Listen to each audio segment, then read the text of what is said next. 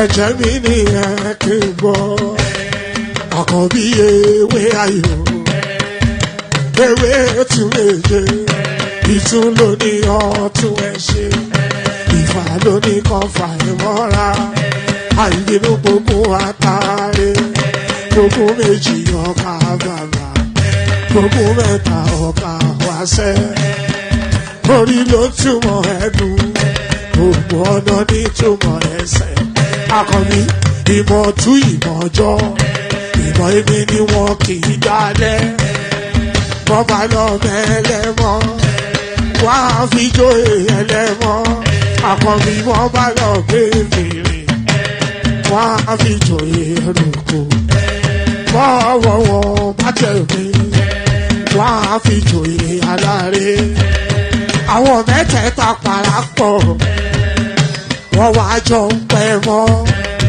ẹ̀ẹ́mọ́ olóko jẹ wọ́n pa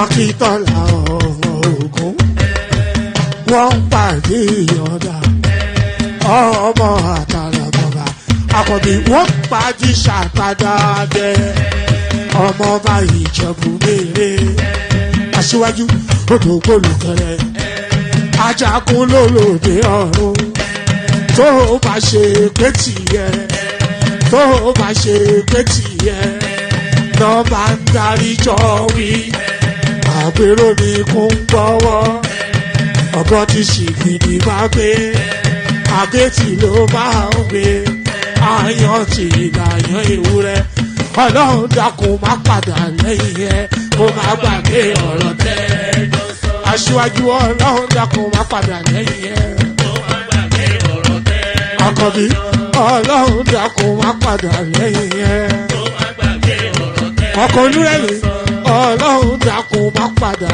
lẹ́yìn ẹ kó má gbàgbé ọ̀rọ̀ tẹ́ òdòlé sọ bẹ́ẹ̀ gọ́fúnà sọ bẹ́ẹ̀ dẹ́pútì sọ bẹ́ẹ̀ ọ̀túnba sọ bẹ́ẹ̀ spíkà sọ bẹ́ẹ̀ bàbá Ìjẹ̀bú.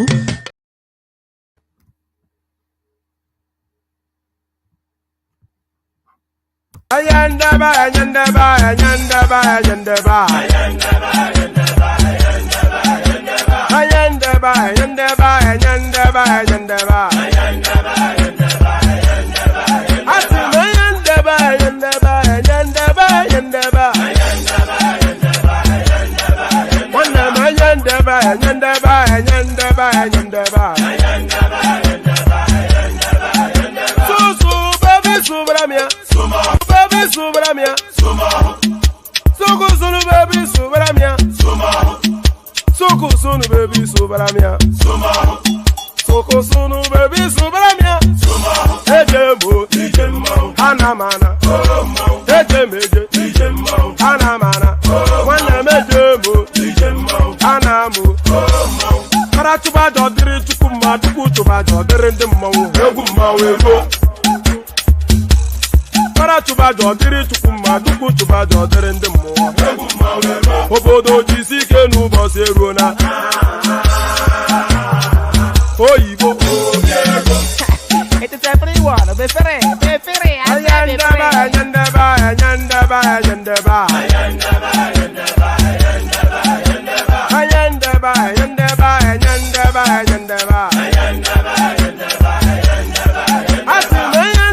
ayandaba ayandaba ayandaba ayandaba Susu baby Subramia, Sumo. Suku sunu baby Subramia, Sumo. Suku sunu baby Subramia, Sumo. Suku sunu baby Subramia, Sumo. Ladies and gentlemen, sometimes you just have to act like you are drunk, like you are crazy. Confuse your enemies, confuse them. Oh, that's yeah, we mo. Yeah, we mo. Oh, that's yeah, we mo. No basa hega ponto mo. Iye de gugeme. Okwitara kara mi nguru ma mi ga kuru mu gwo ya baby mo. Abe Maria. Why feeling? Ayandaba, ayandaba, ayandaba, ayandaba. Ayandaba, ayandaba, ayandaba, ayandaba. Ayandaba, ayandaba, ayandaba, ayandaba. Ayandaba, ayandaba, ayandaba. Atima ayendeba. One them ayendeba, ayendeba, ayendeba, ayendeba. So baby subramia. Soko sunu baby subramia. Soko sunu baby subramia. Soko sunu baby subramia. Ase kwa nefo ya banye si akuna nyego bumkambasi ozo. Since I was born, but now I am getting youth. Akuna mota nwa akuna toga book.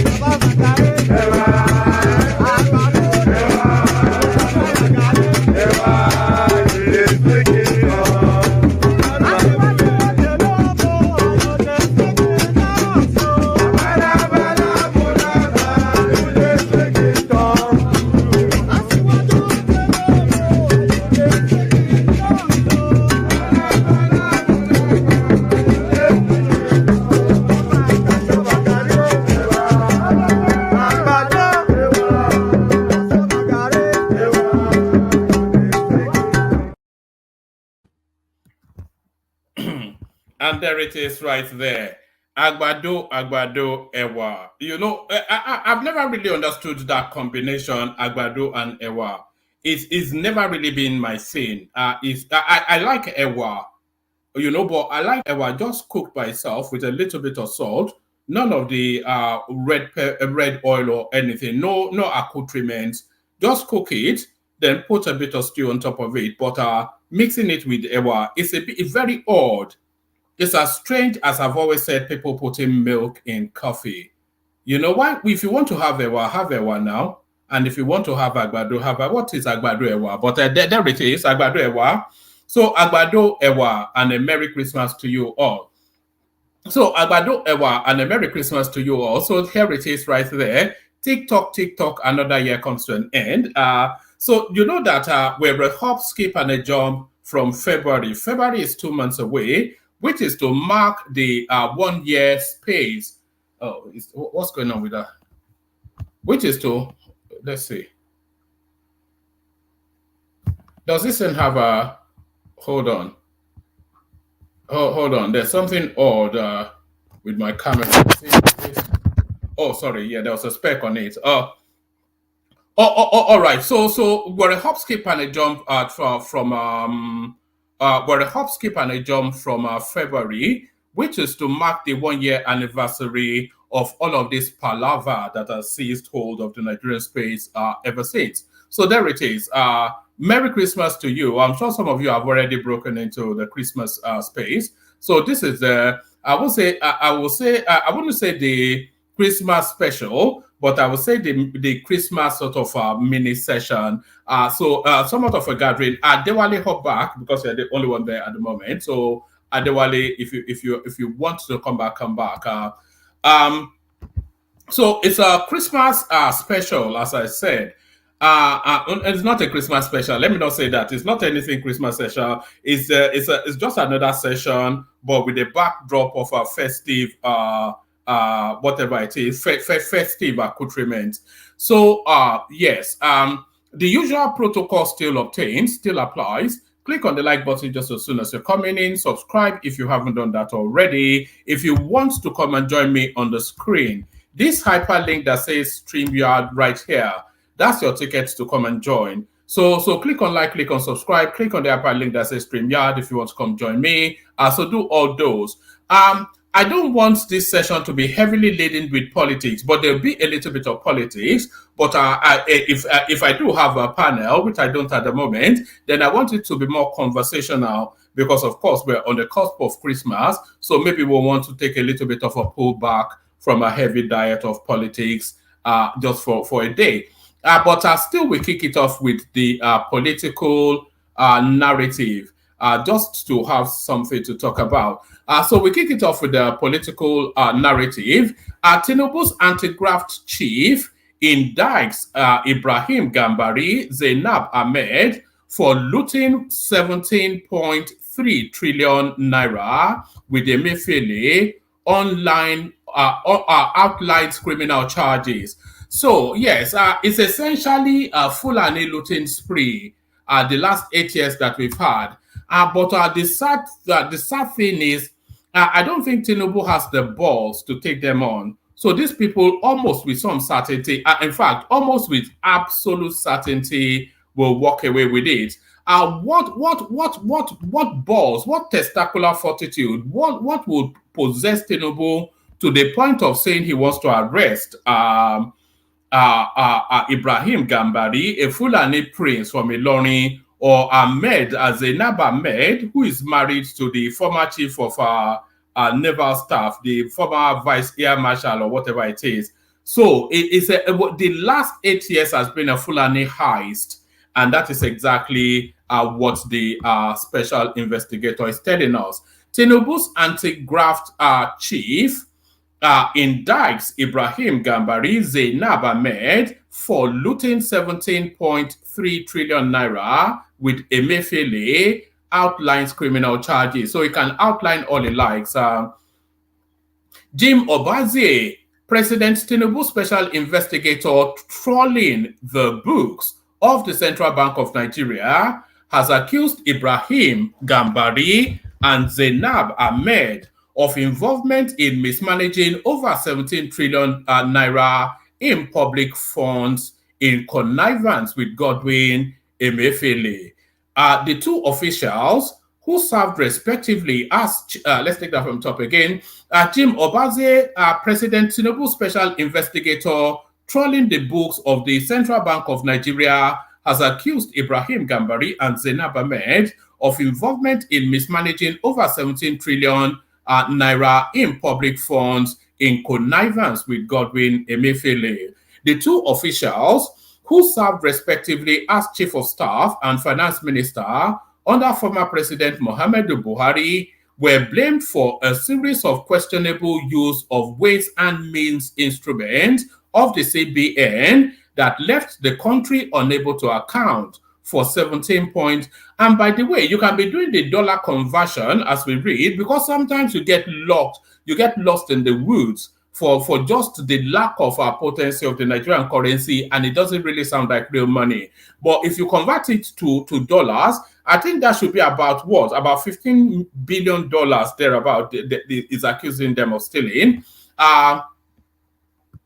Yes, the two officials who served respectively as Chief of Staff and Finance Minister under former President Muhammadu Buhari were blamed for a series of questionable use of ways and means instruments of the CBN that left the country unable to account for 17.3 trillion naira. Stealing of public funds through advances to government, otherwise known as ways and means, constitutes a criminal offense, Mr. Obazee said in a memo to the president believed to have been delivered on December the 20th.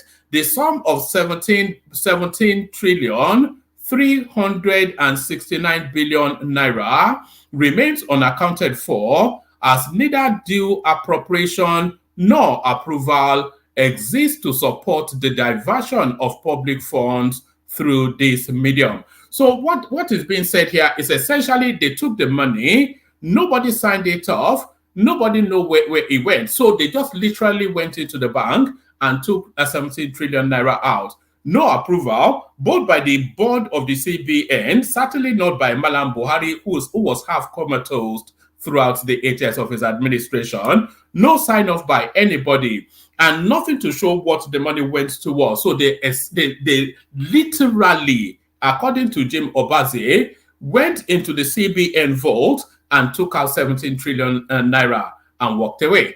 So unbelievable. Stealing of public funds through advances to government, otherwise known as ways and means, constitutes a criminal offense, Mr. Obazee said in a memo to the president, believed to have been delivered on December the 20th. The sum of 17 trillion 369 billion naira remains unaccounted for, as neither due appropriation nor approvals exist to support the diversion of public funds through this medium. This constitutes an offense under the Penal Code as applicable in the Federal Capital Territory, to which actors and conspirators in this instance are liable, Mr. Obazee added. Mr. Gambari declined comments when reached on Saturday. The former chief of staff appeared to be facing his first public controversy since correspondents reported that his son, Bolaji Gambari, was emerging as a top influence peddler following his father's appointment. The October 2020 story infuriated the chief of staff, who was a top diplomat at the United Nations for decades, prompting him to order a protracted tethering.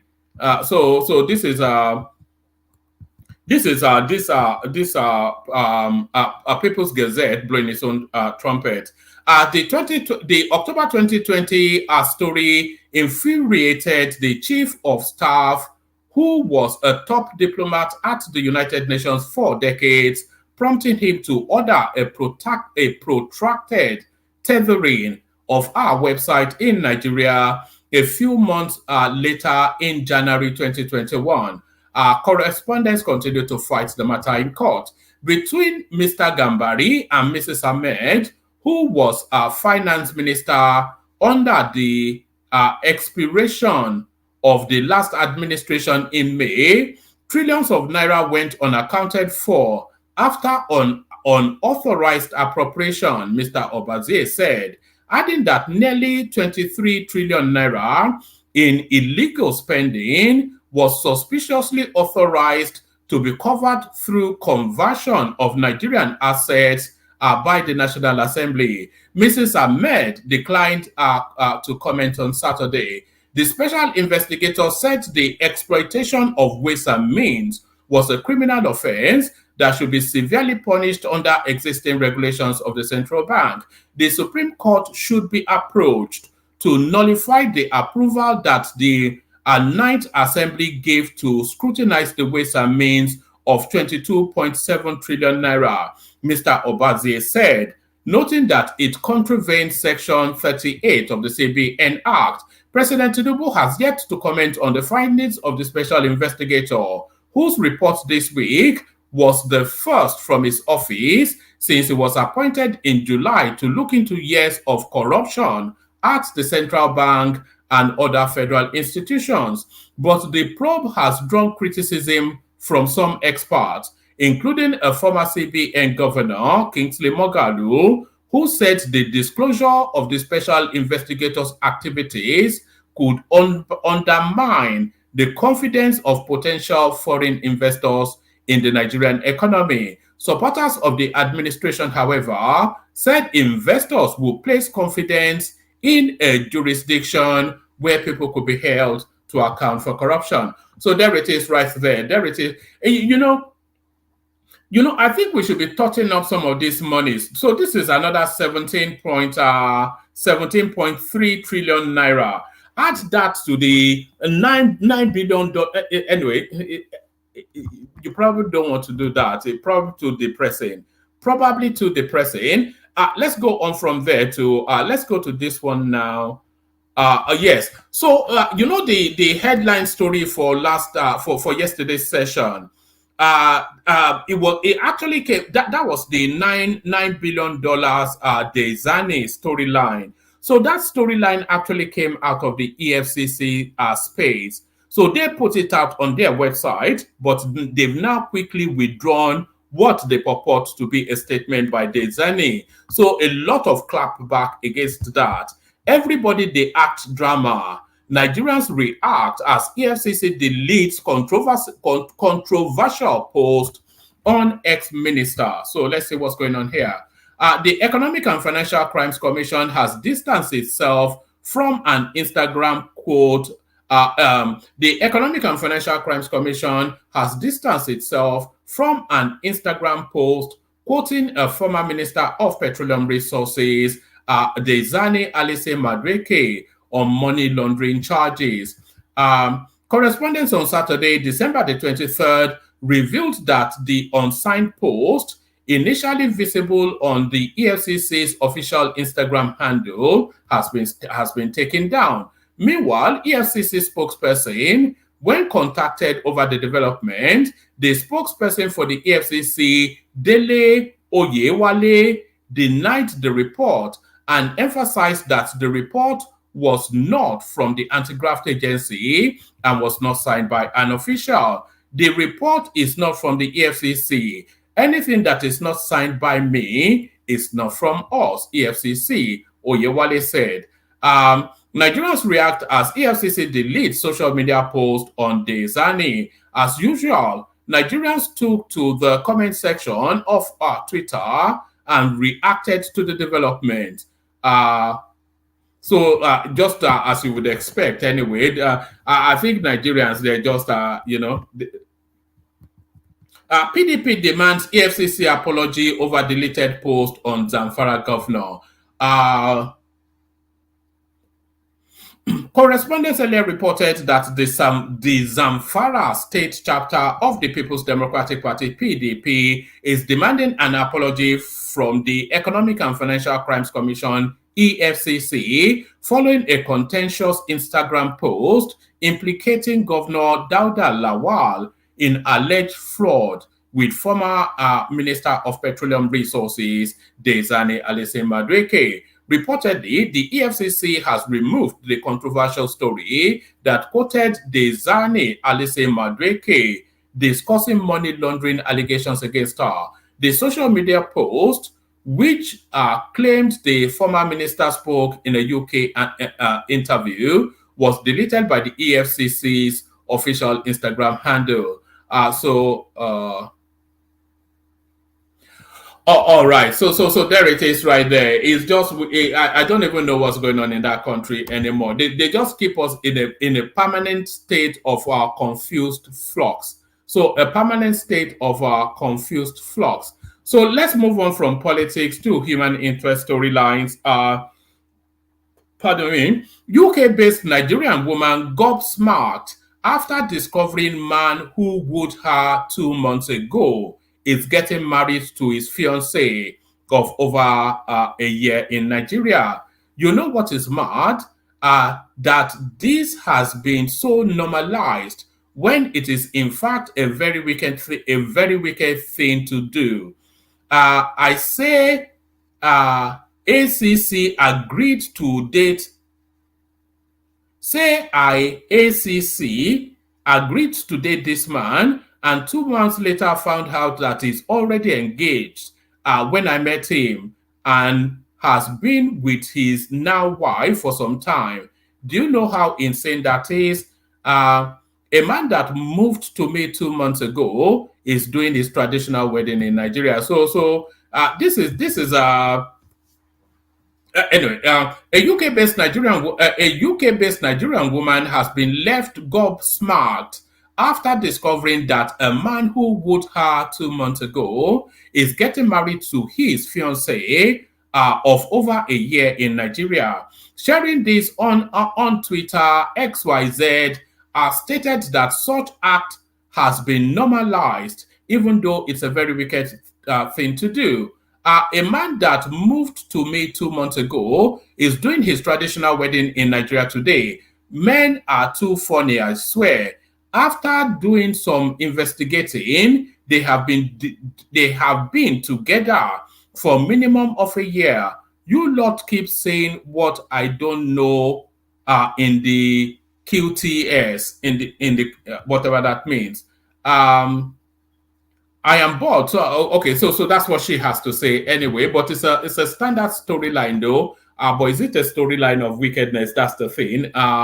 So that's somewhat of a human interest story. But this one now, there is something going on with that Pastor Adeboye, which is getting to become increasingly of a concern. And here is, do you remember when he was putting his hands on the head of an Oba not that long ago? So now we're back in that space again.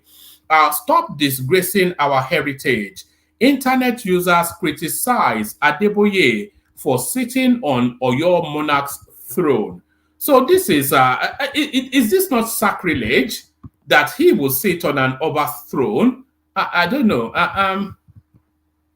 Following a viral picture of the General Overseer of the Redeemed Christian Church of God, RCCG, Pastor Enoch Adeboye, spotted sitting on the throne of the Olugbon of Orile Igbon in Oyo State, Oba Francis Alao Akimbola. Social media users have continued to react. The picture was posted on Twitter by the RCCG public relations officer and has since then triggered reactions from internet users. Some condemned the man of God for sitting on the monarch's throne, whilst others criticized the king for allowing that to happen. Reposting the picture on Twitter on Sunday, an ex-user wrote, "Pastor E.A. Adeboye, stop disgracing our heritage. Do your thing and respect our culture, please. Don't tarnish the name you have built, because if Yoruba stands up against all these acts, you will surely regret it, sir. My stand on this is that Baba Adeboye is doing this intentionally to ridicule the Yoruba Obaship. If you feel disgusted about it as Omoluabi, this is the time for you to speak up. This is an abomination." Another user, "I don't have him to blame. I blame our so-called Obas who decide to subject themselves to ridicule. Why would an Oba vacate his seat for him to sit on? That means his X is HE. It should not be HA. Is this his highness, not HE? I don't know what HE means. That means HE, the Olugbon, does not have respect for that seat." Commenting on the post, another user, "I feel the blame should be placed under the feet of Olugbon. On what basis would he stand up off his throne for Baba Adeboye? He should be dethroned with immediate effect." And on it goes. Posting the picture on Facebook, another user, "I see nothing but pride in Pastor Adeboye. If he is as humble as you all claim, he would have declined this offer / gesture." So there it is right there. And it's both ways, really. The Yoruba monarchical space, they are bastardizing the culture, and Pastor Adeboye is really taking the pace. There is nothing cute about polygamy. Leave people's husbands alone, former Muslim woman. So there is nothing cute about polygamy. Leave people's husbands alone. Explore other religions and cultures, and you will find yourself a man destined for you. A Nigerian lady, Mariam Aliyu, who left Islam, has said polygamy, a form of polygamy entailing marriage of one man and several women, is not cute, and women should leave married men alone. So there it is right there. She doesn't want to. Well, if you are of that culture and of that. You know, a lot of people argue that polygamy is African culture, but ask the women, they will tell you that it's not a culture that they're aware of or they accede to. Celebrating Christmas abroad is boring. We miss home. Nigerians in diaspora. And this is a story of all of us, by the way. Look at how we are spending Christmas wherever it is that you are. Mr. Okpara had always wanted to go to school abroad. Although his family's income was below the middle class, he said he had the hope he will one day move to the United Kingdom to get further education. The 31-year-old XYZ indigene from the Bende local government area of Abia State was hit with disappointment when his dad took ill and he had to stop school. Being the last child and only boy, he had to wait for his siblings to move ahead so that the family's finance would not be strained. So in 2008, when he left secondary school, he waited till 2013 when his father eventually passed away. It was a really tough time for me as a young man. I don't know quite what this has got to do with anyway, let me just leave it at the headline. Celebrating Christmas abroad is boring, we miss home. So that's Nigerians in diaspora. So that should be the headline alone sufficient enough. This is just another story of yet more looting. EFCC uncovers 37 billion fraud in humanitarian ministry, indicts Buhari's minister contractor. I'll only give you 2 paragraphs.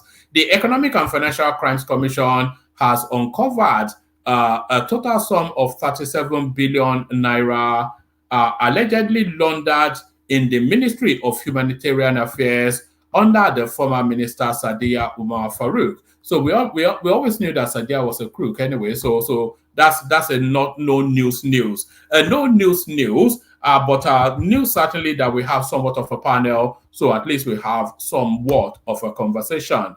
Let me play you the Kegite music. Let the panelists in, and then we kick on the Christmas session. Only water, where they see my water.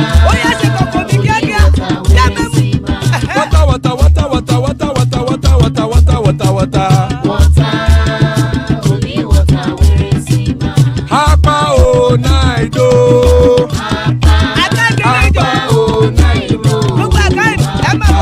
Hapa you don't come o.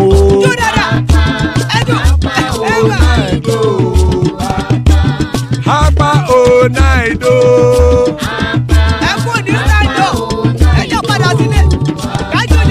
Oro kẹ̀kẹ́ ẹlẹ́mùrè o.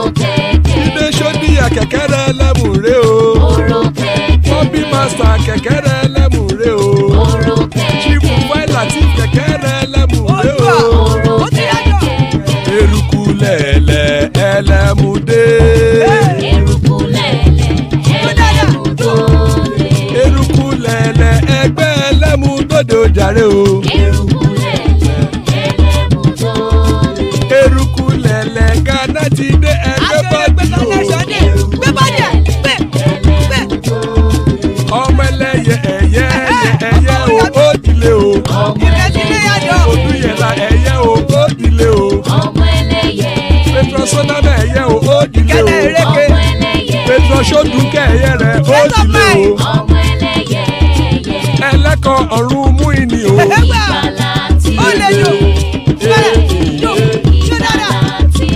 Àkùkọ ọ̀run méjìkọ.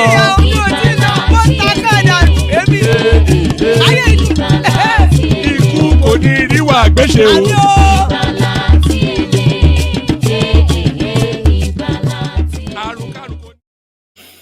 And there it is right there. Iku Koniru Agbeche, may death have nothing to do with us. So Iku Koniru Agbeche. So Ogbeni joins us. Good to see you, Ogbeni. King Emeka is here. Good to see you, Makers. And then Dewale, of course. Good to see you, Dewale, as well. So good to have you here, gentlemen. So let's kick it off. Let's kick it off with you, Ogbeni. Ogbeni, you're up first. Oma. Oga, kwata, Merry Christmas. I wish you the same, sir. Oga. Yeah. No bad. How is your place in England? Okay, good evening, everyone. Good evening from Scotland. We'll be expecting more panelists. Hopefully, they'll be joining us. And for all our viewers and listeners, please like this page if you have not done so. And ensure you subscribe. Don't just like, subscribe too. It's a global panel platform and it's going more global. So, Oma. All right. Yeah. Where do you want me to start from? Yes. I wanted to start from the Gambaris. Jim Obazee, the special investigator Tinubu'S sent in, he's coming in with his reports now, and is exactly as we suspected, probably even worse. So he's telling now the narrative of 17.3 trillion naira, which he has said has been disappeared between Ibrahim Gambari, Zainab Ahmed, and Emefiele. But does Tinubu have the testicular fortitude to invite somebody like Ibrahim Gambari in for questioning? I don't see any reason why we can't. Like I've said it here before, for the first time in the recent times, or let me say since the Third Republic, 1999, for the first time we are having an Attorney General who is not a politician, a professional Attorney General who is an hardened litigator and somebody who builds his career without playing any politics with it, and somebody who understands both criminal and civil litigation and has practiced it over years. So for me, nothing stops the Office of the Attorney General from taking this investigation or the investigation report further by inviting these guys to come and then kickstart prosecution. Like nothing stopping him at all. He's somebody everybody knows, or in the profession that we know, that he can take up all these cases and he would surely guarantee or secure conviction if they really want to. That's on the part of the the politics of it really is yes, of course he can do his duties if the politics let him. Yes. So the politics part of it is what worries me, and that is the area I like to see what is playing out around that side. So yeah, for whatever it was, see, this is my own approach to all these issues. If you have embezzled our money, my first question, if I'm the Attorney General, is that where it is. I want to punish you for what you have done, which is good, but what will better my people's life, what would benefit the country most is that where is the money? It's just like I have a property and I'm the new administrator of that property, and I got to that property, I realized that we are stranded, we are cash trapped, we don't have things to use, and I was aware that at 2-3 years ago we had XYZ pounds, millions of pounds in this same space, and I can't see where they spent it on the estate. So, and I've now caught about 3 of you who probably loot or diverted that money. What will benefit my estate first is that where is it? If I'm able to recover it from you and here, I can start doing plea bargaining with you. Then I can start teaching you some lessons in life that will make others, deterrent, to deter others from following your footsteps. So my first question will be, where is it? So if you embezzle my 17.3 trillion, this is not a small money now. We know how much our budget was during Buhari throughout his tenure. So this is more like dipping your hands in the treasury of the country, and they are bringing out what's the country's budget for like 2-3 years, and people should ask you questions. So I don't see, there must be a reason why they set up all this investigative team to investigate. And let me tell you, there are already teams to prosecute, there are already teams to recover. I can tell you that for free.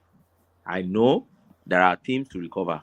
And the list and the names of those teams for recovery had been compiled even far before Tinubu won that election. I can tell you for free. So the point is whether elements within the system would allow the political weights, for them to throw behind those committees or those teams to function. That is the politics part of it, which I can't really speak much about because I'm not a politician and I'm not too close to many of these politicians. So that's on that. Are you surprised that that we are not seeing more names being picked up? Of course, Emefiele is the cream at the top of the cake, but are you surprised that we're not seeing other names already being picked up, already being questioned? Like the former aviation minister who sold us a dot, he actually mocked us with that Ethiopian nonsense that he did. He's not in for questioning. Abubakar Malami, who brazenly stole all the way through, nobody is dragging him. Are you surprised that a lot of these people are not being questioned? No, I'm not. Do you know why I'm not? What? I remember in I think year 2001, either 2000 or 2001, back in University of Ife days, Ribadu was TFC minister and he was very active back then. He came to our school, and then through student union thing, so we had to ask questions, and we asked him question. Okay, you are picking everybody around. You remember then he was picking everybody around, and it was fear of EFCC. Then it was beginning of wisdom. And somebody asked him that question. So what happened to Atiku Abubakar? You have not picked Atiku Abubakar. Then what happened to Obasanjo, Otafam, and others? Because we're told that his Otafam and everything were all public funds they used to build all those places. So if you are digging deep into all these guys like Afolabi, all those guys that was chasing all over around back then, what happened to this guy? I know what he said. He said, look, if you have 10 thieves, and you know that out of these 10 thieves, if I go after 9, I will be able to conveniently get my boss probably approval. And I will have the political will to prosecute all these ones to a logical conclusion. And I will show them lesson. And there is this one that if you touch that one, it could even affect you in such a way that you won't be able to go after this 9. Now, it was Ribadu that said it back then. I think 2001. I remember vividly. It was, we called that hall, Dua Hall in Ife. He said, I would rather leave that one and go after that 9 and secure conviction good. A generation will come that will come and pick that one that remains. So where am I going with this analogy? My own is this. Pick them one by one. You see, when you have too much in your hand, you are trying to make failure at the same time, you're going after the Ezeni, at the same time, you want to go after Malami, at the same time, former Minister of Aviation, you lack focus. Nigeria, we have this way of everything. Even media would even not be able to follow all these things again. And when I say media here, I'm not talking of multitudes of idiots who are on social media or infants who talk on social media. I'm talking of mainstream media, the matured one that we all know. Now, they won't even keep touch on this again. So for me, pick one that that is central to all this. And let me tell you, if you ask me what is central to any investment in any federal government, let me tell you, it's CBN and Ministry of Finance. Because there is no money we want to spend that you won't pass through all these two space that you have. It will pass through them. And they will know about it. There is no way they won't get their cut from it. There is no way you won't find their names there. Who would tell you probably, or what would you would have believed probably some months ago if they tell you that, if you are digging a Emefiele, you'll be able to dig all these things out. It's quite unbelievable. But see what we are seeing now. And I believe more are still coming. Because I overheard somebody saying that digging Emefiele further, okay, it will be marking more downfall of Dangote in Nigeria. Which I believe. Because I know they all work together to mess up our exchange rate and all these things during Buhari time. So let them keep digging this guy. The only thing that I wonder, which I said two days ago, is that you struck a plea bargain with this guy. Why are you still going after this? But in a rethink, I found that, okay, for another crime, maybe So you're still investigating for another crime. Maybe not that crime where they You know he has met bail, Emefiele. yes, they've granted him bail, but his bail is within Nigeria. He can't travel outside Nigeria. So I'm sure his name, face, and everything will be by every international airport by now. So, but he's free to move within Nigeria. But which No, I think they've bound him within the Abuja municipality. or is it within Abuja? Yes. Okay, I thought it's within Nigeria. And that's good for him. So, but you know, nobody actually trailed them for where I know so many of them will give within Abuja, and you see them still going around, and the only thing is they don't do public function, but they still sneak out and sneak in. You know, Nigeria now, nobody monitors the interstate borders. Who monitors? Nobody monitors anything. And even if you are police and you find a Emefiele in the bus, how much will it take a Emefiele to just bribe you? I mean, an average police officer in Nigeria, how much? So that's the point. But for me, they should continue digging Emefiele, but they shouldn't let it end there. They need the political will, they need the sincerity of purpose, they need everything they need to prosecute at least few of them to conviction. But first, recover this thing from them so that it can better our economy. Yeah, thank you, Woman. All right, brilliant. Let me take you to this space. And this is a space that I've been noticing, especially this guy. I saw him placing his hands on an Oba just a couple of days ago, putting his hands on the Oba's head. And now this. Stop disgracing our heritage. Internet users criticize Adeboye for sitting on Oyo monarch's throne. Is that not sacrilege? And do you think this guy is doing it deliberately? And if so, why? This thing for me is part of the thing I say about social media. First and foremost, have they confirmed that Baba actually sat there? That's the first question. Although I saw that no, they published the picture on RCCG, and that's the image itself. Yeah, right that's there. where I'm going. I learned that they said they publish it in on RCCG Instagram or one of their social media. So the next question I ask myself is, okay, if that is true, then who offered Baba that seat? Because you know, when you get to the palace, you find many seats with Oba's inscription on it. So the question you ask yourself, what is actually Oba's throne? Is it that seat? Is that the Oba's throne? So if Oba has 5 of that seats in his palace and is offering a special visitor one of the seats, then why not? What's so special about that? Oba could have so many. You tell me if the president is in that Oba palace and you offer president this one, we will be hearing all this noise. So for me, first and foremost, under the law, this seat is not the throne.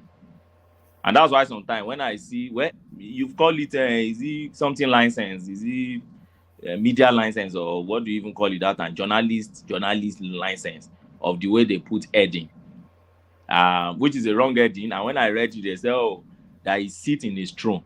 This seat is not his throne. That's not his throne. Can you see the Oba stood next to him? Oh, is that actually the Oba? So that's the Oba. So I need to get a clearer picture of what is happening here. Where was the Oba sitting before? That's the first question I want to ask. There may be a bigger seat in that same space where the Oba was sitting, and now possibly Baba Adeboye was praying, and then the Oba and the Olori had to move close to Baba Adeboye for prayer session, or there must be context to it. And that's why social media... I suspect the Oba is inviting him to bless that throne, because you can see the insignia of the Oba on that throne. So there's no... Woman, you see that insignia? That insignia that you see there, you can find it in 5, 6, 7, 8, 9, 10 different seats in any king's palace. It's not mandatory that it's only on one. Okay? If you go to, for instance, if you go to Oni of Ife Palace now, Oni of Ife have different halls within that is palace, Obenito, and they have insignia in different seats. Do you understand? The same thing if you go to, there's also if you go to palace. I've been to several palaces. I told you because I take interest in traditionals too in Nigeria and the law that regulates them. I've written books on it. So my point is, my first point is, even what do you call the traditional throne? Is it that seat? Is it that wood that you put together and with that inscription? Is that the throne of an Oba? Or the entire space you are even, you see the entire space that you see everybody sitting, particularly sitting presently inside? Is that the Oba's throne? Is that the old building? Is that the Oba's throne? Is the crown and the Oba in council, when the Oba sit, is that the Oba's throne? That's jurisprudential question you must first ask yourself. So if you are now saying somebody sitting on a seat, and you now interpret it to be somebody sitting on somebody's throne. Now, the Yorubas don't like this, or when the Yorubas don't like. It depends on the Yoruba who is talking and their understanding of what throne is in the Yoruba traditional setting. What is the Oba's throne? So, but the one I will condemn, let me tell you, is this: if that particular seat was the only seat without insignia in that place that day, and it was the seat the Oba was sitting, and the Oba now invited Baba Adebo to come and sit on that seat, it was very wrong. Do you know why? You see, whenever you find the Oba sitting with his crown, that is the Oba's throne. Oba's throne is not, is the Oba personifies his throne. Once you have your staff of office, in fact, first and foremost, let me tell you how it works. Once in a traditional Yoruba setting, first, before you know, a throne is an institution, and it has to be strong, it has to be constituted. So once you decommission an Oba that have died, then you have to reconstitute a new Obaship. So once you are reconstituting that new Obaship, it's just like revalidating Oba's throne. And what constitutes that throne? So first thing, you have your kingmakers making consultations, right, among the apparent to the throne. Then after that, you have them doing their selection. At that time, you don't have a throne yet constituted. Then after that, they escalate it to the government of the day. Okay. In those days, before you have the Western style government, it ends there. The next you have to do is to go spiritual, and then they bring people to come and validate who they have picked, and then after that you start your coronation process. But these days, you pause at the stage of the kingmaker selection, then you escalate it to the Western style government, which have taken authority over the traditional rulership in Africa. So when you escalate it to them, then they must sanction your selection, and they come to give that Oba staff of office, okay, which is just honorary ceremony. After they do that, then you escalate it to the proper traditional ritual and all those things. Then when you do all those things, whatever incision you are making on the Oba's head or hair or private part or whatever place you are making in the region, you are constituting that Oba to become his own throne. So when the Oba sits, wherever that Oba is sitting now, within that palace becomes the Oba's throne. That is his throne. He's sitting on his throne. In Yoruba, they will say Oba ti gunwa. So you sit on your throne with the Oba in council. So my point is this: if that seat is just one of those seats in the palace, okay, that Oba is sitting on a bigger one, and now he invited him to sit on that one, that is not Oba's throne, okay. But in case that is the seat Oba was sitting before, and the Oba now asked Baba to come and sit there, that was wrong, because that is at that time, that is the Oba's throne. Oba ti gunwa si ori e. In those days, when Obas were still the strong Obas, you wouldn't even dare to go and sit there, because something so terrible would just happen at that time. But you know, a lot of things has happened now. You see Oba going to church and be saying, you see Oba leaning down before pastors and praying for them. You even see Oba having problem in their palace and they are inviting pastors to come and pray. They will only invite the Babalawos and the Susian and others to come these days, to come and help them do Ifa divination and then discover what is happening in their town. They will invite and they will tell you, oh no, because I'm religious and cool. So things have changed. So that is the part me I will condemn. If that is outside that Oba throne at that time, sitting there with his crown, beaded with his Irukere and everything, and now stood up for Baba to come and sit. And I think Baba, as a Yoruba person, you should understand that at that point, you can use your hand to touch that throne and pray for that throne and do maybe other things. But to sit on that throne, I don't think. In fact, even hear her parent to the throne, people who are entitled to inherit that throne after this Oba cannot even sit at that time that Oba is still alive or sitting on that throne. So that's my take on that. But don't take everything on social media 100% for it. There may be more contents and nuances to all these things. Yeah. No, all right. But how do you justify this? This is the same guy placing his hands on the head of the Shon of Ogbomoso. So this one, I don't see why this one should be happening now. But let me tell you two contexts I have for this one. So the first context I have for this is this: was this in Oba's palace, one, or was this in the church?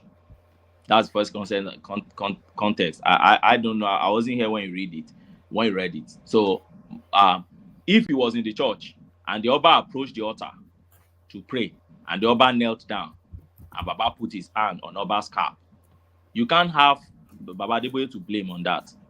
Baba Adeboye is sitting on his own throne also in his own space.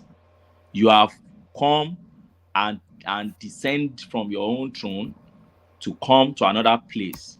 You come to pray. And that's why one of the things I keep talking about is this. So you want to play both, right? You want to be in your own space, which is called traditional space, but at the same time, you still want to be in this other space too. You know, so whatever is obtainable in this other space that you're coming to, then if you are participating in it, in law, they call it voluntary non-fit injuria, meaning it becomes a concerted injury. You have consented to whatever you're facing in that space. Okay, so that's the first contest I'll put to it. Now, the second contest I'll put to this is this. Was Oba wearing his crown at that time? So if what Baba was just touched was Oba's cap, you may still find some explanation to it. Merry Christmas from Japan. We should the same. Do you people celebrate Christmas in Japan? We don't celebrate. Actually, this time I'm going to go back talking. Yesterday I couldn't. They observe it, but don't celebrate it. Fortunately, I just opened my. My kids wake up to see their Santa Claus present. They don't know it's from Papa. My money is finished. I beg, wire me money. I beg. 5 kilos not easy. Anyway, Merry Christmas to your panelists, Merry Christmas to your viewers. But I will not allow you to continue on this trajectory. We don't bring court and legal and technical issue into tradition. It's a completely no-no. At least, of course, I'm going to call it personally. I'm going to employ indulgence, employ you to sue the Yoruba traditional monarch for not taking action. First of all, the Adeboye is just a mere mortal. He's a man. He has no right to sit on that throne.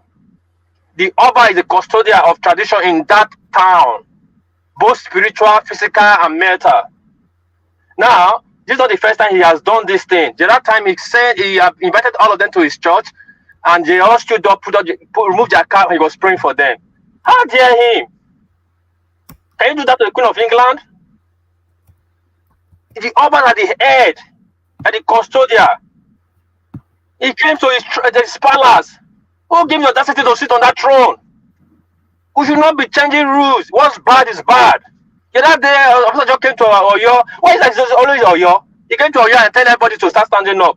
Now, this one is coming out to sit on the throne.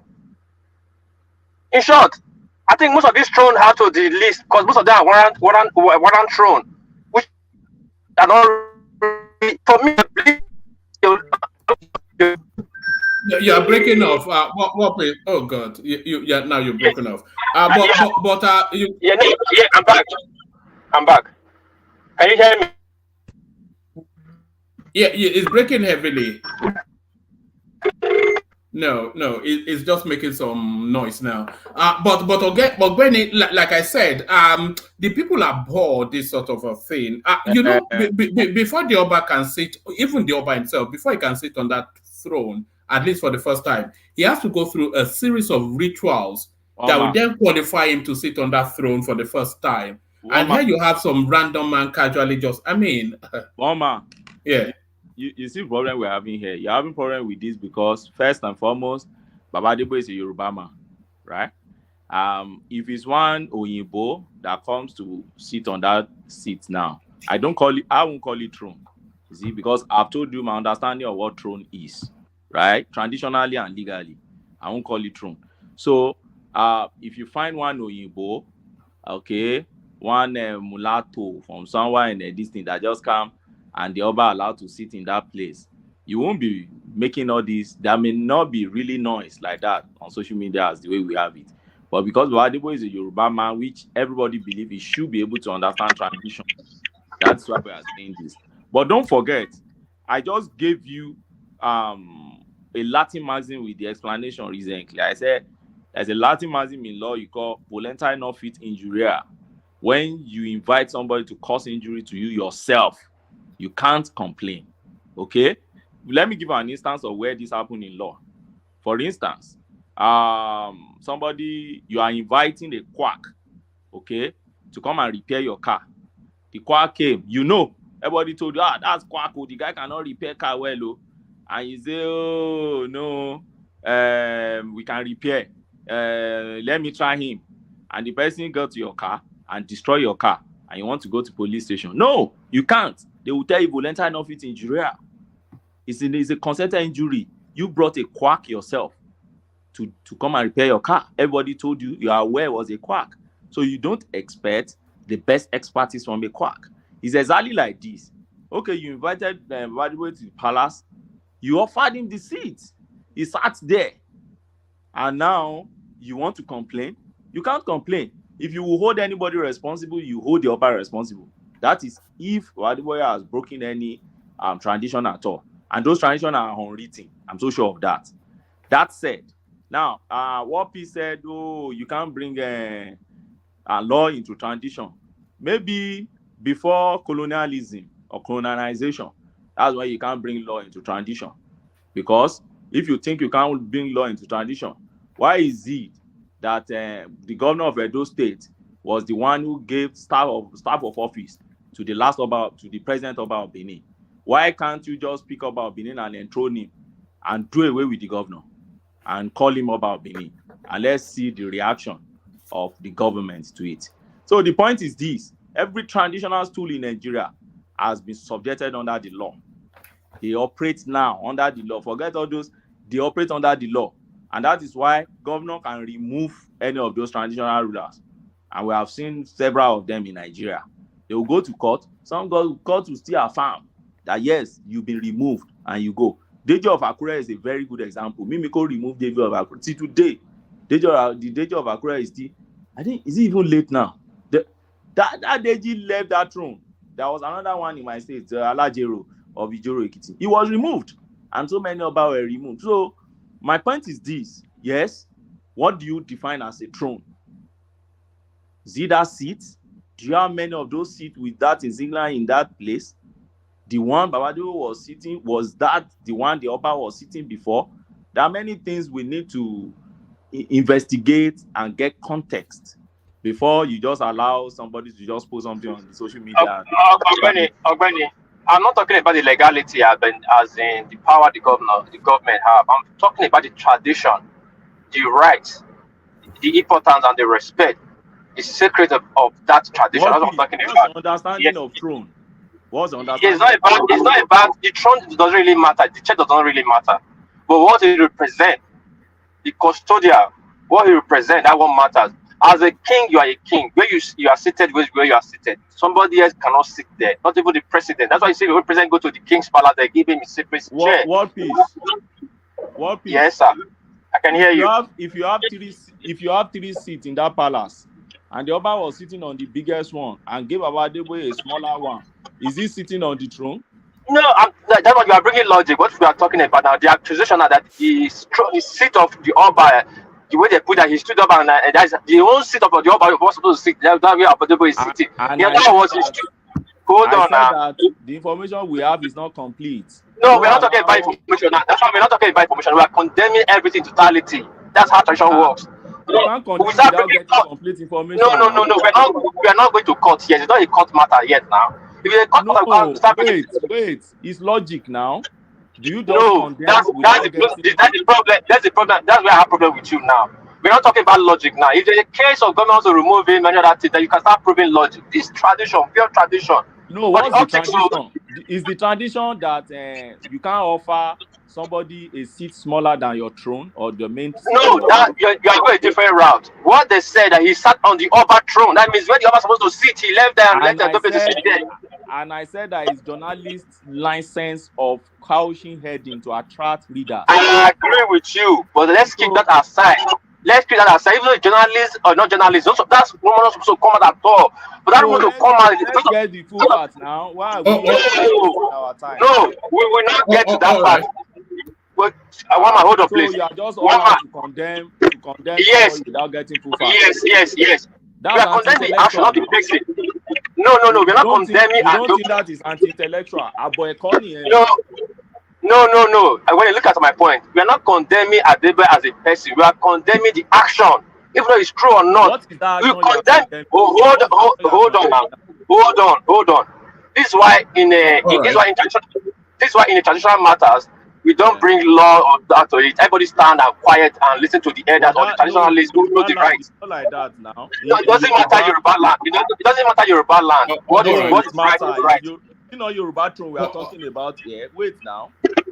If you say we don't bring logic, okay, into tradition, that is not true in Yoruba land. In Yoruba land, there's a saying that says, "Omodegbon, agbagbon, òun la fi dá Ilé Ifẹ̀." We don't disregard logic when you are talking of tradition in Yoruba, and there are flexibilities. They are not rigid. So you put context into everything, okay? So if you are saying, and that's why I ask you, in Yoruba land, wani Oba Gunwa. When you say Oba Gunwa, it means Oba is in his throne, okay? And I've cited example of Oni of Ife. He has so many several halls in a palace, and in those halls there are so many seats there. If Oni of Ife choose to sit in one, that becomes Oni's throne at that point. Nobody can sit on it, but Oni can offer you other seats around him. And I said, I've matured to an extent now that I don't start criticizing some random pictures online. Why? Because there are millions of infants who post things online. There are idiots too who will not give you complete story, and they just give you one side story and you start feasting on it. I don't do that any longer. So I put in my critical and thinking cap and I ask questions. Okay, what of you? This Oba has his own bigger seat, sitting somewhere in that place, and Baba was just sitting in front of him with that seat. And in order to respect him, he said, okay, bring one of the seats for him to sit beside me here. And time for prayer, he stood up. What of if that is the case? And I said the only context or the only time I will condemn is if that seat was actually the seat Oba was sitting for. And what please? There's a lot of heavy background noise anytime you're mute. That's why I always mute you. It's heavy background noise there. If the Oba vacated his seat for him to come and sit, that is wrong. And I condemn that. I said that shouldn't have happened. And for me, first, I'll condemn the Oba for doing it with due respect. I'll condemn the Oba. But I will also condemn Abado only because he's a Yoruba man. If Adebo is not a Yoruba, I won't condemn him. He doesn't know to the tradition. So why would I impose on him the order to know the tradition? But because he's a Yoruba man, so I will condemn his action for sitting, if that was actually what the traditional ruler was sitting before, and he vacated the seat for him. So we put context into things. We shouldn't. All right, Ogwene, I want to move you from that space, but before I move you from that space, I want to take you to one more storyline, and then I'll go on from you I'll go to Folly B because he's in Nigeria. But before I move you from that space to another storyline, there's a growing concern that the Yoruba monarchical space, they are desecrating somewhat traditional stools. Let me play you this clip. In this clip, you will see how the Ooni of Ife, who a lot of people will argue is the preeminent Yoruba Oba, how he leaps on his feet to greet the governor of Osun State, or yes, Adeleke. He leaps on the feet to greet Adeleke, but watch very closely when Adeleke goes to greet the Oba of Benin. Watch this.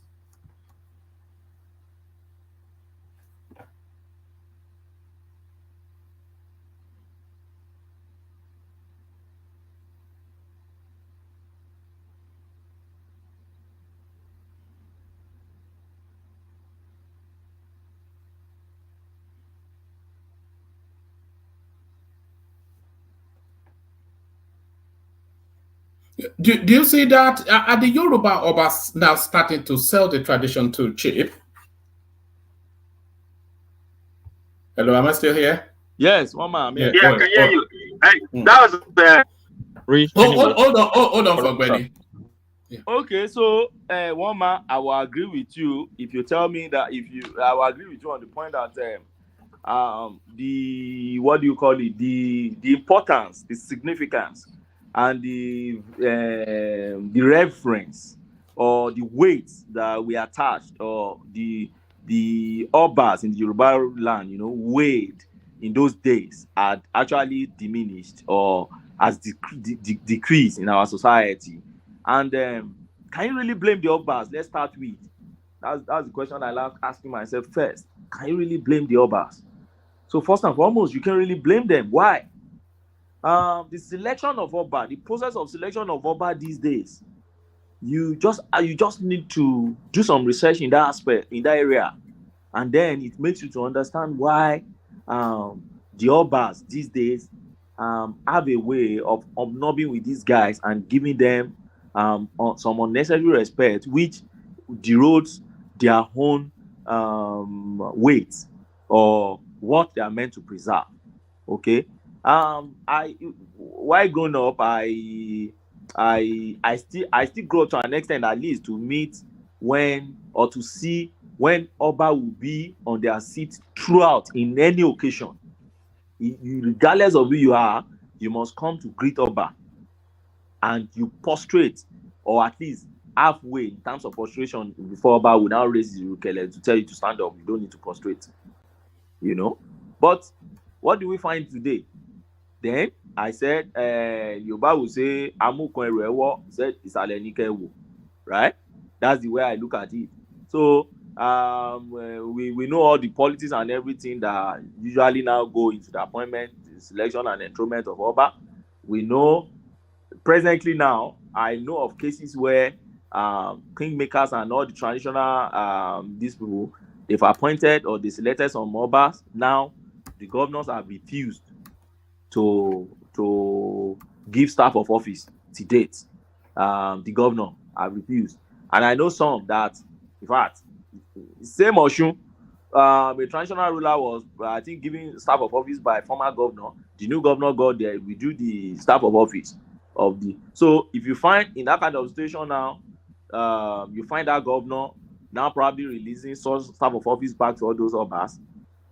What kind of things will you be? What kind of unnecessary respect, or do you think you'll be expecting from those Obas? And that is Ogbeni, the law, BT here. I am disappointed in your take tonight, sir. With all due respect, I am highly disappointed in your take on this issue. In fact, I am not pleased with you tonight. Honestly, taken. Last week, we had a picture of this king leaning down. You cannot touch the head of a king. It's a no-no.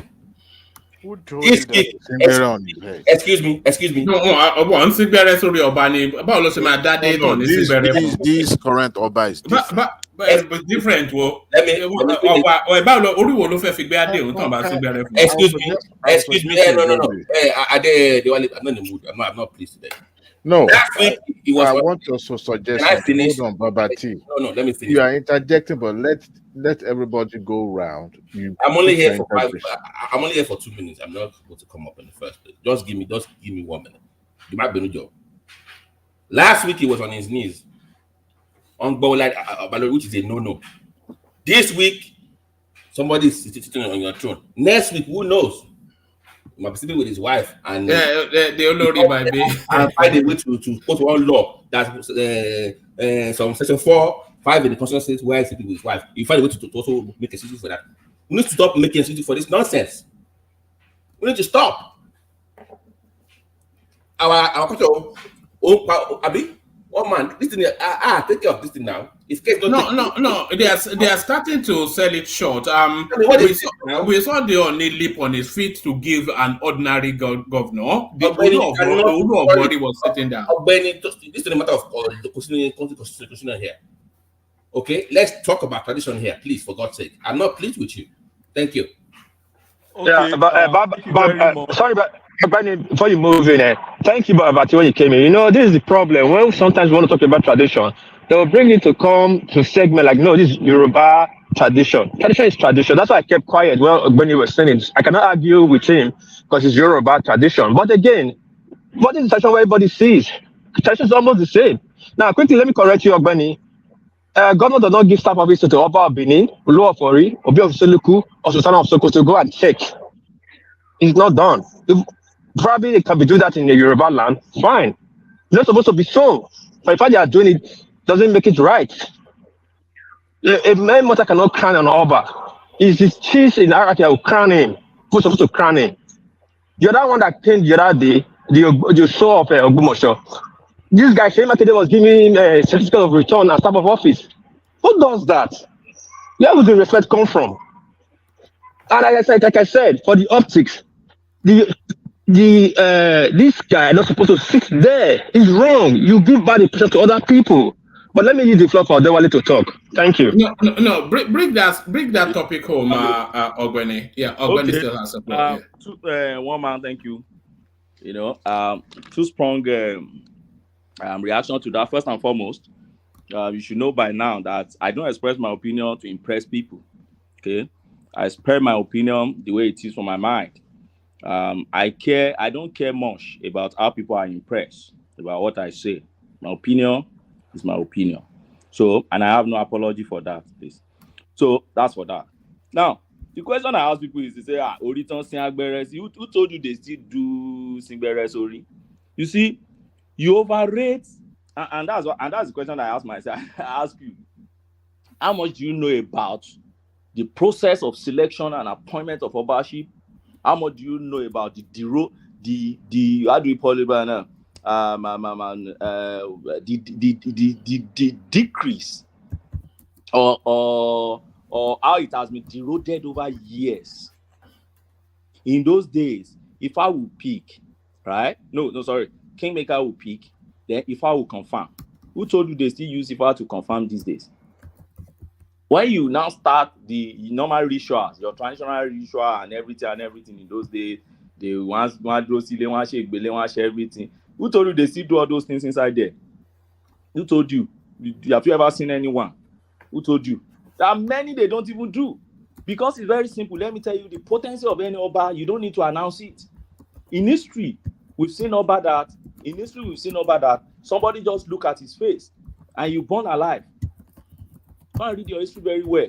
There was a particular laughing like that.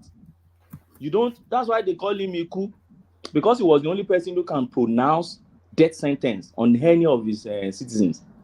And he's the only person you must not look directly to his face. In history, there were people who looked directly to their laughing's face and burnt alive.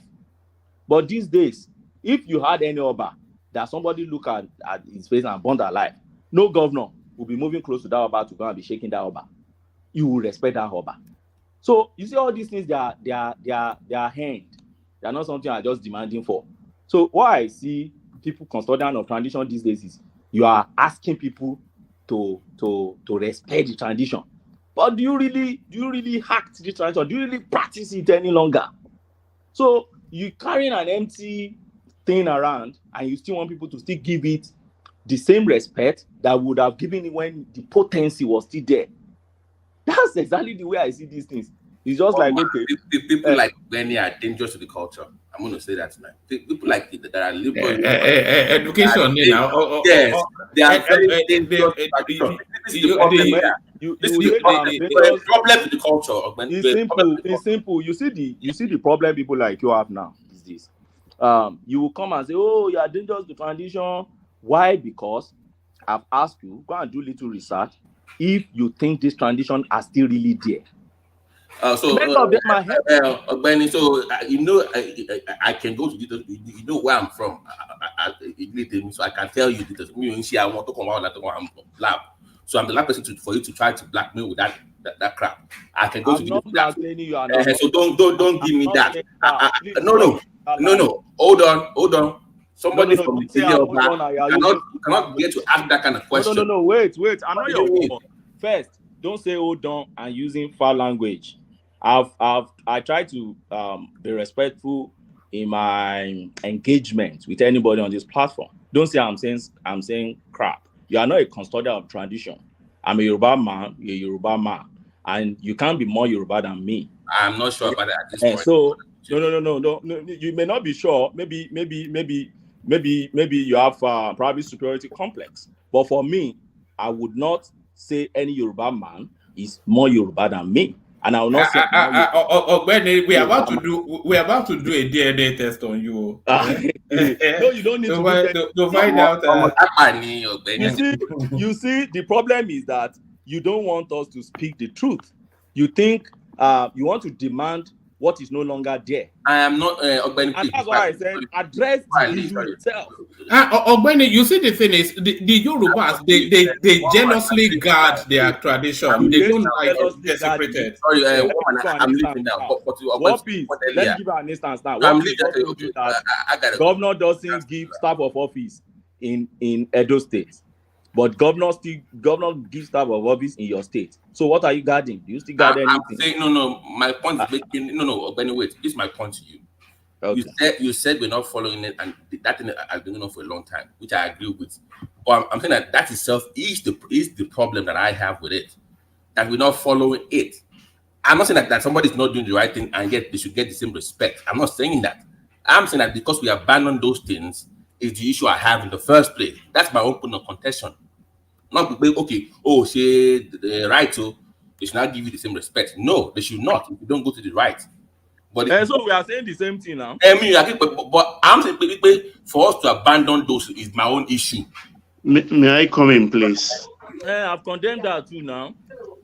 So that's my point now. But we are comfortable with all this kneeling down on the throne. We abandon tradition is my problem. One man, may I interject, please? I got it. Ogbeni has the floor. But come in, Baba. Ogbeni, Baba T, everyone, Merry Christmas to you. Merry Christmas to you. I salute everybody on the platform. I came in specifically because of this. I couldn't resist it, even though I have a lot on my plate right now. I will quit after I contributed.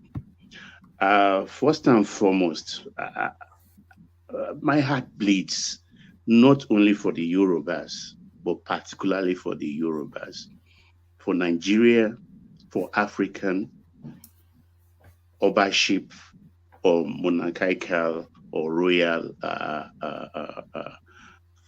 thrones in Africa.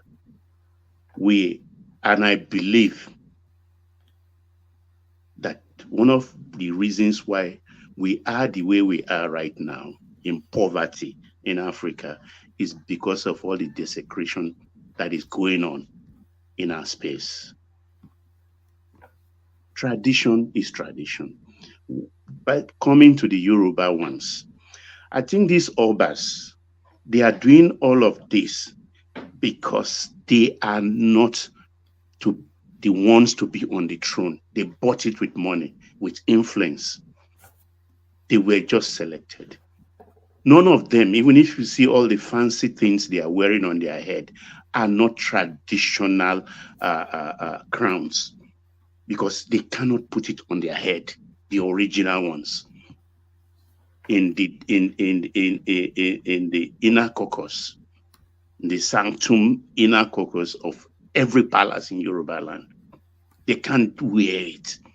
Even during the Olojo festival, I see the Oni is not wearing the original one. Even Okunade Shigua they wore. It's not wearing it. They are afraid, so they are running to Jesus.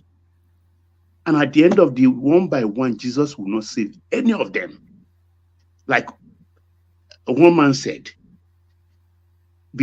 a throne of an Oba is so revered that if you sit on it, the original throne, they are there in the palace, in the inner sanctum. That's what they are supposed to. They just make their mouth. Which of them is joking on the affair of their father?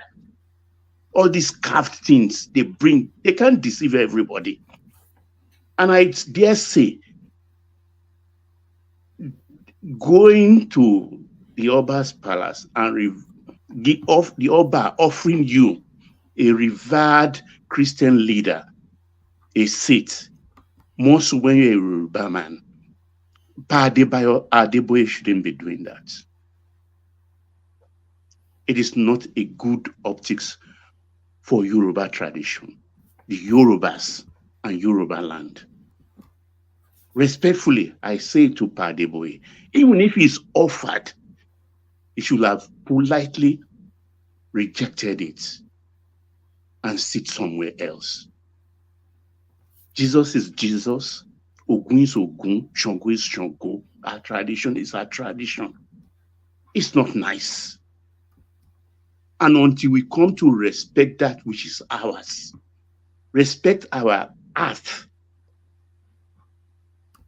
respect the art upon which we all work in every land that belongs to us, Africa will not get it right. We will not get it right. I saw the crowning of King Charles. What they want us to see, they will show it. After some few minutes, they take this thing they use in hospital to wrap a bed when a doctor is privately attending to. That's what they use to surround Prince Charles and do what they have to do there. And those they can't even contain within that small space in the public glare, they go into the inner sanctum. They respect their tradition. They respect their tradition. Why we do that? Anyway, because the owner of the throne is the one actually being enthroned. All these people, in Yoruba land in those days, even if the Afobajes, that's the kingmakers, when each of the royal houses put forward their candidate, and the Afobajes have to contact Ifa to choose, most times the Ifa has always told them, no, go into the forests. The first man you see, or the seventh person you see, by so and so river, by this one, wearing this, is the next Obas. So Yoruba tradition actually does not really sit on the royal houses thing. Ifa has spoken several times on different locality in Yoruba land.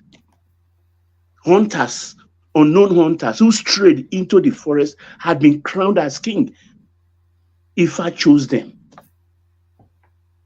So we have to be very careful. If not, I strongly believe that we are suffering today all over Africa because of this desecration. Thank you, one man. Thank you, the platform. Okay, one man. All right, brilliant. So that's the strength of feeling I was talking about. Can I conclude that space now? Okay. Somebody wants to talk. One man. Good evening. I don't know if you permit me to speak. Well, Ogwene has the floor, but you have a new voice. Arogidigba. I joined you not long ago. Arogidigba. I think we were corrected. We'll be corrected that in fact it is. I can't remember. Now. One man, we must speak on this topic properly because we cannot let Agbeni get away on this topic. All right, let Arogidigba speak. One man. Excuse me, one man. The topic, that's actually why I came in. All right then. Okay, let's let it flow. I will be quick. All right. I'll be quick, and I want to applaud Ogwene. I happen to be of a prince from Ibitoju Motimo. I don't want to say more than that. And my own patriarch has been the Oba in that particular town. I think anybody that is Yoruba can understand the town I speak of, Ibitoju Motimo. And my patriarch has been the Oba, in that town in recent history. I think this issue we have is, as others have said, is possibly one of the reasons why our society is decaying. It is inappropriate what happened. Yeah, but you are not agreeing with Ogbeni then. Ogbeni was throwing the legal books at it. I will tell you why I agree with Ogbeni. Okay. I think Ogbeni is being factual because of the reality of things. I think some individuals have spoken of someone I can call my father. He's not my patriarch. I can call him my father. Okunade Shujuade Olubushe II. Batiwaja now. But okay. And I think it is impossible, although Baba attended Redeemed a few times, I don't think Baba demanded the respect that he still afforded him. But he did it with grace. And our Obatanin say they don't do anything with grace. And it's because of how they come to the position they are in. A lot of them are the mercies of the governors. And increasingly, a lot of the Obas now that we have, especially our Oba KDJ, they are the mercies of individuals like Baba Adeboye. Baba Adeboye is increasingly influencing the selection of Obas in Yoruba land. He influenced He influenced the selection of the Shonwo of Ogbomoso. More than that, sir. More than that. I can tell you that at least 50 Obas in Yoruba land in recent times have been influenced their selection one way or the other, because there's at least 50 or 60 Obas now who are active members of our CCG. They sat together, they were singing at they did some recent retreat for Obas not long ago. I mean, within sometimes this year. And we heard some people giving testimonies and whatnot, which is fine. My own patriarch as well was a practicing Christian. I choose not to mention his name, but he was a practicing Christian. He went to church on Thursdays, he went to church on Sundays, unfailingly, including the day he died. He practiced Christian, but he did it with dignity. And from all accounts, from Anwebomi, my older ones, my father, who was his son, he did not stop practicing the religion that was bequeathed to him as a consequence of the Stuli Saturn. He respected that fact. What religion was that? Sorry? What religion? Not even a religion, our culture. Oh, okay.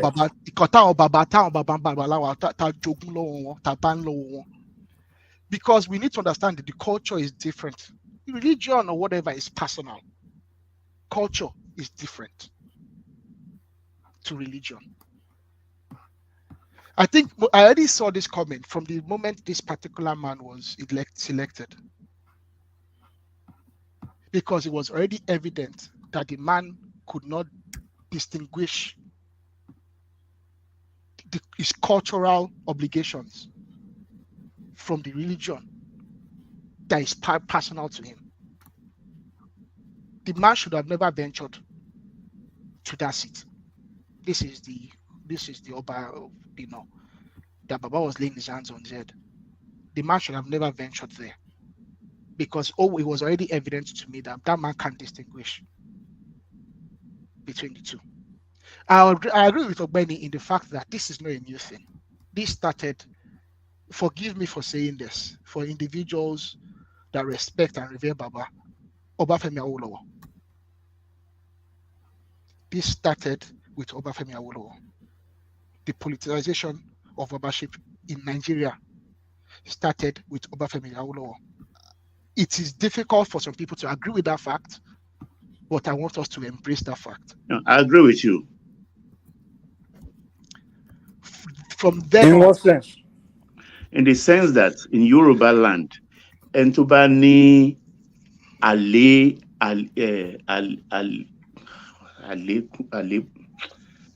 I've forgotten the word. Someone that is Alebu Lara. Obashiju Ade has astigmatism. It's not supposed to be crowned. In Yoruba land, I it's wouldn't say that. forbidden. Obashiju Ade is my father. I wouldn't. But I don't even think it's a matter of Alebo. I'm talking about the political influence, the use of political influence in selecting a particular individual. Because any year, Ojoreyi, or because now Obazee was already predicted that it was going to be the Ooni of Ife from a young age. Everybody already, it was said. He was born a particular period, and it's been said that the Ifa divination had already pointed to the fact that this man was possibly going to be the Ooni of Ife at some stage in the future. This is something I know of. But I'm speaking generally, beyond Ile-Ife.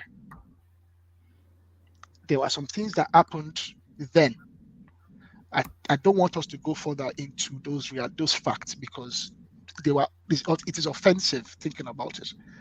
But some of the actions that Obafemi Awolowo took in political actions. We know of the incidents in Owo, we know of Owo, and we know of Oyo at the time.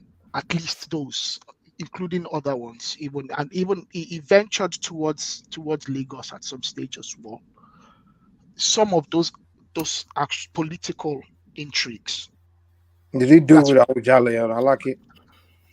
All right. I think you're debating someone there. Not that one. The reason why I'm saying it. One thing you probably don't understand is there was a 100-year civil war between Oyo and Egba.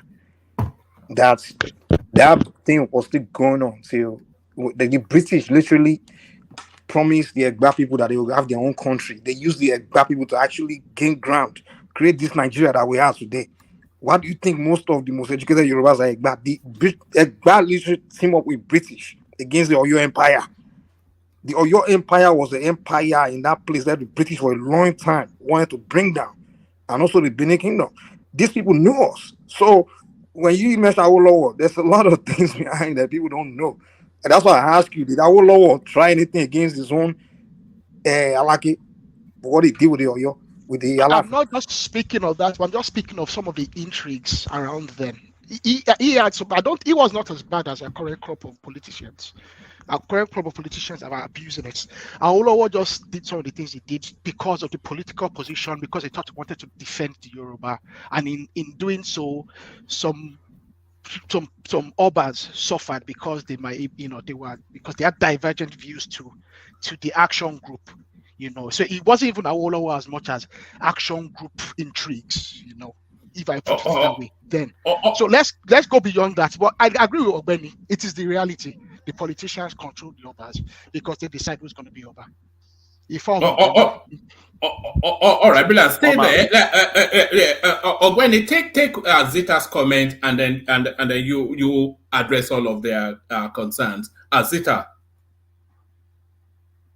Zita, you said you wanted to come into that space. No, I want to talk on that space. I am not coming in to interject anybody. Let them speak. I want to talk on that space. All right, I'll get it back to you.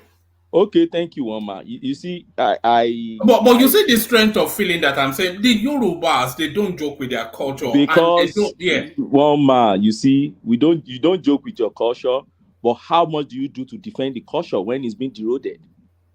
You see, that is hypocrisy. As far as I'm concerned, I agree. Olisa Bakoba reason. No, please don't interject now. Let me just flow so that I can hand. Next person can talk. I've been on this for one day now, please. So now, Olisa Bakoba said something recently, and I agree with him. I'll send the little article I did immediately because it's a space I love. This transitional stool thing. Olisa Bakoba said that he advised Mr. President. It was one program he did, and Tinubu was there. And he said, look, please, go back to the custodian of indigenous Nigerian people, the traditional rulers and others, that we need to go back to them, to gather them, instead of, he said all the Sovereign National Conference that he has attended. It was Akpabio's colloquium. Yeah, okay. He said all the Sovereign National Conference that is rubbish because the owners of the tradition and the lands in Nigeria, the indigenous ones, people that are representing them presently, that are the traditional rulers and their leadership. You hardly find them in all these conferences that we've been doing. But they are the people that can come together and say, this is what we really want for this space. I believe in that man. I wrote a very short article immediately after and said, what the Obas, the Emir, the all of them should be making noise about is what this man is saying now. People should be emphasizing more on it. These are the owners of our tradition. They are the custodians of the land, both land and everything on it. At a point in time, I said it again. Alafin was the only person who can pronounce death penalty in the Yoruba land. He weighed that power. But where is that power today? It's been eroded. Now, for the person who said Awolowo, see, it didn't start from Awolowo time. If you go back, see, every state in Nigeria, and I will use this also to address what piece that said, oh, governor does not give staff of office in Edo State. We are joking, no? The governor sanctioned the selection of Oba Obini. The governor of that state, you must sanction. Because every sorry to interject you. No, hold on. Just let him flow. No, let's not. When he lands, when he lands, you don't know what you're talking about. You don't know what you're talking about. Go ahead. Yeah, but let him land, and then you can I knew as soon as he mentioned that though. One man.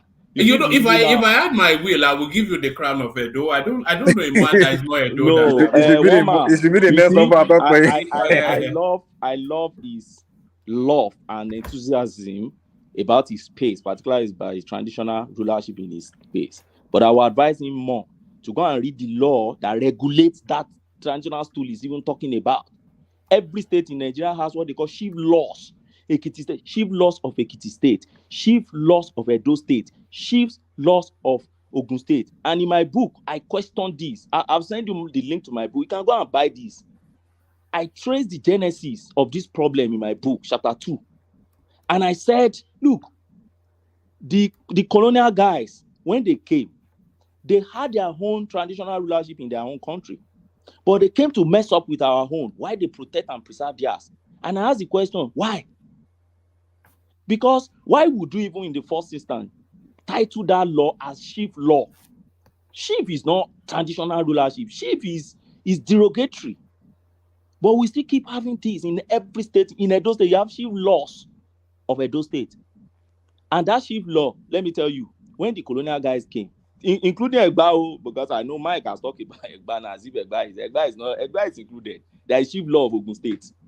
Okay? Now, what they simply did was that they subject our traditional rulership, okay, under both the Western laws and the political class that carries the Western laws. Yes. And they subject it under the selection, the enthronement, and the removal. In that same Edo State, during Oyaro Gulem. And that's why I said these days, the way the law is couched, you can only hand that respect if you now weigh the power. Nobody will move close to you. They will give you respect. For instance, Oyaro Gulem, Governor Oyaro Gulem, back then, now late, he removed Oba Obini as the Shama of the permanent Shama of in Edo State. This thing. What happened to him later? With history now, I'm going to read what happened to the guy, the calamity that befell that guy. And Oba Obini got his respect and everything, reference and everything back intact. Why? Because the consequences that did come in those days befell that person immediately. But how many Oba these days? Okay, they put hand on Oba's head. As that man of God was putting hand on Oba, let's say thunder just came and just strike the guy. Do you think we'll be doing this debate? We won't. Everybody will just respect Ogbomoshon and say, what? This Oba. But where is the power that you are coming to defend? And that's my question. Now, let me end this here. See, one man, in those days, you will have Aremo. Let me tell you of Ile-Ife, for instance. In Ile-Ife, whoever will be enthroned as Oni, there is a day, a time, and the particular month of the year that the person must be bettered. And I'll repeat it again. There's a time, a day, and a month. Thank God that one of the princes of Ife just spoke now. And immediately that happened. You caught what he meant, Abi. You were able to narrow him down. I got him. I speak in Ife now. Yes. So there's a day, a time, a month, and the wife that will even bat or the Oba. So the moment that happened, the Onifa and other will signal to them to say, see, that is a future or need there. And do you know that in those days, Such a Remo will not be trained in the palace of his dad. What do you have today? They send them to different places to go and learn tradition. They learn royalty. They learn the clinking ways. They learn their language, their proverbs, their parables. How do you eat as Oba? How do you dance? How do you greet? What do you do in public? What you don't do in public? How do you talk? The importance of your throne. They will teach you the past Obas. You will know all the past Obas in your head. Alaafin of Oyo was a very good example, the late Alaafin. All the past, Alaafin of Oyo, if you've ever listened to that guy, he'll be telling you, Oba so in 16 Oba, he had everything in his head. How many can tell you this day? Go and pick that Olugbo and say, come and tell me the past 100 Olugbo. If he can tell you, they will teach you the history, you will learn Ifa, the divinity, the religious understanding of your space. How many of them these days do have all those things? And you want to still attract the respect, you will attract to those Obas in those days to them. You hate these things. And that's the point I'm trying to say. So by the time you want to intro the Aremo, even the Aremo himself is like a king.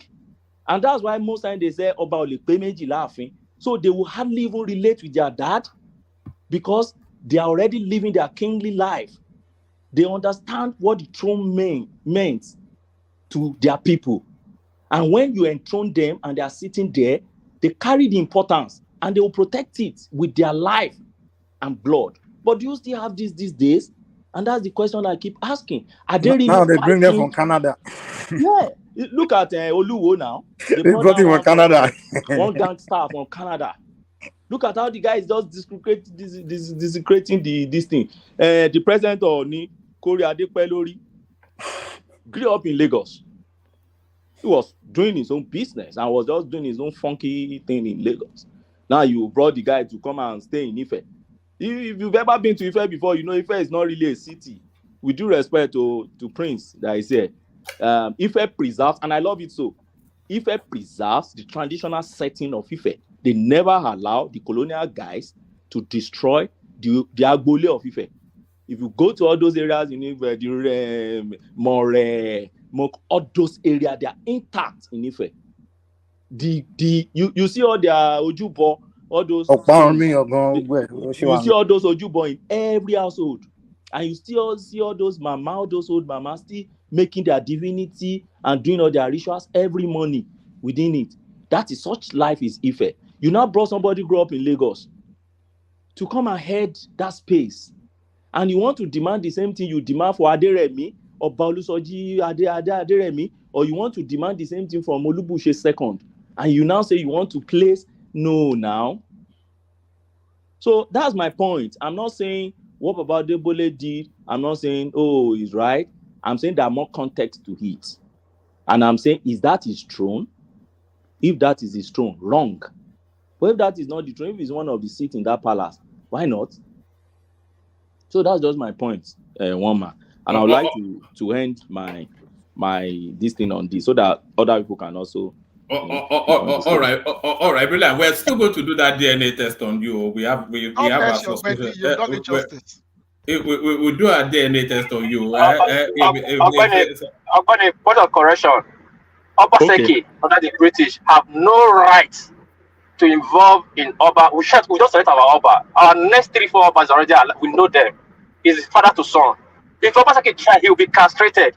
Let's use the word castrated. I will look for the law now. No law. I will look for it. One Piece, not a fight. Calm down. One Piece. Can I explain something to you? About what, my king? Can you give me a second, please? Let me explain. Who said? Oh, sorry, I don't have any issue with you. Who said so? Who? That's Zita. No, Zita talk to me. No, but somebody said so after Zita. Who is that? No, it's me now. Hear from Zita. Just hear from Zita. Okay, Zita, okay. Yeah. All right. Let me explain something to you. When he was trying to say it academically, let me explain something to you. Because whenever it has to do with the Bini Empire, I am interested because my Igbo came from there, I must say. So it's a place I studied over the years. Let me explain to you. the throne of the Oba of the Benin Empire is no longer in the hands of the throne of the Oba of the Benin Empire. Rather, it is now in the hands of the citizens. Let me explain. It's in Abuja. Let me explain. The citizens of Benin Empire, I still call them the Benin Empire, although they call them Edo State. Let me explain. The people of the Benin Empire are so inclined with their golden stool that they will never watch anybody desecrated it. That is one. Two, if an Oba, according to the tradition, is to be the Oba, because of the way the people of Benin Empire see the Obaship, no governor dare intervene. Not that the governor doesn't have power to intervene. That's what I want to explain to you. The power has moved. It has been mingled to the extent that the governor has to say. But when it comes to Benin Empire, the governor dare not because he doesn't have the power, but because the way the people of the Benin Empire hold the stool sacred. That's what I want to explain to you. So you have to understand it. The governors do decide who becomes the Oba.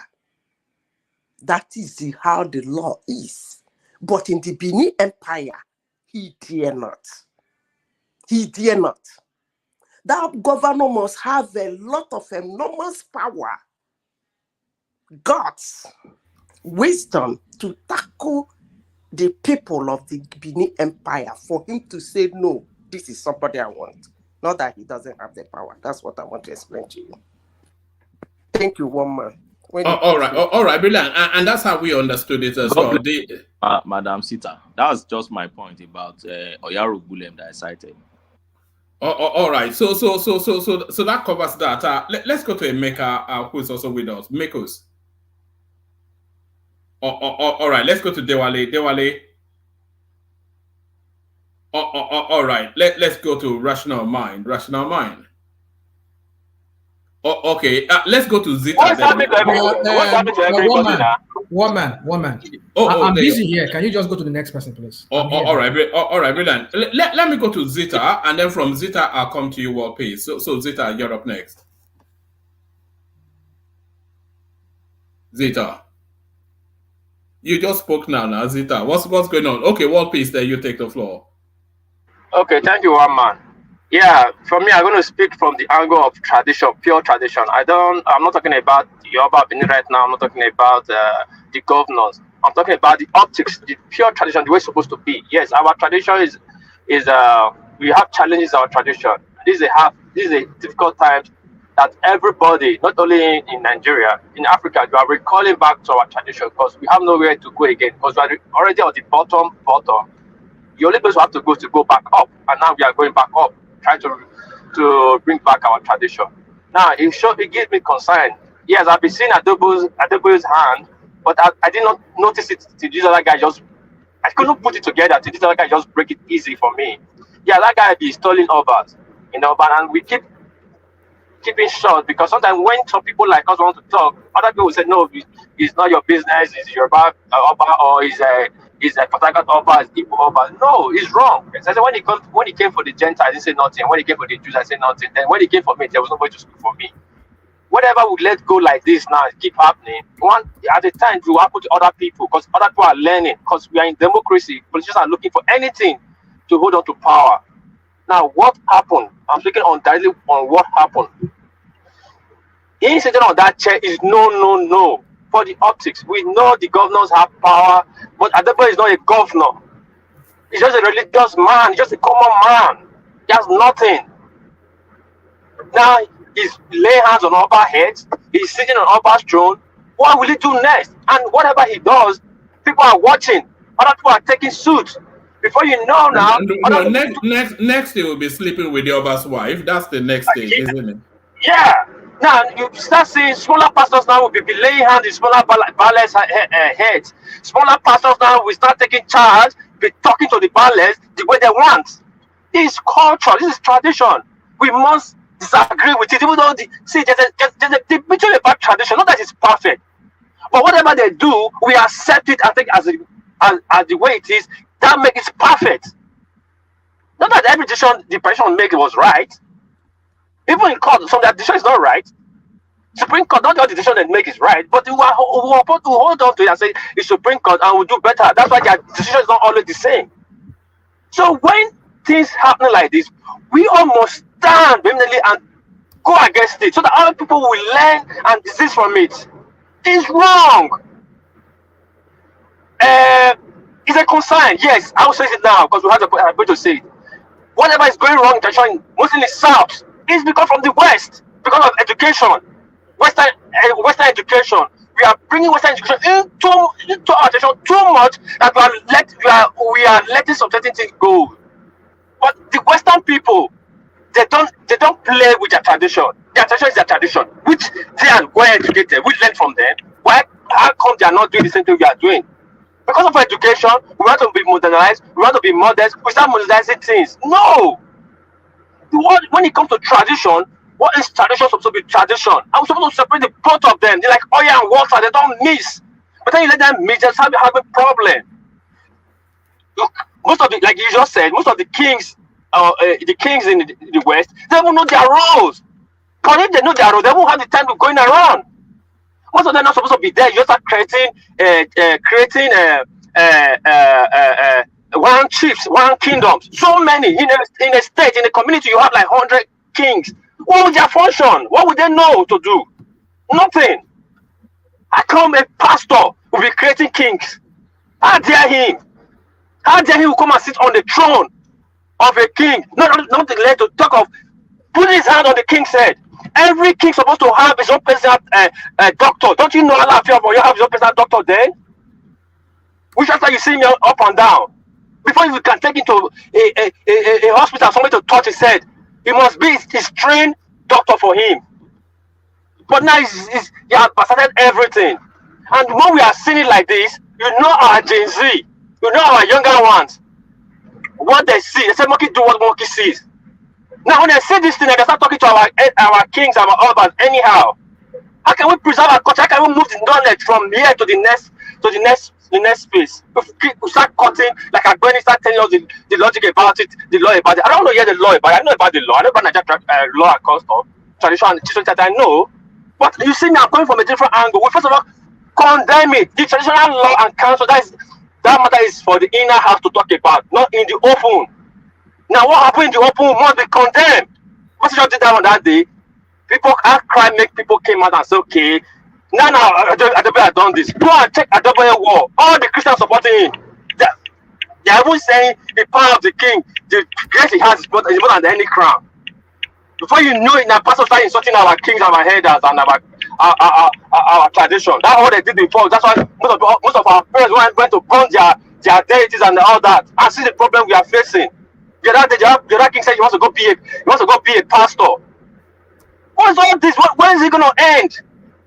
When is that it must come from a particular angle? We should stop this. We should condemn it with every strength and breath in our blood. I say it. I don't know the word to use.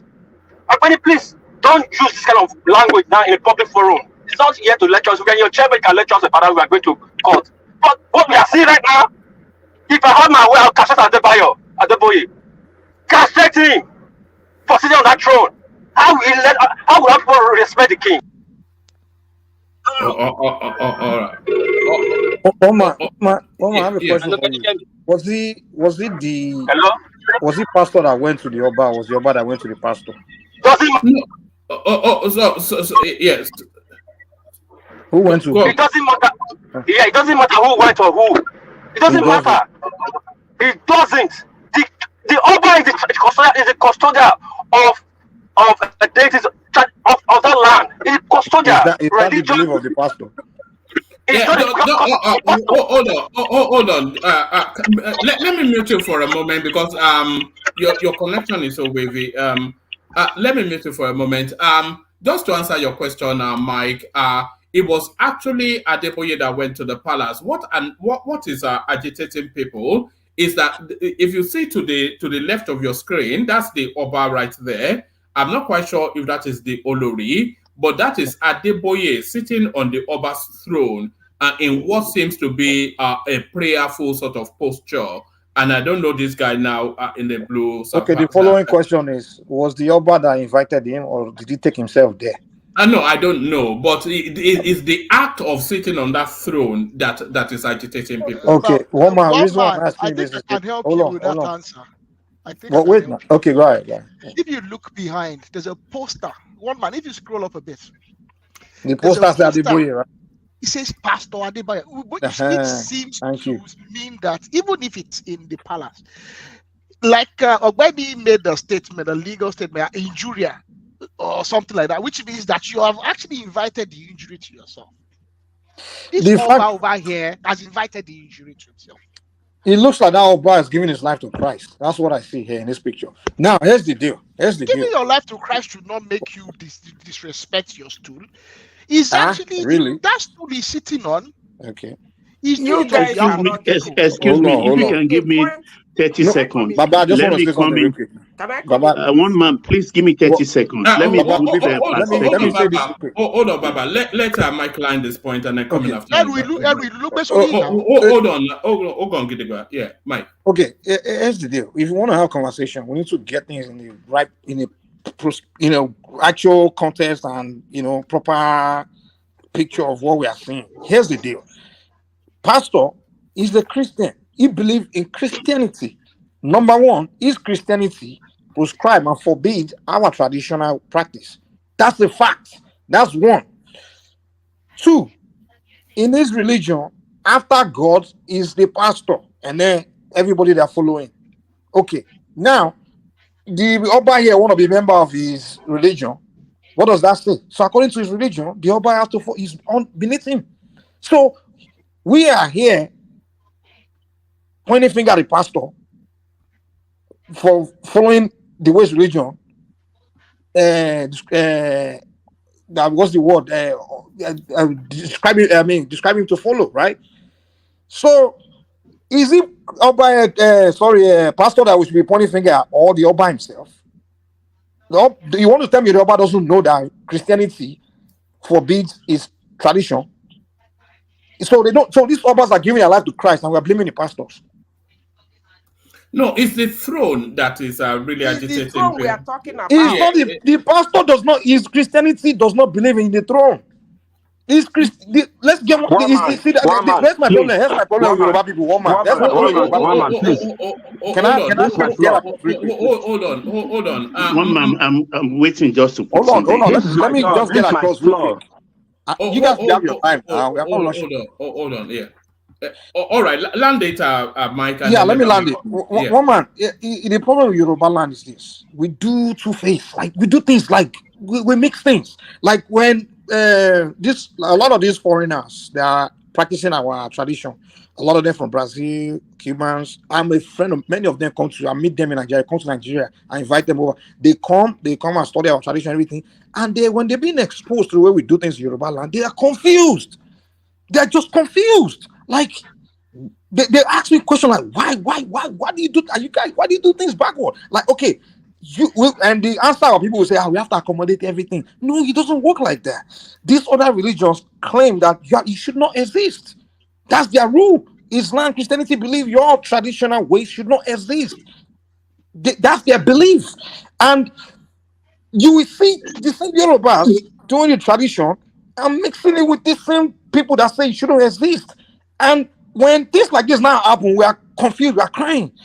Why are you mixing it? Separate yourself from that. I'm not saying you shouldn't be friends with someone, but you look at that poster as a pastor. So the religion that says you should not exist, now you are doing event of that same religion in the palace. And we are confused here that, why is this happening? Are you kidding me? Oh, thank you.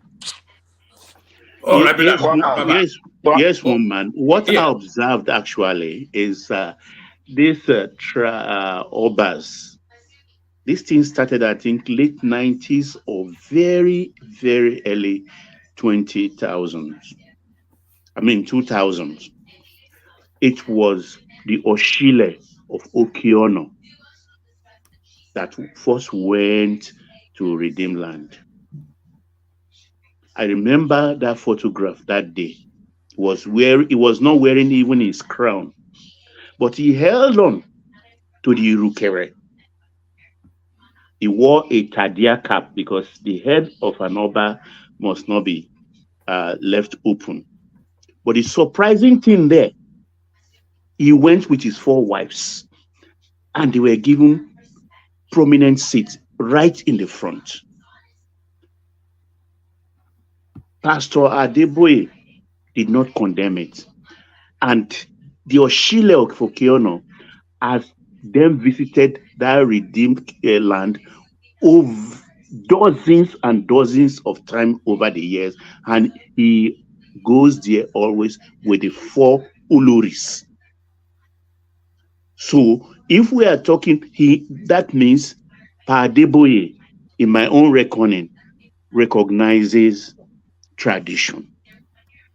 But if you bring yourself as a non-entity Oba, I think he will treat you like a non-entity Oba.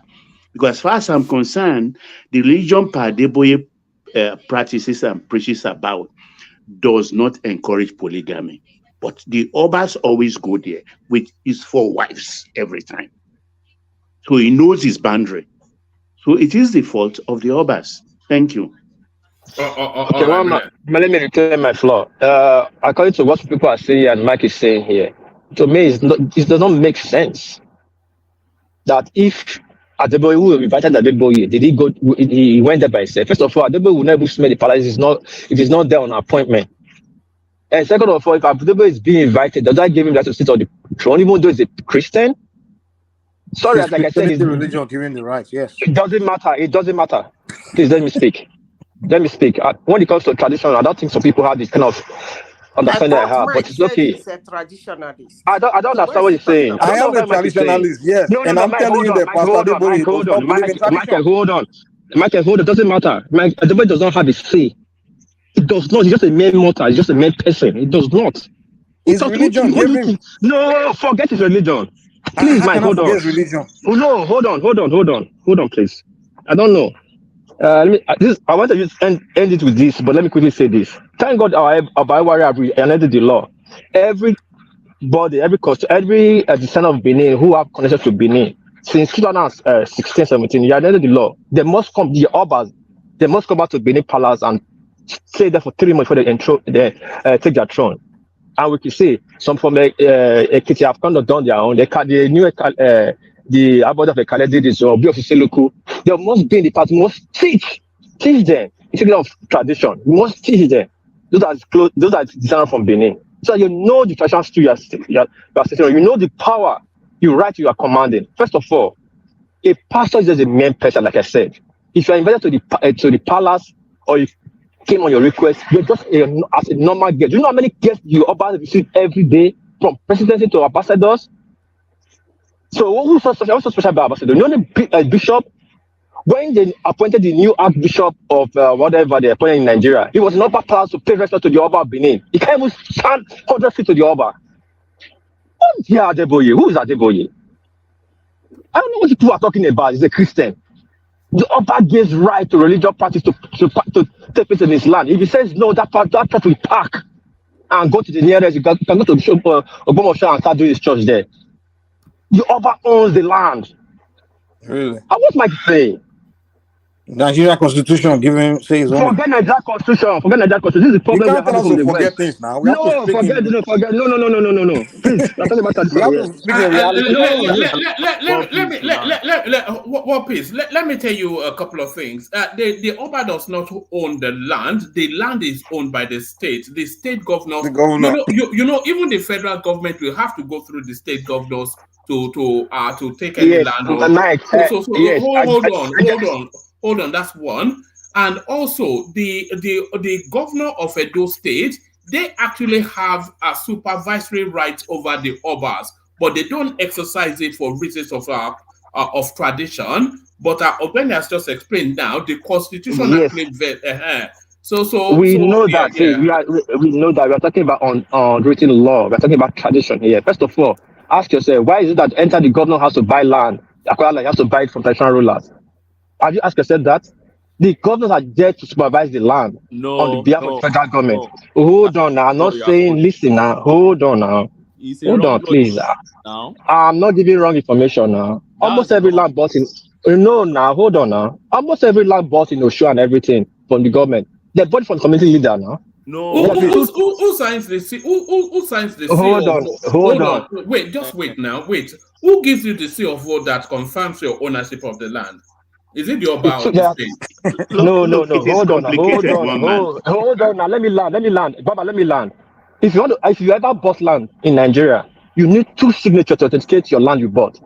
The signature from the committee, which is signed by the Oba and the governor. If you don't have one, hold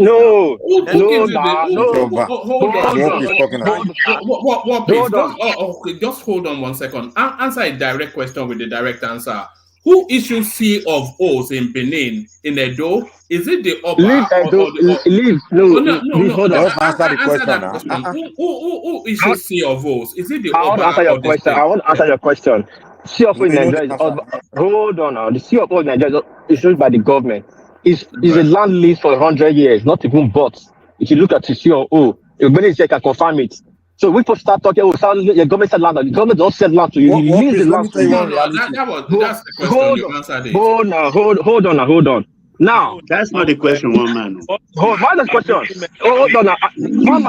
I'm coming to Ogbeni, I'm coming to make you. I want to use you as a reference, place of reference. You have a land you're dragging in Abuja, and you said it here that you have 2 documents, the CFO and the committee paper approved by the Sultan Abi, the Emir. Yet they are dragging the land from you. Did you not say it's true or false?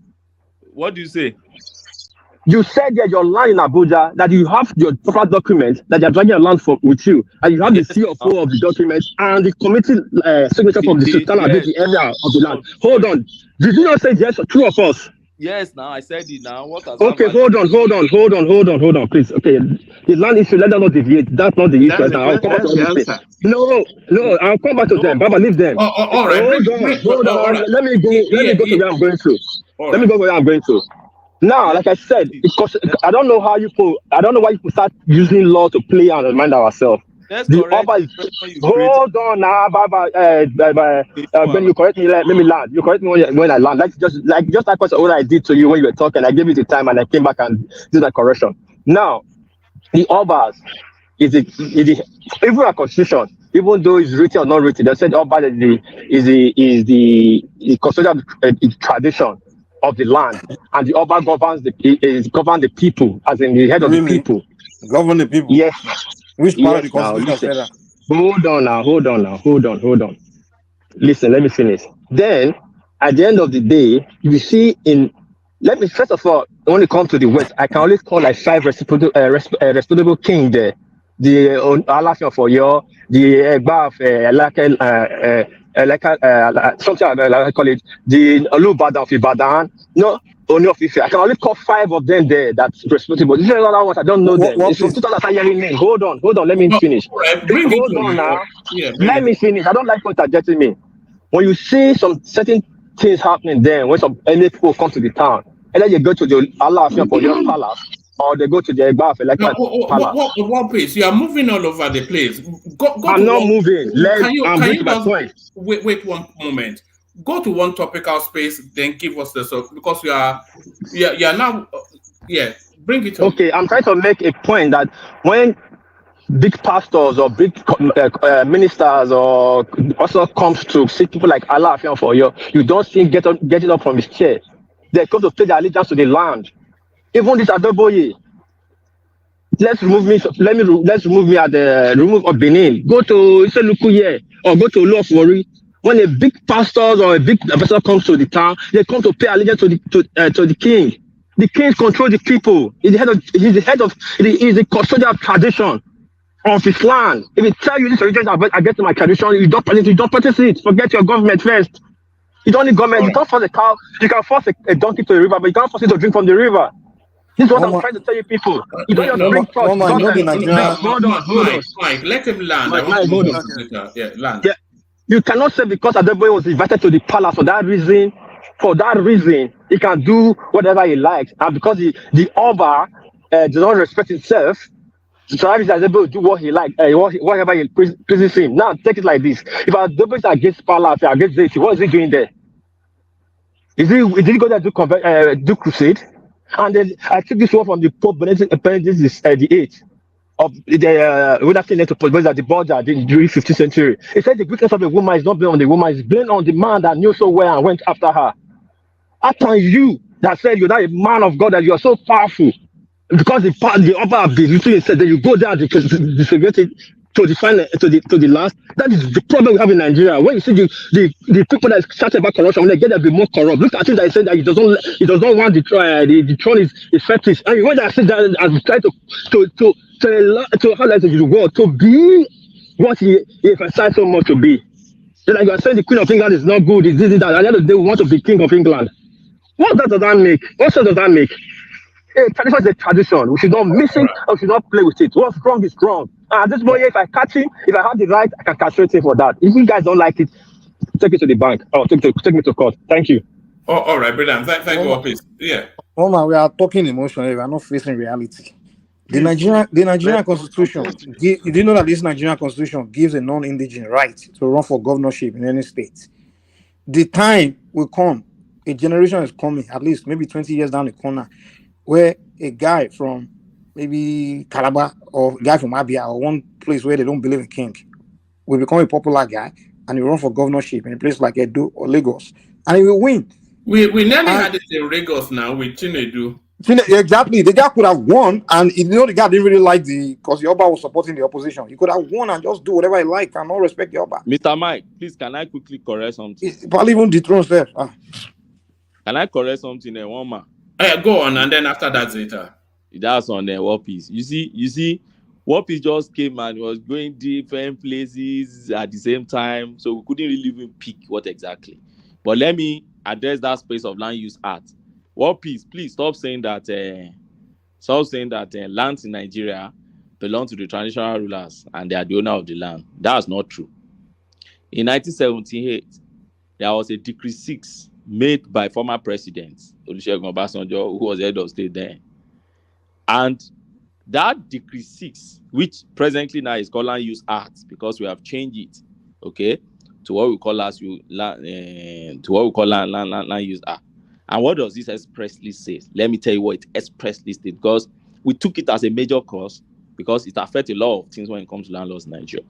And you have to know this verbatimly, even to pass a land law in your university days. And he said it's an act, and what it does is invest all land comprised in the territory of each state in Nigeria, except the one which I will explain to you. He said, except land vested in the federal government or its agencies. So he invests all land solely in the governor of the state. And what he's expecting the governor to do is what? The governor will hold such land in trust for the people. And then henceforth, the governor will now be responsible for allocation. I'm telling you verbatim, often, he will be responsible for allocation of land in all urban areas to every resident that wants to use it for either residential, agriculture, commercial, and other purposes. So when it ends that, full stop, we now say similar power also will be exercised by local government in terms of what they call non-urban areas of the land on behalf of the state governor. So in every state in Nigeria, including your Edo state, we have what we call urban land and non-urban land. Urban land, who exercise the power, is vested in the state. So within that urban land now, we have some territories we can call federal territory. And that's why if you go to Lagos, all those areas where they were using as federal capital territory before, those parts of Lagos are still owned by federal government. Apart from that, Sanwo-Olu exercise power on every other part that you find in Lagos. And now there is another part now called non-urban. Those are the areas that local government now have power. But you see those areas, local government chairman and their local government authorities now delegate part of their power to those Obas to exercise at their level. You see how they took it away from the Oba. And that's one of the things I keep saying, that this stool we just wake up one day and want to be protecting tradition today. It's been eroding, they've been eroding this over time. You are not protecting it, you're just waking up today. They took away, prior to 1979, these Obas and different families that owns land, they were exercising power. They were distributing. They were giving people land. But Obasanjo woke up and said, look, we have to do land use decree. And some people said, history to that. And that was a military government. Yes, they said it was because of his Otafan. Some said so, that it belongs to a land that if he left government after, they will collect it from him, because that he by force got that land. So because of that, he has to promulgate a decree to preserve his own, to protect his own district. And some said that was the history to it. Whether right or wrong, I don't know. But now, he promulgated that decree. And that decree took away a very major power that our traditional rulers were wielding over years. And nobody is saying anything about it. Nobody is saying, let's revert. And that's why I revert this Olisa Agbakoba thing and said, go back to these traditional rulers. And then, after that, they have all those things. Then let me tell you another thing. Oba Obini that you're talking about, apart from the fact that the governor must sanction the appointment of Oba Obini before you can enthrone Oba Obini by their own laws. Apart from that, let me tell you, the money Oba Obini is collecting today, there are laws that protect it. Do you know every Oba in Nigeria collect money from the local government council? There's a percentage of money that goes to local government council that they allocate to Oba's palace. And they said, who dictate them? How do they even call you? Who plays the Papa dictate the tune? So you are collecting money from the government. You don't want them to control you? They must control you. And my point, finally, is that you now have to weigh an extraterrestrial power in order to preserve that which you want to preserve. And I've given you an example of Oyarugule. He removed Oba Obini as a permanent chairman of traditional rulers in Edo State. See what followed. And immediately that followed, Oba Obini regained his strength, his weight back in the state. And no other traditional ruler dare look at him, because that power still resides in him. And he exercises it, whether extraterritorial or non-legal, whichever way. So, but how many traditional rulers do you still weigh this kind of power today? Somebody touch your head. The girls have left them now. The girls are not them again. Somebody touch your head and then you're like, do you think we'll be saying that this kind of thing? If that happened, everybody will adjust and say, hey, there's still power in this throne. No? The go. Can you do this thing to Oba Ogunmola? And you think you will go with it. So that is the point. So you have somebody is leper now, and you say, why are you walking like this? You are just bending. He said, look at my leg now. Can't you see that one is not the same with the other? And that is what is affecting what I'm carrying. So that's just my point. Thank you, Wama. All right, excellent bio when as always. So Zita, I hope you're ready now. Zita. Merry Christmas, everyone. Merry Christmas to you. Merry Christmas. Okay, Wama, first of all, before I start saying anything, I want to say is that seat, the throne, the guy, the golden stool he's sitting on, is that actually the real one?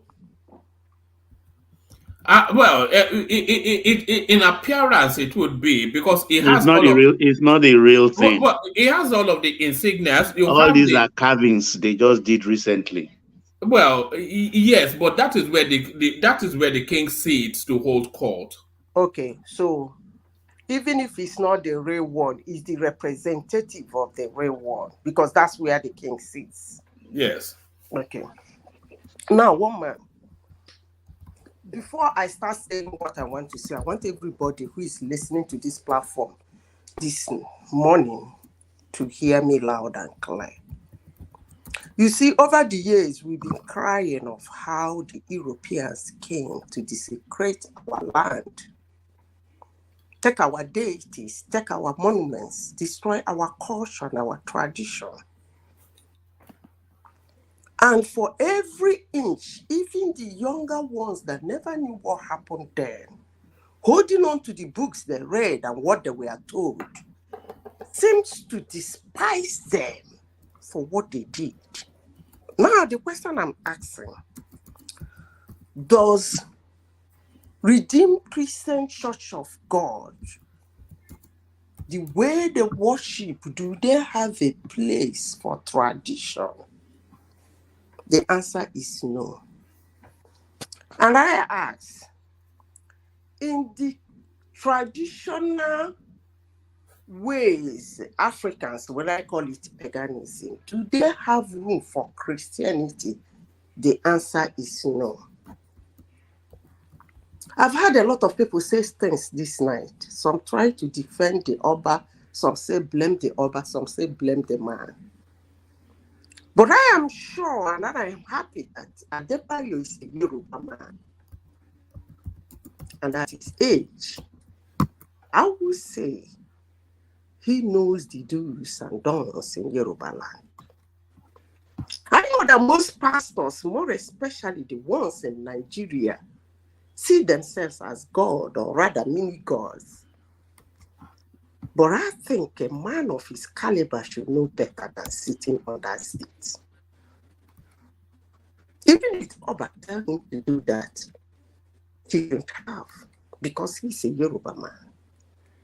And I am sure that is not the only seat in that palace that day, to the extent of him being photographed sitting on that seat. Now, let me ask, we Africans, what is really our problem? And I can affirmatively say that we have not been able to lay our hands in what our problems are. If we do, I believe we will be good. We said they brought a religion. What is the religion doing in our tradition, if I may ask?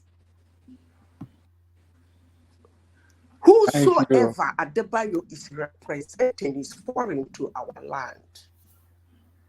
And I have heard everybody in several occasions, including Mike, in this platform, who says he's a traditionalist.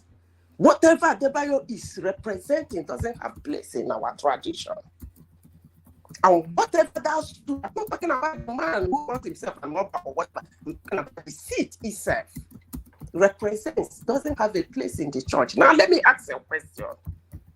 For those who, I want to say this before I ask the question. I know the world is evolving. Everybody is trying to be modern, to see things in another way. But let me tell you something. I don't really think people want to lose who they are all over the world. Nobody wants to lose who he is. And nobody wants to lose their land. Let me ask a question then. Will the Oba that this man is sitting on his throne go to Redeemed Church of God and sit on Adebayo's seat in that church? I'm talking about people who are saying that he invited him, he did not invite him, invited. I'm not talking about giving him a front seat.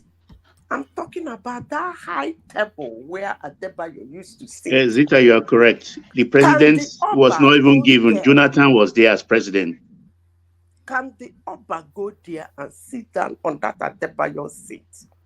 I know in their churches in Nigeria, they created a kingdom for themselves. Okay, let me remove the church, because the church has nothing to do with this. Can that Oba go to Adebayo's office and sit on Adebayo's seat in the office? Can I answer that? Office. I'm asking. Can I answer that? Yes. If the Oba goes to Adeboye's office, if Adeboye invite the Oba to come and sit on his seat, the Oba will go and sit there. So it depends on who is inviting who. Listen, let me say something, Obeni. You see, if you are telling me that if a baby, because most of these people who find themselves in a position of power these days are actually babies. They are novice. You are telling me that if a baby tell you to put your hand in the fire because he's a baby and he's holding a position, you will. You won't say, no, I shouldn't put myself in the fire. That's your seat. You will say that. You will see it, right? And I am sure that's exactly what played out in the Obazee palace. Maybe he told him to sit down there, and he did. And that's the world we are in today. And tomorrow, these same people will go to their YouTube channels, their social media handle, and talk about how the expatriates, the colonial masters dealt with us, took our things, destroyed our life, fought us, disregard us. So who are we actually, and what do we want? I can say that we blacks, we're actually confusing the world. They don't even know how to help us. Honestly, sincerely speaking. Because seeing Adeboye sitting in that seat, to me, looks gory. By the way, what was he thinking in the first place to sit on that seat? If I may ask. And he posted it on his social media space as well. So he knew it wasn't right. It's almost like a conquest. You know when Europeans go on safari and they kill a lion and then they put their leg on the head of the lion and hold their gun. That is what he's doing on that throne. You know, one man, you see, I've been enjoying, when I say one man, I'm actually making a general statement. One man, I've been enjoying my Christmas. Somebody sent me that clip. And I just waved it off. I was like, this is not happening. Until I saw it in your platform. And I said, so this actually did happen. What the heck is that man doing in that state, if I may ask? What business as a pastor does he have with the golden stool? I am not understanding this. You said what he represents. Would he sit on the throne of the Sultan of Sokoto? No, I'm coming to that. One man, just give me a second. If I have time, I will carry on. I'll come to that. Are we going to say that what that man represents belongs to us? That is what we call foreign. That is what we get angry at. Although some people are holding it with their hand. I've said this several times. I see the way people have been trying to dance around what this man did. And I smiled to myself. I said, when your basic needs are replaced, you are in a big problem. And that's exactly what is happening to us. Now, we are replacing Adebayo with the golden stool? Oh, really? It's happening in my country? That a man of God will walk into a palace and sit in a seat up a seat. Really? And we are dancing around it. You see, one thing, let me tell you something, one man. You see, I keep telling people, well, somebody has said it in this platform, the Ugutas will always tell you they're not the Igbos. And I know, as the Igbo, we don't have an institution like yours. I admire the Yorubas, the Northerners, that have institutions that bring them together. And the Benis, I respect Benin Kingdom. Whenever the Yorubas want to say they are before the Benin, I will say, look, you cannot say you are before somebody whose history started before yours. The Benin Empire, the history started before the Yoruba Empire. Now, let me say this. I admire you people a lot because you have something that holds you together. And sometime in this platform, I said, in as much as I pity you people, but I am glad you are losing it. You guys are losing it. And you people have lost it deep. If you don't call it to order now, you will lose it. And if you lose it, you'll be like some tribe I know. Nobody says stop, and they stop. Nobody says run, and they run. The next people who are hanging on now are the Northerners. I am looking forward to the day Bishop David Oyedepo Adebayo will go and sit on the emir's throne. It's going to happen, one man, it will happen. From the ridiculous ways people has been discussing this thing because it's Adebayo. One man, I asked a simple question. What the heck is that man doing sitting on that seat? What business does he have sitting on that throne? What he represents has nothing, absolutely nothing to do with that golden stool. What that golden stool represents has absolutely nothing to do with him. I don't care who you people call your Oba. He can be a Christian for all I care. I don't care. But I am more concerned of who we are, which is that golden stool. That is who we are. That Oba will come and go. Another Oba will come and go, but that stool will still remain. So I've been seeing people talking about the Oba, talking about the Adebayo, but I'm more interested in this too.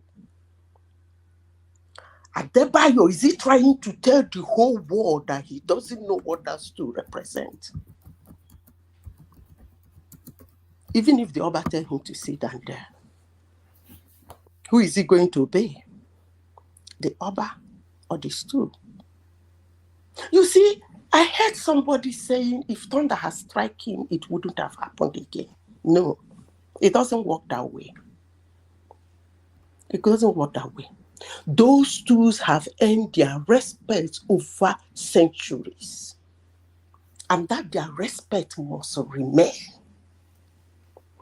I have a good mind of placing a curse, but I will not do that. I have a good mind of doing that. Those things are sacred to us. They should please, I beg them in the name of God, to leave something for our children to see. Now, let me ask a question. For those who are very much interested in Christianity, hear me loud and clear. Can the Oba of Benin be allowed to sit on a bishop's seat in London? The answer is no. You know why? Because what the Oba represents has no business on that seat. Why do we blame our colonial masters and we cannot blame Adebayo? They came to our land. They disregard all those things. They took some of them away. They dumped them somewhere. And some of us come to this platform to speak angrily about these people. And today, I have not seen that anger on anybody's voice. And I ask again, what is Adebayo doing on that golden stool? Thank you, woman. Oh, all right, brilliant, excellent, always excellent. By well, what is happening with this? What is going on here with this? What's it called? The Oba and the RCCG pastor. I thought it was just a satellite little story, but people seem to be somewhat taken by it. The whole of the Yoruba space, they are somewhat enraged. We saw it. We saw a first incarnation of it when the RCCG pastor Adeboye, when he was placing his hands, you can see it right there. Was placing his hands on the heads of the Shon of Ogumosho, the Shon of Ogumosho kneeling down in prayer. So that somewhat rankled with people, and now it doesn't stop there. So this now next one, this was posted by the RCCG space itself, and what they are saying is that you can see the RCCG logo right there. So they put this out on social media. And here now is Pastor Adeboye yet again sitting on the throne of the Olugbo of Orile Igbo in Oyo State, Oba Francis Alao Akimbola. So a lot of people feel that he's desecrating the Yoruba culture via desecrating the Yoruba stools. Well, I think my take is that, you know, I've always said that here on this platform online, that religion and governance in this instance would be, or in this context would be our royal fathers who have their own kind of authority in their own way, that we should separate these things from each other. But if you say separate, then I mean, even our own traditionalist is a form of religion. So I would say we should separate that as well. That would be another thing to debate about. But what I just know is that religion in any form or whatever it comes should be separate from governance, from authority, from people who wage some form of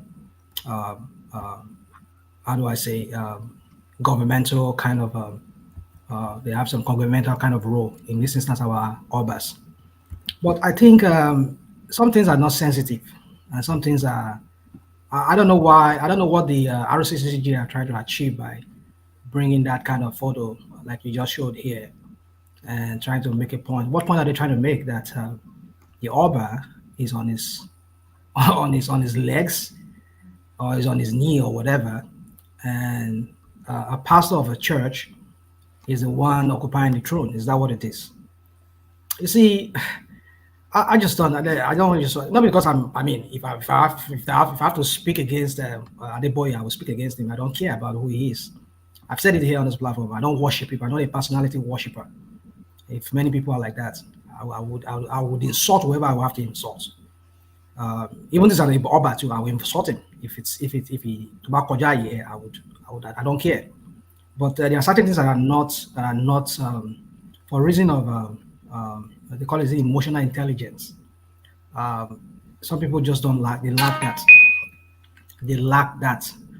I mean, because now look at it now. A lot of people have been riled up by this whole. Just look at that photo. The Oba is taking a stand, and why a pastor of a church is sitting on the throne. What are they trying to achieve by that? I mean, what is the message that they're trying to send to the people, that, oh, you see, our pastor is even more bigger than is that what it is? I mean, just look at that photo. Yeah, that's clearly what they are signaling, isn't it? That is above that, and the Oba is standing. That's my point. Are these people really the so-called Christians they call themselves? That's the question. Because when people go about like the APC people, let's go about chasing clouds. I mean, looking for validation. I don't get it. You know, this is what we get in that space, the way they bastardize the mind of our people. You just want some things for the optics, just like, oh yeah, it's this, and this is this. The president has just this. I mean, like, I don't get it. This is the same culture we've started in that country, whereby our people, the psyche of our people is always geared to this optics of personality kind of worship. Oh, this person is this. Oh, he has done this. He has done this great thing. I don't get it. I mean, I'm so fearful for the future for our people coming behind us, the generation coming behind. But for me, I don't know. This photo is very, very offensive. I would say for me, it's very offensive. How can a traditionalist, a monarch, be taking a stand, while a commoner, in this instance, Adeboye is a commoner. He's just, I'm sure he doesn't have any, even he's an Ijoye. He has a office, a staff of office. Doesn't mean that a king will be standing and you will be sitting on the throne. What kind of how do I say, disrespect is this?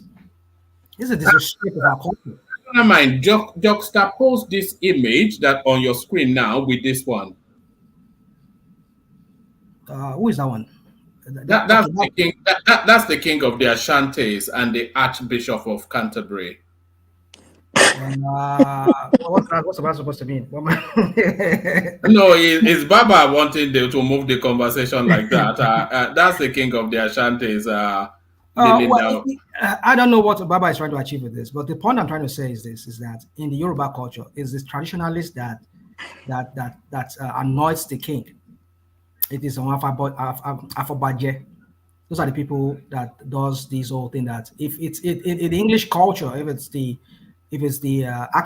Archbishop of the Canterbury, and this is a Christian that does this rites for the king, like we saw in the last coronation, then that's a culture. I don't know why the Ashanti, who is more like they are very traditionalist.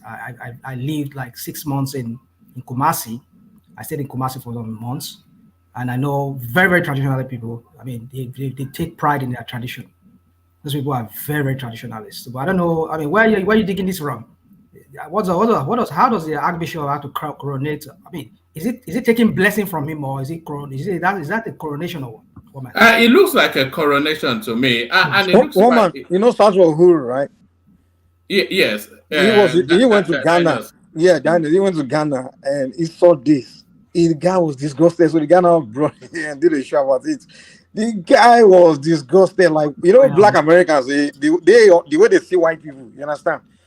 So for him to go, the way their relationship with white people, it's not good at all. It's like they really just detest white compared to we Africans. So for him to go to Africa and saw that, the thing hit him so bad. You know when Danis went to Yoruba land, when the guy went to Oshobo and he saw white Babalawo there. The guy he literally wanted to fight them. He refused to greet. He was giving them attitude. So the black American, when they go to Africa, they see certain things like they just like wonder why Africans are like that. No, they have a different expectation. They have a romanticized notion of what Africa should be. No. The way they see white, you understand?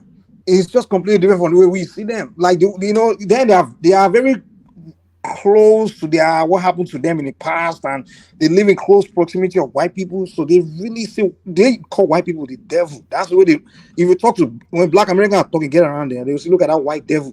They see white people as devil. That's just the way they see them. So when they see us Africans relating to white people in this manner, it's very disturbing to them.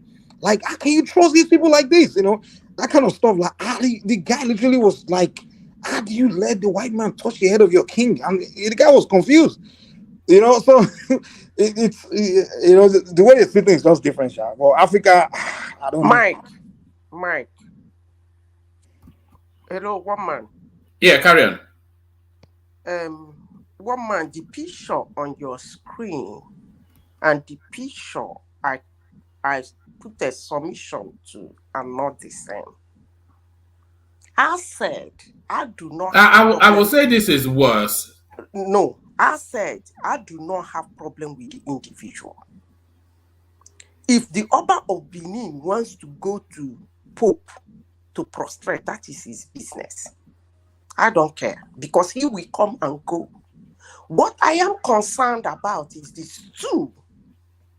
If you are showing a picture of this Bishop of Canterbury sitting on that stool, then I can comment. But the king of the Ashantis is the custodian of that stool. It's a representation of the depth and importance of that culture and people. Woman, he can be disposed of. Yeah, but once he cannot be disposed of. Yeah, but once he's the king, he is greater than the stool because it's the embodiment of everything that is those people. Madam Zeta, in this culture, after God is the king. You know that, right? It's the embodiment of whatever the stool represents. But what is going on here is not the same as what we are talking about. He is doing whatever he's doing with this archbishop. Yeah, I'm saying this is worse. It's even worse. It's technically the same, but it's even worse. One man. The archbishop is not sitting on this stool. Madam Sita. He's leaning down in front of him.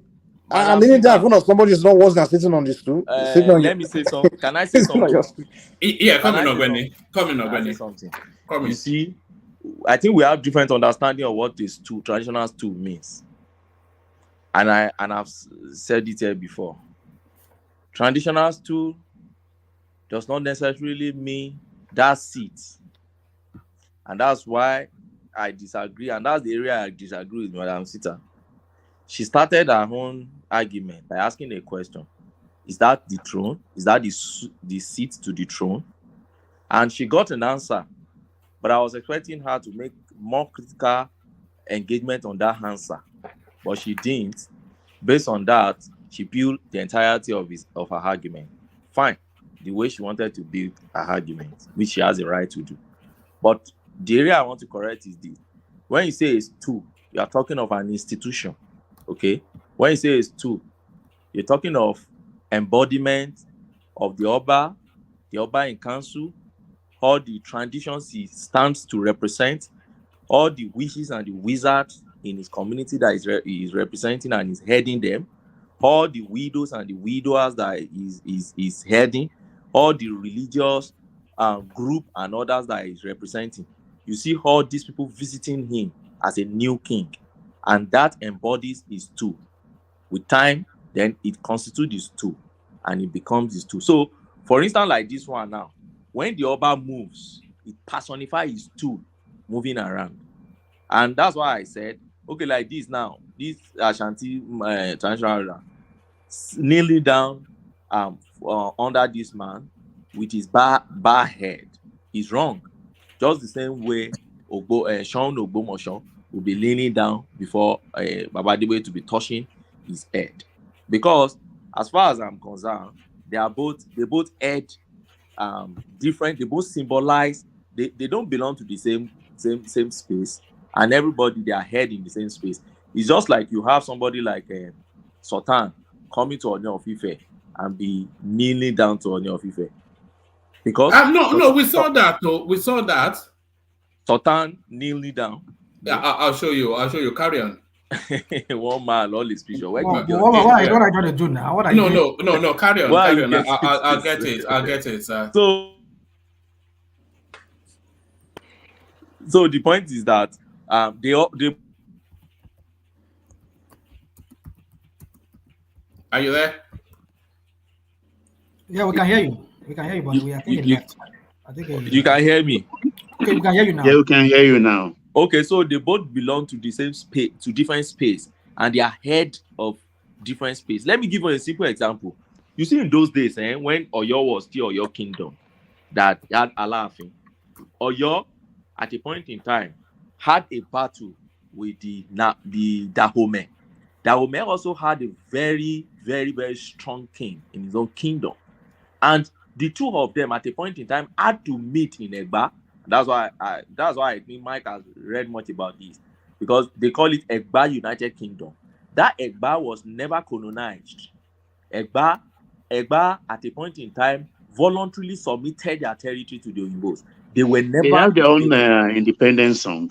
Yes. So sorry, Ogbeni. This is Lamido Sanusi prostrating to the Alaafin of Oyo whilst he was the emir of yet now. It was now. Look, the Alaafin of Oyo, Oba Lamidi Adeyemi, is back from his European. Hold on. Hold on. It was. Let me read it. The Alaafin of Oyo, Oba Lamidi Sanusi, is back from his European vacation and has since returned to his traditional duties. He received the emir of Kano, Sanusi Lamido Sanusi, in his palace recently. And the popular emir, as a sign of humility, bowed down to greet the Alaafin. The emir went to the Yoruba royal palace as a simple man. So. One man, this was 2014. It was already dethroned. It was already dethroned now. One man, can I come in? This is it now. Let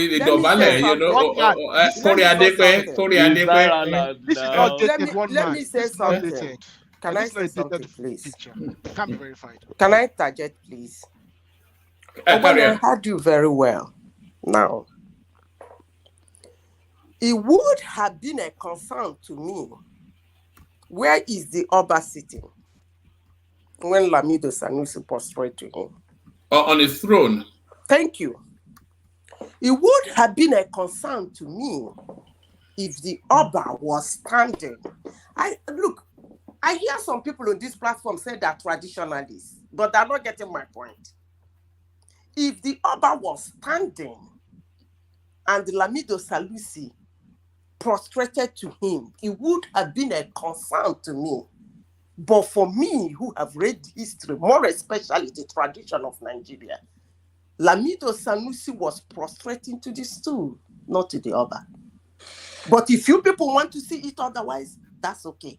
But let me say that picture was taken before he became emir. It was not an emir. Wait, after he became wait. Let me tell you why. Even if it's an emir, as let long me tell you as what. that man was sitting on that emir would never do that. No, they told you now in the caption, the emir of Kano. As an emir, let me tell you why one man, as an emir, he wear his full regalia. That's what I'm about to say. Went. Like once you become an emir, that's the way you have to dress all the time. You have to wear that regalia, that turban all the time. So it wasn't. There was no time during time he was emir where he dressed like that. He had to wear that thing at all time. So that was that picture was when he was younger, before he became emir. It was exactly. It was when he was a governor. We are all getting it wrong. Yeah, that was in African tradition, kings don't bow to kings. Be a small king or a big king is up before a bigger king. Kings don't bow to kings. No, hold on. I say in African tradition, kings don't bow to kings. I don't just talk history because I don't want to talk history. No king, even the smallest king, comes to the Oba Benin palace, he will not bow to the Oba Benin. He will greet the Oba Benin the way he thinks best to greet the Oba Benin. If he goes to the Sultan of Sokoto, he will not bow. He will greet Sultan Sokoto the best way he should. He will bow. It's an abomination in traditional rule for a king to bow to king. Even the king will never accept it. The king that accepts it is an abomination. The king will never allow a king to bow to him. That means he has distributed his own throne. Thank you. So that would mean that maybe. But somebody just. Well, this Ghanaian king is blind to the white king. It was no longer an emir, woman. Sorry. Can I get a short?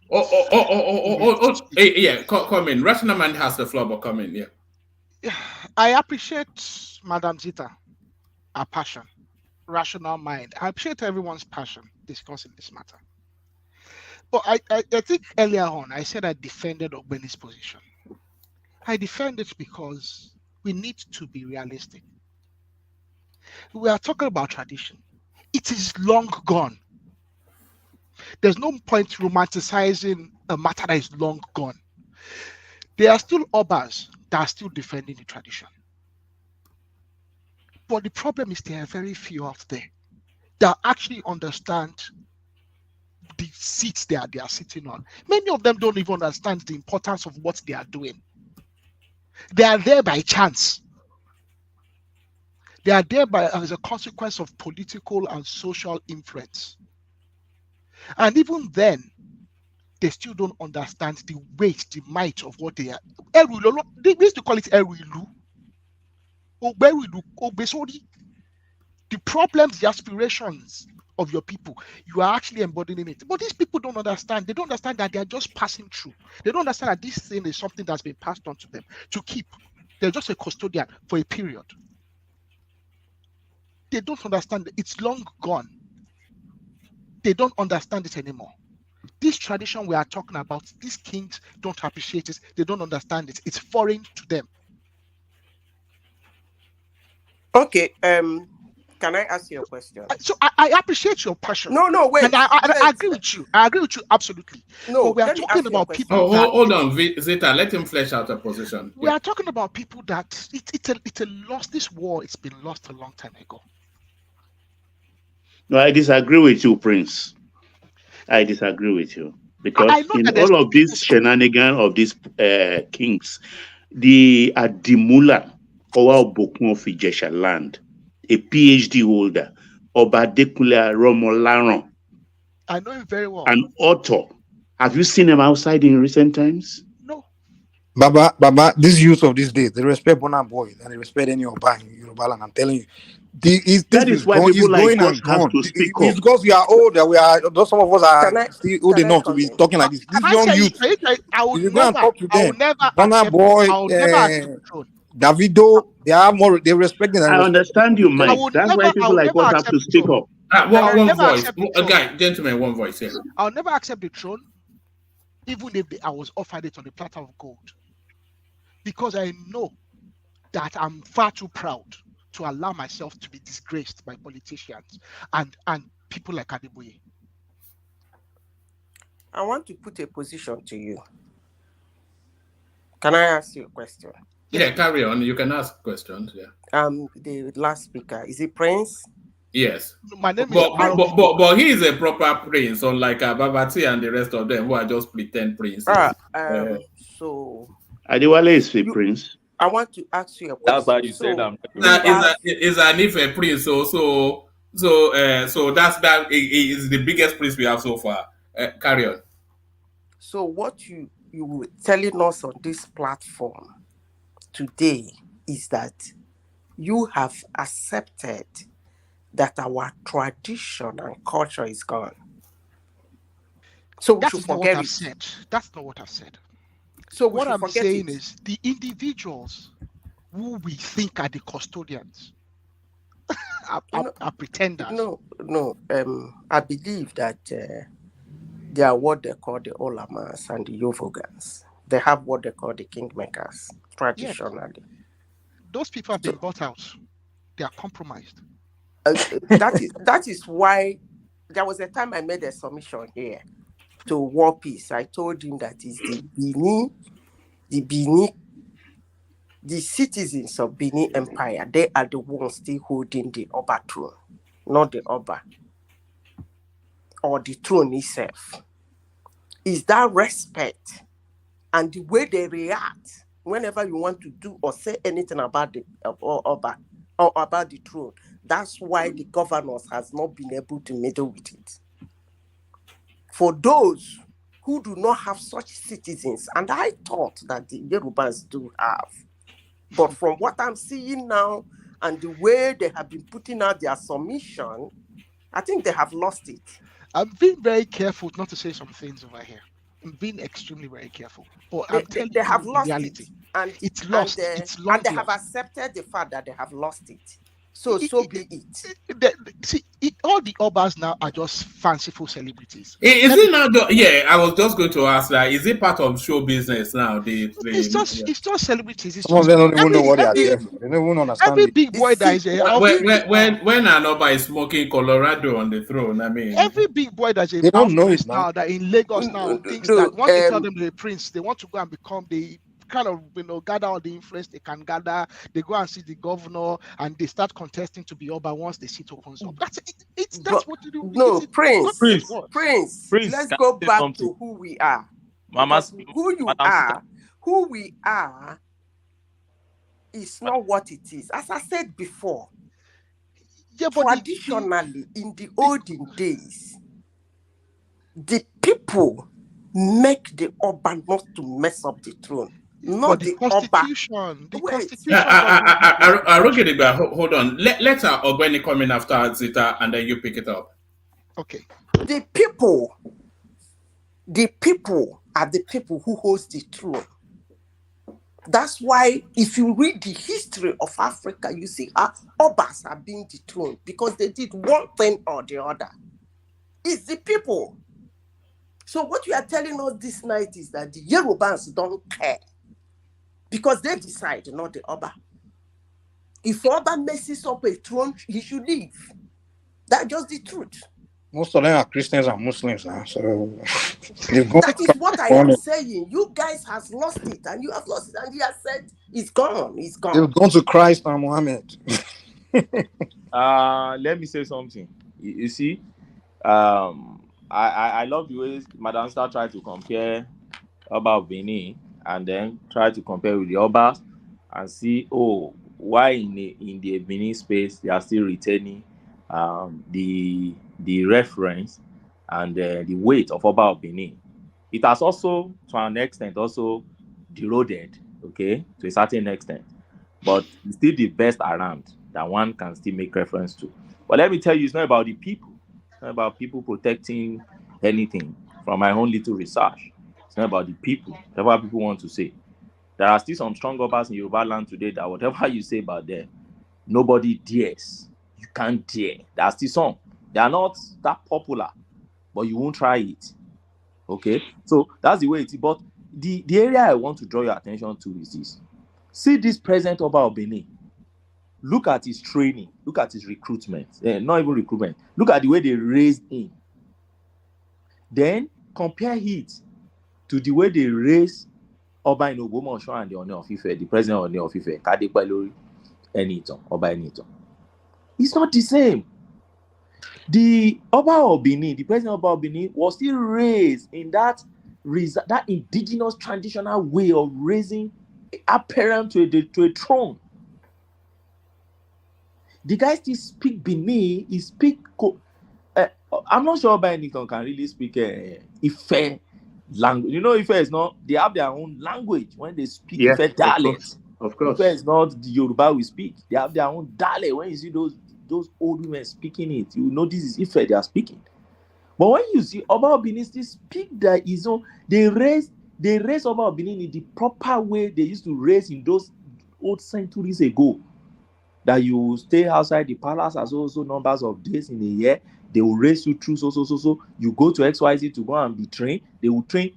But did they train many of Oba in the Yoruba land? Because the same culture that they have in Benin that we used to have in the Yoruba. So how many of them? So for me, it's not about the people. Yeah, people, whatever you put in the throne, people follow.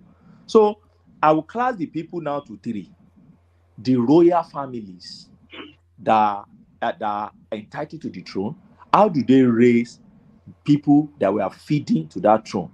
Secondly, the custodian of the tradition. And when I say custodian of tradition, it's not the people like War Peace that will be disturbing us now with tradition of Benin. They are not custodians. They are just Company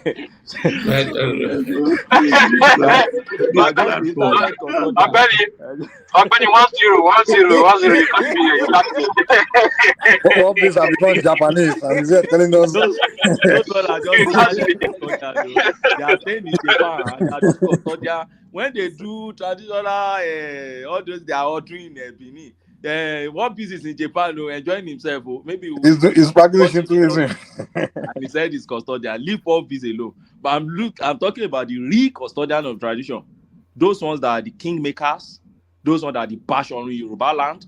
Those ones that they are the Olori and Agbebo and all those things in the Yoruba land. Where do you still find them today? They're all in churches. They're all in mosques. But do you blame them? I don't blame you. You can choose religion. After all, some of them are there, but they don't have a voice. Yeah. The president of our Benin is, I think he's Sir, and I know he's in Catholic Church. They get all these Sir. You even have JP also. So possibly a Catholic, I guess. But he understands one fact. Let me tell you about my understanding of tradition. I've asked one question before in one of my papers. I said, which religion did Shango practice? Which religion did Oya practice? Which religion did Oshun practice? These were human beings that were deified and became gods in Yoruba land because of their extra terrestrial power that they weigh. But you ask yourself, which religion? They were just custodian of tradition. In fact, their ways and their doings became tradition for the Yorubas. The people that worship Oshun, there was no Oshun worshiping until Oshun died or Oshun passed. And then they started worshiping because of what they saw, and it became a tradition for them. So, yes, you can choose your religion, but preservation of our tradition is not religion. It is our ways and culture. So I can be religious and go to church, yet I still preserve that tradition. So, and I agree with people who say, see, don't allow your personal, I think it's World Peace also, that say, your religion is personal to you. Then don't allow it to affect the collective hereditament of the people. Our ways, which is the culture. Our culture, we inherited it. That's our identity. That is who we are. So don't allow your own personal religion, which you're free to do that under the Constitution, but don't allow it to affect the embodiment, the hereditament that you have inherited from your forefathers that you are supposed also to pass down. So that was my take on that. Let me even bring some fun into this. You're already crediting World Peace for my own position. No, let me bring some laughter into this because, like Mike was saying, people like us need to speak. I mean, I wonder now, I will be talking to a child of mine and will be looking me in the face and come to hold me, daddy, daddy, daddy. Can I hold my father like that? Even in OBJ's one of his volume, I can't remember which of the books, he said there that he never knew his father had the traditional wool mark on his cheek until the father died. Who are you to look at your father's face, not to even talk of an Oba? I mean, our children, they need to learn. A lot of things is happening in Africa today. We think it's ordinary. How can over 50 countries all wearing the same colors with the intermingling culture that are not too dissimilar? Why are they all sleeping and facing one side? Not. Why are we not progressing? What have we done to our land? My answer is in the spiritual. Thank you. Oh, all right, back to you, Arogidigbe. Yes, sir. And then Ratnam picked up from there. I appreciate everyone. And I don't want individuals to think that I'm dismissing the current situation as a lost cause. But we need to appreciate the people that I think we should look at what. Let me put it this way. Adeboye sees himself as a prophet in the likes of Saul, in likes of the prophets of the Old Testament, who anoint kings. And I've heard it's been said in the RCCG family. Proudly. Wrong. Adeboye cannot pass on this one. Let's have I want to let him land and then Rational about the way he sees himself, the way he positions himself. I'm not talking about what he is or if we accept it or not. I'm talking about how he's positioning himself. There's been a number in the last several years. RCCG have been going out of the way to influence the enthronement of several kings and to influence the fact that several of their members are becoming kings. It is not a new thing. We've actually heard kings themselves say this. Now, that is the situation. If the kings, the problem is actually starts at the selection of the wrong people. Once you select the wrong person to become a king, forget it. It's gone. It's a lost cause. So it starts at the selection. The problem with the selection is this: the constitution mandates that the governors influence who becomes a king. I know what happened when the current Ooni of Ife became the Ooni of Ife. I'm a prince from Ile-Ife, so I know the intrigues. I'm being very careful because the Ooni of Ife is my father. Baba Meluje is my father. I have to appreciate. I have to accept that because as is, he is the Ooni of Ife. I can speak of that, but we need to understand that it starts at the selection. The governors influence the selections of Obazee, and it is only going to get worse from here. I'm just trying to prepare all of us for the reality. If we need to rescue this matter, the constitution with regards to the chiefs is actually not even called kings. It's actually called something chiefs. It's regarded as chiefs. Yes, they are chiefs. Chiefs. Yeah. They are chiefs who are subservient to the local government chairman, not even the governor. The governor just gives them appointment. They are actually obeying the local government chairman. You are right. It's just some of the first class kings. Just by protocol they liaise with the governor, but technically they can be sacked by a local government chairman. So we need to realize the reality of it. And there's not a single king in the whole of Nigeria that is actually that is not covered by this fact. Governors would continue to sack, to influence. Everything that's happening to us in Nigeria is social political. The other problem is this, like I think Mr. Mike said, especially in Yoruba land, everybody is now either Muhammad or Jesus. There are people there are princes. I'm sure that if you go to Facebook or Twitter or wherever this matter is being discussed, they are princes, and they'll be defending Adeboye. Adeboye sees himself as a kingmaker. As a kingmaker, he's a kingmaker. That's the way he sees himself. That we accept it here or not, that's the way he sees himself, and he's going to continue to try and, influence the selection of kings. I'm sure that this king, the reason he's doing this for Adeboye is because Adeboye influenced his enthronement. If you go and look into it, it's possible that the governor actually appointed this particular king, because kings are only appointed now. Let's just not deceive ourselves. And the kingmakers they have all been corrupted. They will collect Prado. They will collect Land Cruiser. I'm telling you this. I'm trying to be very careful what I say, because I don't want to. But the kingmakers are collecting Prado. In Oyo at the moment, Oyo Alafin, have they selected an Alafin? No. There are actually particular intrigues going on there right now as we speak.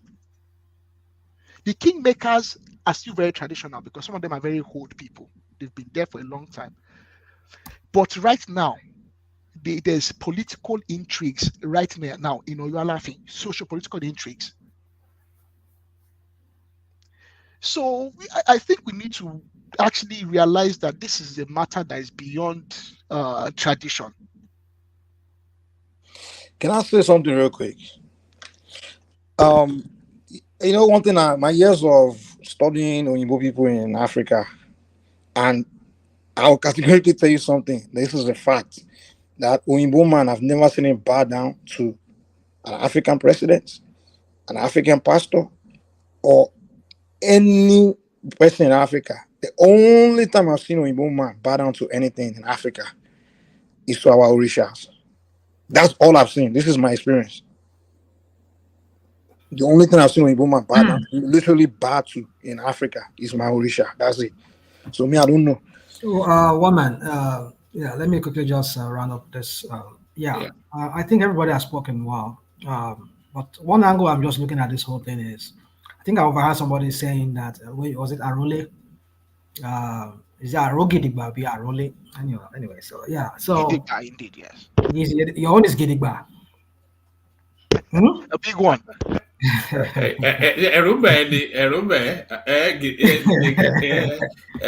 Arole. You know that if Arogidigba, if he stamps his leg on the floor, you will go up in flames. You will go up in flames. Shangoni. Okay, all right. So anyway, my point is that when we start saying this, see, this is why I said what I said at the same time at the point I began. I said religion should be separated from all of these things. Now, like somebody said, which got me thinking when they said, Adeboye has been influential in making sure that some monarchs are Christians that are being appointed or anointed, as the case may be, to become kings of their various locality. Now, when the other religious people hear this now, it becomes another war between the Christians and Muslims. That, you see, Adeboye is been influencing the Sheyi Makinde. After all, we know Sheyi Makinde now is a Christian now. The one in Osun State, we know him now is a Christian now. You see, there's been a plan to Christianize the whole Yoruba land, and these are some of the. These are what I'm sorry to bring this up. I don't want to bring, but it's because I heard somebody made that point. When the other people of the other religion hears this now, it becomes Christian versus Muslim now. And that is why I've said it that, religion should be separated from all of these things. Because when people hear, and it makes sense to believe that maybe that's what he's doing. Because why would a monarch abdicate his own seat, his own throne, and give it a commoner in the person of Adeboye to sit down on it, and him himself is captured in a video or in a picture standing? What kind of an insult is that? And why would people not interpreting to mean that, he's been influential? Because if the king could stand for him, because he knew the impact, knew the influence of what Adeboye did in helping him to secure that seat. And the same thing goes for other Obas too that we hear that are becoming your so-called RCG hold on, no. RCG members or other Christian denomination, but it's influential and making sure that they get that seat. And if the Muslims hear this now, they say, oh, this is a grand plot to Christianize the whole of Yoruba land. And you see, this is the reason why I said we should push religion away from all of these things. If you want to practice your religion, let your religion be your personal thing. Do not bring it to the public light. Do not even talk about it. Do not talk about it in a forum where that involves everybody of mixed religion. So that it doesn't make it look like you are promoting one religion above the other. But these people will never listen, they never hear, because we know what they are all about. It's all about to promote their church or to promote the way they deify them, make them like a godlike person in their church.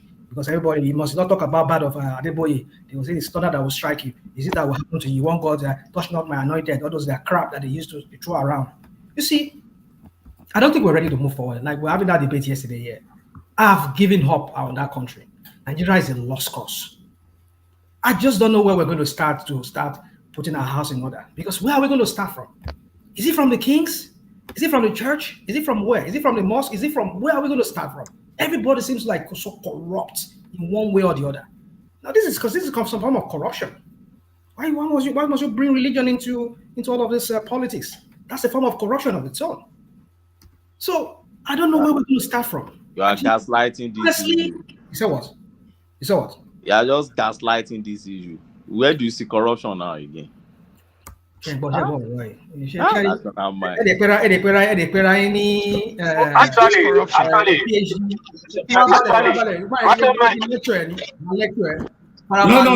Just let's have.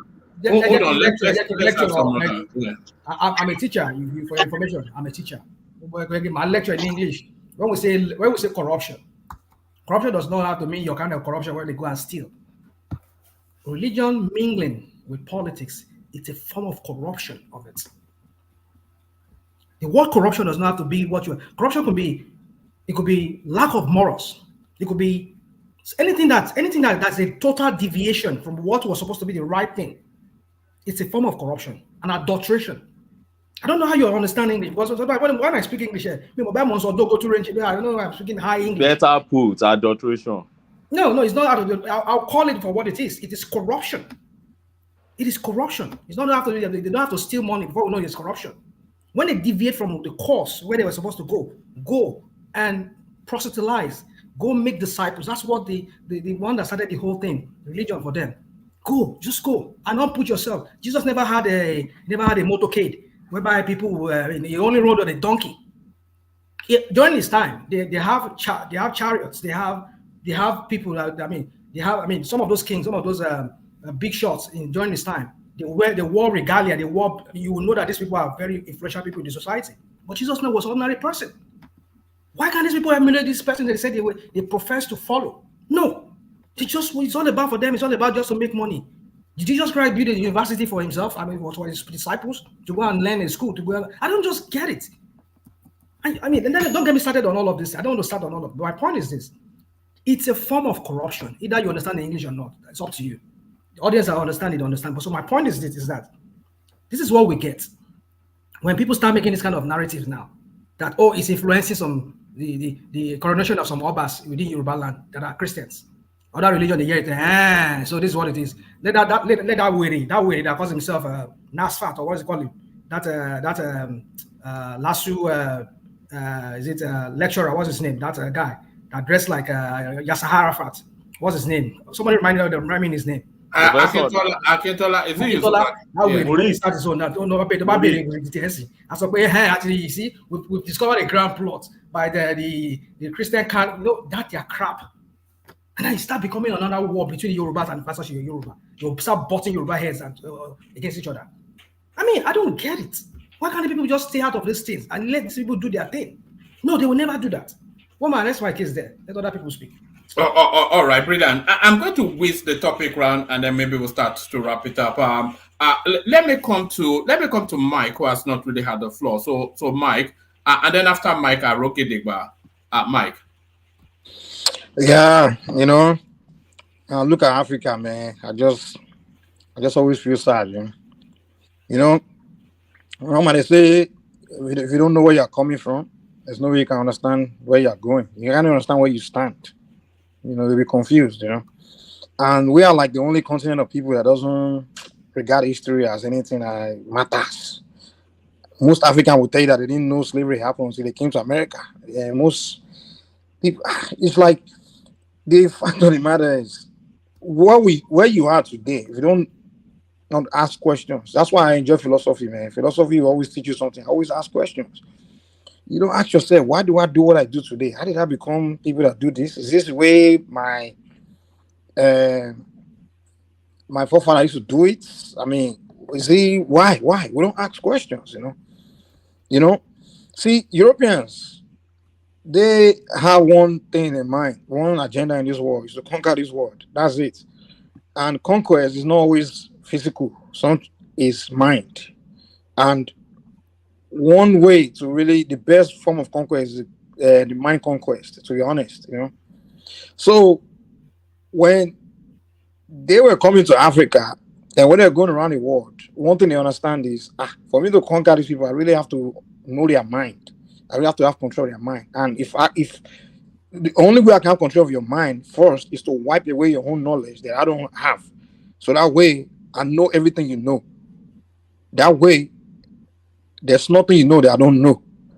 So what is their game? What's the colonization all about? Let's wipe away these people's knowledge and give them something of our own so that way at least we understand them very well. See, when I interact with my black Americans, I always say, man, I envy you Africans, man. You have your identity, you have your knowledge, your language, your tradition. I don't have any of that. And from my interaction in workplaces and things like that, I always notice like when those racist white people want to have their way, they easily successfully have their way with the blacks in terms of maybe what they want to do, but they struggle with an African because they struggle understanding us because there's certain level of wisdom that we have for them to be able to calculate us, calculate things we want to. They struggle because they don't know things that we know. They don't know strategies and techniques that we don't understand, wisdom that we have. They don't understand it, so they're always confused.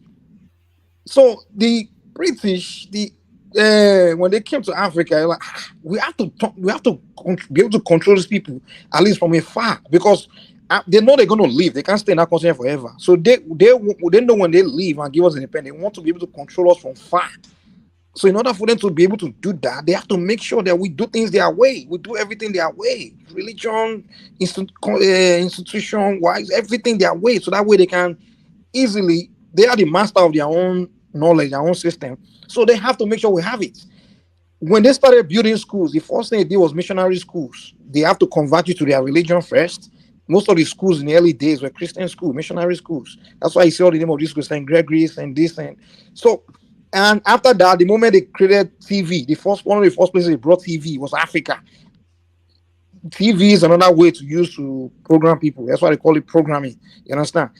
Any one of us growing up in the 90s or 80s, whenever TV was in Nigeria, most of the things you on TV is religious program and demonizing of Africa.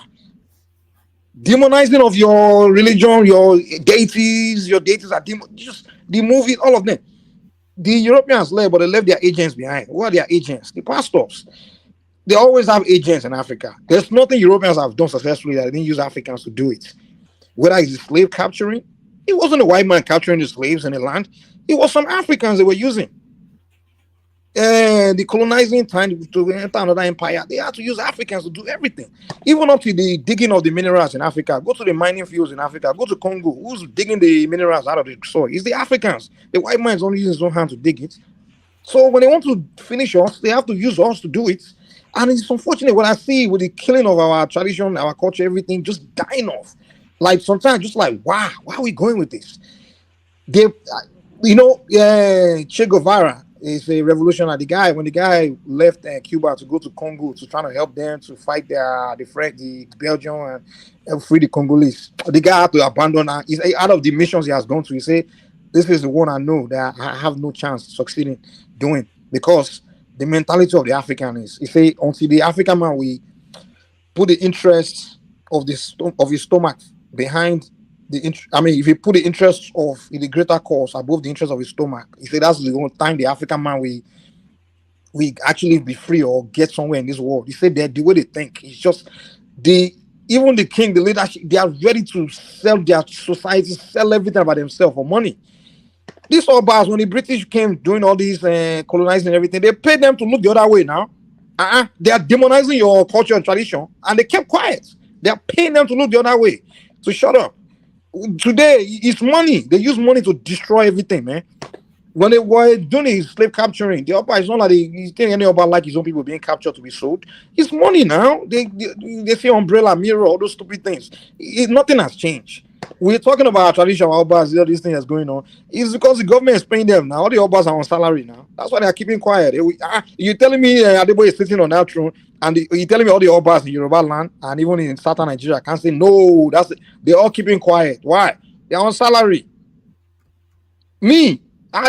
Somebody asked me, see, I say, Mike, I thought you're traditionalist. We in the tradition, we see in the olden days we follow we after the Orisha is the Oba, and then the everything else. Now we don't abandon the Oba. We only stick to Orishas. I just follow the Orisha. I don't follow you guys anymore. The Oba and everybody else. The humans are the human factor of my tradition. I'm done with it. The spiritual part of my tradition is all I stick with. I don't respect all these it's our culture. Some Yoruba we trying to use culture when it's convenience. In Yoruba culture, you don't insult this. Come on, go and sit down, man. Do you practice the culture completely? So don't bring that shit to me. You know, they don't. Most of them have become Allah worship, Jesus worship, and they be coming to tell me we are above Yoruba. We should practice. I should know our culture. Get out of my face, man. I don't consider. If you want to do culture with me, be 100%. Don't be half European, half Yoruba. And be telling me culture when it's convenient. You want to preach culture to me. I don't follow. I've abandoned. I just hope the only thing I can pray for is maybe a generation wake up to this. The destruction that's going on. At the end of the day, where Africa is going is we're all going to become what we're going to end up becoming is those of our brothers that were captured, taken to the West, that have lost everything, where they don't know how to get away from the Oyinbo man. They just confuse their mind. That's where we are heading to. We're all going to become French and British and forget where we come from, become nobody. That's where I think we are heading. Our youth today, when I interact with them, it's like some of them can't even speak their language anymore. They don't even regard anything. Some of them want to become Americans and British. They just don't want to be Africans anymore. Like, it's just gone. It's like everything's just dying off. Everything is bastardized. The history, the account of European with your ancestors is only one-sided. European wrote the whole story. How they came out. Your forefather didn't listen to their own side of the story. They say we conquered you. How can you say you conquered me and I'm still in my land? Everybody else you conquered, you took the land from them. When you conquered the Native Americans, you took the land from them, you wiped them out. You conquered the Australia Aborigine, you conquered them, you took their land. I'm still standing in my land, and you are telling my children our curriculum is written by the British, and we are still teaching it to our children. Can you imagine? The curriculum is telling you you've been conquered. Mogo Park, Discovery Financial, all this rubbish, and we are still Jesus is this. In schools in Nigeria, they Bible study, everything, Quran study, everything foreign. Like, what the heck, man? Wonder why we are not moving forward. We just have our own consciousness. We are not using our own consciousness to advance, to think. That's why when we want to do anything, and most of the things they teach us is that we are useless, indirectly. That's why we want to do anything. We just go call on the white man to come help us build it. Can we interject, Mike? Yeah, hold on. I think Rational Mind wanted to. Rational Mind. Mike, like your Bible will say, so Yoruba people, our culture is dying. We've pushed aside for the most part, and I think it's this decline. It's over time with time, because I remember when I was growing up, I remember my parents would be telling us that, oh, this, that, this, and that. This is what we do. Like this morning, I was just thinking. I was reading one of my granddad, my maternal granddad. There was some letter he wrote to my mom about some issues back then. I still have those letters today. So, but in that letter, I was reading some things that he was referring to, was referring to certain things. So, but then I look at it that have I passed down some of those things that my granddad was saying to my mom then? Have I even passed that to my own kids? So it's like over time, we're just declining we're just forgetting our very source, the very source of our culture. That is what we're saying with this how do I call it, identity crisis we're having. Sometimes you listen to some of our music, I don't know if you guys have listened to some of this old music where they portray Yoruba's culture. Was it yesterday? I was reading to this. Is it Infinity? What they said, what they say is Oluwa Kushe, something like that. The way they portray Yoruba culture there, the band and the attires and everything.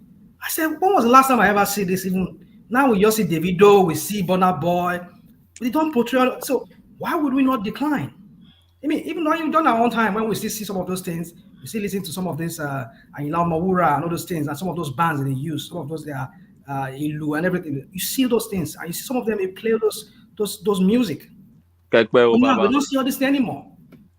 So I was just like wondering, I was like, when you were listening to that music, did you put on your Asha OK and do a little bit of a boogie down? Was there any boogie? Woman, the point I'm just trying to make here is this: is that I just reminisce those times when we still have that cultural thing. I don't. We always look. I don't know. We always look to the past with rose-tinted glasses. Those were uncivilized ages. A lot of people getting away with a lot of stuff. Nostalgia is always through. Exactly, that's the word, nostalgia. Yeah. So they wear the Ashoki Agbada, but they will sing Jesus Christ song. I beg. That's not the point. That's not even the point. At least they still portray Yoruba culture there. They still portray Yoruba. I mean, the song was sung in. Most of the started mixing it up gradually. Hold on. They were killing it gradually. No. You see, this is the point. You will not say because of you are a traditionalist, other people does not have the right to use our language to speak about their home religion. No, I won't be a party to that. But the point is that I don't believe trying to put down other people's religion just because you want to promote your own. No. Here's the deal. This is the problem. Go to your pastor and mention Orisha. They will tell you they are demons. The fact of the matter is, the Christians forbid our practice. They call us demons. It's a fact. They call us demons. They call Eshu Satan. Eshu is not Satan in our tradition. It's an Orisha. So don't tell me that I'm the one putting down other religion. No, the religion wants to destroy mine. They want to, they are there to their cancer put in our midst to kill everything about ourselves. That's what it was. So don't say I'm not here to attack. Listen, me personally, Christianity is not a threat to me, or Islam is not a threat to me, because they can't do nothing. It's just artificial. You understand? It's just some artificial crap. It doesn't really hold any energy. Can I interject?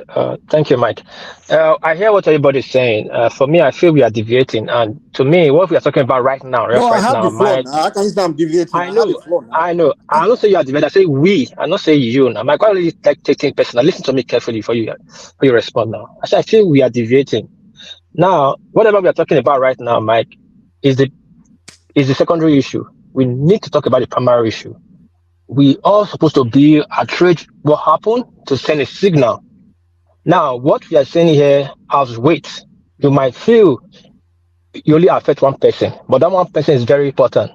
If we all cannot stand together in one voice and condemn this, and we keep coming up with options and excuses, it keep going the way we are not expected to go, like that way that enrage us. You understand? Now, I'm not saying my tradition is better than yours is better than me, my king is better than your king, or your king is better than my king. But it's unfortunate now there's no king in the West you can make reference to set an example, like go and see this king is still like this. Why you guys don't behave like this? But it's still a good thing. We still have our Benin, which anybody can make which part of my phone are you interjecting? Sir? Hold on. It's still you see about Benin that I will still make reference to. I see is there, you behave like this. A pastor will not go this, pastor will not go that. This will not happen. This will not happen. Now, my point I'm making, we're talking about white man taking our culture. That's not our problem. Our problem is what is happening in our tradition right now. The other day, I spoke about what's going on in Quara. They said that it's stuck in Oba. And I said, no, it's the people. Yes, I agree with some things that Zita said. If the people cannot uphold the tradition, the Oba is nothing. Okay, Whoopi, let me get my floor back now, please. Hold on now. Being long-winded now. Hold on. Mike, what you're saying is not the issue right now. You're talking about Christianity. You gotta make it quick now. If you want to interject, make it quick. I've seen a bunch of stuff. Okay, let me make it quick. We are talking about Adeboye sitting on the throne. I didn't even mention Adeboye. What are you talking about? Hold on. One piece. We've addressed that matter for over 3 hours. I think the conversation has evolved. That's what it's at. Exactly. I've gone to a whole different zone. Okay, go on with your Christianity. Christianity got something to do with people that don't want to respect their tradition. So we can preach about that tomorrow. It's not a matter of not respecting tradition. We've had chapter and verse on Adeboye. So we can't. The conversation. No, go on with your this thing. I will attend later. All right, carry Mike here. Yeah. So the point I'm making is, they say what you consume. You have to be careful what you consume in this life. You know, food you eat. They say you are what you consume. The food you eat will determine how your body will look. The information you consume will determine how your mind will be shaped. So, what have we been consuming all these years? What are our children consuming today? What are we consuming? We are the only people that don't even care. Countries like China, they care about what their population consumes. Even Japanese, when the Europeans came to their society, they begin to study and watch them, realize, what are you bringing here? What are you bringing to our people? Even everybody protect the minds of their people, because they know minds can be. It's a one strategy to conquer a person. Yeah, if you can capture their mind and conquer their mind, and how do you do that? You misinform them through propaganda or load some. So, and what they were doing, the colonialists were doing, which their agents are still carrying on in Africa, was a lot of propaganda to kill everything African, to demonize or destroy everything African, and elevate everything European, and make the Africans begin to become British, become part of the British Empire. And we become completely British. We're reasoning British. Now they know your mind. Once they understand your mind, they know how to deal with you and control you, engage you, and have the upper edge to control you. So that was the game. And it's the game that's still playing out. We can say they are gone, but they are agent. One might give an example. You say when Adeboye sat on that seat, it looks like that hunter that will hunt a lion, and say, look at my kill. So to me, what I saw in that picture was that, okay, Jesus is the king. I've finally conquered this king here and put my king above him. My king is above this king. My king, Jesus, is above this king. Whereas in Yoruba land, after Olodumare is Obabi, is the king. That's why and that's the reason why I made that statement. Like, I don't follow these kings again, because these kings, they themselves have put another person above them. A lot of them have put pastor above them. They put their foreign religion above them. So I can't follow them. I just follow the deities, you know. I follow the deities. So my association as a Yoruba person is I follow the deities. I don't follow, because everybody, the people, the population is lost, it's gone. The kings have relegated their position to the governors and the politicians, and the British, whenever handing independence to Nigeria, they didn't invite any of the kings. They only invite their the people they have taken to England and conditioned to be westernized. The westernized people that are not even relevant to their people, they handed Nigeria to them and say, take the politicians. Now you are the one in charge. You are above the kings. And we continue with that tradition since independence, where some individuals, they are nobody. They are the most powerful people in the society. They are above the kings, above the priests. In Yoruba Empire, for example, look at the hierarchy of powerful people. You have even the women. The woman, I saw you guys having conversation about women, this and that. Do you know in our empire, the women, the most powerful positions in society are position of women. Someone like Yalode, You understand? Those positions, these are powerful. I'm talking about women equally as powerful as king. We don't have that anymore. The women, there's no woman position in our society anymore. And our spirituality warns us. There's nothing we do in ritual that we don't involve a woman. It will never go through. There's no ritual that we do in Ifa that can't involve a woman. If a woman is not involved, that thing will not go through.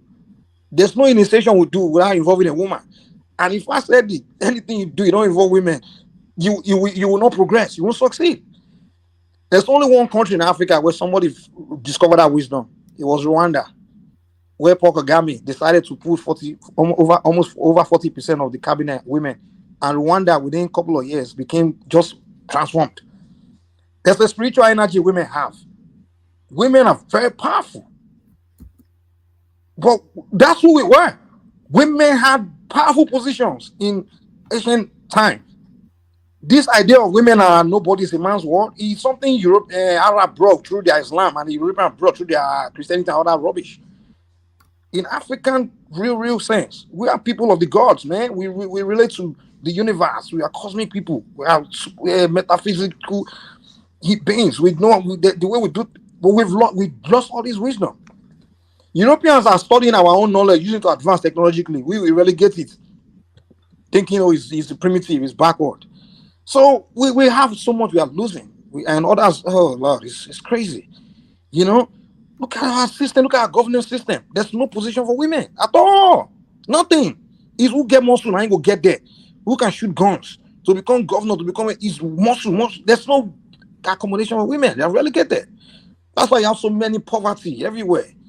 Man in charge of management. Are you kidding me? Even a company, you don't involve women in your company. Go and talk to your successor, they will tell you, man, that department will load you with women. That's why they are the backbone of this company. That HR department, all those areas, they put women there. You know, so there's so many things we've missed, man. We're doing wrong that we just don't know. We don't know. I don't see us going anywhere, man. We continue to rotting, man. You think if women were in position of so many power, they will allow these rotting things going on with our children be going on? They won't allow it now. They were making policies to kill it because they are mothers. They can't allow their children to become. I'm talking about powerful women, highly educated women. If they have position in society where they make policy, where they have nothing goes through without their own inputs. Like in the olden days, all black cannot make a rule without the yellow approval. They had it's a pillar, two pillar. There's the king, there's the council of women, and then there's the gods. That's the way it was back then. So the three input have to be there. The Orisha have to put their input, the Oba put the input, and the women have to put their input. But look what we practice in Nigeria today. It's just a bunch of crooked men, just running power, who's holding power. Just you look at children are just hungry all over that country. You think a woman will be ruling a world and children will be hungry? Like, come on, look, hunger, malnourished children. It's because the place is being ruled by men. I'm not saying men should leave, but women have to be involved. It's got to be partnership. You know? All right. Thank you, Mike. So that's the excellent Mike delivering it in his own. Can I say something, Mama? Yes. Yes. Say it, and then after you are Arugidigba. Yes, come in. Okay. Sorry. There's an aspect I think a bit passing, which I like to weigh in on what Mike said. Yeah, it looked very smooth. What he talked about.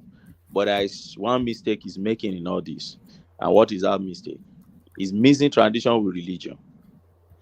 You know, as far as I'm concerned, my little thesis, there's nothing like traditional religion. As far as I'm concerned. There are many. Did I say traditional religion at one point? No, I'm coming. Yeah, I'll get to where. I didn't say that. I'm just correcting you.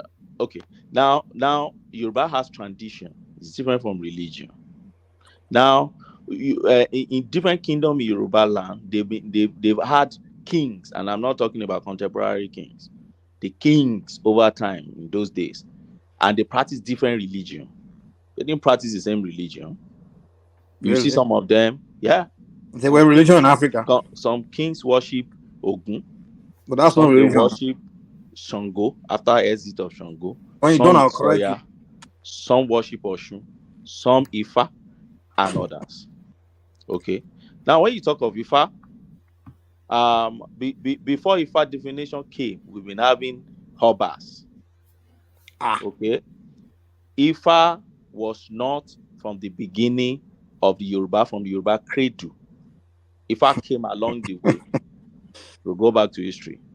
Okay. Yeah, I know you may have books you read. We also read books. Books? No, me, I don't go Now, to books. So me, I actually go to the source. In your, where do you get the source? You read the Ah, books. If you're books? saying, Who told if you I you're learned saying Ifa through source, books? Okay, you're okay, living thank in you. 21st. You're living in the 21st century. Where do you get your source from? Ah, that's the question you ask so yourself. Babalawos are learning Ifa through books. At least. In Okay. epistemology, that's Okay. what you ask. What's the source of Okay. your knowledge? Well, I'm not going to So get into debate with you. So Yoruba society had always in the past practicing theism. Eh? Okay. Practicing what? Theism. Paganism. What is paganism? Explain it to me. Pagan practice. Okay, what is that? Explain. Okay, No pagan. So what we practice is we believe in gods. Okay, gods. we believe in gods. We believe. What's the gods? Name the gods. We believe there are yes. Then what did you call it? Mike, let's. I'm trying to know what you're saying. Hold on, Mike. What did you call it? Did you call it theism? I said theism.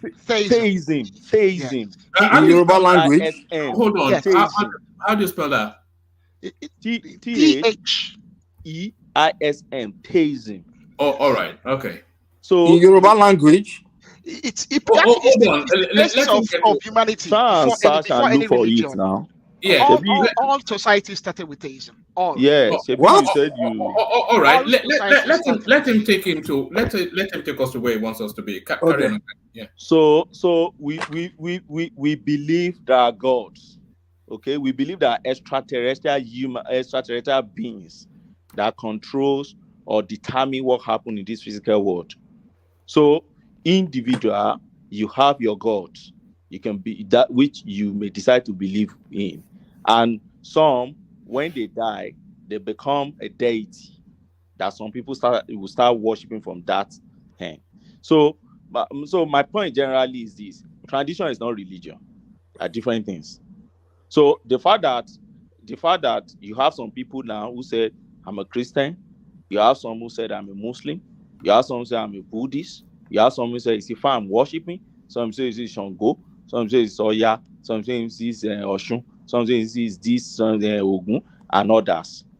It doesn't stop or affect our tradition. Our tradition remains, and our tradition has nothing to cross-set with religion. Religion, you're moving on your own path, anybody choose whatever you want to choose, and then our tradition remains the way it is. So the fact that somebody has embraced one religion, you say, oh, majority now embrace Christianity, oh, that's what you demonize. No, they engage religion. Our society had always been like that. We go back to history. You can choose the God you want to worship, but you don't use that to affect our tradition. Our tradition, our culture, they are our ways, they are our identity, they are our language, the way we dress, what do we believe in, what do we do. These are our culture. They are not the same thing with religion. You can embrace any religion. Okay, thank you. I get your point. With our culture. Yeah. All right. So, first of all, in my own knowledge, let me give my own knowledge. In Ifa, actually, everything started from the beginning. The story of the beginning, how the world was created. The story in Ifa. That's one. Two, the Orishas, we don't worship. We have a relationship with them. Not worshiping. It's relationship. It's not a religion. We don't have religion. We have, and our tradition, our spirituality is a relationship with the universe, with the fountain of energy, which is the Olodumare, the fountain of energy, and everything is the parts and parcels of that fountain of energy. Everything created, everything in nature, everything that has a share in it is parts and parcels of Olodumare, and they all have hierarchies, just like which animals. sect are you talking about here? Say it again. Which sect are you talking about here? Sect? What sect? What do you mean sect? You speak Yoruba to me. I don't understand English. If I'm having Yoruba language, give me Yoruba term of what you are saying. Let him just go through it. Let him just go through it. I mean, sect. All right, he's telling Mike about sect. Who are the people? I don't give me the Yoruba term. I don't want mixing Bible terms with my traditional term. No, but anyway, let me continue. We have listeners now. And here's the deal. Yoruba now. No. You have to. If I'm giving Yoruba. knowledge. You can't be telling me sect. That's Christian stuff. I don't. People is It's like, not well, Christian. You see the issue you have now. But we don't do sect. It's sect about Christian. Don't you study theology? I just okay. Don't you study?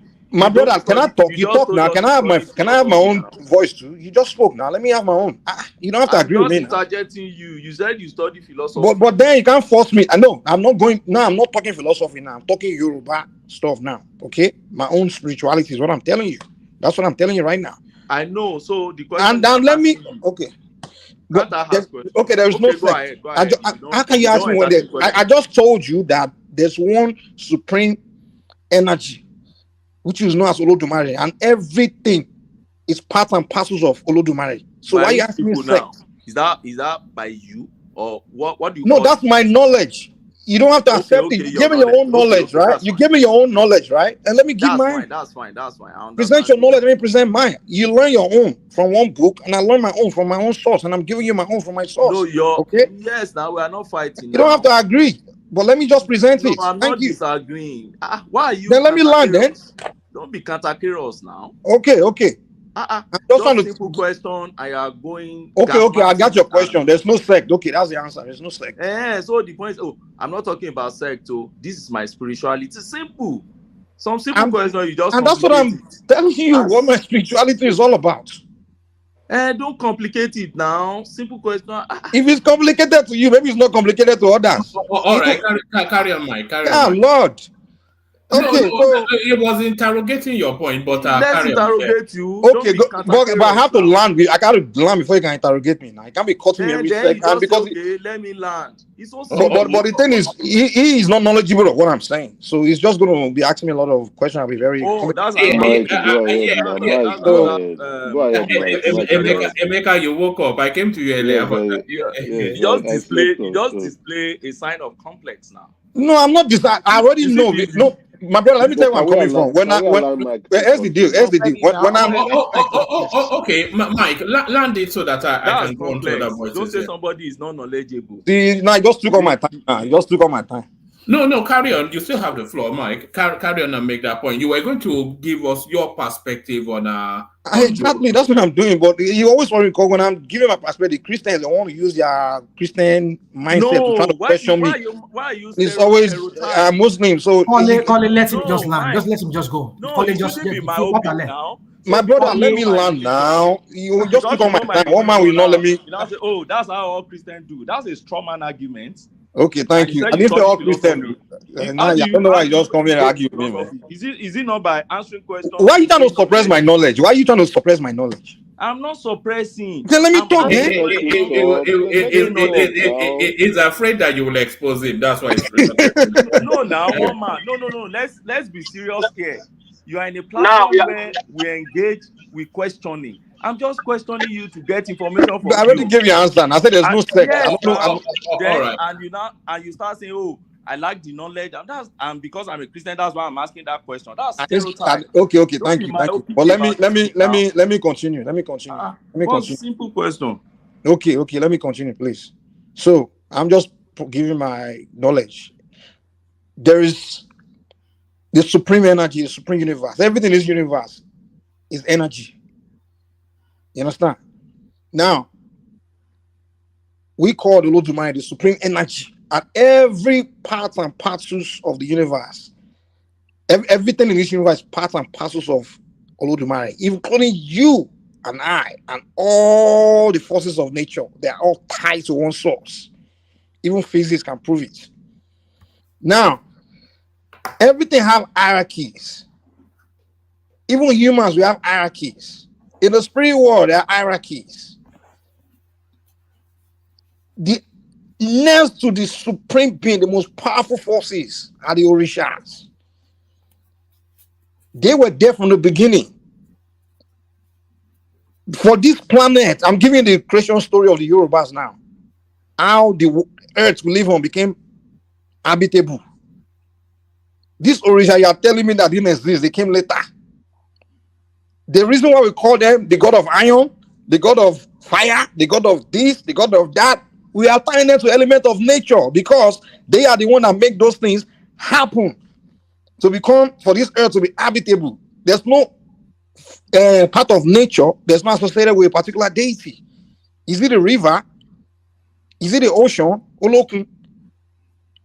Is it anything? They are all just to prove to you that the Orishas were here before humans. And when humans were being formed, the Orisha that's really led that mission of creating even humans or Obatala. The story is there. They'll tell you why some human, when Obatala drank at one point in the post-rest, he started creating deformed human beings. That's the reason why the iron in your body is that iron they're talking about. We also goon that make that iron in your body. You understand? I'm trying to tell you how Orishas were here before humans. The Orishas now in the beginning when our time. means hearing. Where did you learn Bro, that? let me continue, man, please.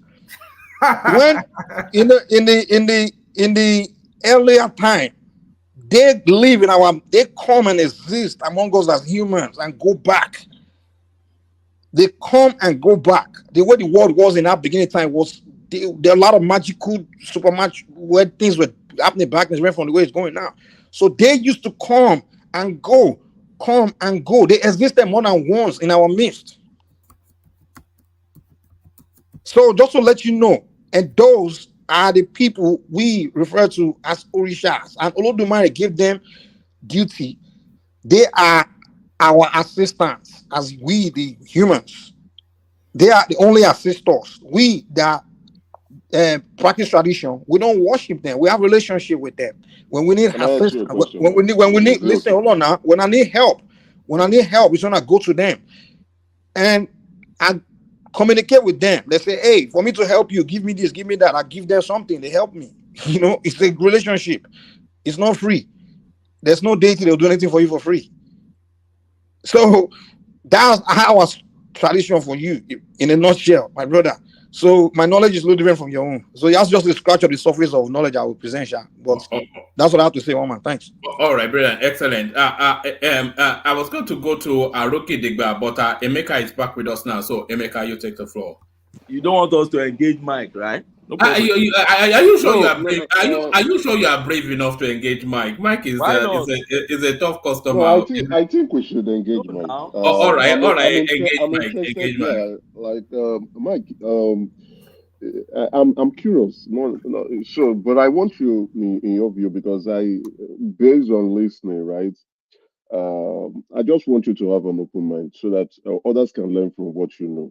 But I'm curious. I don't want you to see like anybody is trying to antagonize you. And actually, you are the reason your voice woke me up, and based on the topic you were saying, and I find it very interesting and curious to ask. Do you, how will I put it, practice this from time to time or day to day on a regular basis, or are you basing it off from what maybe your ancestors must have handed it down to your lineage, maybe from your dad to you? Yeah, I practice it definitely daily. And it's in my family lineage until my grandfather, and then my father left and went to Christianity. And I was actually born into Christianity. But through divination, I discovered I was having a lot of problems. The family was having problems. I discovered that, wow, we abandoned our deity. They haven't been, that's where the problem came from. That's when I went back. So I went back to tradition. Okay, I see. So from your view, that point is you were not trained that you were taught about this. How would I be Yoruba spirituality, right? That's the word I can use, right? You see, everybody wants to say it's belong to Yoruba, but actually it's the universe. See, in Africa, it's you can we can call it Yoruba spirituality, but it's just spirituality. Yes, spirituality, but interpreted in the form because I can somehow want to relate with what you are saying, right? Based on my own independent research, but because like what you said, the creation of humans, most definitely, it didn't start with from the Bible. The Bible didn't even probably describe it the way in my own research, I may be wrong, but my own research didn't describe it the way it actually happened. Like what you were saying, the deities, the Orishas, they came around, did their thing. They went, they came back again and like supervised. So some other people would they have their own name for that. That's why I said Yoruba spirituality. Even Yeah, we probably we have our own name for it, because you understand, with our own tongue, that's the way we can express what we can see. Like if you go to the Bible now, Prophet Ezekiel, when he said he was carried away by chariot of fire, right? And when he went there, what he saw, he didn't name it that they were like gods. So the way he said it, if you read the chapter, he named things that they showed him around. He was flown around in a chariot of fire, right? So that was his own way to interpret it. But from the look of it, it appears like they were extraterrestrial beings that came around to the earth, helped with our civilization, helped us to understand, or even created us. We're part of the human creation. You understand? Emeka, Yeah. sorry. I know many people may not like this, but the topic that brought us here is not about this. It's about what happened between Adeboye and our king in the West. That's what we're talking about. That was brought up here. All this we are talking about is important, I understand, but it's not important to the issue we are talking about right now. Yeah, we can talk about it tomorrow or next tomorrow. What piece? We've moved I now. understand. We move. We cannot be moving. This is the problem. We cannot be moving. How can we solve the problem? We just talk about it like just jump away. We cannot be moving. I don't understand. Move where? So what piece is the owner of the show now? Move where? What piece? You are the owner of the show That now. man that sat on that throne with his balls that is not castrated yet. How will people not take this action, take your body and let What piece? Calm down. Why are you being so emotional? Calm down. I'm not emotional. I'm being angry. I'm enraged. But you are shouting, man. Calm down. Don't tell me to calm down. Don't tell me to calm down. Emeka took permission from the owner of the show to ask me questions. You are getting mad at everybody. I'm telling you, I'm making the note what we are facing. We are talking about danger. You're talking about what's it? Are you my father? Are you his father to be telling us what to talk about? I'm talking to you. Mike, I have a question for you. On the wheel. I don't know why people get emotional when it comes to African. It's very emotional. Mike, you're using the wrong language. Nobody gave you the authority to manipulate English. I'm not emotional. I tell you, I'm angry. I'm enraged. You say I'm emotional. Why are you angry at me then? I'm angry. You are no person will come and sit on the stool. No person will come and sit on the stool and we just talk about 2 minutes and we move on because we don't leave Tinubu alone. We'll be talking about Tinubu now for 100 years. Now these things that are affecting us, we are jumping to what does not make sense. We understand that. So the point is, this is the problem we are saying. Baba just came here and said, "Oh, the traditional is disagree," and we talk about you. We preach your salt. What piece? We spent over 3 hours talking. No. That's what hold on. No, you can't say hold on. No. Let me say what I'm going to say. Let me say what I'm going to say. Hold on. Let me say what I'm going to say. Then you can listen. Let me say what I'm going to say. Then you guys can do whatever you want to do. Listen. You're not listening. No. Hold on. Let me say what I'm going to say. Spending 3 hours talking about what I'm going to say. What I'm talking about right now. What I'm talking about. Be on this platform for so long. You know how it goes here. Can you just wait and let me say what I'm going to say? That you can have your way. What are you saying? Why are you stopping me now? When you're talking about Tinubu, do I want to stop you? Leave me alone, man. Let me say what I'm saying. What are you saying? What are you saying? What are you saying? I'm saying, just quiet and listen. Now, we are all yet trying to find a solution to what's going on in the West, because when it's not only what's is happening to, it's happening in all Nigeria. Right now, we are, as a person of Nigeria, we are talking about our tradition disintegrated. Yes, I understand we're talking about it led to other things, but let's focus on the main issue. Now you are saying you are talking about it and let's move on. Hey, hold on, let me land. If you want, let me land. You didn't let me land. No, what's going on? What's going on? Why is sitting in his back? What's going on? I don't know why. Somebody keep interjecting me and then you telling me I'm shouting. If you allow me land, will I shout? Oh goodness me! God. Wow. You can't do that now. You know you can't do that. I'm not doing that, but they are doing this. All right. Where's the conversation, everyone? Let's go to Arogidigba. No, Mama, you let are me still laugh, please. asking You No, can my no, move. age. no. You can't be raising your voice like that now. What's going on? I just No, Mama, it's not about raising our voice. This thing is not funny, but we are making it look funny. If we brought a topic that is so important to national platform, what's affecting us as a people, then we must talk no, about it. no, but what piece? You cannot ask people to accord your sentiments to a topic. They will go to it how they see it. You Mama, I'm not telling anybody to accord to my sentiment. I'm saying, and let me say this final word. If this how you both think we're going to sort of issue, then we should not bring it up anymore. We should talk about the preach of sort and move on. So people can be here talking about politics for the next 5 years, talk about people for the next 700 years. And now the most fundamental right of our problem we are what we are living here. discussing now, right, is a solution towards the problem you have raised. If we can go back to our root of African spirituality and allow people to know who we truly are as African people, yes, we will not have a pastor to lay hands on the king or allow a king who does not understand his spirituality as an African, allow him to tell a pastor to sit on his seat. Because if we understand truly who we are as Africans and practice truly African spirituality, we will know that yes, that Christianity is not even meant for us in our own civilization. That is the topic that I wanted to ask Mike to Mike, speak about so that Mike can elaborate further. That is a solution to the problem you are raising. that's what we are doing now. So because Peace. you're from your own viewpoint now, as a Bini man, you have your own tradition, you have your own culture that is rooted to your own spirituality in Bini. There, I know the Bini people are well rooted to their spirituality. The Oba of Bini will not allow a pastor put his hand on his head. He knows himself. He knows where he's from. He knows his root. It is kings or obas or igwes or ezes that don't know themselves that will be doing all that.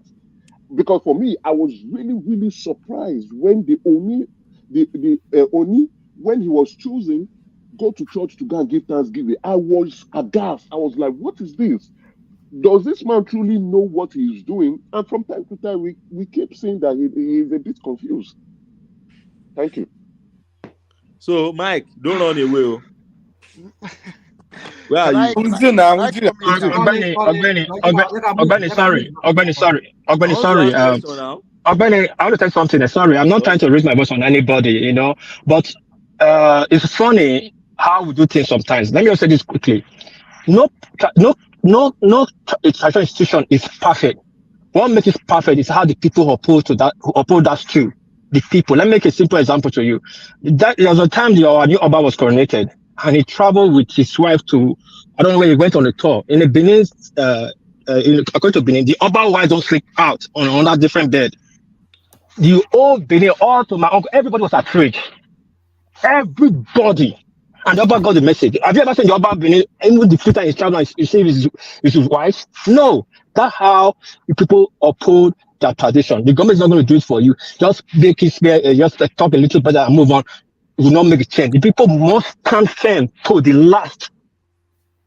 We get it to the last so that the message will get to the appropriate authority that will talk to the king like, okay, this is not right. What piece? It is quite clear that you observe your traditions are quite differently in Benin than other spaces. So, one man, let me tell you the truth.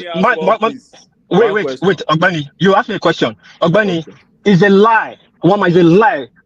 The Yorubas don't observe their tradition differently. As Mike is an Ifa person, I'm serious Ifa. I've been to most of the part of Yorubas, and they uphold their things seriously.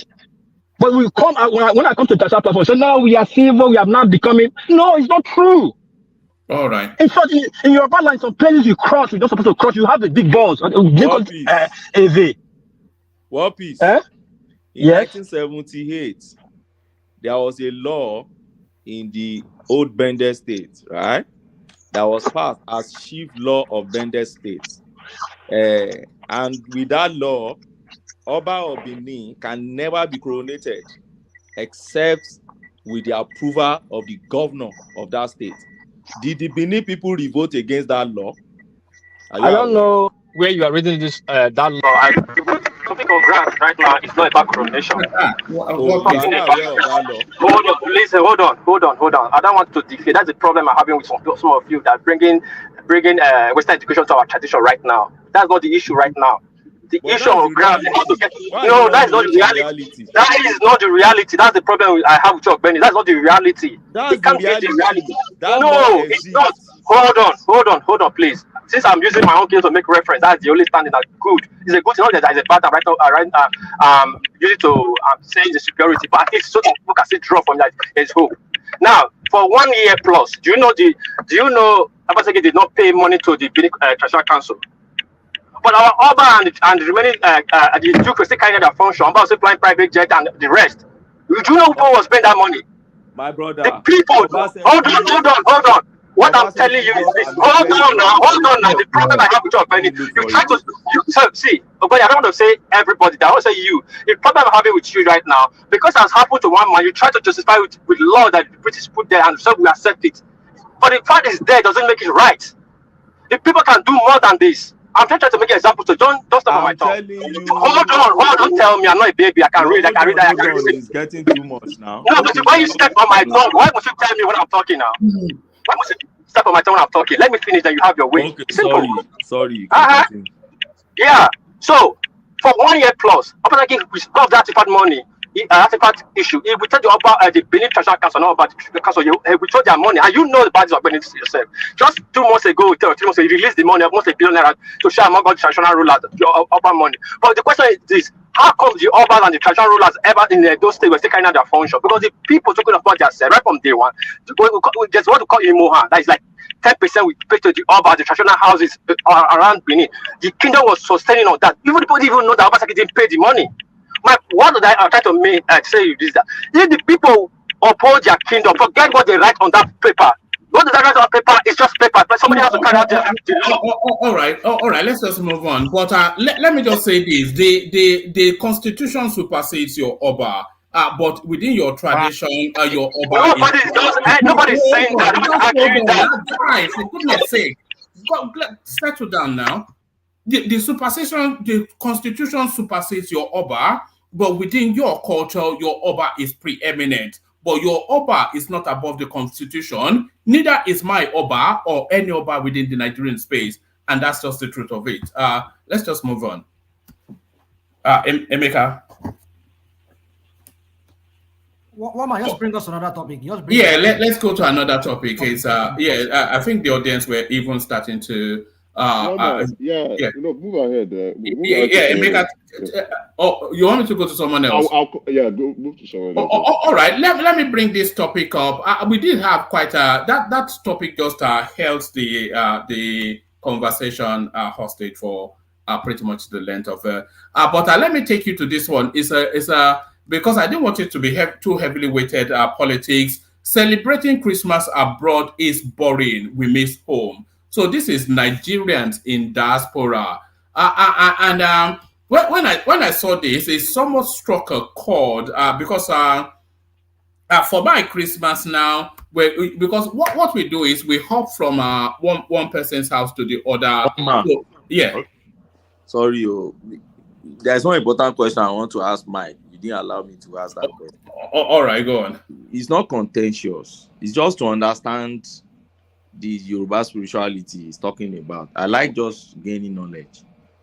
That's why I said, it shouldn't be cantankerous. It's just I'm gaining knowledge. If you may permit me, just carry on. Mike, I think you've not run away. Don't run. It's not there. I'm here. What is and some people here they don't want me. Well, if they permit you, no. We want to learn. So, you talk about Orisha. I know you told me I have limited knowledge. Anyway, I'm used to. Did it jar you a little bit when he said that? Dive now. Trust Mike now. I'm used to Mike now on this platform now. Babani. So no, see, this Orisha concept is what I'm trying to understand from what you have explained to me. I'm not saying I believe what you have explained to me, but it's your belief, so I can't question your belief. But what I want to ask is this: Shango, for instance, Shango presently is Orisha in Yoruba land. Am I right? Yeah. Okay, but Shango lived as a human being. Yes, as same as all of them. Yeah, we're going to all of them that all of them are sent to this earth. Yeah, and they are still here with us. I have Shango in my shrine, Gonzalo. Okay, and so I communicate with him. Okay, so if you now say that the Orisha has always been with us, even before the cradle of man, and they've been coming and going, are you saying that Shango had existed before the Shango king existed? Yes. So he had once existed, he left, then came back. You see, when we die, it's just our physical body that dies.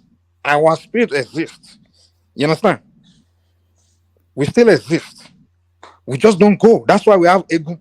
You know what that Egun means? Ojubo Egun. We want to communicate with our dead relatives. We invite them. They come right there and they communicate with us. And we have Oro. So there's no depth. It's just separation from physical experience back to our spiritual way. That's why Yoruba say only. We just come into this world for a mission. Everybody come for a destiny. You understand? So a lot of them, sometimes when they want to do a special destiny on this earth, that's when they come. You understand? And become powerful and show the people things and do things and they go back. And sometimes they come. So in the early time, they used to come a lot. But after some time, they decided to stop and not come. But they will still come back. According to what we believe, they will come back. But after some time, they decided to just exist among us as spirits. You understand? Okay. So like only and not, yeah. So there's a possibility that Shango that had gone now would have come back also, but not as Shango again. You know, when you go to Igbo land, they will say Amadiora. If I go around Africa, right, they will tell me there's nowhere in Africa they will tell me a dating. I won't be able to say that date is that date, this date in Yoruba land. You know how we know? All I have to ask them is where is this signature in nature? And when they show me lightning, thunder, I'll say, oh, that's Shango there. But it may be a different name. When I go to another part of Africa, they will say the one name like that. I will ask them, show me the signature. Once I see the shrine, I see the sign there. There's one material in nature that will be there that relate to that date. I'll say, that's Oshun, or that's Yemoja, or that's Oloko, or whatever. I will know. So in Africa, they've existed all over Africa. They've come and gone within among people, among different tribes, and they come and go. They just exist. Their job is to they will come, do their wonders with the people, and the people will remember them, but they will go. But they are still in our midst in the spirit. But sometimes they come as in the flesh. Okay, I understand your belief now. So, but even our Yoruba, we believe in people sometimes come and go. Like some people incarnate. That's why Wani Babatunde or something like that, or things like that. Yeah. Exactly. Okay. Yeah. So my last question. I understand your belief now. Not that I believe in it, but I understand it.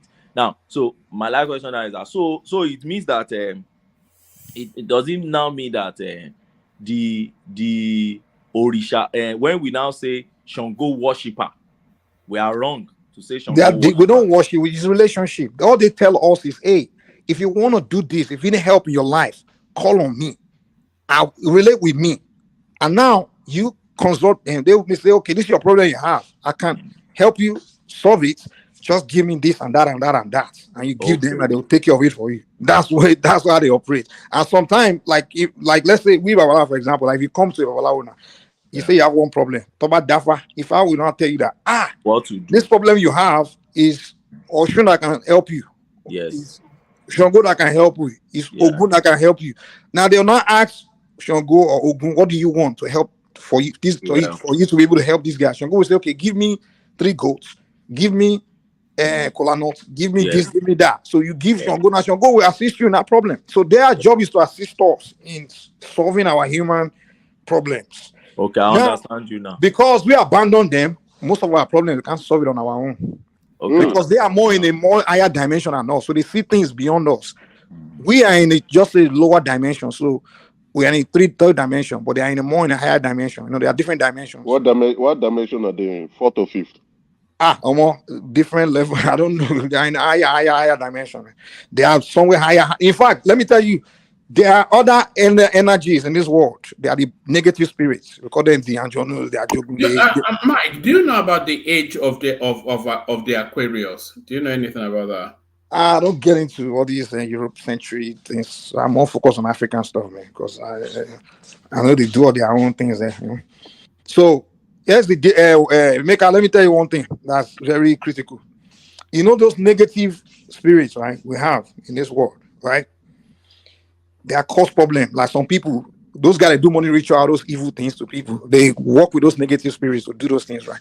Those negative spirits, they are in a kind of like same dimension we are in, but little higher. So they have advantage over we in the flesh. But the orishas are in a higher dimension than those negative spirits. So if those negative spirits are tormenting you, who do you go to help you? Is it not the orishas? So we abandon the orishas, and all these negative things is happening to us, and we wonder why we are we are in a messed up position, you know. So that's why I say we are in a mess. My follow-up question to Benny, I'm just following up on his question, is what you said. You talked to Shango, and Shango talked to you, right? Is it that you speak maybe verbally, or then how do you get his communication from when he's speaking to you, or you just see it manifest? Some of the orishas talk to you with voice. Some of them talk to you through possession. They may possess someone, like when we do certain ritual in the room, we possess somebody, and then we talk through that person. And then the most easier one we do is we use divination tools to communicate with them. Divination tools. One of the orishas that speak voice, they can hear the voice, is Osorin. If you go on YouTube, type talking Osorin, you see some white people in a village in Oshun where they were talking to Osorin. The voice, you can hear it. In fact, on my phone here, I can send you when I was talking to Osorin, was talking back. You hear the voice talking like a human being in the room, like the voice is talking. So we can hear their voice. Wait. So what you're saying now is you speak, and the voice you speak back audibly, right? Like, yeah. You know, just along that line, they were reporting in Yaba Psychiatric that the intake was 100% this year. So maybe it's people hearing voices. No. One man, go on YouTube right now. No, type. Wait. Let me say. You will see. We have there's something called the Ojubo, like the points of contact where they will land, and that thing. It's like I put a stick in front of you, and that's the voice will come from that stick. Okay, one man, go on YouTube now. Type talking Osorin, just talking Osorin. I know. I've seen clips of it. Yeah. Okay, just play for Emeka so you can see what I'm talking about. You see the days he's talking. You know? So there are many ways we communicate with them. So just to let you know, the energy exists. And so Mike, my last question now will be: so under this Yoruba spirituality now, where do you people positioned the prophets that have come, great prophets that their work were very visible. You can't say you don't know, they never existed, like who? Like Moses and all these guys that came. Then where do you also position Jesus? Do you see him like another Orisha, or or does Orisha only existed in Yoruba land? Have you heard about the Council of Nicaea? The Council of Nicaea? No. So you don't even know who created the Christianity? They are the one that sat together. Why would say he doesn't know the Council of Nicaea? He said no now. What do you say? The council, the Catholic Council that they are not Catholic, no. The Council of Nicaea. They are the people that sat down. It's a Catholic thing. If you don't know, you don't know. It's a Catholic thing. I was the one I even told you about then, because you didn't know before. I was the one that came here and talked about the Council of Nicaea. And then you went to Google it. Why are you so like this? I mean, what is wrong with you? No, I'm not insulting you now. I was the one that came here a long time ago. I told you about the Council of Nicaea. That's how you said my knowledge. Because you said it means I don't know about it. What are you talking about? But I was the one that came here that day, like almost 2 years ago. And I told you guys about Council of Nicaea. You guys went and Google it and came back and said, Mike, I didn't know. All right, go to the wider point you are making, Mike. So answer my question now. So where do you Can you position Jesus? imagine living in the same household with Mike? Oh my goodness. God. In your party, they'll be dead. Somebody will have to die for the other one.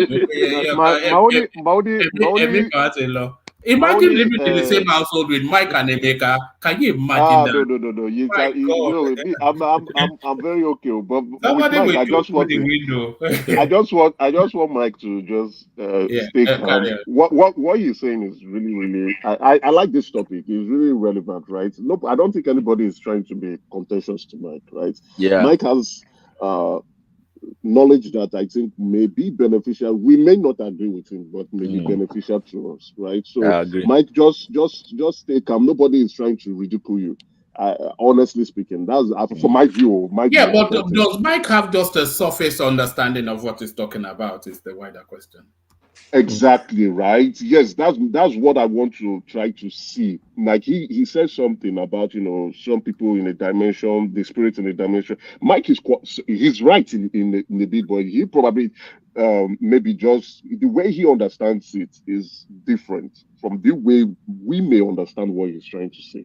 So the Orishas he's talking about, I think they're in the 5th dimension. The troublesome spirit is talking about they're in the 4th dimension, but Mike is right.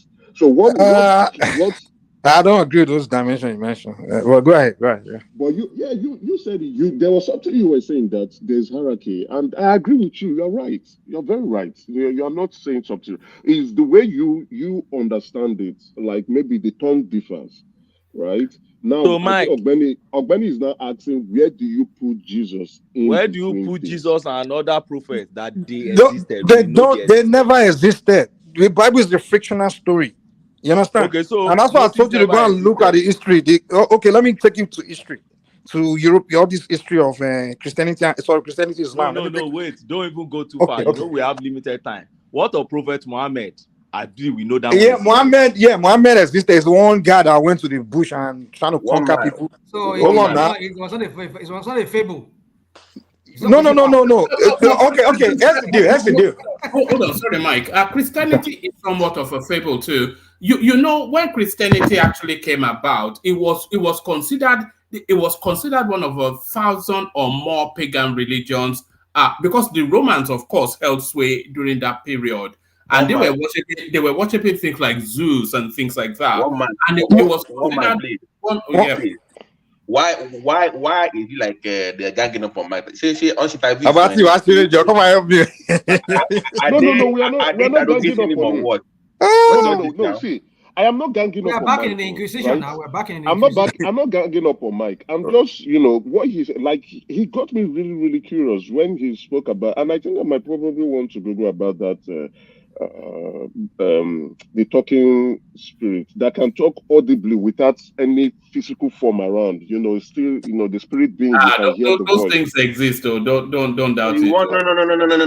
No. So you want evidence-based practice in Yoruba culture? You want evidence-based practice? No, you are not getting me. Yoruba culture is different now. Listen, you cannot look at you cannot look at Yoruba spiritual belief. You don't understanding him though. You're not understanding me. You are coming from the point of I've heard of something before. Now I know that one. You're coming from a point of criticism. I'm coming from a point to learn. You are coming from a point of criticism. Now you are speaking about you are speaking about Yoruba this and no, and you can learn. I think you should learn something from Mike. Mike said when he goes to other African places, and they say, "Oh, this is our deity," he said, "Show me the signature." And I will relate it with my own deity back home. Now, with what Mike is saying is these deities are everywhere, but we know them in a specific term or language. These are and I'm not saying in spirituality, these are deities from the 5th dimension. There's a point like there's somebody, if you go online, that keeps saying there's what did they call this individual that's manifested across the world, right? In different regions, everywhere, but people interpreted them in their own way. Like Mike will say Orisha or Shango, and somebody will say, "Oh, this person is the god of this or the spirit being of this individual manifesting in this way." It's not Yoruba. It is extraterrestrials. It is extraterrestrials that are manifested in this war, and they are still in this war. And Mike was saying, he said, they say they will come back. And truly, if you are looking at it, they say they will come back. And if they are not even coming back. Emeka, here is an example of what Mike is talking about. Watch this.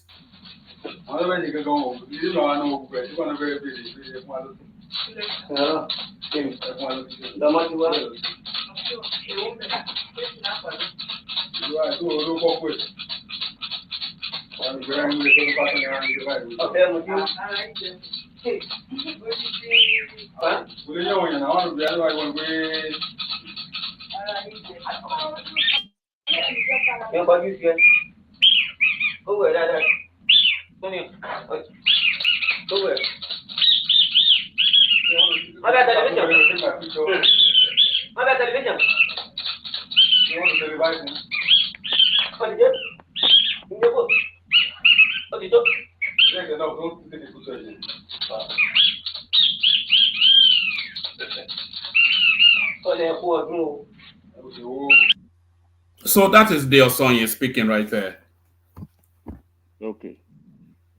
That's interesting. I've experienced this before. He's speaking through that thing, but he's not the thing, no. He's around there. His energy is around there. He's just speaking through it. So don't say that's your God that's small on the floor there. So Mike, he's in the room. He's speaking through that point. So Mike, where do you Mikey? So it's not the God. That thing we're saying there is not the God, right? It's just around there, right? That's an effigy now. That's an effigy. No, that's not Babalo do that. I don't even understand. Like when he talks, Mike, calm down. Calm down, Mike. I just Mike, what question me turn now? Question me turn. Can Jesus talk like that? All of you. Yeah? Hello, Mike. No. I'm hearing you now. Yeah. Okay, so my question has not ended. Now you said Jesus never existed, right? Yeah, according to the people that created the religion, but it's just a fiction. But there are historical relics to show that he existed. Even his own people who never believed in him said he existed. Okay, let's say he exists. So let's say he exists now. So the question I ask is: so where do you people now put? Where do you place it? Is he one of the Orishas? How do? No, he's just one. Some people will tell me he's a Palestinian guy that lives around his people. Some people will tell me he's one European guy, but I have no business with him. So where do you put Muhammad to, prophet? He's just a man. Like I don't know. Go and ask his people. I don't have a relationship with him.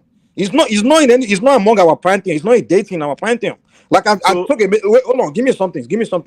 Okay. Anything that's not part of force of nature is irrelevant. You understand? It's not a deity. Okay. Like, I just told you. If I go to Emeka, if Emeka tell me that, hold on. Give me a second now. But you just said Songo was a human. Give me this guy. I don't know, man. Is that what you said? Okay, thank you. Just calm down. If I go to Igbo land now, and they point out a date, I'll be like, they tell me the name, but I don't speak Igbo. But I say, okay, what's the signature? They say, oh, lightning and thunder. I say, oh, okay, that's the signature in nature. They all have to have some signature in nature. They have a force of nature. They have to be associated with some part of nature, either a plant, anything in the nature that keep us alive, either a river, ocean, fire. Those elements of nature, a deity have to be associated with it. If you tell me Jesus Christ is a god of the iron, then I'll say, oh, okay, in Yoruba land, that's our Ogun. But you can't tell me Jesus is any of that. You just tell me he's one man that has magical power. Well, we have ancestors like that are powerful babalawos that are able to perform magic. Even to Yoruba land today, we go, you see some priests some people that can perform magic. So those are not deities. Those are just men that were powerful individuals. You understand? They're still beneath deities. So Shango now that became Orisha. No, he was an Orisha. He didn't become Orisha. He was created as Orisha. Olodumare created the Orishas. But he existed before. He was an Orisha before he was a man. Wait, he was an Orisha when he was a man. He was a man, wait, right? He was Rational man, I'm not talking to you. Just leave me alone. Leave me and other people. I'm not interested in talking to you. Let me and someone else You're not talk. talking to me. We are all here to question. No, I'm not. I'm not engaging you. Engage somebody else. Mike, calm down. Just calm down. I don't mind talking to him, man. It's not here to have conversation. Just calm down. So that Just you want don't to attack. That's all. Don't be So, Mike, No, I'm not interested in engaging rational mind. Me and him, we just don't like each other. Mike, So I don't want to. you don't lose your No, I only want to engage him when it's time to insult one another. We can engage each other. But when it's time to have conversation, I don't want to engage him. When it's time to have maybe a conversation that's about something. No, if it's about conversation about something serious, I don't want to talk to you. But if it's about dissing each other or yapping each other, we can do that. I'll just keep my peace. All right. Okay, thank you. Yeah. Mike, I will have a last question to just ask you. So, if Shango can be Shango was a Neo because he was a king of Oyo, we all know that. And later, after he passed, some people started. You said we shouldn't say worship again. They deified him. If that happened to Shango, why don't you think that can happen also to Jesus of Nazareth? No. If a Neo can become Osha, so let's assume Jesus Christ now was now a Neo. Why do you now think that he cannot also become Osha? Or my brother, I don't think you listened to me earlier. You didn't listen to me earlier. Oh, sorry, I told you the Orishas were Orishas. They were in the beginning. In fact, they came to create to make the earth habitable. In fact, when we look at other planets around us, they are not habitable. And that's scientifically proven. Why are they not habitable? They don't have certain element of nature that can make life exist. So in our Ifa, we were told, even before scientists told us that there are other planets that are not habitable, we knew in our Ifa teachers that this earth was not habitable. Olodumare sent the Orishas, the forces of nature, to go and make it habitable. We learned the stories in Ifa, we learned in Ifa. They came. Some of them, their work, they started doing the work. Oshun created the waters, the water. She made water available, the salt, the fresh water. Olokun, Yemoja, they work on the ocean. Ogun work on the iron, the metals. Osoin that you saw there work on the herbs. You know the herbs, the plant coming up.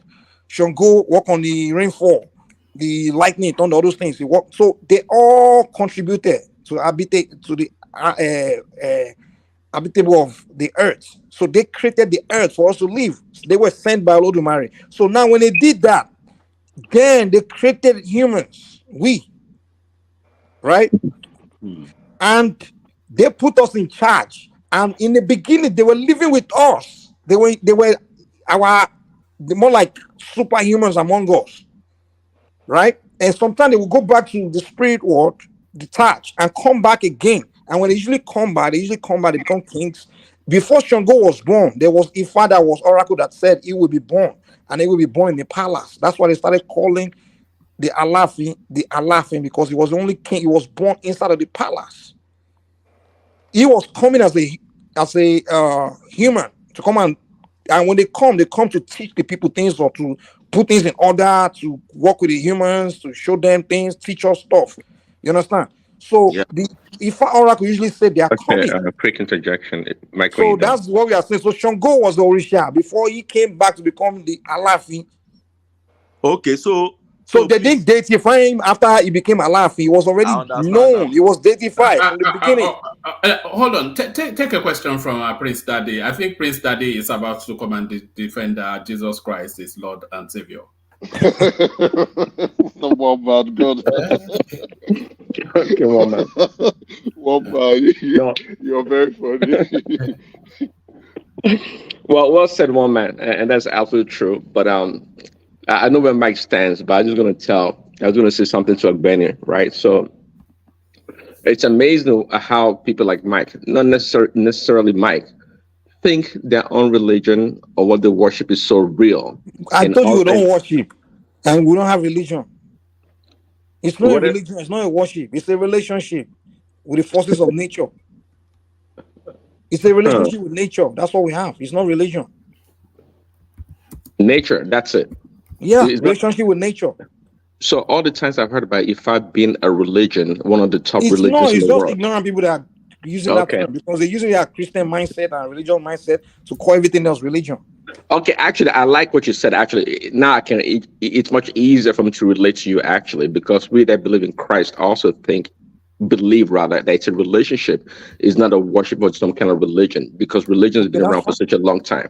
So which is also your religion is almost akin to Christianity for that matter, which is nice. So, but why do you think your religion, your interaction with your deity is so real, and my interaction with Christ is non-existent, or is a fiction?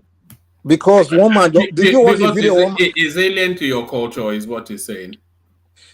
One is alien to your culture. Two, one man played or something talking, so that's real. You can hear their voice, but you can't show me anything that Jesus can show me that's physical.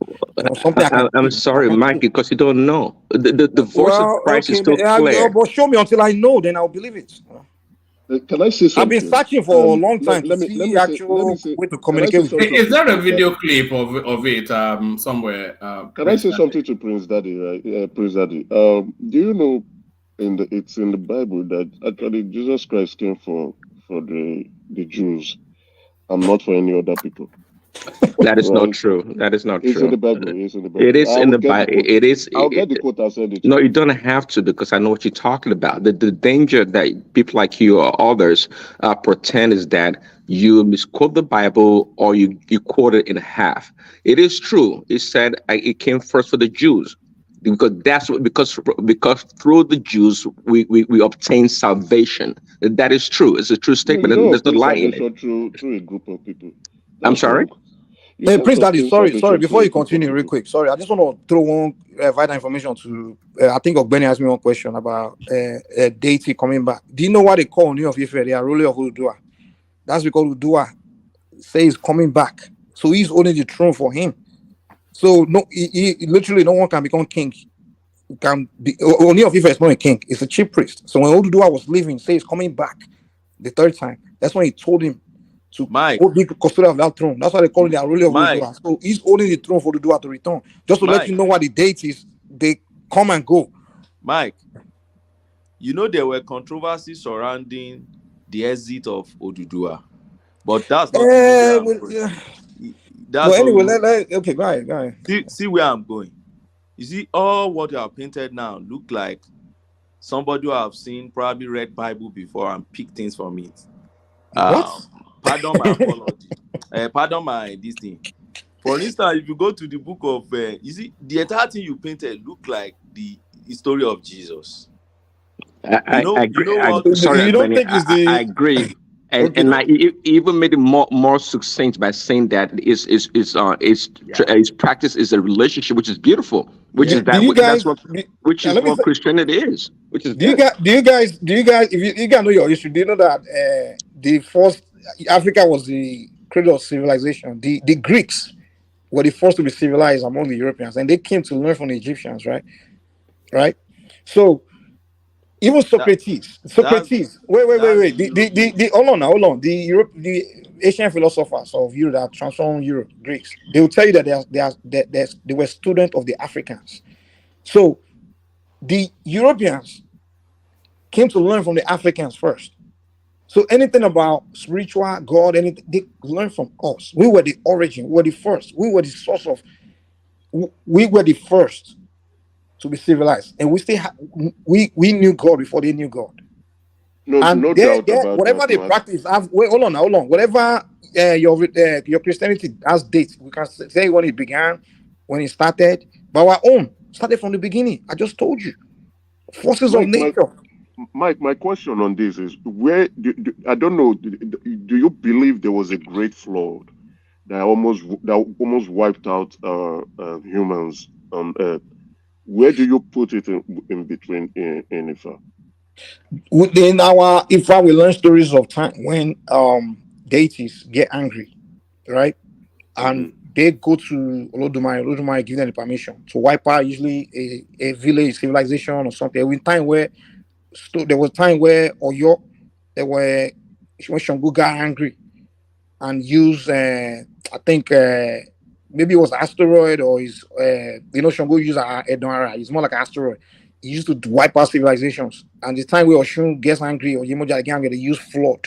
Oshun she's a goddess of she controls water, release things. She used flood to wipe out civilization. We have stories like that where they get angry, they just wipe out civilizations. So we get those same stories in our own tradition. But Mike, Oshun also was a human being. How many times we have to tell you that they are deities? They come and live as humans and go back. I know, Mike. See, not once, not twice, many times. You've told me, and they are still coming back. See what the Bible says about Jesus. He said, "In the beginning was the Word." That's Jesus. And he said, "The Word was with God, and the Word was." Now, why am I picking from there? You say, all these deities they've been living with Eledumare, and then Eledumare sent them to the world. I'm just trying to rationalize to understand what you're saying. But my final question to you is this. So who created Eledumare himself now? How did he that's knowledge beyond me. Okay, so why is it beyond you? Is it that the religion, the spirituality doesn't explain how? No. The thing is this. Sorry, Mike. Mike, is that question answered in Christianity?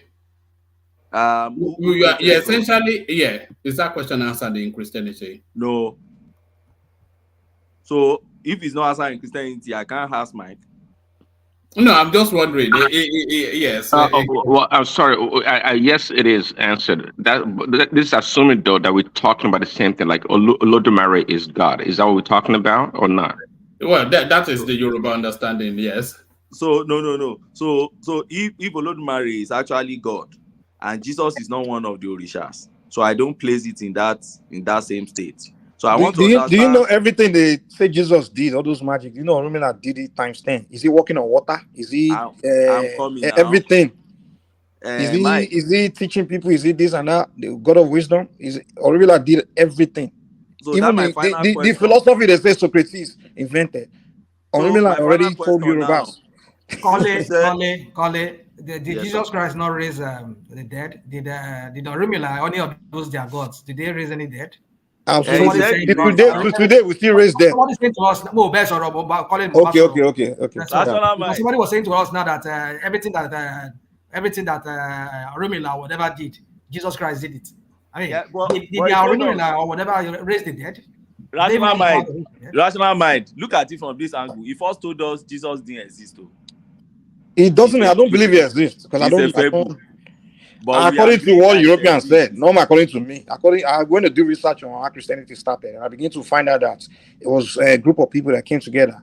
Some people, philosophers, they had to create their own religion, created Christianity, and they created a fiction called. Do you know the word J doesn't even exist in the Hebrew language? The word Jesus is even something new. Before they used to call it.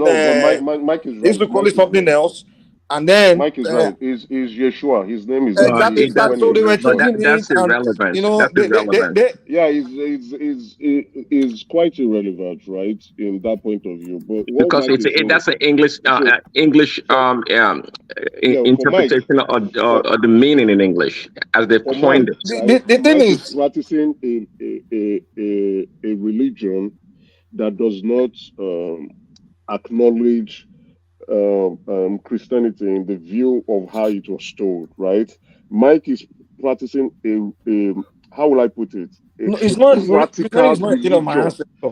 He's practicing. Yes, he's practicing what his my own ancestral. Yes, what his ancestors have told him, and he's practicing it, and it's working for him. I can actually very, very well relate with Mike. So I'd rather not do what the Europeans are trying to give me. Because I'm not European. I can really relate with Mike. And what Mike is actually saying, if you have done research properly, you will see that the story is consistent from all civilization to other civilization, from one country to another country, even from the Babylonian to the Sumerian, you see that consistency. And that was why I asked him the question about the Great Flood, because that story has been told from time to time to time, even to the old Egyptians. They've told that stories about that great flood, and you can hear Mike saying it that there is something about that, and Mike is saying it in the way he has been told by his ancestors, right?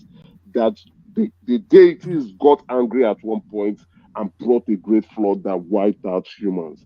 And Mike is actually right. There was a great flood that was caused by extraterrestrials to wipe out the human race that they've created at one point, and Emeka, they started civilization again Emeka, from the scratch. Yes, please. Emeka. Yes, please. You know one of the things they taught us in epistemology class. Epistemology is the study of knowledge. You don't say someone is right if you never existed that time. Okay. Sorry, thank you. Emeka, can I ask you guys a question? One important question.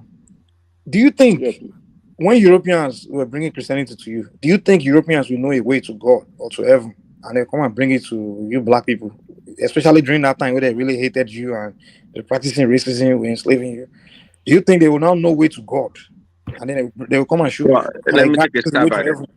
Let me take a quick stab at it. You know, that's a reductionist approach to Christianity. That's the problem. Europeans are not giving you anything good, anything else. They're not showing you how to make anything. Because I believe the only book they give is it, but they're not giving you a book. Well, no, I believe Ogben is a Christian, and if you are a Christian, you would know that the religion Christianity, that is the follower of Christ, is beyond any European, any Jew, Asian, or anybody for that matter. Based on what? Based on what? Based on just saying it? You have to be able to show me something. Exactly my point. Hold on. Exactly my point. My point is that if you are a believer in Christ, faith, right? Just have faith. Well, and the evidence of it. Let me tell you why I believe Christianity is fake. Let me tell you why. This is my own personal story, right? When I was a Christian, when I was having a lot of problems, spiritual problems, my life, things was going wrong. Eventually, at one point, I was literally, and I went to pastors to trying to find out problem, why things in my life was going wrong. Until I did a divination and found out that my family lineage, we abandoned our deity, and that's why I was having that problem. And the Ifa told me what I need to do. I need to go back to my ancestral deity. And when I did that, that's when my problems went away. Why didn't Jesus Christ help me? Why didn't Christ solve that problem for me? Why? Well, because you never believe Christ will do it. You believe. Get the hell out of here, man! Come on, man! You believe in those pastors. Stop it, man! No. Hold on, Mike. Let me tell you what used to happen. Hold on, Mike. See, because you didn't find solution. There is no solution there. I'm not the only one. Countless number of people that have come back to. Wait. What about people that have found solution? What do you say to that? Nobody I know found solution. Listen, countless number of people. Are you the beginning and the end of the including humanity? Probably you yourself. Countless people. Listen, countless people. You know, people that come to Babalawo the most? Christians. They come to us even more than our own people. Christians. They come when a problem become heavy. They come to Babalawo all the time. And they would tell us every time that we're praying about this, we're going to church, we've done it all. When the problem becomes hectic, when it comes to us, we're now daffer. Majority of the time, we'll find out what their problem is they are eating a taboo. And we say, the oracle say, this food you're not supposed to be eating. That's and they stop eating it, and the problem goes away. Some of them, it's just one thing they are doing, they're not supposed to be doing. And we tell them, if I say stop doing this, and they stop it, and the thing goes away. Some of them is just the ancestral this thing that's affecting them. We tell them you need to do this at peace. Go and appease your ancestors. Go and appease this deity, and they do it. The problem goes away.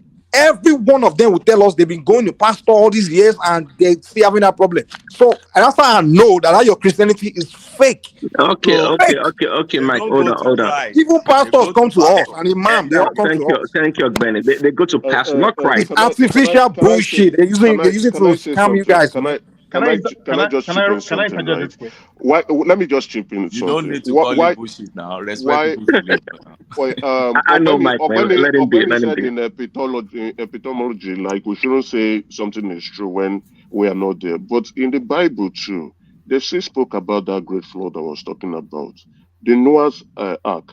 That flood was still there in the Bible. You can see the consistency in that story, right? About a specific civilization that existed. There was a great flood, and it wiped out that civilization, and civilization started again from afresh. Who caused that great flood? That is what Mike is trying to relate in the way his ancestors told it. And for me, what I would say is, and I think why Nigeria, in my viewpoint, I might be wrong spiritually, why Africa is having problems is because we have accepted the culture of and the religion of other people that are not related and meant for us. We have abandoned our ancestors. Well, that is true, except if it's Christianity. Okay. So maybe Christianity is actually compounding not you compounding your problem if you accept Hinduism and Taoism and all these other religions, they compound your problem. But if you believe in Christ, in the blood of Christ, all that problem is taken care of. So we don't Man, have that I just problem. told you my problem was not taken care of when I believed in Jesus Christ. What else do I need to? What else? Mike, relax. Because you And went I'm to telling you, people, countless hold number on. of people, they are believing your Jesus, holy blood, and all that rubbish. Their problem did not go away. So Praise I'm telling Daddy, you, real praise life Daddy. accounts. The But Christ you that are you are telling me talking, this fictional The crap Jesus they put in your Christ that head. you are relating to in the Bible didn't even speak much about him. There are little you know about Jesus Christ. Well, Very, no. very little. No, you mean that there's Yeah, a little that historically, but you know. I can relate with what you are saying. Having a relationship with the Christ in you, I can relate with that. Okay, but the Jesus you are talking about, the Bible, Actually, you sure I'll the let you Bible I'll let you didn't say. continue, Mike. I'll let you. I'm Prince sorry, Daddy, Emeka. Prince Daddy. Oh, Let me tell you what philosophers say. hold on. Maybe Gwen can back me up with this. See, it's the little that you know, Emeka. Rather, see, there's something called in theology. I don't really subscribe to theology that way. Called theophany or Christophany. Essentially, what that means is that Jesus Christ exists from the beginning of the Bible to the end. So if you're I'm not telling me, doubting that. hold on, if you're I'm not telling me doubting that, that. So I'm did not he doubting exist that. in the Old Testament? absolutely, Where loud was and he in the clear, Old Testament? Who loud and was he in the clear, Old Testament? loud and clear. This Who was Bible book Jesus written in by the the Old British, Testament? I'm giving to you guys. You guys are Prince Daddy, who was Jesus in the Old Testament? In the King James beginning was the Version. Word. In the beginning was the Word, and the Word was God. Who was that Word? It was No, right clear. leave that. The Bible did not see. The Bible even borrowed some things In the from the book of Sumerian Isaiah, They tablets. borrow book Isaiah from talked The about it. Bible, no, Egyptian this thing now. No, don't they quote the actually Bible, borrowed Prince heavily Daddy. from Judaism. They borrowed from Judaism. It is, And Judaism the of borrowed course, from it's the good. What do Sumerian you mean we borrow tablets. heavily? The 5 books of the They, Bible is the book of the Torah. It's Judaism. the Torah, borrow from the Torah, Egyptian book of the the dead man. Go and read it. exactly. That's where they got most of See, their stuff from. And it so was the Greeks that first went to Egypt to go and learn, and they took it. And so then the these are Romans things. later came. These They are learned from the things that were. Greeks. These These are are things that African was knowledge now. listed. It's story of Africa that they are So putting together, trying to create their now own religion. listen, Prince Daddy, listen to this Bible passage. The Spirit of God roamed around the waters. What is that telling you? What is that describing to you? The Spirit of God roaming around the waters. What's that telling you? Gentlemen, can the And if you different voice come in? and if you say if we all acknowledge that God is everything and God is us and we are part of God, and if the Spirit of God in the beginning of the Bible is roaming around the waters, it means that's an individuality stuff. That's a spirit roving around. And if the waters and I think Mike may Oh, I mean, relate with the me Spirit better. as the Holy Spirit, If the waters as the are Holy. God, Yes, sorry, Prince Daddy. Let Kinzo come in. Akin, I, you wanted to I, come would, in. I would like to come in from different. Was that you wanting to come in, or was it Akin? No, this is Dewale. Adewale. Yes, it's Dewale. We came to you at the start of the Yes, session. I had a You- family engagement, so it was all getting right. loud. I started to. All right, brilliant. All right, all right. Carry on. Okay, great. I know you guys have gone far, but I want to go back to the basic where I mean, let me remind everybody we had like almost 5 topics to talk about, but we so engrossed with this or your things and Adeboye of a thing. But I want to correct something real quick. Earlier, Benny said something about somebody, a king that was dethroned in the kitchen. Never happens. There was nothing like Alajero. Talking about Owajero, where I come from, never a time that he was dethroned from the throne. Never happened. But you see, I really appreciate and I salute the knowledge and expertise of Ogbeni. What he said earlier, I think I believe in it. We must not be quick to jump on that bandwagon of what is being put on the social media. I don't know what prompted that man of God to sit on the seat of that king. I have no idea. And apparently, the king was aware that somebody is sitting on his seat. And somebody was arguing so, you know, on this show tonight about traditional being put in the disrepute and all that. I mean, our tradition has gone to the dog for a very, very long time. But you see, the king in Obumasho himself, where Adebayo was shown to be anointing or praying for him. I mean, he was never at the time allowed to be allowed the traditional right to be performed. He specifically told the kingmaker, and that became an issue. But either because of the backing of the government, they're able to circumvent some rights and some other things. Diwali, what is this traditional rights? What do they do in these traditional rights? Do they involve the Orishas? Of course, Okay. they invoke so many, so many things. I'm from Ekiti. I witnessed it firsthand, where our king was enthroned, and it wasn't just. I tell you, Yoruba will say, "Tomadebare eru eru aba." It wasn't just a childish stuff, but you see the way things are. I also believe that some of the kings that are there now are cronies of the politicians. They are there selected. They dictate to the kingmaker who they want to be in that. I mean, most of this town now don't want a poor person to be their king. They want somebody who is self-made, who has the connection, who has the capacity, and the reach is what they are actually looking for. They don't need somebody who will speak by Ifa. It's unfortunate, and that is where we found ourselves. My current king, he was actually in Houston a couple of weeks back, where we had a reunion. I wasn't there. That man, when he was becoming a king, then it was the military administration, and the kingmaker presented who they wanted, and and he came. Eventually, when he became king, he was going to churches, doing Thanksgiving and all that. The first time he knelt down in the church became a very huge controversy in the entire town. It was the talk of town then. He had to appease the people, his subjects, because people won't take it. Why would you kneel down in front of a priest? And he said, well, that is his belief. But he celebrated 70 years last year. Believe me, he was in the front of a bishop kneeling down. He didn't sit down well. He didn't go down well with people because they believe that these people that are supposed to be the custodian of the tradition are the one putting it into disrepute. Unfortunately, that's where we found ourselves. And if care is not taken, in the next maybe a decade or majority of these kings now will be maybe approaching their old age and will be having a new king and we'll be having the upgrading of the ballast to Obaship and the first class and all that. If care is not taken, the tradition that we hold dearly will no longer be in existence. But I get it. Should not jump into that conclusion of what actually transpires saying Adeboye sitting down on that. The king himself, that particular king that was sitting on, is actually like a Agberu kind of a king.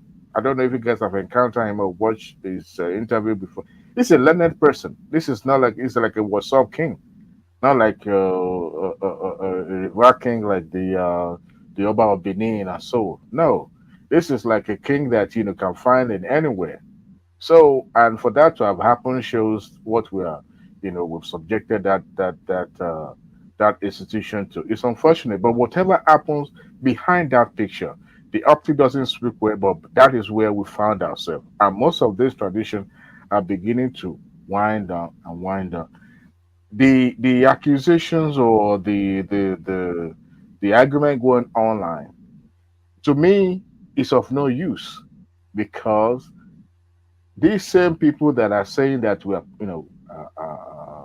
cutting down our traditions are the same one that will say, well, this is the 21st century. We have to have a modernized king. We have to have a modernized Oba. And that's where we found ourselves. In the entire Ekiti state, initially or before now, during the military administration, the chairmanship of Oba Council in Ekiti was rotating, I think, among maybe 4 or 5 kings in Ekiti that we can call traditional first class Oba, talking about the, sorry, 5, okay. The likes of Oreo Fortune, the likes of Iwi of Ado, the likes of Ajiro of Ijero, Alara of Aramako, and the rest. So now I believe they are now rotating it among even the other Obas that have been upgraded to that status of a first class, just for the sake of inclusion. And to me, that is chipping away from the tradition. If you are going to upgrade, it's unfortunate that even that upgrading is chipping away from the tradition, because we now have king that have the means and the connection, and now beginning to say, you know what, I too can flex muscle because I have the connection. Look at this king from Ilaje. What is his name? Rational man, where you come from? What is his name? This Akinrutan, right?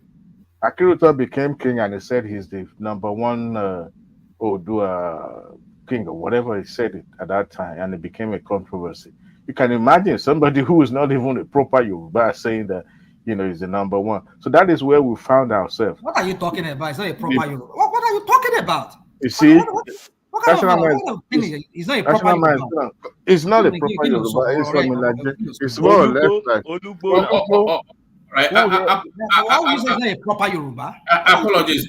Sorry, Rational Man. 1 second. Ola is here, so let me use the window to build and hand over to Ola. Thank you, everyone. Merry Christmas. We skip Christmas Day. Come back on the 26th. Peace with the super chat. Sorry, woman. Yeah, Merry Christmas to you. So I'll be leaving too for a function. I just wanted to say maybe we can have this topic with Mike some other time again. I hope Ogbeni will be around too, so we can all learn from Mike. Mike, what do you think? Mike will give you a bit, Mike, you're learning from Mike. What are you learning from him? Oh, there's a few things I learned from him today. I didn't know about the talking. This guy is just rational man. I didn't know about the talking. I didn't know about the talking. I've forgotten the name, but I saw it today. I think I learned something from Mike. And there are things he said that are consistent with some of the few research that I've said. So I enjoyed the session today. I will rewatch the. Emeka, I know you have a particular interest in that space, and I know you have a unique take on spirituality and what is going on in the world. So we'll find that window to have it. It's one of those sessions that we're going to abandon politics and just speak to things that really matter. I want Mike to be on that session, right? There are things he said that that resonates with the spirituality across board in all civilization, and I really I appreciated though I don't know, maybe because he feels we're asking questions that but where Mike's disposition can be a bit harsh sometimes. But Mike, please, I'm very, very interested in having the conversation with you and trying to learn a couple of few things. Yeah, all right. But anytime. Mike is quickly intimidated though. If you start to push him, he will get angry. No. If it's just some people are there's a deal, one man. There's the reason why a lot of people that practice addiction, they even hide it. Because people that grew up in the church, a lot of people, especially Christians and even Muslims, they've been conditioned to see anyone that practices that tradition as evil and people they have to hate and condemn. So whenever stereotype. I'm not saying most people. In fact, come on, that's what they teach in the church. Like, hey, stay away from those babalawo. They demonize the word babalawo. They demonize even our data issue. They call him devil. So whenever I get around Christian, I don't hide myself. I used to do it before, kind of like not let people know what I do, but after one point, when I see what's going on in Africa, like this thing is dying. I'm like, so we babalawo, we going to say, we start coming out in the open self. We don't care. Even at one point, we started turning Christians away when they come to us because they are the number one people that come to us for Ifa work. Christians, followed by Muslims, than even our own traditional people. And the negative part, there's a negative side. We have left, we have right. When people that come say they want to do evil to somebody, usually Christian women, they are the number one, followed by Christian men, and then some Muslims. We in the tradition don't even engage. We know the consequence of engaging in the negative side of the tradition. So And the same people, they when they see you like you practice tradition, they want to attack you. They quickly get mad at you. Just they have this hatred, and it's something that's poured into them as children growing up. And through propaganda movies, all these Yoruba movies, fake movie, Hollywood, all those fake things they do. You have a Muslim and Christian producing movie about tradition, just bastardizing tradition. So many of them be conditioned to just have that hatred. That's why I'm always ready to push back because I know they all right. always want to attack me. Yeah, go ahead. Sorry. So sorry, Mike. Let me build hand over to Ola. Thank you, Ayo and Peace for the super chat. See you guys on the 26th. Merry Christmas to you all. Christmas. Yeah, one man. Merry Christmas to you. Real quick though, I have a question. One man. This is Akin, Kinzo.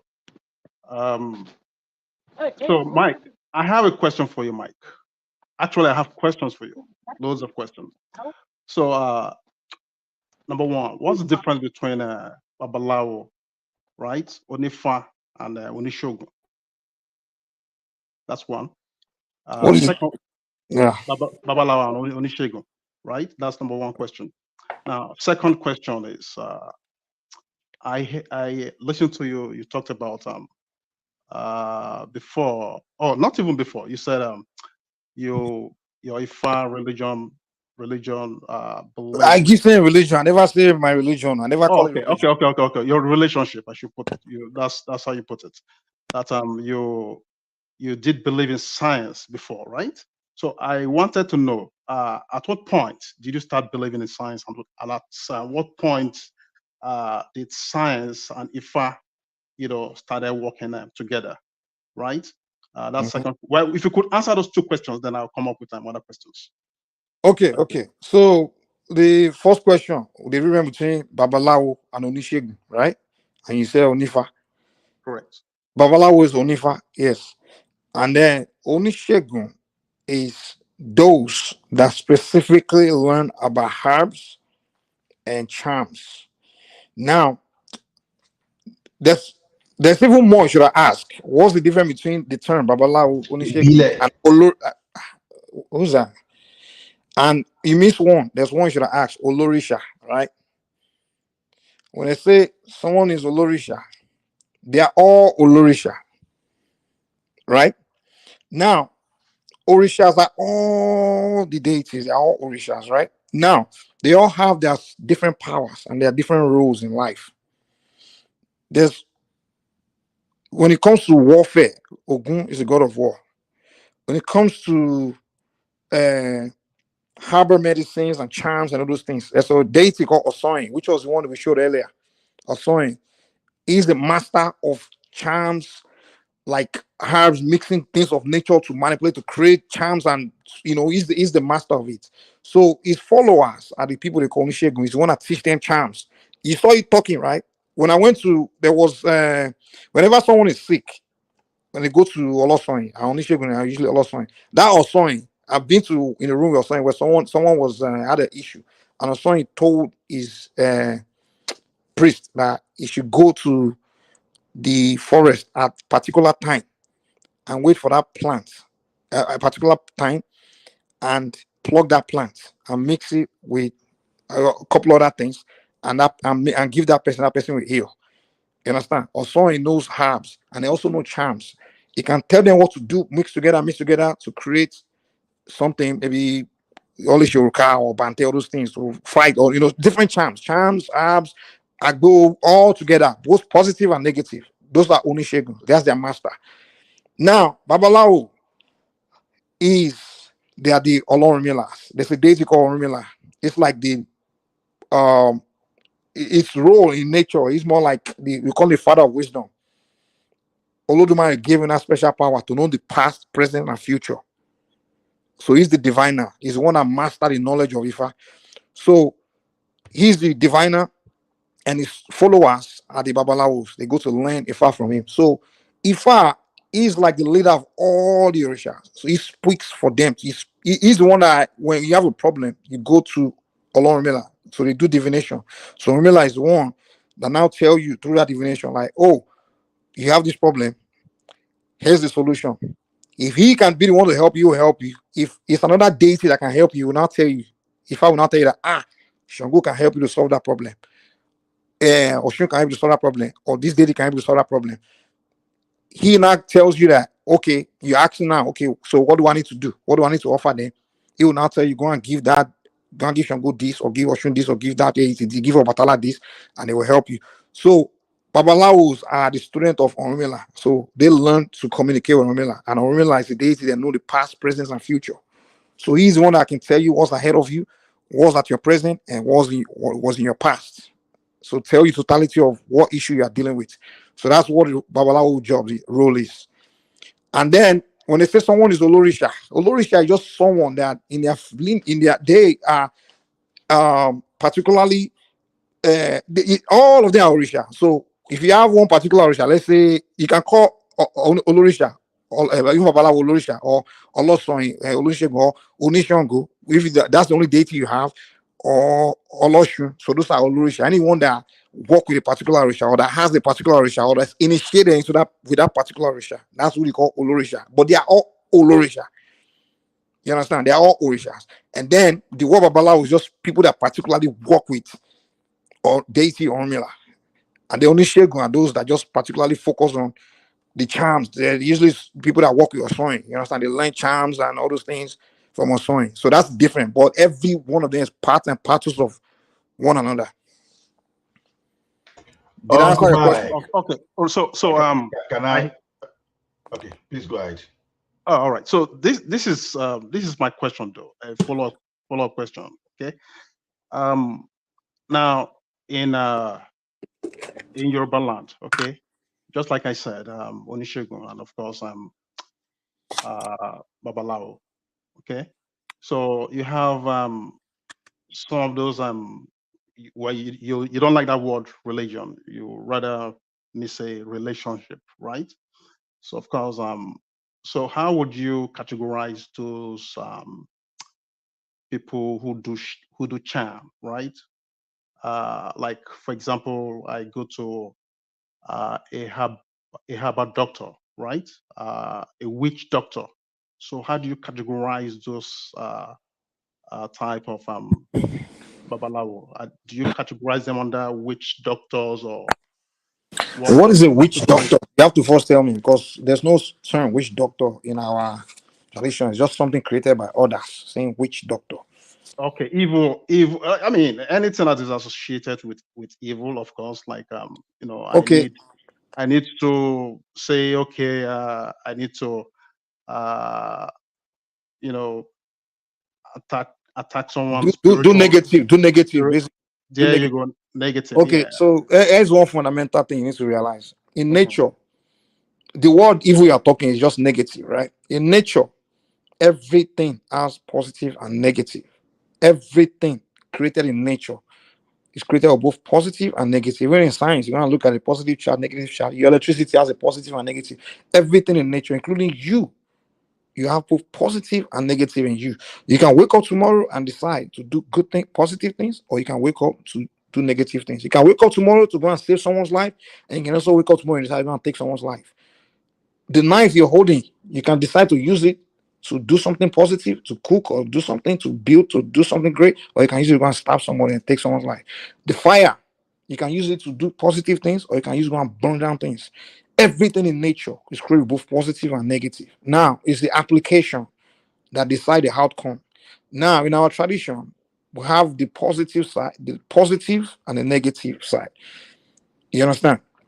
You can choose to engage in a negative, meaning you work with there's some negative energies. They call the anjonus. You understand? They are very negative. They're very destructive. Someone which there are serious consequences if you go that route. And there are sudden the negative was created for a reason. By the way, is unlike Christian that will say it was one Satan that created the negative and God created the positive. No, in our tradition, Lord Almighty created everything, both the positive and negative. You understand? And he created all the negative for a reason. There are moments where you have to do the negative things. Just like I told you. Hey, I just give you an example of you can wake up tomorrow and go and take life. Is it good? But is there ever a time where maybe it's good to take life? Yeah. If there's a terrorist about to kill everybody, what do? You have to take his life before you take everyone's life, right? The No, negative. no. Okay. That's not my Hold on, point. hold on. I'm just giving you an example when negative. Okay. All Hold right. on All now. right. I'm trying to Yeah, tell you wonderful. why Olodumare created negative and positive for balance. Now, when you're engaging in those negativity, there are consequences. We know that because the deities, like I said, when they live in our midst, they give us instructions about when and how to not engage in negative and when to engage in negative. They are watching us over us. So when we engage in negativity, they make sure we reap the consequence. You understand? There's everything for every action is opposite reaction. So everything you do in this life, good or bad, we always come back to you. You understand? So we in the tradition understand that. So we are the last people that usually engage in negativity. But like I told you, people that come to want to engage in those negative are usually people that don't understand the tradition. So there's a negative side. There's a Otunifa and Osifa. There's a left and there's a right. We 99, in fact, me 100% of my time engage in the positive. I don't engage in negative. I don't even go that route. I've seen people, even my relative that came to me because someone disrespected his wife and he came. I said, God, I don't engage in that, man. Now I do it for self-defense. Now, if you start attacking me, I don't even have to do it. The deities take care of me. You understand? So we in the tradition, we don't even engage in negative. All we do is tell the deities to defend us.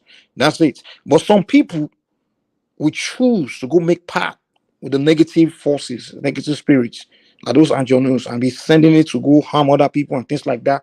And those that are in tradition, that's why Ifa is very important. Before somebody is sending negative energy to you, Ifa already tells you. I've had people engage me in spiritual warfare before they even did it. I already knew it, and then I know what to do. I send it back to them. I already did something for Asheta where the once that John get to me, it's already going back to you, and that thing will just attack you. So that's where the spirituality is very important because it's the same spirituality that will help you to deal with the negative attacks someone might send to you. But those that have left it, hey, I'm sorry for you guys. Maybe Jesus can help you. Like, Okay, can I even say now. something about all this? You see So did I one answer your thing. question, Sha? Yeah, partly. I mean, So there's I have, negative and positive. So some people but choose to do negative. but Mike, what is really bothering me is that we are talking about Ifa Onishegun, and of course to capital Ifa worshippers, right? In Nigeria specifically, and I'm sure we have. They are the best human beings you will find in Nigeria. But, I'm telling you, yeah, the only honest human being left. Yeah, but listen to this.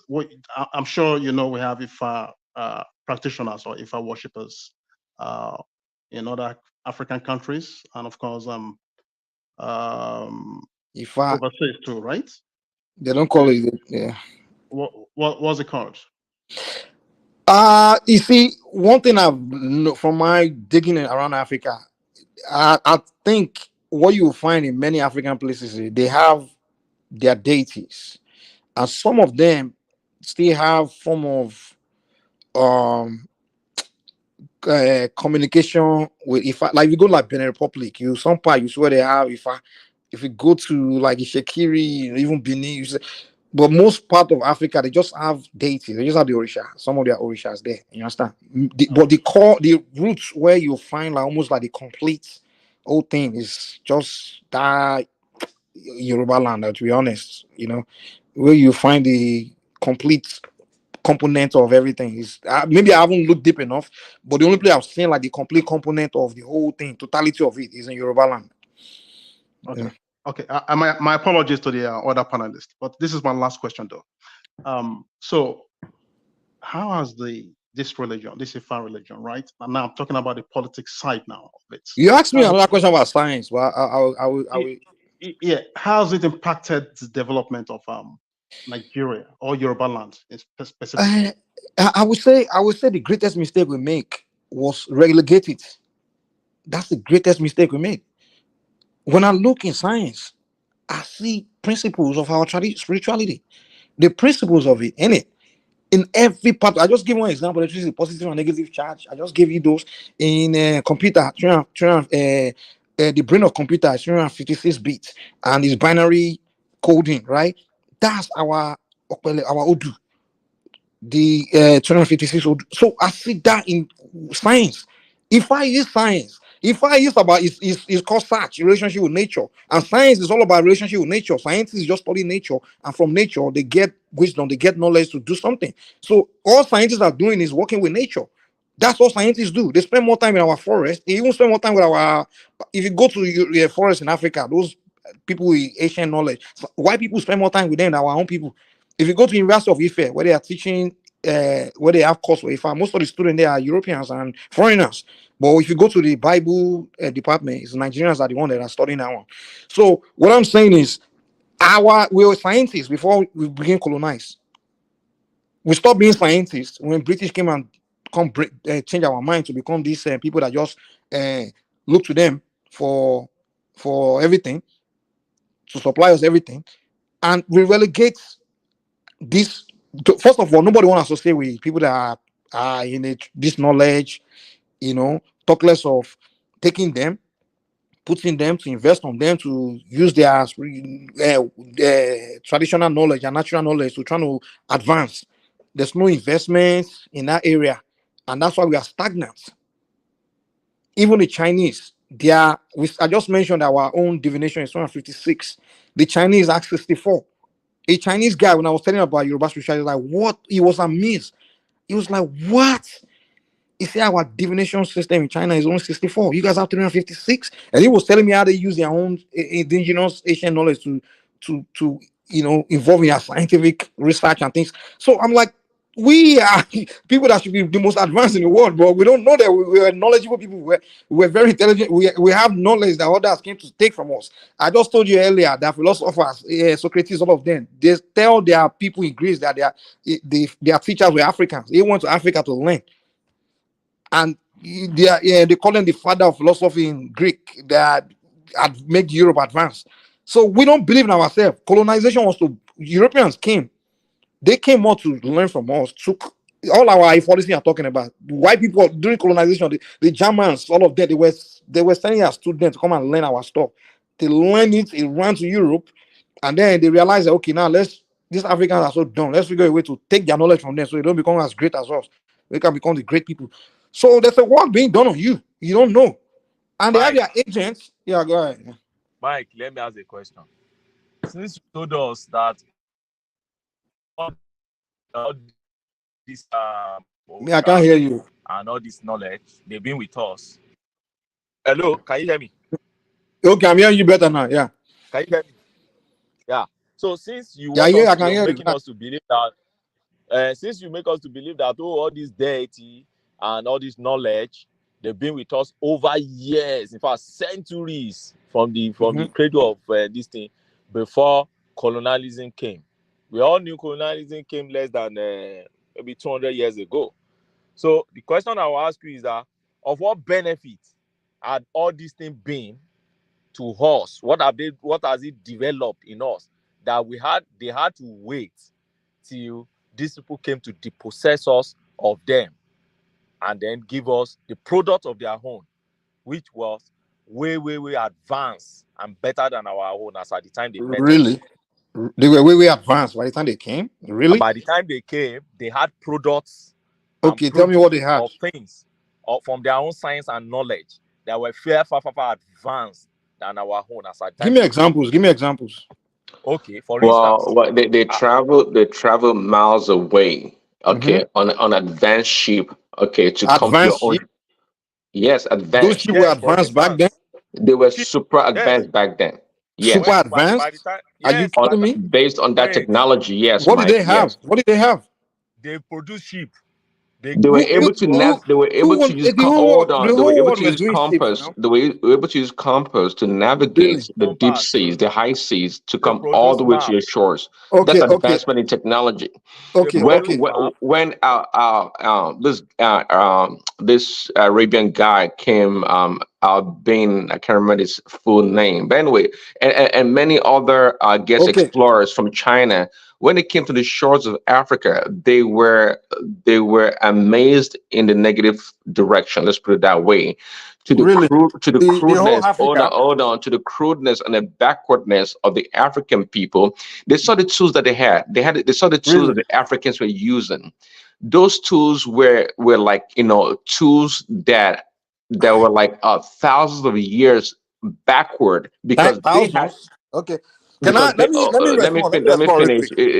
Okay. So they had, I mean, in comparison to what they had when they came over, and the way they saw the Africans, the backwardness of the Africans, it was like night and day. So the question I think Ogben was trying to ask you, with all our advancements in Okay. spirituality and all these things, what have we been able to really produce to advance mankind? Okay. Okay. First of all, there were times the knowledge of Africa you have begins from maybe 500 years ago or less, right? You don't know what Africa was like before that. You don't know. And today, if you go around Africa, you can see evidence of possible scientific advancements prior to now. If you look at there's things you will see. And even when I study Ifa, when they are talking about things that were happening back then, I used to be confused, like, what? I Do thought they you were do talking you have rubbish. Hold on, hold archaeological on, hold facts? on, I know. Do hold you have? on. Don't just talk in hold on. You talk, Mike. Okay. You're in charge. Don't But don't don't go talk too far. in Just abstract. making sure. Go Give ahead. us real concrete evidence. Okay, okay. Look, the pyramid in Egypt. Can anyone build that today? Is that from your forefathers? No, it's from my foremothers. Europeans came and saw that in Africa. They were like amused. To the point they started shooting the nose of those things, like just to even the Benin The Kingdom. Wait, Egyptians hold on, are hold part of on. the Middle East. No. Prince Daddy, can we talk? Can you can't be cutting me off. We dialoguing here. But Mike, Even wait, hold on now. Guys, allow me. The deal is this. The deal is this. Let me tell you guys something. Can I talk now? Give me a chance now. Give me a chance, please. Give me a chance. Just like Emeka was saying earlier, we have stories of when civilization wiped out and things like that. Today, if United States and Russia engage in nuclear war today, they will back to Stone Ages. If they begin to launch that nuclear bomb to each other right now, right, and don't launch at the rest of us, after the war is over, the Americans that will survive and the Russians that will survive, Africans will be ahead of them in the next 50 years because we'll be the only one. You understand? They will go back to Stone Ages. We don't know what happened in the past, but I know the evidence that we're very advanced at one point, just from things I learned from studying. In fact, like literally, I'm hearing about how a person was communicating with his son from another town. What was he using? I don't know. I'm like, these stories are not making sense. But when I look at cell phone, I'm like, wow, did they have cell phone back then? So there's evidence that Africa was one very advanced people. Now, Mike, you should allow us to interject. We don't want to listen to lecture. Let us interject too, please. Hold on. I'm going to your question because I'm going to your question. You're saying people, the thing we do today is we look at Europeans' advancement today, all these airplanes and the computer, all these things. We're trying to talk as if they had airplanes, a computer, cell phone, all these things before they came to us. These old things, all these technological advancement began less than 100 years ago. Industrialization began towards the end of 1800. But they've had ship and compass. They've drawn maps. Ship and compass is not, dude. Is that not advancement to have ship that can cross? Okay. Everybody, wait. Hold on. You can't tell me. Have you studied about my brother? The Europeans will tell you that the Moors, the Africans, was once in Europe. They will tell you the Italians, the Sicilian Italians will tell you the map. The map they are even using, they dropped that map. Okay, fine. Let's give them that. But the point of the matter is this: when this modern world advancement began, it's not too long ago. It's less than probably most of these inventions we see today. In fact, the 90% of the great inventions that we are all looking at today, saying giving white man and Chinese man credit, is just 50 years ago that it all started. And why are we behind? Why is everyone else engaged in advancement? Because their mind is right. 50 years Our ago, mind is flipped. Wait. Okay, 50 years ago. after Second World War, what do you Do mean? you know that? Hold on now. Give me a second now. China 30 years ago, we're not nowhere near any European countries in terms of technology advancement. But because their mind is right, they got together and begin to, like, just because someone started the race doesn't mean it's the fastest. Now, China today is ahead of all European countries. The only country that can rival China is the United States. England cannot even rival China again. None of them. So don't sit here and tell me that you can't do something or you are this and that because someone else started before you or something. Because Europeans started modern industrialization before us. And why did this? What gave them the advantage to start first? First, they were visiting every society in the world, taking knowledge from everybody. I don't give you an example. They came to us to take knowledge too. They came to Yoruba land to learn things about us. They go everywhere taking knowledge. That's what gave them the edge to start modern advancement before They had everybody else. advanced before they came to you. That's They my were not that advanced. They were not They that advanced. They had sheep. The reason why they started building ship and running is because they had this disaster in Europe, this epidemic, Black Death, But where they half of the had population was wiped out. technology. Their own They science did not. gave them sheep. Yours cannot give your Ifa cannot even tell you that some enemies are coming to take over How do you know it didn't? How do you know it didn't? Hold on. Okay, Mike. Let's How do interject. you know it didn't? Did he? Oh. That's the question. Yes, it did. Hold on, Mike. Say you say you knew that you get to advance. You were able to communicate miles away. I understand that. All you talked about, Mike, is spirituality, and it's not unique to Ifa. No, it's not. It's science. It's science. What science is it? Did It's science. Did you have telephone? Right? You know what you're sounding like? Prince Daddy. You sound like those people in those villages that will see airplane. They'll say, "Oh, he's a spirit flying." That's what you sound like. Okay. Why is it? Okay. Why is it when Africans do something you call it spirit? It's science. I'm telling you, it's science. No, Mike, because I'm asking to show me an evidence of a physical or material composition of how they did I it. just point at the pyramid of Egypt there. I just point at it. It's not part of What if I tell you? Okay, what if I tell you that? Okay, the video about Osoyin that one man played earlier when that Osoyin was talking. If I tell you that that's science, can it that's a science that's beyond, that's a quantum physics? It's not science. What is it? What is it? It's divination. It's in the Bible. What do you mean it's Hinduism. divination? Okay, show me a white man that can do that same thing. Make something talk. See, that's answer my question. Hold on. Show me a white man. Show me. In fact, I can tell you that that's the most advanced technology in the world. It's not. An African can make something talk. Name a white man that can make a song talk. Hold on. See, let me say this to you. And I've thought about your sat nav not talking. Yeah. Your sat nav that you used to drive around. Is it not talking? Well, is he as advanced as your son? Is he as advanced as your son? Let me tell you. So the African thing is not science, it's spirit, right? But the white man's only science, right? So the Europeans have the most advanced technology in the world. Hold on, Mike. Let me say this about those things couldn't help. No, Prince Daddy, tell me anywhere in the world where they can create a song. Let me tell you. See, so we're very technologically advanced. But you still don't believe in us. You still believe we there's no doubt that so you agree that we in the tradition. Let me finish my sentence. Right. If you make an argument that Ifa or the practice of our traditional religion in a spiritual sense is really advanced, is way advanced even than the other practitioners of different traditional religions, I can give you that argument and agree with you. Absolutely, I can. Okay, so you agree with me that the most advanced scientists between the Christians, the Muslims, and the traditional people? Do you at least agree with me? No. No.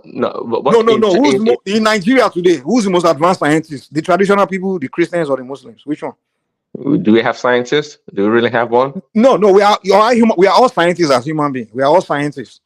Who's more advanced technologically between the traditional people, the Christians, and the Muslims? Well, in terms of medicine, in terms of ask questions, anything, we are more advanced than the rest of you. And you guys are the one ruling. You guys are all the presidents in Nigeria have been Christians and Muslims. Make us the president, and you will see. No. Make a babalawo with the president of Nigeria, and then we'll see where we go from there. No, see, Mike, because some people call themselves Christians doesn't make them scientists. Here we go. No. All of you that are Christians, What have you done? What have you achieved? All you Nigerian Christians, you've been ruling and Muslims. What have you achieved? Nothing. But you want to ask me what we in the tradition have achieved, and I'm pointing at things. At least some things we've done. We're doing. You've not been able to point at one single thing. Prince Daddy, you guys just go to school, read books and all that shit, speak grammar, but you guys can't do anything for Africa, man. That's Sorry. okay. Well, the same plane that you used to fly to Nigeria was made by the white man. So for information, it's not your father made it or any other. The what? What is made by right? What? I said the plane that you got on to fly that's fine. Now it doesn't mean I can't make it. We can figure out to make it too. The Chinese were not making planes before the white people started making planes for the Chinese, but today Chinese are making planes. See, Prince Daddy, do you agree with me that the reason we are stagnant and we are not moving forward is because you Christians and Muslims are the ones ruling Africa? You are the people in charge. You are in charge of the ministries, the presidency, everything. That's why we are stagnant. But then you want to blame us, the traditional people, as your problem. We are not your problem. If you say that you guys are powerful and most advanced in science and other things, then you Nigerian Christians and Muslims, we are more advanced than you. Okay, no argument. If I'm sick now, if I go to my traditional people, they have solutions. If I go to my Christian Nigerian, they will tell me they go and bring me Igbo medicine. They can't give me anything. Jesus can't even teach you how to make medicine. Come on, man. So you guys are just useless in our country, man. You Christians, you are just useless. You guys just tell us some miracle bullshit, man. Fake miracle. They be planning, doing fake something is happening when it's not happening. So you guys are deceiving each other, man. Pastors coming, you and all that stuff. I mean, come on. Okay, Michael, hold it. See, the thing is, any way you like it, you've got to allow everyone to his own religion. And trying to draw metrics between your religion and what some other people believe, I really don't see justification and empirical evidence to show all those things you are trying to say. That is true. Like what? Like the advancement in technology and science you're talking about, Mike. I just showed you now. Were you not here when one man played your song talking to you? And that is what. Huh? What is that? That's science now. That's my science. No, that is can you do it? Can you make that happen? That is not science. What is it? What is it, man? Do you know what science means? Do you know what definition of science? Well, obviously you don't know. You don't know what science means. Obviously, you don't know what science means. You know the definition of science? I do. I don't need to tell you. I can just Google it right now and give the definition of science. Okay, Google it and tell me. Google it. Tell me the definition of science. Okay. Daddy and Mike, hold on, please. Who is that person that want to help Mike? Let me hear you out. Who is that person? Obazee here, of course. I have to come on. Okay, help him and let me hear you. Let us hear you. So, all right, let me just write to this elevator. So you might not hear me through the elevator right now. Give me 1 second. Okay. Give me 1 second. Okay. I just want you and Mike to even put yourself in tight corners because you don't have evidence for what we are trying to analyze. Okay, go ahead. Okay, guys. We have evidence. Okay, so when you say science, right? You say it should give you proof.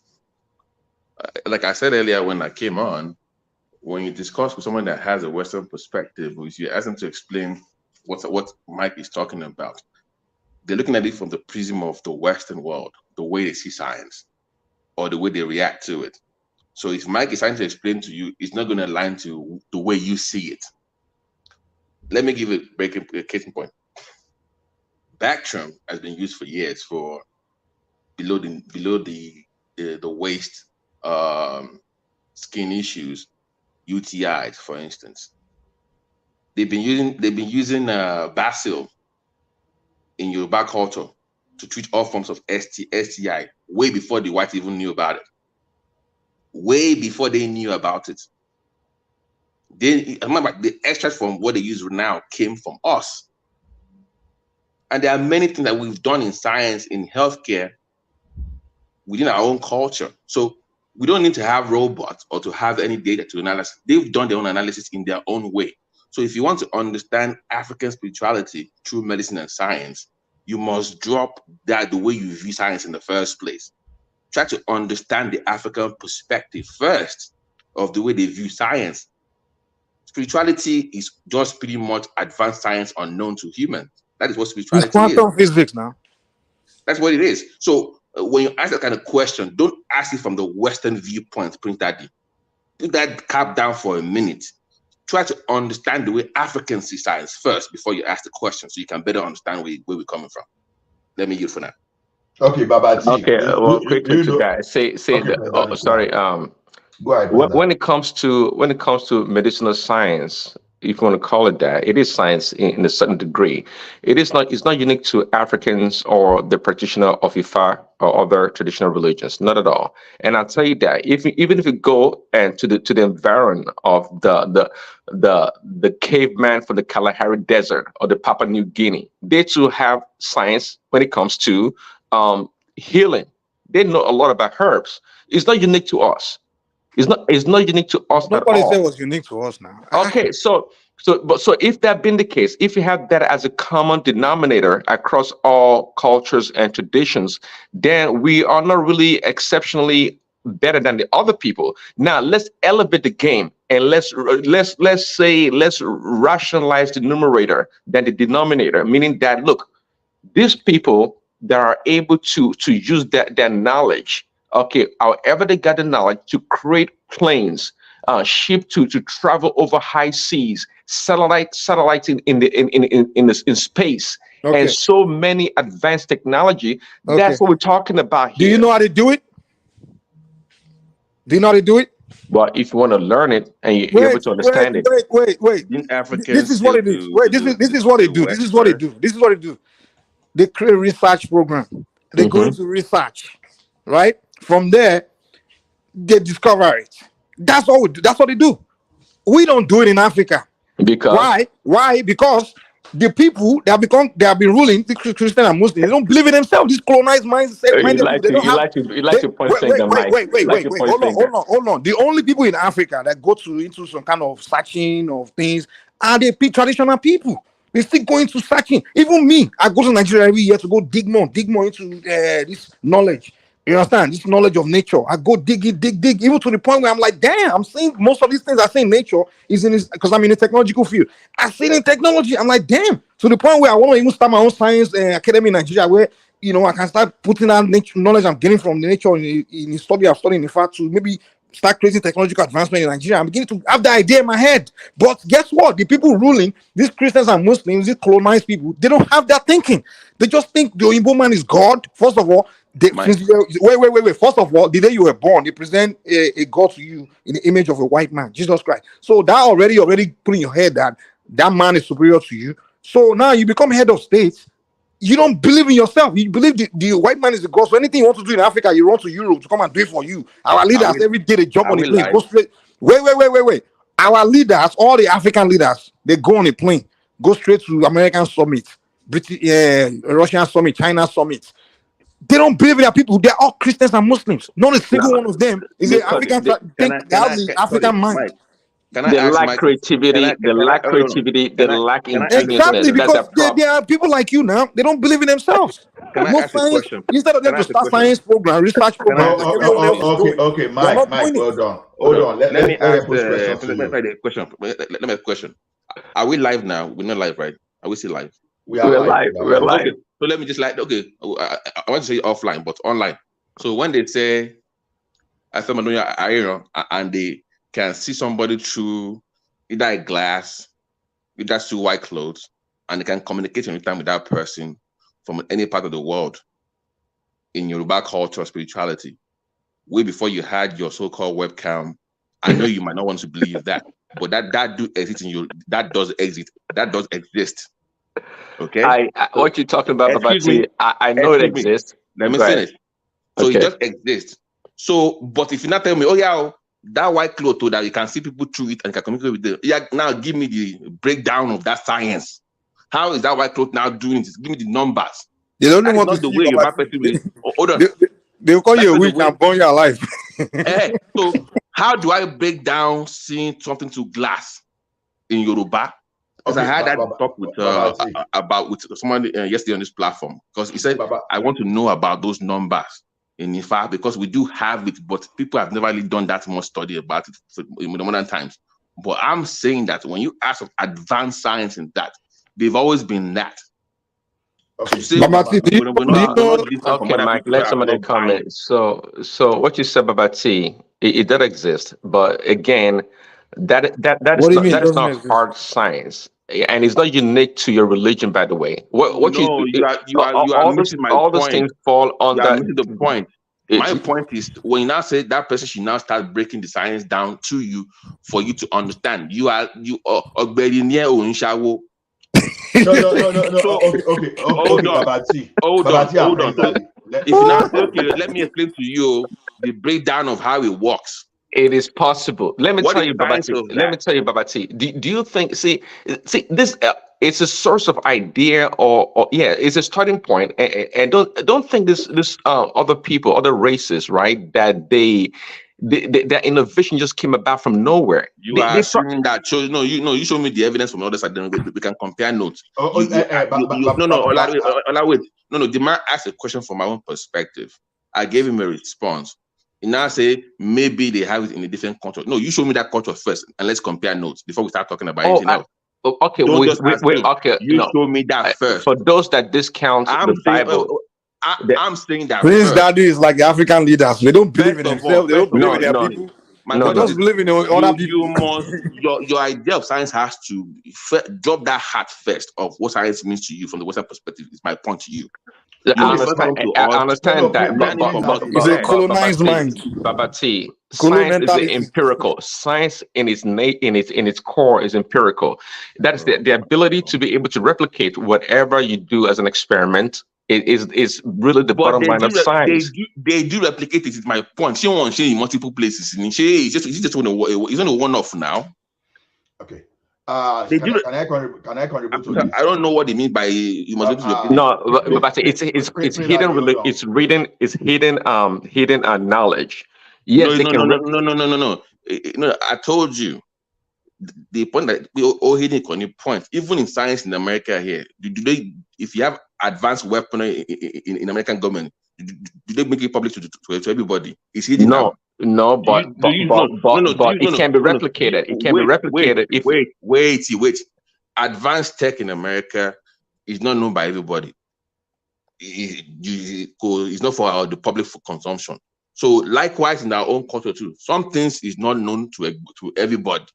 It's not to only a few that are initiated into that group. Is my point to you, and they can actually replicate it multiple times, but for you to have access to it is very limited. You must go through some stages first before you get there. Do you know there's some knowledge in our tradition where before they teach you have to go through some rituals because make it public. Everybody must now have the science to it. So give me the breakdown. Who are you? No. Come on now. But say what in our culture, right? We can say science has been termed as illumination, right? But that illumination is not available to everyone. See, in our culture, what do you mean? What I mean is that look, there's no let's quick hitting ourselves. There's no advancement in our society when it comes to the way we do things. Everything that we have in today's world. Well, you can say there's no investment. There's no investment in our. The knowledge is not available. The knowledge is not available. See, this is not. What do you mean the knowledge is not available? Are you kidding me? You grew up in America. You don't even know Africa. Are you kidding me? Hold on. You see Africa from I have to say this. See, knowledge. Hold on. Knowledge. I was there yesterday. Hold on. I was there yesterday because they asked me that question when it comes to medicine. I think it was your friend. Was asking me about it. That when it comes to medicine, haven't we done all this research? And I told you, 1971 UI, they have documents that would never make public that they are making PDF forms as of now. So to say we never had any local research and all those things. They have some when it comes to medicinal use advanced. They had it in UI at the time that even Pfizer was even stealing from. So what do you mean we don't have? They have things. Did you fund it? Maybe no. I agree with you on that. Exactly, that's the problem. They don't fund anything. They don't invest in. It's not true. It's not true. Well, see, funding is one thing, but another thing is be able to see. We have a problem with in Africa is the translation of knowledge from the spiritual to the physical. We don't. What do you mean we don't have? I see from what the you're saying. If you're saying to the physical, it's like, okay, it's kind of like you draw before you build a airplane or you build anything, you draw it, right? You put it down, right? And then for you to now go make it, they will say when they tell you that this stealth aircraft cost $5 billion, maybe $2 billion. When they were drawing it, when they drew it out, it didn't cost anything for them to draw it, have the knowledge, have the idea, right? But to go and make it, the process of making it, the process of doing everything, it costs money. That's what I'm saying. That we Okay, don't. then my question Hold to on, you, Mike. hold Hold on. What on. I'm telling you, How can many I finish, man? blueprints? Prince Daddy, don't allow people to land their point. Hold No, on. no, you're talking too much. Let somebody But else talk. I haven't even landed to finish his statement. You're saying I'm talking too much. I just came in. What I'm trying to tell you is that in Africa, we don't have investment and funding into research. We don't even have research. We don't have it. That's the problem. And why don't we have it? Because the Okay. people that rule Africa are people that think they have this your mentality that they don't believe in their people. They just say these Africans are useless, so they just go straight to the white man to come and solve all their problems. Okay, my question to you then. So where are the blueprints? Can I contribute? He's with us. We have these things. Everybody All hold you been on. telling you all day. What is this? Hold on. Everybody hold on. That's good. Someone want to contribute. Even you are not allowing me to contribute. So Ogbeni, Yes, so thank you. Just contribute, please. I started this new episode and I will go back to it. Mike, my question to you, very simple question I asked. You've not answered it. I told you by history, we all knew when the Oyimbos came to Africa. We all knew the time. When did they come? Because they keep record. Okay. So you know when they arrived at the Portuguese were the first to arrive at West Africa, in terms of West Africa, right? I don't know that. You don't know. You need to read history to know now. No, the thing is, who's the account of history? You said? Whose account of history? The people that came to you. The Portuguese account. Okay. They keep account when they came to you. They don't care about you not keeping the account of when they came, but they keep account when they came. They will know. They know when they came because they're already advanced. Oh, okay. Get to your main point. Yeah. Okay. So my point is this: we have all these deity, this African science thing you talk about, and I keep saying, why is it that as at the time they came, those things couldn't advance us to the extent that we should have been advanced even more than them? Let me put perspective to it. For instance, let me give an instance. You're talking about no blueprint. We're not writing things down. We're not. First of all, you don't have evidence that we're not advanced than them. You don't have the evidence that we're not advanced than them. I have evidence. Let me give you an You instance. don't. An instance is, let me give you an instance now. Record printing. That's in terms of you're printing something. Okay. In Germany, which is Europe, as of 1400, Johnny Gutenberg has invented printing press. Before they came to Africa. 1400. There was nothing like printing in Africa as of 1400. They've been printing. Okay. Okay. They printed map. They drew your own map. The so-called Africa. We couldn't draw our own. We didn't. But you don't know. You don't know, though. I know because. How do you know? Who told you? Did your forefathers say they didn't have anything? Because I study history. From who? Whose account? I keep asking, whose account is this history you're studying? Do you think it's only Europeans that write history? Okay, tell me the Africans that wrote it. They tell you what they were doing back then. Tell me. Wait, the Asians, don't forget that it's not only Europeans that had contact with Africa. The Asians had contact with Africa. The Arabians, the Arabs have contact with Africa.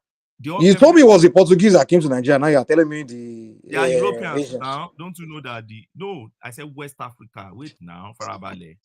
The Portuguese were the first to have contact with us in West Africa. They are Europeans now. Sorry, Mike, you have to give him the window to flesh out. Sorry, can you hear me? Sorry, Ogbeni. Okay. Mike, my point is, you have to give him the window to flesh out. So don't badger him. So my point is that those their own knowledge, because you want us to get a father. Oh, if they had left us, all the deities they came to pick from us and they took away and everything. Even despite the fact that you have told us that those effigies, they were just effigies. They were not the energy around them. That those energies, the deities, you can't capture the energies around them. is so if you're going to capture anything, it's just the effigy you are capturing, which will be empty as they are going, right? So, but my point is this: those things couldn't even advance us to the extent that we should have been more advanced technologically and in terms of science before they came to us. And I'm trying to give you an example that since 15th century, that is 1400, Germany, for instance, John Gutenberg had invented printing press as far as 1400, and they've been printing map. They even drew our home map. And after that, they made ship. And they started traveling, sailing continent to another continent. And as at then, your own forefathers were still pardoning Kelu. Their own deities couldn't even help them to vision what looked like a ship that can cross over to go and probably colonize them using the negative The force field dates on you the couldn't ground. help them. Okay, You can see? I respond? So, yeah, I'm No, coming. Mike, Then, let him land. Let him land, then please. Okay. in terms of agriculture, see, as at 1200, in this the Danes, right? They've invented agricultural tools that work fine to cultivate hectares of land. But where were we as at then? What was African doing as at then? That it needed them to come to us and halt our development. What was our level of development as at when they came to us? Zero. And these are the questions I'm asking you to Okay. clarify on. Okay. If you want, first of all, you say, why didn't our deity show us advancement? Was it their deity that showed them advancements? Is it deity that shows someone advancement, or is your choice to choose to advance? Even today. Hold on. Even You asked me a let's say, question. okay. The death candidates guide you, yeah. To, like I said, in our tradition, yeah, assistant deities can assist you, whatever you ask. You want to maybe you work with them. We have a relationship with them. Now, first of all, you have to know what you want to advance, what you want to do, right? You have to have desire to want to do something before you do it. Now, if Europeans are making some things you are talking about, you have to have a reason to make that thing before you make it. Does it mean we were not making things that we want to make at that time? Other things that they were not making? There are some things we need in our society back then, whatever we thought we needed, we envision they may need to help us in our environment that we used to do too, whatever. We thought of it and then we made it. They want to go somewhere. They say, "Oh, okay, I want to cross the ocean because it's so cold in Europe. We have to find other land." Like the history said, they had a pandemic in Europe. They kill out for their population. Most of them want to get out of that land, go and look for other land. So they had a reason to say, we have to figure out to cross the ocean. Though. So it gave them reason to build ship. So if you're asking why did the Africans start building ship like them, we didn't have reason to leave. We didn't have reason to want to go somewhere. So it doesn't mean they are more smarter than us. They are more advanced. They are advancing things they needed and they were making it. Now, second of all, you don't know what our people were doing back then. We don't know except what Europeans told you. And one thing we need to understand, we Africans, is this. When Europeans want to tell you story, they will only give you what they want you to know. The way they will give the account the way they want it. I'll give one example. World War II, what happened in World War II, this old story. If you go to school in America, what they will tell you, the account is slightly different from what the British will tell you. It's slightly different from what the Russians will tell you. And they all fought in the same war, even the countries they were allies. I was on a show with one British guy, and he was telling me that it was the British that actually I forgot what that point we're talking about. That did something. When in American school, I learned that it was Americans that actually did it. So everybody will give account of events to their own in their own favor. That's why they say philosophy that say until the lion learn how to tell his own story, the hunter will always be the victor. Right? Everything we learn about the encounter between Europeans and our forefathers were told to us by Europeans.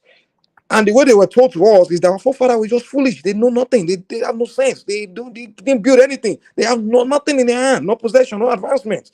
We were so advanced today and then. That's what they tell us. And I choose not to accept that.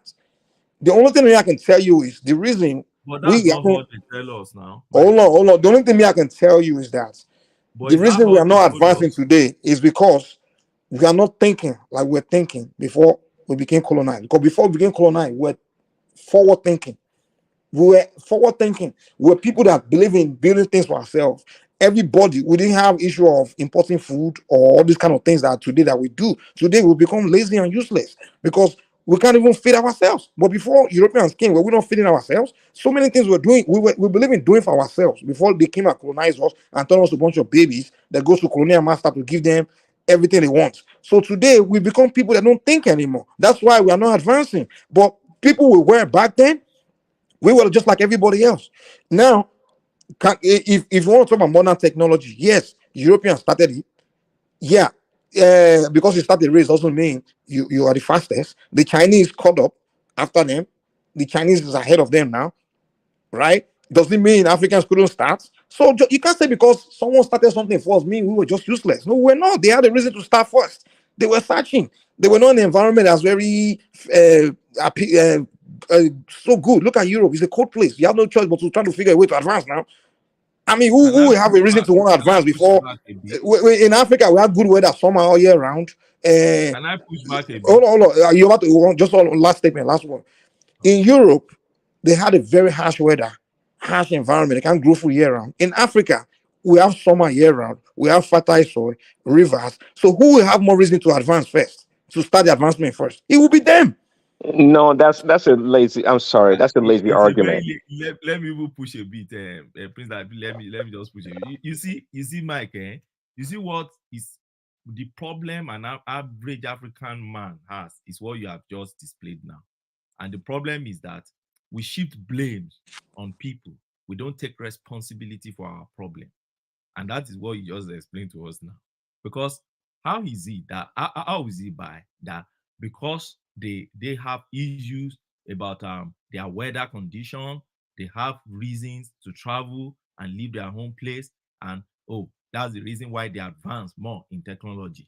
And you want us to believe that they came and they discovered our science was better in terms of our deities and co, and they pack all those things and they left with it, and those things helped them to advance. Things that never helped us to advance. Let me give you an instance of You didn't help yourself. I'm coming. That's even an insult, actually, to say that. That's not what I said for one. Not you, not you. I mean, I'm talking about Ogbenis. And my Okay, point here is sorry. that what it didn't work for you worked for them, but they get it from us. No. Yeah.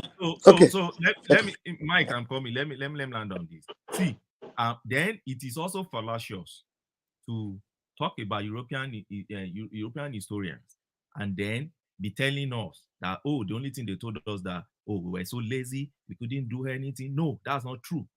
You need to read that history very well. The Europeans, the European, and I've said it again, it wasn't only Europeans that came to have contact with us. The Arabs came to have contact, Asians came, they had contact with us, and the Europeans also came, they had contact with us. And they all have their record of what they met in Africa. True. So you can juxtapose if you go deep into history.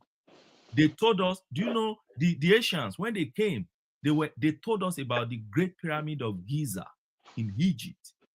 And they wrote many of things you see written down about Great Pyramid of Giza to date. They were written mostly by the Asian historians for us. Okay, not even by ourselves. They came, the Ethiopians, they wrote themselves about the kingdom of Akusu Abelix in history, the great Zimbabwe. They told us, they came and they told us, oh, when they got to Zimbabwe, they met XYZ empire in Zimbabwe. Even the Oyo Empire we talk about today, we didn't keep our own record. They gave us Really? those. We didn't. Let You me don't know tell your you. history. No. I read history. I'm telling you, if you have any. You don't know your history. If you have any. I know history. I can start telling you your history right now. If you want Samuel Johnson was the very first man that wrote about Yoruba kingdoms. And the few things Samuel Johnson was able to get. So we don't know our knowledge until you wrote it, I mean. No, we had our knowledge, but we didn't, you didn't get me. We didn't keep record because I expect that if we actually had those deities that you said help the Europeans to advance European, would have also advanced us, at least to an extent of putting something in a written form. For instance, many of the things we've gathered ourselves for our own histories, they are relics. Okay, you find stone somewhere, you find Oriolokun somewhere, you find this terracotta somewhere, you find this to prove not culture and others. Okay, but they told us they told us what they met when they came here, and that's where I'm trying to go. See, many of the things you get about the Benin Bronze today, you see those guys when they first came, they wrote about every piece of relic that they picked from the fall of the Benin Empire. They wrote their first contact and what they meant there. The Timbuktu manuscripts and a lot that I can tell you about that they wrote about us. So sometimes we have this Europhobia of whatever you pick from a European historian or whatever you pick from outside Africa, written about Africa, we demonize it. I don't see it so. May I add too? May I add? Give me 1 second. You go next. Benny, just because you don't know that history exists doesn't mean it doesn't exist. And second of all, writing is not the only form of documenting history, keeping history. In Yoruba land, there are people that are custodian of history, right? They keep it. Even our Ifa knowledge, but I begin to tell you, like, but writing is the most reliable. Hold on. No, first of all, in our Ifa, for example, it's forbidden to even write the thing down. Most of it, you can write some basic ones, but you can't write some of the things down. It's forbidden. One, you believe is dangerous because someone can change it. Someone can go and change the writing, change the story. Someone can rewrite books and change things. Even the Bible you talk about, they have King James version, this version, that version. People can change the knowledge. The writing is even more dangerous than actually having a group of people where their whole life is to keep that knowledge to themselves. Teach that knowledge. Teach that knowledge. No, just add this one to what you are saying. Don't you know that the knowledge you do not write easily, it can extinct? That's exactly what is happening to Africa. It's not far away, but our people don't have the history. They don't have the record. We have record. Science. There are ways we keep record. Everything about us is awo. There are some that are supposed to even be made known to the public, but people keep them. So there are some. You're right. But actually, let me help you with this. Do you know in Yoruba land, before we became these English people, growing up as a child, some basic history and basic knowledge is being taught to you from childhood. You are learning. You're always learning. Everybody's always learning. Even if you come from one particular, right? Am I lying? Yes, you are right. But then there are special people where their job is to be the custodian, to learn, like they get the advanced knowledge and everything. They keep it to them because there are some knowledge that are very dangerous. Even in the West today. Hold on. Even in America today. Quick interjection.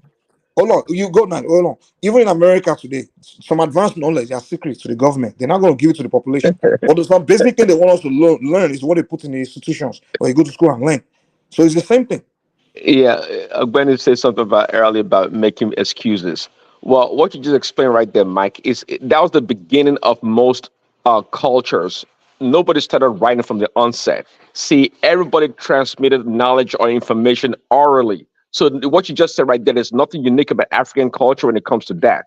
So having said that, then some cultures, they advanced, they were able to create writing and documentation, to be able to preserve their cultural, traditional, whatever, and knowledge. That's not true. Okay. Prince Daddy, let me even address Mike. The chemistry, the physics, we all do. We know physics can be dangerous. We know chemistry can be dangerous. Yet, we were still exposed to both chemistry, physics, even biology. Some people know how to grow virus today, right? Even those things are still dangerous, but people know at the end of the day, we're using it for something more positive than negative. Now, look at my grandpa. He used to have some book on some kind of herb and some traditional jazz. But in most of those books, we never see that thing complete. And look at all of us now. Nobody has the knowledge of that thing, even the one that is documented. I'm even telling you that for free. If you don't document your things, how are people going to know? The Chinese, the Indians, and others, they manage to document this. But we keep everything secret. Even the app just to eat ordinary, headache. No, you want to keep that secret. Even in this modern day, we see have that culture. Even though, okay, maybe as a computer scientist now, if I know something about computer, I want to keep it to myself, and so that I want to maximize it. I don't want to share knowledge, right? That is exactly what is killing us. We see even do it. Hola, we Even didn't with give all May our I knowledge speak? secrets. Let me The people say something abandon the real quick. knowledge. That's what happened. They abandon it. Yeah, They don't keep the let me secret. say you let me say abandon something. what you don't understand. If you struggle with Um, things that you don't understand, you abandon. all right, can I go? Oriola, please go Okay, All ahead. right, go ahead. so I want to go back to Ogbeni. So I actually like this type of stuff because it's always good for us to like criticize. When we criticize, we try to critique to see like ask questions. So you mentioned because all we know the documentation that we kind of know that we think we know was the 13th century when the Portuguese came to the coast of Lagos and they kind of like document what they found and stuff. So you were asking that what type of invention was there then. So let me speak on that first. Then I'll speak on IFA because the way I see IFA is basically a database. There's religion in IFA. There's so many things. There's physics, anatomy. Me and BT was discussing this yesterday. The way I see it. So now let me speak to invention because you were talking about was there any invention? So one, we all well maybe not all of us we know that Ogun, even though No, point I of think correction. Mike No, already before, break it down. Huh? sorry, before you move on, point of correction. I never said there was no invention at all. I said there was none as advanced as Advancement, yeah. those guys that came to us. So you can continue. Okay, so if all right, I was speaking about the invention that I think was then, and if you say advanced, definitely if I go with the advanced first, so we cannot advance because you have to remember during that 13th century, that's when slavery started. So even manipulation already started then. So coming to the revolution that started, because you have to remember, it looks like back then we are kind of like on the same playing field. It's just different way of. So if you look at the Europe, the way they communicate, they write things down and stuff. If you look at us, the Africans, we don't usually write things down, but it's more like so you have the babalawos, you have the onisheguns, you have the midwife that like you have to be in that lane to learn to be able to become those doctors and preachers or whatever. And it's more like Toriban for me. I have ethic. I know where to go. If I have this, those they have to learn, which is they become literate because to us now after the slavery and colonization we think if we read in English is learning. No, that's not to the way I say it. It's more like they have to learn to know these things to be able to become proficient and professional in what they're doing. So that's number one. Number two, we all know like they would say Ogun is blacksmith. I know like you broke it down like they come back and reinvent themselves. Are you saying to us that we weren't farming then, even when we're farming? So that means we did invent something to be able to cultivate and produce food. That's number one. We live in houses, even though they were built houses with mud then. So we invent things. Three. Give me an example of what we've invented. You've not mentioned No, I just one. name. Okay, No, so no, so sorry, Ben, I it's just name. Okay, how do we cultivate food? They told us Ogun was Oriola, a you're blacksmith. right. You're right about what you're Tell me saying. how we're cultivated. In the crudest form of civilization, you're right. Because all cultures also they were able to cultivate agriculture. Yeah, Build, Ogun is a blacksmith. So how does he know where to find metals? Because metals, maybe iron, oil, copper, and all of this, they're underground. So that means they have to innovate to be able to find those raw materials, and they do were you have able to you turn those raw materials into machine, like cutlass, whatever, to be so able you to think cultivate. we had cutlass before the Europeans came? What do we use to cultivate? No, I'm What asking you now. Tell me I'm what definitely we are using. I'm definitely sure we do have stuff We like that. had cutlass. Yeah, I'm sure we do. See, no, and now We did no, not have no. cutlass. Let me now back. I'm sure we do. I uh, mean, what the question the question that we need to ask ourselves is this: we are cultivating food. How do we do it?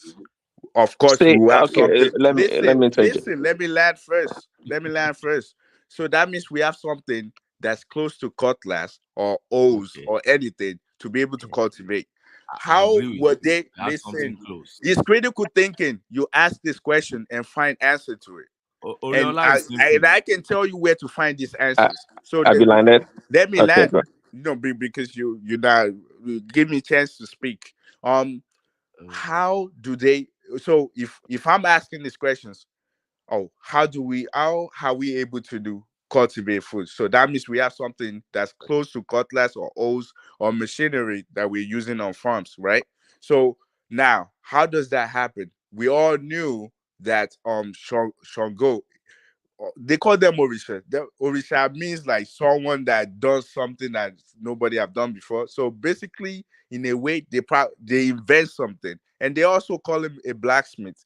So if you look at it, and now if you're thinking critical thinking, how were they able to find the metals to use to get something to get something close to a cutlass?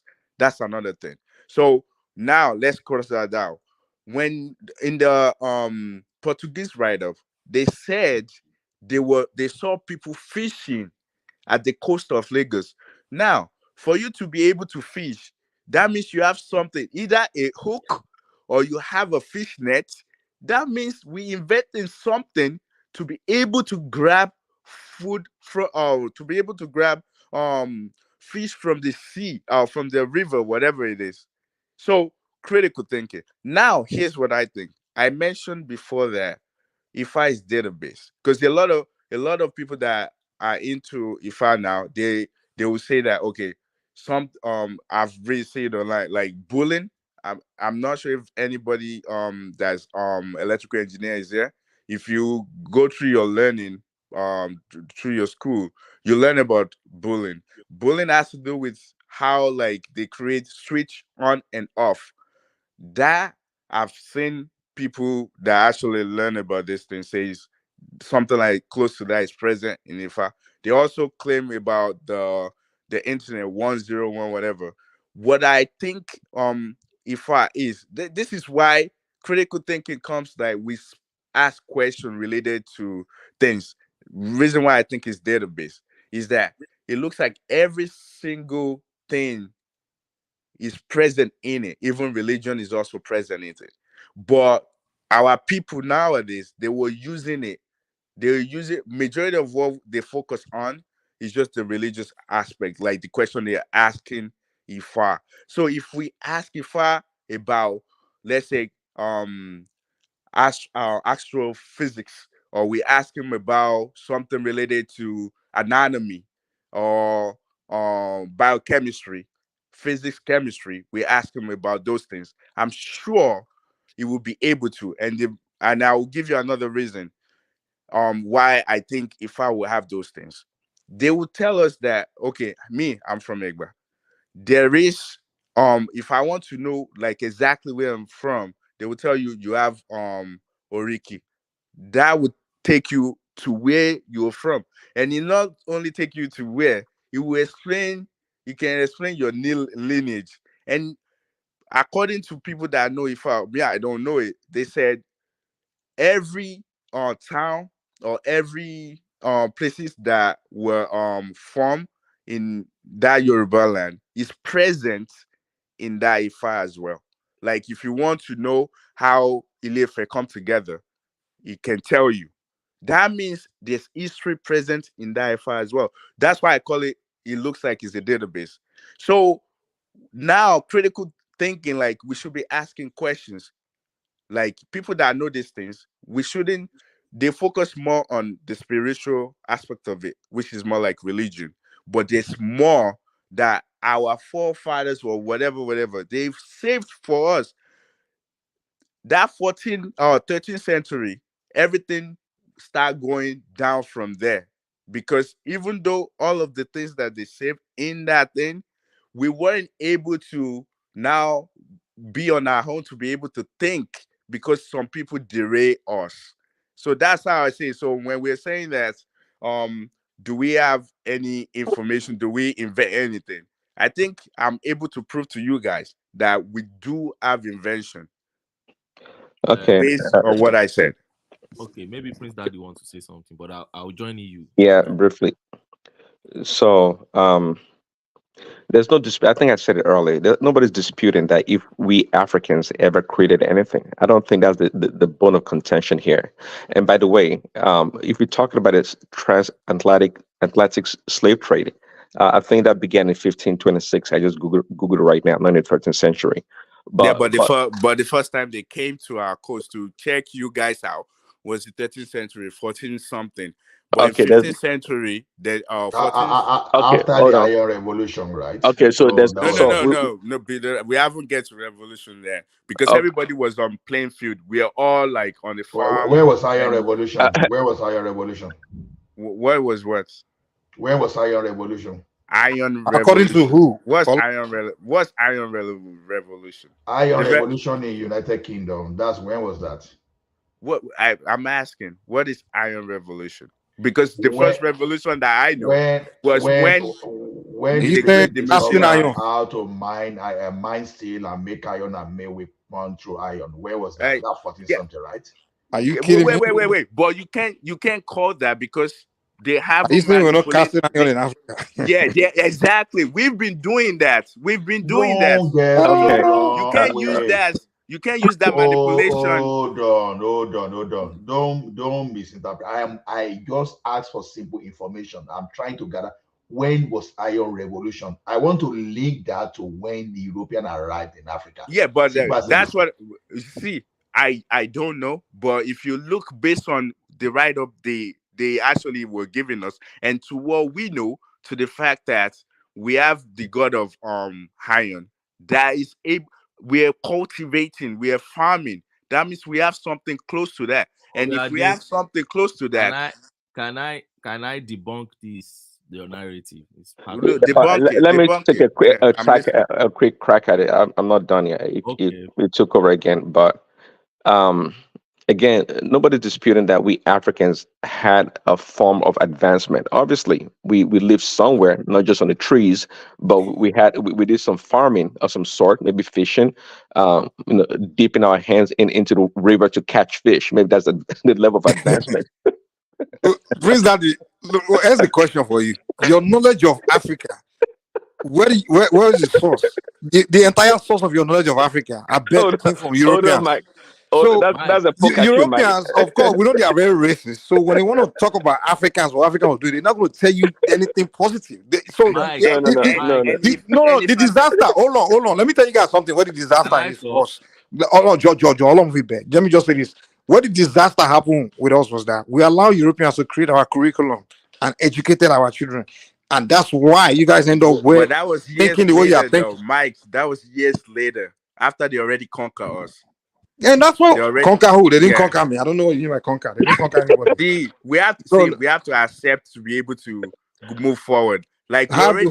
how did they conquer me? Okay, Mike will never accept that. which race is at the bottom of the chain right now? Which race? There's also mean I'm conquer. Well, first of all, I'm not on the bottom. I don't know what you mean by bottom. Okay. Okay. If today, as of today, if all presidents of the world come to the table, which race will be the one No, that if it's is? talking about hold on. If you're talking about the global economics and things like that. But See, but it I doesn't don't mean like it. shit. That's why I think we're talking about this. I don't But it like doesn't it. mean I'm conquer. But It let's doesn't mean be I'm conquer. real. You reach We out at me doesn't are. mean you've conquered me. I don't know why you guys think like Okay, this. let Benny continue. Benny, go ahead. They won't allow me. Go Uh, ahead. Okay, wait, Prince, thank you. and Benny, wait. Let me Yeah. also put this through to you. You know, like they also I'm not, that medal that we are doing, like the if you go to different palaces, they have like what would I call them? One more I want with medals like the hat as well. That even one of the historians was saying that some that they took from Benin, they realized that they all came from Ilefe and they were done like maybe like 12th century or 10th century. So that would tell you that we have metal and since that century. So I can look up those videos for you. So that's how you will know like we've been Okay. because I know you want Oriola, to debunk. Oriola, I read that Iron Age started from sub-Saharan Africa. So maybe you want to consider Nigeria as part of sub-Saharan Africa, probably. So Yeah, but no. so But when I ask question, I'm trying to link 1+1 right, into right, right, 6. right. But So that is Iron Age, you know. Now, yeah, Iron Age, yeah, something yes. because that people started discovering metal. what Right. do you I Yes. know, I know, I know China So was ahead of everyone in terms of technology until see? this guy until thank you. 400 or almost That 440 was sha. what they were able to document. Listen, No, that no, was no, no, what no, they no, were no, no, able no. to You know, document. If we go into Exactly. our Thank you, own Oriade. database, Oriade. You see what the No, problem is? yeah, if we go The into our own account. database, which is SIFA, it Thank might you. tell us The something account. different. We're only It going will by the tell us account Oh, of something let me different. others. talk now. Oriola, we don't have You people should that allow me to talk documentation. now. Ah, Oh, please go ahead, Ogbeni Ogbeni. speak. ah. Ogbeni Ogbeni, speak. please go ahead. Debunk Go me. ahead. I just want Debunk to me, sọ̀rọ̀. Ogbeni. We need to tackle So this one right now. Oriola, let no, Ogbeni no, talk. no, we are Let Ogbeni learning. speak, please. You see, I'm not really debunking. We are just Yeah, learning. I know. Okay, now first and foremost, let me address Mike issue. You know, Mike has this. He thinks you think everybody reads their history only from what Europeans put. I'm not. That's not the way I study my But own. not from Africa. There's no single one you got from the What Africans. did you write? Eh, You said well, if from we didn't all write it, then that means because we didn't write it, so you have to go by only the Europeans' accounts. No, we are not going back. Wait now, Farabale. So the Europeans wrote, sorry, right? I keep saying it. Asians and Arabs, they all had contact with us, okay? And they had their records. When you reconcile all these records together, it gives you some perspective So name the as Asian to what record they about did in Nigeria. Africa. Name one. We have Stone Age. We move. Name the I'm Asian coming. record We about move to Nigeria. Bronze Age. We move to Iron Age. Then I'm coming now. So we started moving, classical era, all those era. Now, these are not the making of the Europeans. They are when you consolidate history written by this major what do you call it now, world, the European, the Asians, the Arab, you bring them together. It gives you this perspective.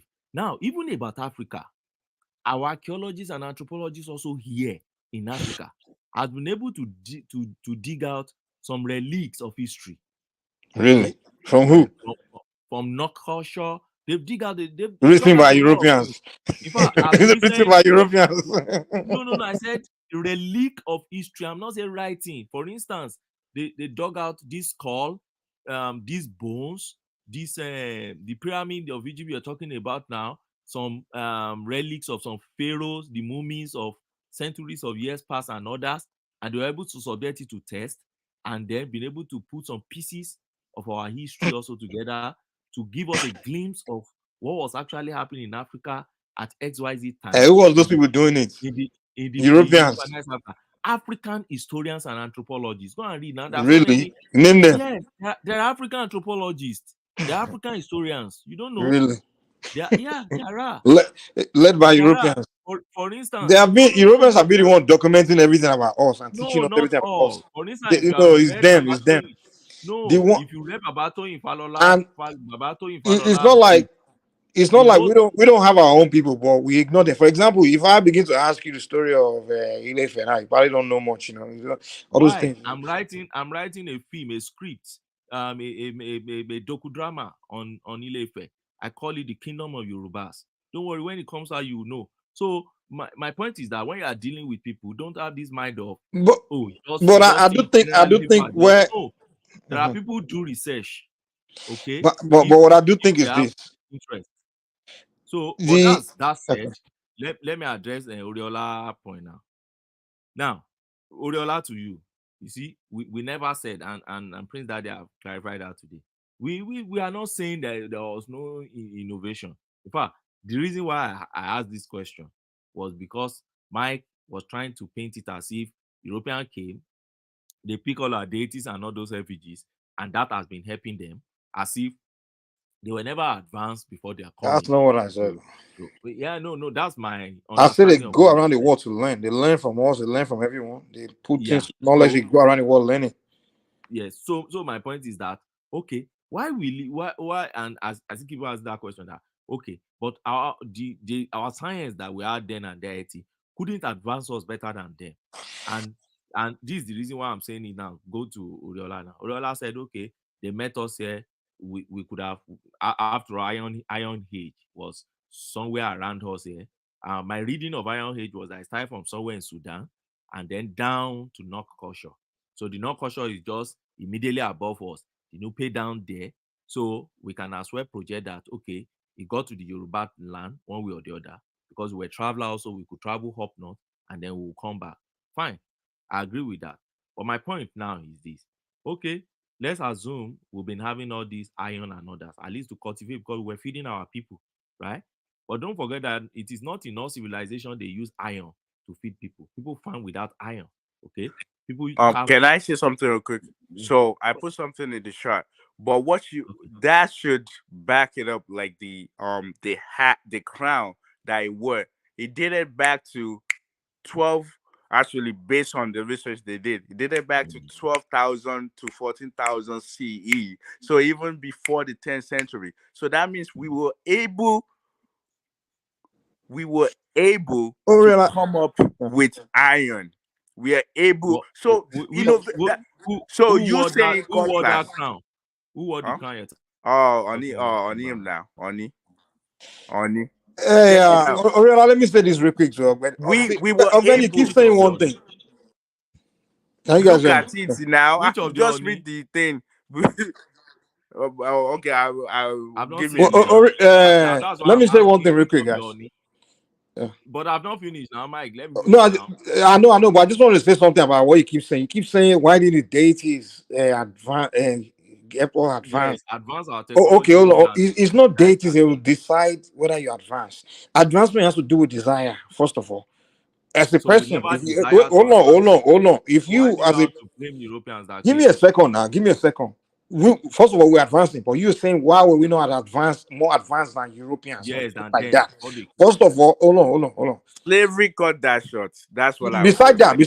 no. First of all, for you to say you want to advance and do No, it something wasn't or slavery. build something, There was slavery also in Europe now. can I Europe talk now? started slavery before us too. Hold Within on. Uh, you keep saying why need the deities help you advance. It's not the deities that will help you advance. First of all, it's the human brain that have to do the work, right? The So it's principles not you the have, deities. maybe the wisdom. Hold on. Your foundation, your culture, your spirituality, all those things. Those are foundational knowledge. You understand? It's your brain that will now decide to pick that and use that to build up. Now, which is what scientists are doing. That's what I told you guys earlier. Nature teach you everything.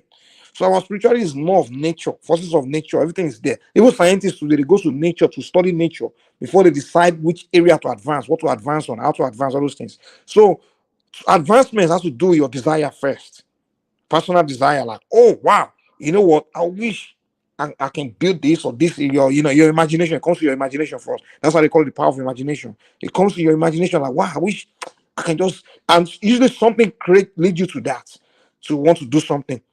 For example, why Airplane was created, and we all know the story. It was a mailing company where the employees were all in a room with the CEO. They were all trying to figure a new way to make mail travel from United States to Europe quicker. And they were all talking. Somebody said, how about we figure a way when something can fly? And that's where the idea all came about. And with time, scientists took it and then they begin to do research, and they were so strong about a desire to figure out something can fly from America to Europe. So it starts from desire first. And once you have that desire, and then you can now go to your Yeah, wait. what Are you farm. saying? Yeah, Hold on, even hold on. with what you're saying, we have people that are scientists as well, Yeah, philosophers. yeah, yeah. But The that's what I'm saying. only So, the only so thing is this: if we now that we were now asking questions and thinking things, I think in IFA as a database should be able to yeah, point the us to foundational those knowledge, the things. foundational roots, all It those should things be able is to there. tell us But what was stored in IFA, for example. It should be able to point to by just asking questions. And I think those things are available there. yeah, Because things are I know, available. But the thing is, we don't have the desire to advance. That's the problem we have today. And those well, that even I those that want have to the advance. desire, those that have desire, like maybe myself and you, but those the people that are supposed to do the funding, the backing, like the government, all those kind of people, they themselves have abandoned that area. You understand? They have abandoned that area. They don't want Yeah, to look but at is it their fault? whose fault. It's not Who their else will I blame? fault. I They've don't think it's brainwashed. a, See, they've I don't think brainwashed it's an they've absence of desire brainwashed to us now. advance. You mean the I brainwash Prince believe Daddy and I don't believe it's an absence of desire to advance. I his think desire, man. His desire. We don't have that. I'm sorry. No. I think that is But if you go to the Nigeria today, look at your leaders, man. Look at the people. Mike. They don't have desire, man. Don't use today to judge our yesterday. No, Please. Benny, let me tell you something. Let me tell you one reality of a black man, African man. If you spend time, I don't know if you lived in the West and in Asia, if you spend time and interact with Asian people, white people, and look at their daily reasoning, their daily Mike, I don't like the way hold on, you're let me looking. learn. Like I this is don't very like the important. angle the way you're Oriola, looking. hold on. Let me learn. Even if you look on TikTok and look at the kind of things a typical white, young white person or white Asian person, Asian person will engage himself. Usually something more of creative or thinking. But if you look at an African, real more thing we are more desire about is how we can have girlfriends and party and just Mike, things of pleasure. I'm just saying our nature. Those Abulele are the things we really Senkai. enjoy. We have more desire for those kind of things than Mike, did they and went did those races that you mentioned, did they went through the slavery like we went slavery has through? nothing to do with Did liking they women. did All they those went things. through It doesn't colonization matter, like man. we went through? They Yes, they didn't went did. through They our did. brain. Oriola, They did. But Oriola, the what you slavery went they through, went through is they not the same did. as they They went was through see. slavery. No, oh, Ogbeni, They, please they let me speak went to to Ogbeni slavery. real They quick. went to colonialism. No. Their slavery is UK different. was They were doing see, slavery among themselves, just like we were doing it among ourselves. But when no, they no, no. the Oriola actually, It was transatlantic started, it's way different. Oriola. It was Oriola So don't actually, slavery slavery is compare that this supposed to now. motivate you to even advance further. I'm my sorry. brother. It was The Holocaust you experience I supposed to don't give think us you I don't think Mike. you understand Oriola. slavery like that, Their man. own slavery The no, way no. you're was saying it, under The the Holocaust Romans. supposed to motivate The you to even Romans. advance further, sir. The Romans it's invaded the English land. The Danes, yeah, Spanish, but they're all they invaded the land. Caucasians. That's They just enslaved like them. It doesn't matter. See, It's the same thing. Ogbeni, yes. they're all Caucasians. Just the same way or your empire was So the invading person Dahomey, or your empire was invading Benin. Just like that. It's the No, same we never thing. invade Benin, man. Stop You it. never invade Benin. But anyway, We so we put them we under us invading. now. Oh, you mean They Benin were under Republic? Oh, us. sorry, Weren't sorry. they under us? Benin Weren't they Republic, under not your Benin Kingdom, empire? Benin Republic, yeah. But Oriola, actually, your Holocaust supposed to motivate, give you a reason to even advance. But Everyone that goes through Holocaust advance after that. only cause Wait, that's don't different. use that argument of slavery is the reason why we are not No, advanced. yes, it is. It is. It's not logical See, at all. when other race put you under them, it's different than when you yourself were doing it among yourself. no, But, that's but the it thing does. that the It's That not an excuse why we are not the advancing. It Romans should actually be. It should be the it's reason not why an we should have excuse. advanced. Okay, the Romans and the English were not the why are same. you here? Why didn't you The stay in your The country? Danish and the English were not It's the same. because The what do you mean? Danes What were does not that have the to do with same. anything, man? It Why am does I French have were where? to not do the with same. something because What does it have to do with? we can't do better. That's why a lot of people have to move out of those places to learn, to gain knowledge, to be better with their life. If not, we can sit No, in no. our Actually, we're all country. looking for greener pasture. Listen, That's all. Oh, we guys, can sit in Every our human being look for country greener pasture. It's not and start peculiar to inventing Africans. stuff. By the me, way, I won't go sleep. Oh. Okay. Good talking, man. Good talking. Good conversation. Yeah, thanks for having you guys. Well, wait, thank you, Benny. Yes. Ogbeni. I actually would like to.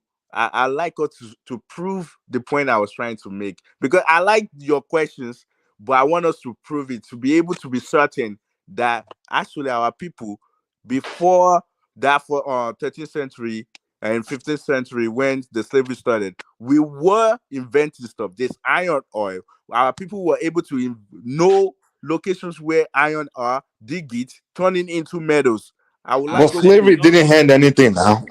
You are I'm talking not as if they enslaved disputing every that. black person in the world. Are you kidding me? That's They technology, just brother. took people away now. They didn't enslave us in Africa now. What are you talking about, Ariola? See, if your invention were that fantastic, you wouldn't abandon it for Oyinboso. Eh? No, wait, wait, No, wait, no, no. wait, wait. As That at wait. then, it When was more advanced. manipulation, You will when not ma- abandon it to embrace Oyinbo's own. We were well, collecting Ojiko mirror Koro ló ń then. ṣe wá now. We were ma- collecting gene. We were collecting you're beer and mirror. you're And you are talking saying we about are advanced manipulation. world. Ojiko Koro. Wait, you are talking about Ọ̀gbẹ́ni Angba manipulation. mirror now. Angba shinap. Angba kini milk. torí obìnrin ni náà ṣùgbọ́n You tí are wọ́n kí saying we tọ́ bá ti fi ṣínà àwọn ọmọ ẹ̀fí ṣínà àwọn gbàyàwó níyàwó ṣèbí torí obìnrin ni ìṣúkọ. I'm telling you that black man Yeah, problem. but that part of that shinap is the story that was narrated to us. Wasn't Oh, so it never our happened. people that read that story. But there must be It's true, something it's they true, use man. to entice That's our king. where I think that's You, history need to be asked from you, the Ifa you part know, of it. Riola, I want to agree with you. Ogbeni, you know, most of the things that they tell us, we don't know how true it is. So, you know, these people, they are known to lie and right. You But know, they have some pictures now. it may be true to some extent, but I They have the question most of pictures these of things. Omo Thomas of Dada, all this is those what happened. We don't know exactly Opobo, what happened. all those Opobo guys. Don't forget that these guys have been keeping record for centuries But before yeah, they they came keep here. record, but they're not going to give you the actual complete truth. Wait, Even we, picture. Europeans but are known not to. It's the same way they do their media. Okay. we, Let me ask you guys. When you turn we on the kept media, record hold too on, now. It's just that we didn't wait. go ahead and go confirm with our own record. We are keeping record as So some well. of exactly our people tell their own story among themselves. But you guys need to understand No. something. I believe Hold on. Ifa has it. Oriola, hold on. When you guys turn on the news, like Western media, when they are telling Leave story us about to Africa, hold on, one more. This is very important. Tom and cover story. If they are covering story about Africa, they always bend the truth in a way. They always trying to, they do propaganda a little bit. But So how do you that should blame give you, them? yeah. Mike, let me tell you. Let me ask you a But that should question. give you a reason to believe that the thing they're telling us about their accounts back then too, they will be doing some little bit of propaganda Mike, too. let me You ask know. a question that my supervisor asked me during my PhD program because I know Iboma. So No wonder I think like this. I kept no, it doesn't matter. You can gain from anybody. I'm gaining from you since morning now, so it doesn't matter. Now, and I keep complaining. I have this Pan-African thing. If you in any gathering, you talk, if you speak anything hill of Africa, if I pick you up, you won't even like the area will come for you. So because of that, I took my time to go and read about corruption perspective in UK, in Europe. I have all these facts in my head. So when you come and say something and say, African, Nigeria is corrupt. When I take you up, I give you fact and figure about how corrupt your own country too is. And so one day, I was complaining about the story they were picking about Africa was untrue and da. He just looked at me and said, young man, does Africa have a major media speaking their story, telling their own story? Have I thought about that thing before? When any story breaks like this, BBC will be telling the story from the British perspective. Press TV will be telling the story from the French perspective. Even Al Jazeera will be telling the story from the Asian perspective. And Sky CNN also will be telling the same story. Yeah, They'll be but you telling have it to that part. you He have to said, realize that this thing and he is said, not. where is the cable, the TV that is universally viewing, that speak for Africa, that tells African story? So you don't have it. And the next No, 100 years now, when they wait. pick this record, you'll be blaming Europeans. Exactly. Ogbeni is actually more than what you think. Do you know what history? So basically, if you go to school, like in this country that I have, before you graduate your high school, you have to take 4 years of history. And American history, you take that at least 4 or 2 years, and you take world history as well. You see that world history is exactly what you're saying. They wrote it in their own perspective, which is what we're learning. Imagine you're young and you're learning those things, or they already instill those things in your head. What do you think will happen when you grow up? You see, Prince, you see the black Americans. You see how they brainwash them to just they don't even want to see They Africa at didn't all. brainwash them. That's what they learned at school. What? That's what I'm saying now. In school You're now, the school system, they just teach them to really not like where their Yeah, but they are ancestors come writing. from. They are writing from their own perspective, And that's why I'm agreeing with just you like the now. slavery So that I'm and it's the talking same thing about. they deal with the Africans too now. Like because we are learning from them, so they just condition our mind to see Yeah, ourselves wait, in a way, just like in a the very just We like tell negative our see, light. own just story like the too. slavery that I'm And we talking don't write about. our own story, and we need to start doing See, that. when we learn slavery in school, we are learning it based on what Caucasian man wrote, and he's telling us that we are at fault, that our own people were the one trading us. When It's not. when you guys gonna start complaining? That's the question. Yeah, we need to exactly. I thought that's why we're talking now. That we should critique ourselves, and the critiquing is more like, okay, just like the conversation we just had about the iron ore. Do we actually create that? And based on like what I just put there, it has been created. So now, if IFA is more than is like a database, we should be able to question IFA about history. What does IFA ask on history for us? What does IFA ask about anatomy, biology, chemistry, biochemistry, physics, all of those things? We should be able to question it, and it should be telling us. Because I'm looking online, everybody is saying, "Oh, you see this computer science you're doing is in IFA." Okay, if it's in there, we need extensive write paper, publish it online. Exactly what IFA says about these things. Well, it shows that hold on. It shows that I mean, you said it numerous times that if I've been database, but if you ask me, from what I understand, I would say IFA is not a database. It's a permutation of things. IFA, because every person that goes to IFA, for example, is unique. Okay, they can look based on divination or whatever and tell you about that person. The reality is that everything that Based on happens. what you said, that's what they're using it for. But it's more than that. That's what I'm telling you. Oh, okay, Everybody is okay, okay, using it okay. Oh, as hold a on. religion, spiritual thing. Okay, But it's I more got you. than that. Okay, I got you. So hold on. I'm sorry. So how come it that been the case? Every time you guys talk about it, it kind of talks down on us. See, if truly, if FI is a database, a repository, how come we've not been able to tap in and withdraw that knowledge so we You are can not use it? investing in it. You abandon it. That's what we are See, telling you. how many of you are asking that question? I'm asking that question tonight. But how many of you guys are actually Okay, asking that question? It's just a natural progression. It's just a natural You, progression that. Prince Daddy, you abandon it. Africans abandon it. That's what we are trying to tell you. They abandon it for Christianity. So how are you going to use it to advance if you have nothing to do with it? Can you guys let someone add to your conversation? The question I want to ask you, I once heard from Baba Yoruba. He said Ifa is an abbreviation. So if Ifa was an abbreviation, then what was it known for before? Because he said indigenous. No, don't listen to that guy, man. That guy is a moon. Okay. The guy was a redeemed pastor. When he started learning something, then he went online, start talking. Okay, so You let's know, say the rabbi called him. They warned him, man. They warned the guy. The guy is just is one Ogbeni, intellectual that just started Ogbeni, running his mouth. What did he I say say? Ogbeni, What did he say was? remember that He said, "Miss Indigenous African."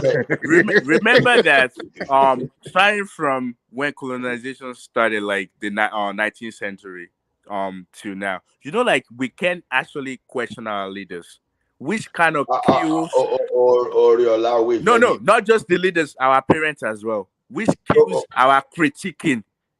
We have, like when we are younger, part of knowing that a kid is growing up, it's more like he will ask questions about everything. He will try to find answer to everything.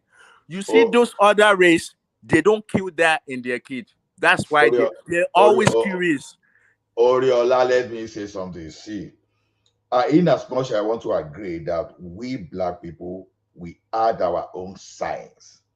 before, because we are human, it's impossible for us not to have anything. It's impossible. At least if we didn't have anything, we wouldn't have survived. That's given. But the problem is this: that doesn't sound like insult whenever they say, if you want to hide anything from an African man, put it in between the book. In between the book. You understand? That's the evidence of what we are saying today. No. That's their own. I mentioned it initially. Wait, Oriola, now you just argue. Hold on. Wait. Because black man, I want to party. I want to shape party. See, you that you are talking today now, I can tell you, you speak to Yoruba, but you don't understand Yoruba. I'm telling you, categorically. Ooh. You, Oriola, you speak Yoruba. You don't understand Yoruba. Many of us speak Yoruba. We don't understand Yoruba. I know. I agree with you. The basics of it. I agree with you. So we just because totally don't understand it. We lack documentation because we don't even know the how what we say even manage to Ola. It's no longer the language of instruction. You learn by saying that we lack documentation. Our people actually document, but our documentation style is not by writing things down. We save it somewhere, which is wait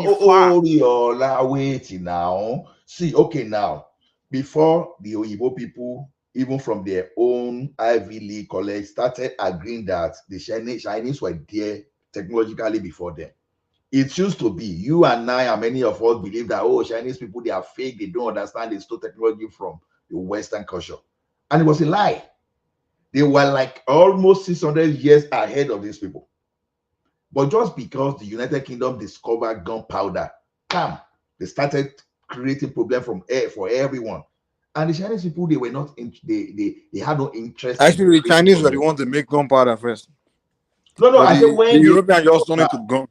Exactly. When you see, like the Chinese people, they had get gunpowder. They were using it to do some things better. They were interested in trades. They were not interested in war. But immediately, United Kingdom got their own like this. The next thing, they started flying everywhere, started colonizing everybody.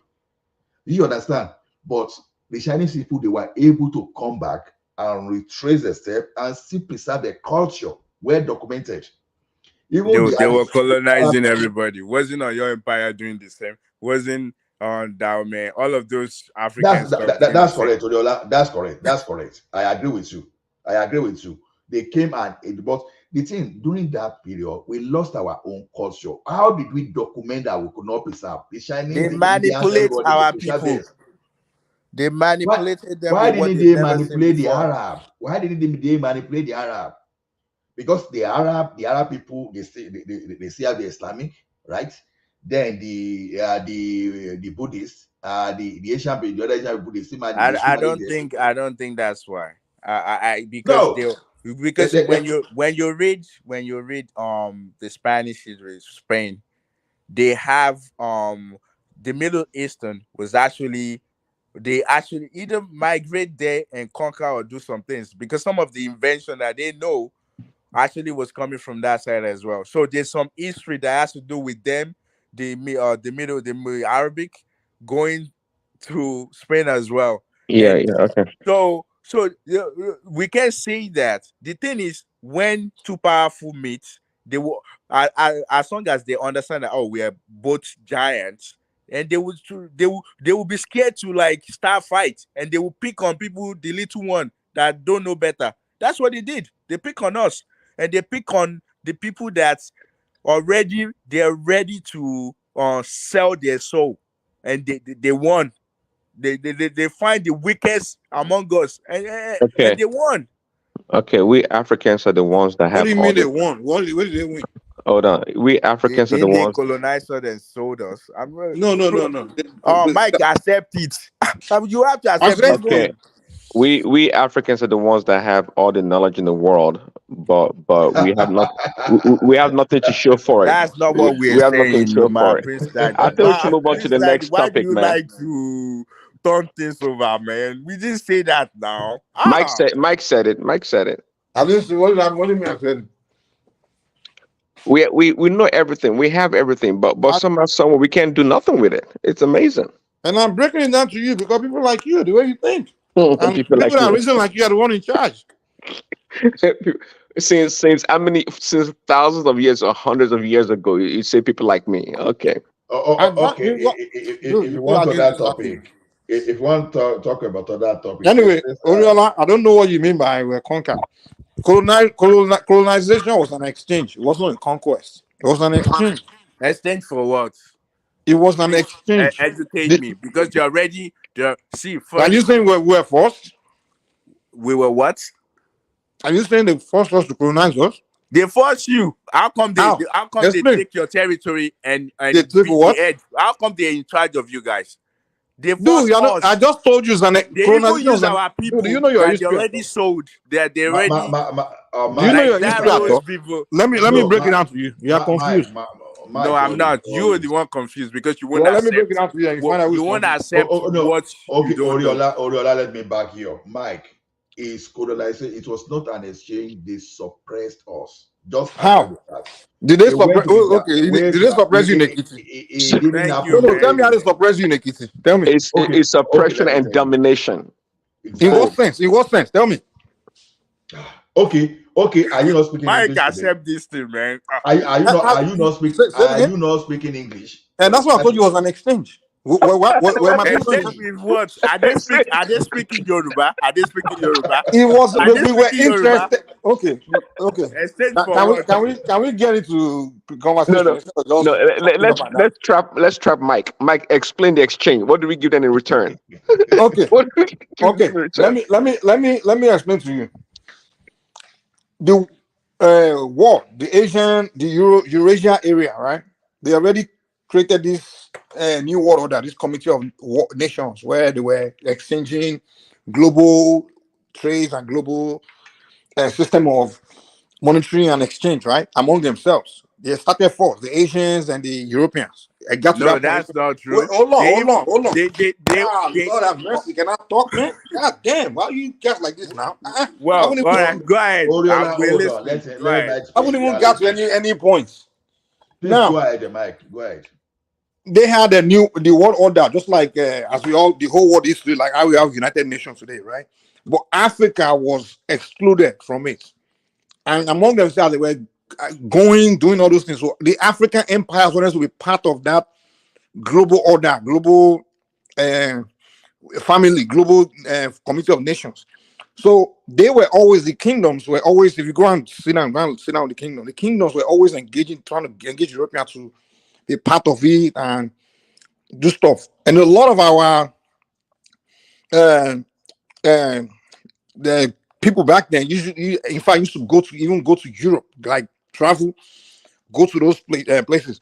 So when the British wanted to do their colonization, what they were telling Africa is like, okay, now we want to introduce to the world system, introduce to the world community of the world community of nations of the world, and things. That's what they were telling them. That's why the empires invited them in. Okay, come and teach us the way of the new world, the modern way of the world. So when they came, that's how they started doing the deals with the kings, and they didn't tell these kingdoms that they were merging them with other kingdoms to be a country. They didn't agree on that. That was go and look the agreement between the Egba and the British, and even everyone else, the Jaws, all of them. That wasn't the agreement. Though there were some smaller kingdoms they kind of reject, where they have to use the other kingdom to fight them. You understand? We know that. But the main idea was the exchange of their knowledge with the Africans. That's why our people allowed them. Hold on. The kings, they work with the kings where they were building the schools, building the institutions, even building the modern structures and everything. So it was an exchange. The people saw it as an exchange. But at the end of the day, hold on. Well, I'm not going to argue this. It's go and look Whatever at you're saying does not when the make British sense, were in man. Nigeria. Go and look at the good Okay, relationship with No, them. that's Mike. Hold not on. true. Let me land. Everything you're Calm saying down. is not true. Let me land. Wait now. Let Go and look. But me Oriola sorrow now. Say me digest sorrow, this. Tony. If you go and look at what was going on during the colonization, it was the friendly relationship between the rulers, the emirs, the kings, the obas, and the British. It was good relationship. They have fantastic relationship. They were sending their people to England to go to school and everything. What they did was set us up by creating that country and using a group of people to just merge it together and run and just left the disaster there. So that's what they did. So it wasn't like they came here and forced us to be part of their system, create a system for us. Come on, it wasn't a force. Mike, we got Thank that you. now. We got that. Oriola, please respond to that, or Prince Daddy, either of you. Wait, to be honest with you, I don't even think this is a conversation. I don't think this guy knows history. I just cook you, man. Have you been we see? Just Google or Google is it Omar? There's ton of country in China that these people, these Caucasian, they own it until like 94 when they give it back, like 100 years. Like they conquer them.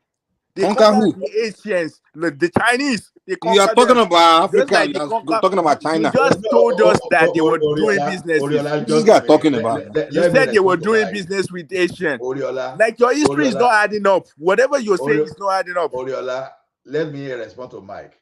Now, Oriola just gave an example of Asian now, but you don't want to agree. We know how the British people. Wait, now, Mike, we gave you 5 minutes. Now, we have the history of how India, how Great Britain industrialized India. Then that's India on their own now. Now they came to Nigeria, they came to Africa, they started mapping our own map for our own land for us. They drew our map for us. No, not for all, for themselves. No, not for all, for themselves. You say for themselves, for their own purpose now. But we're not aware of it. That's conquer. That's conquer. When you can't speak back, you can't speak back. They do it right in front of you. Dude, what are you talking about? Somebody is mapping a land. What the hell? Mike, you came to my house. And you are dictating how I'm going to eat, how I'm going to sleep. Please tell me how they dictate how you are going to eat and sleep back then. Tell me. Mike, how come you are Nigeria today? Are you not your empire? How come you're Nigeria? Hold on. How come you're Nigerian today? Are you not your empire? To speak to that. I'm still your empire. Am I not your empire? How? You are? I have a question for you. Okay, let me ask. You guys are not making sense. Can you listen to this? Calm down. First of all, calm down. Ola, they were not telling anybody how to sleep, eat, and sleep when they were there. First of all, more than 90% of Africans didn't even see Weibo with their 2 eyes when they were there. Because the British didn't have enough army to even occupy the whole large space of the whole, all these colonies we're talking about, to be telling everybody how to sleep, eat, and shit, or whatever. The British did not have enough population to even occupy the whole world. So how the hell are you occupying? And you are talking about hold on. Wait, say they didn't have enough, but European conquer Americans. They conquer Australia. They conquer Africa. I mean, and they conquer South America as well. Because when you look at that they conquer, but Africa they didn't conquer. If they conquer you, you won't be on that land. Gosh, this guy. Dude, if they conquer you, you won't be on that land. You will not be on that land. Yeah, how come? See, when they ask you tomorrow when you go to for your, I'm definitely sure you have American passport. On your American passport, how come you didn't write that you're from and your empire? Is it not the Nigerian government? Is it not the Nigerians that decide to be Nigerian? Let me ask you. Who made you You're not making sense. Who made you Nigerian, Mike? It's an agreement. The Nigerians made me Nigerian. They agree. What? Dude, can I answer your goddamn question? What are you talking about? You asked me a question. Oriola, you asked me a question. You don't let me answer it. Yeah, who makes you Nigerian? Please. Oriola, you asked me a question. You don't allow me to answer it. I'm listening. Please answer the question. Don't worry. Oriola, did our people agree to be Nigerians or not? We didn't. And today, are we? Who's stopping? Who's forcing everyone to be Nigerians today? Is it the British or is it Nigerians? Who did the amalgamation in 1914? Lord Lugard, right? So Lord Lugard joined the South. Okay. In 1914, were people in Nigeria calling themselves Nigerians? He was not 1960. He was 1960. This guy. Are you kidding me? Wait. They call themselves the western part of Nigeria. The western what are you talking about? Part of the northern part of Nigeria. And this is the problem with you guys. When British were there, we see ourselves as people of our respective kingdoms. It was 1960. Yes, everybody. Dude. This guy. No, you are not. First of all, most people don't even speak English. How the hell would they know what Nigeria is or anything? They were in their farm, still living their life. They're going to school. They're being ruled. Not everybody. So they speak English. This guy, you're not making sense. People, you are the one not making sense. Okay, because did they force anybody to go to school? Wait. Tell me what they were forcing anyone to do back then. Tell me who. So they drag you from your house. Whoever conquer you, you are not supposed to speak back to the person that conquer you. You sound dumb. So you guys cannot speak back, or we cannot speak back. Really, people could not speak back. Yeah, who spoke back? Tell us. Who spoke back in what sense? You're not making sense, man. You're not making sense at all. You're the one not making sense because you would. Wait. You're telling me that the British were subduing the entire population in Nigeria? Are you kidding me? Mike, you are the only one making sense. The three of us, every other person, we are not making sense. We agree. No, you're not listening to yourself because you guys, you've consumed rubbish information without analyzing it. Okay, see, this is Mike's argument. The fact that the Queen of England did not come to his village to tell that they were colonized or being dominated, that means that explain the domination you're talking about, Prince Daddy. Describe the domination. Tell me. Well, really, and Olaf told you. You didn't tell me. No, tell me. No, they didn't tell me anything. Well, they came to conquer. Tell me what they conquer. You keep using all these words, but you're not explaining what it means. Okay, Mike. Mike is speaking English today, but it's not conquered. How did So the Chinese, everyone, the whole world is speaking English, so we all conquered them. Oh, Mike, waiting now. Mike, finally, Mike accepted. Finally, he said everyone is conquered. No. The whole is it not interest that make you want to learn English? Okay, everybody in the village now looking around trying to learn English. It's not because of trade or for greener pasture, because it benefits you. Today now, I'm trying to learn Mandarin. I'm teaching my daughter Mandarin. So the Chinese have conquered me now, right? Mike, only there. Why are we not using on your empire law? How come I use the position? Because we are interested in it. It's our interest, our choice. Oh my goodness. So now Ola. Okay. Ola. Let me answer your question. The British have more advanced system, right? And we saw it as something that's more advanced, right? We bought into it and we adopted it. And you're telling me they conquered us. Are you guys serious? They were passing the law in the British Parliament and implementing in Nigeria, right? We still accepted it. They did it in England and implemented it in Nigeria. How many people were participating in it? Okay, so King Leopold. Okay, let me ask. Are you telling me? King Leopold was in the Congo, right? That maimed the people. The entire Congo. Something was doing at the coast. Was it because of the choice of the people to agree with them, with the Belgians or King Leopold and his people? First of all, I'm not from Congo. From little knowledge I have, it was Wait. It was collaborators. Let me get one thing straight. Everything they achieved in Africa, or they had to do, so Africans bought into it, and they colluded with them. Okay. Just like today, you guys are talking about Nigeria. It's people that have vested interest. Hold on. Mike, you're saying that? Hold on, you've been talking. So you're saying that we Africans, if we wanted to, we could have resisted the Europeans, right? If we didn't participate, they can't force us. Are you telling me if nobody was interested in the British exchange, whatever they claimed they want to exchange with us, which was deceived, right? If nobody was interested, they couldn't afford it. If this makes sense to you, never have happened. This makes sense to you, Prince Daddy, let me tell you why. Let me give you a simple reason why it would never have happened. The British does not have enough population to subdue everybody. They don't have. First of all, Nigeria is like 50 times. About 10 times larger than England. That is not an argument. That's not an argument. What do you mean it's not an argument? It's a fact. I say it's an exchange. So my argument makes it. So hold on. Okay, the British that colonized Africa. British is not the only one that colonized Africa. British colonized America, right? Yes. Yes. No, they didn't colonize America. No, they did. They did. They colonized our own British. All Europeans. They did. Who were the Americans? Who were the Americans they colonized? The Native Americans. Who were the Americans they colonized? Was it not British? The Native Americans. No, they didn't. They went to the war with Native Americans and killed them. The Native Americans were never Americans. Guys, 1 point at a time. This guy. The Native Americans were not Americans. That's not true. What are you talking about? They were They're not native America. They didn't American colonize them. They land. went to war with them. They commit genocide against them. They didn't colonize them. Wait, They commit just genocide. look. Wait, just look it No, up. no, And we Oriola, learn. I wait, learned this Oriola, in wait, American They Oriola, history. hold commit on. genocide against them. They didn't colonize them. What are you talking about? And they enslaved the blacks. Guys, hold on. Yeah, Let yeah, us yeah, yeah, organize. yeah. But they Oh, conquered them. They conquered guys, them. Yeah, They they took their conquered the land. Native American. That's what you call Yeah, they took conquest, their land. but not Yeah, the yeah, yeah. Africans.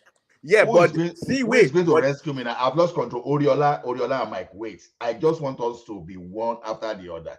Now, Mike, you said they didn't colonize America, right? How come a country that was not colonized got independence? How does it sound to you? Oriola, They please didn't. rescue me. They didn't colonize it. They colonized their own people. It And was the the. own people they it's Hold not the on, own people hold they on, hold colonized. on. Where did they colonize Who them? were the people? Okay, who were the people that fought for independence? Who were they? yeah, they're Europeans, which Thank is you. They were yeah, British yeah. people. Wait, listen. There is still Native American. So, but the Hmm? thing is, What do you mean Native yeah, Americans? no, there's still Native American in US. They're Aborigine, about 2.2. aboriginals now. They're about 2 million now. They're still here, but the thing is this. Who's the majority? No, they're not. They The just like invaders. I Who just are the Invaders. told you majority in like they're two America? million, and United States is like 360 million, so they're nothing. Exactly. So who's the But majority in Nigeria? but here's the thing: they colonized America. British did colonize America because Americans, most of them, they're all like They immigrants colonize from. their own British people in Yeah, America. yeah, That's yeah, all. and it's not only British because they not northern part of US is British is they all came from They were sending England. slaves to America. They were No, no, sending no. They slaves didn't to send America too. slaves. They didn't send slaves. Well, let me try to explain it the way I know it. They So, colonized Irish not and Italians. wait. Hmm. Who says says who? So northern part of America, that's like England people that settled there. When you look New Orleans, that's majority. New Orleans, there. That's French that settled there. When you look Florida, that's Spain that settled there. So they kind of like Europeans. They kind of like take this territory. They split it among themselves, and once they became one. They don't want to be majority of people that immigrate here after Christopher Columbus found here. Was one that first found on the U.S. According to them, the history that we know. So they didn't want to be under a king. That's why they had to fight back in order to get the independence. That's when you look at it, they didn't only colonize here; they colonized Canada as well. That's why you will see like some territory still belongs to the king. Quebec area, that's the French territory. So, but those ones they didn't. I didn't. They didn't fight for independence. Like they have different style of government. But the U.S. part, they didn't want to be under a king, so they had to like fight for their independence because they don't like the king style of government. So that's what I know. But the thing is, they did So the colonize British it. people Just fought against British people. who? The British people that left England came here, and they no longer want to be under their, Yeah, No, yeah, there yeah. were They so dominion. fought many against them. And then they Yes, fought Europeans, not against only them. So British. it's exactly. not only So British. Like how's I that the same said, as Nigeria? it's As not only the British. It's not only British. They have the French. Europeans? They No, no, have but they're all no, European. no, no, no, no, no, no. Sorry, Like New no, no. York was All Netherlands, those guys that fought the revolution. Netherlands Okay, people name found New York. a French person in the American Revolution against the Wait, they independent have fight. wait, No, name one, man. name one. I see. I don't know, but the They thing are is, all British, man. no, Benjamin no, they're Franklin, not John all Adams, British. all of them. They are They're all not British. all British. If you listen to all their names, like depend on the area you Yeah, give me names. Now I'm come asking from. you name. You can't give me name. You're telling me if you're listening to your Wait, name. when Name was one. it? When yeah, it has Then been a all minute their that I names, they're spoke. all Okay, British, Anglo-Saxons. man. Okay, do you know like some people in the US? Like I think their last name is it People started Napoleon migrating or later. After an Nikolai? independence, they started No, no, immigration no, program. that's not true. What are you talking about? This guy, No, what are stop. you talking about? I'm telling you the truth. Then you kept telling us Before the that every. Revolution War, hold on, let me tell you what happened. Okay, Hold on. okay. Who found New Orleans? Who found the New York that That exists area was today? not Who part of the found it? US. Hold on. Let me explain something to you.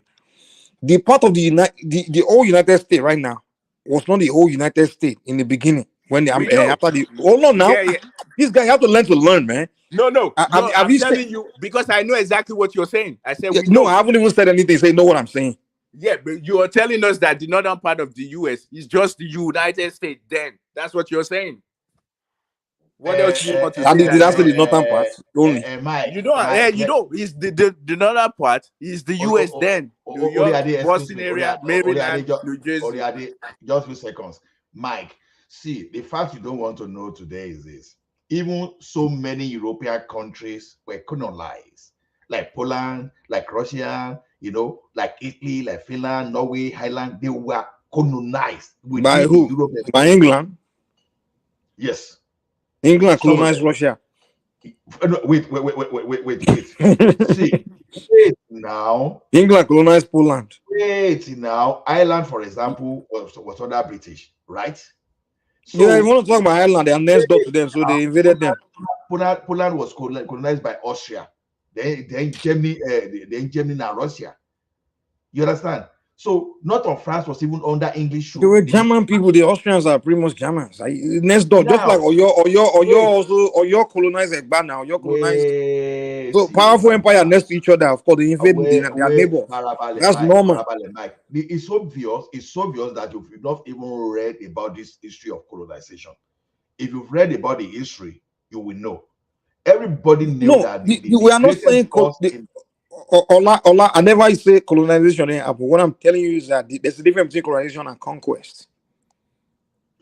So all this grammar you are talking about now, where we talk about conquest. No. What I asked Riola was that Riola said we were conquered, and I'm asking you that that colonization was not a conquest; it was an exchange. Well, we say we were conquered, we were colonized. Anyhow you want to use that language. Your definition of colonization. Someone brought. Okay, let me ask you this. Okay. So you're saying that we are not conquered, but how come they are able to ship our people away from us to their own? We were selling our own people. What are you talking about, man? Mike, wait. Before you start selling, because according to history, first of all, what they do is they invade us. Human kidnapping has no conquest. Listen, Mike, you are the one telling me that I'm not listening to learn, but you're not listening to learn. Okay, listen. Okay, the thing is, they were before we start selling ourselves, like Madam Tinubu and the rest. Before they start selling, they were invading us and taking us away. That's what they're doing. Where did they invade and took you? Okay. Let's agree that they did that. Our land and taking so that's conquest. Read about the history now. Okay. Let's agree now that they were invading and kidnapping people. So is that conquest? Oriade, just let me. Is that conquest? Let me respond to my. What do you call that? Really? So if I go human kidnapping has conquest. What is that?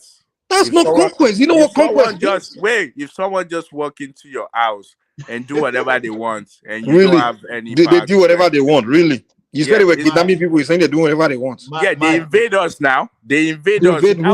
How come you don't fight back? What do you mean they don't fight back? Were you there? What are you talking about, man? They wrote their own history. What was done? Not making sense. So you're the one not making sense because you refuse to accept that you're conquered. You're speaking human trafficking is happening today. Wait. The human trafficking is happening in Nigeria today. Everybody's a winner. Everybody's a winner.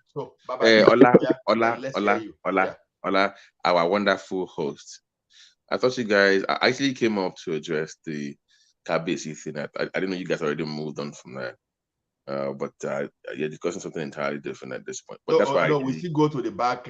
We still go to the back office. Or Kabesi, don't mind if I just speak Yoruba for just 30 seconds. No, that's what I'm saying. Let's say that one in the background. Okay. No, because of our audience. Mike Ingbe will say draft one. Mike Ingbe will say draft one. But on a more serious note, I have had on this platform, Ola, where somebody that we all know on this platform is a popular member of this platform say that we should even abolish the monarchy in Yoruba land because there's outlet its usefulness. You hear that You hear people coming here talking about there's no value anymore because they don't go, they don't even go to the right channels anymore.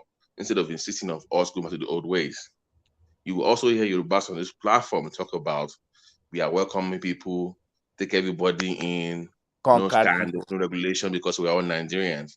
And as a Yoruba man, it bothers me because in the next 50 to 100 years, I don't know what will become of our place anymore. Thank you. In 20, 50 years. Let me respond to Babati.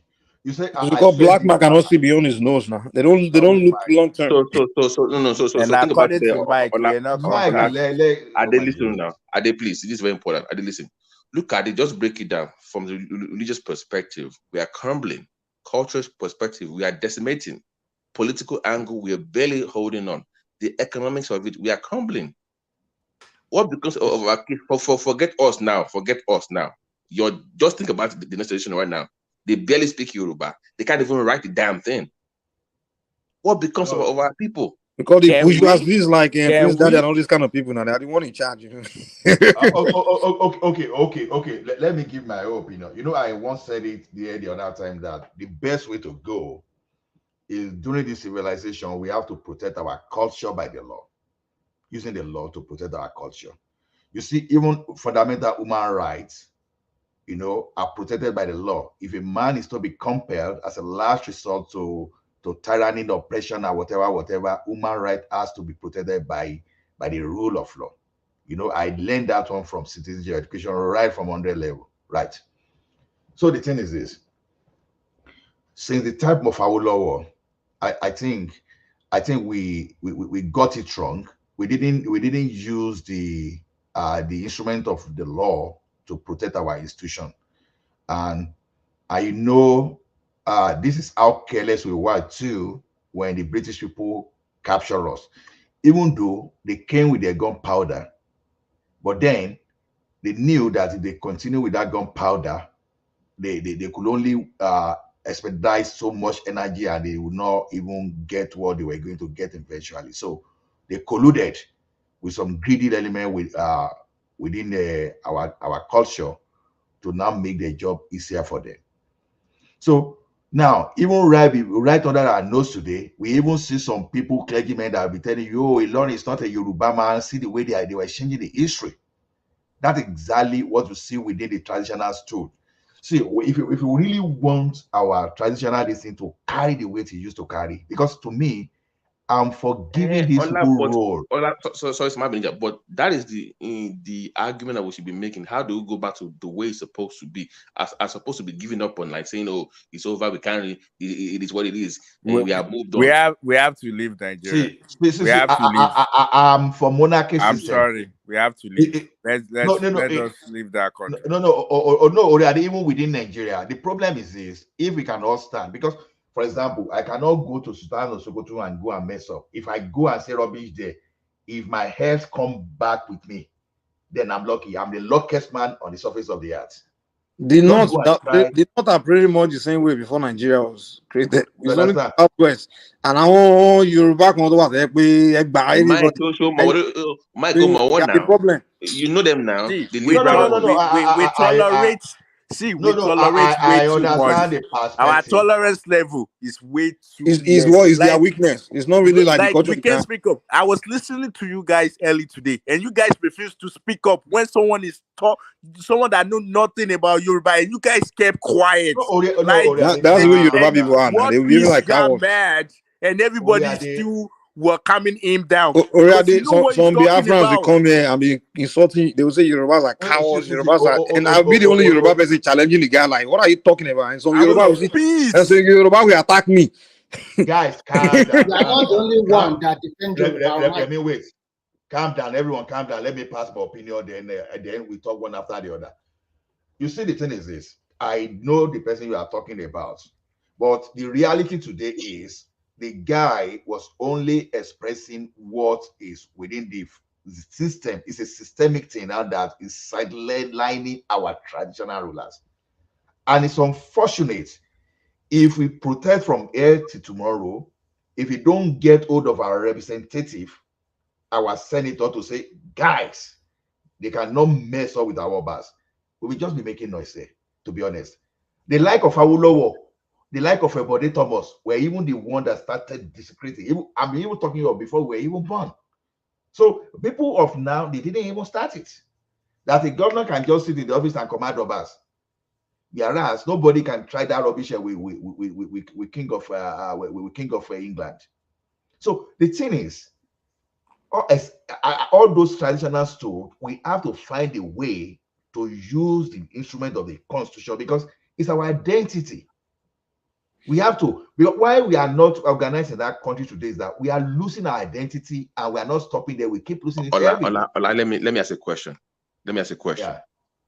The first time we saw this Kabesi thing, on Wole Kabesi story, Mas did not say anything. Magbo, ori ti won ti yan, ori ti won ti sigbere fun, o wa gbe owo lori ade, so anything. Elekeji, you sit down on the Ite Oba, so anything. When the way is going. No,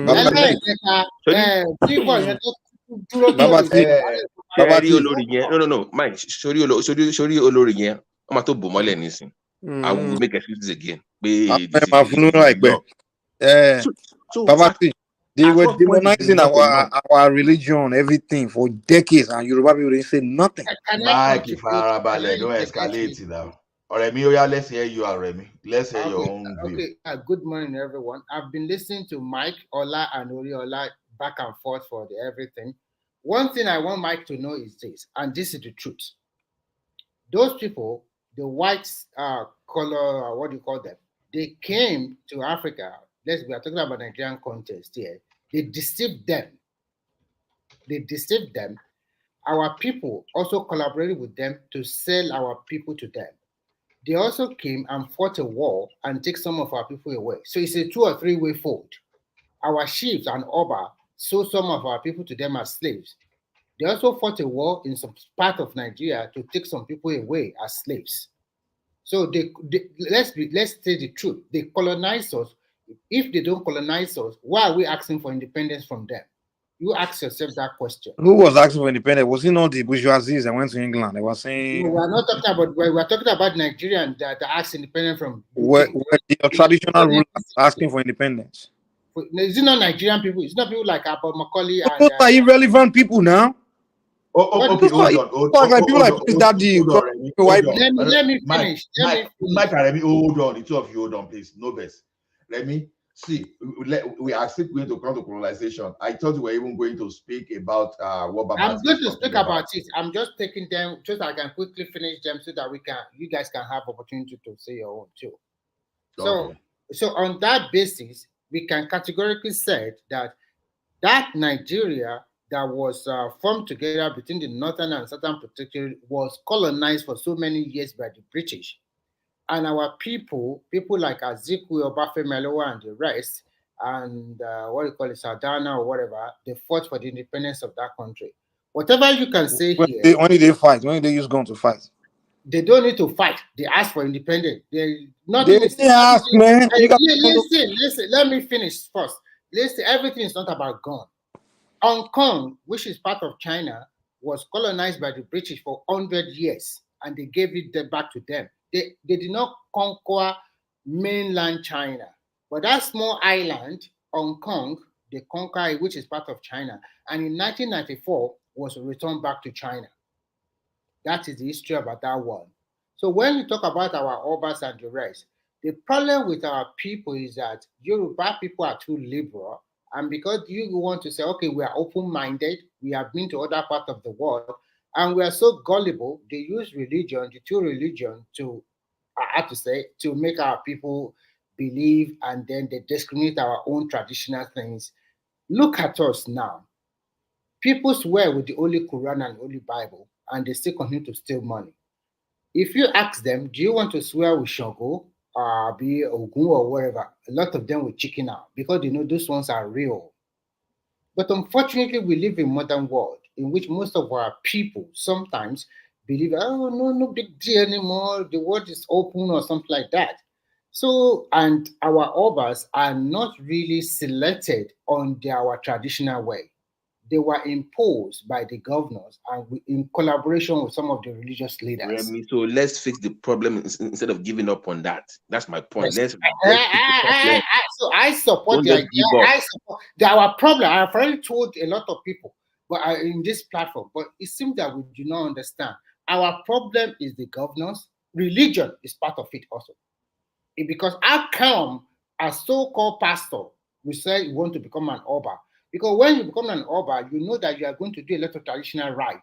That does not fit into your own religious belief. That means those people that they are saying they are Christian or Muslim, they are only that they are liars. They are deceiving our people.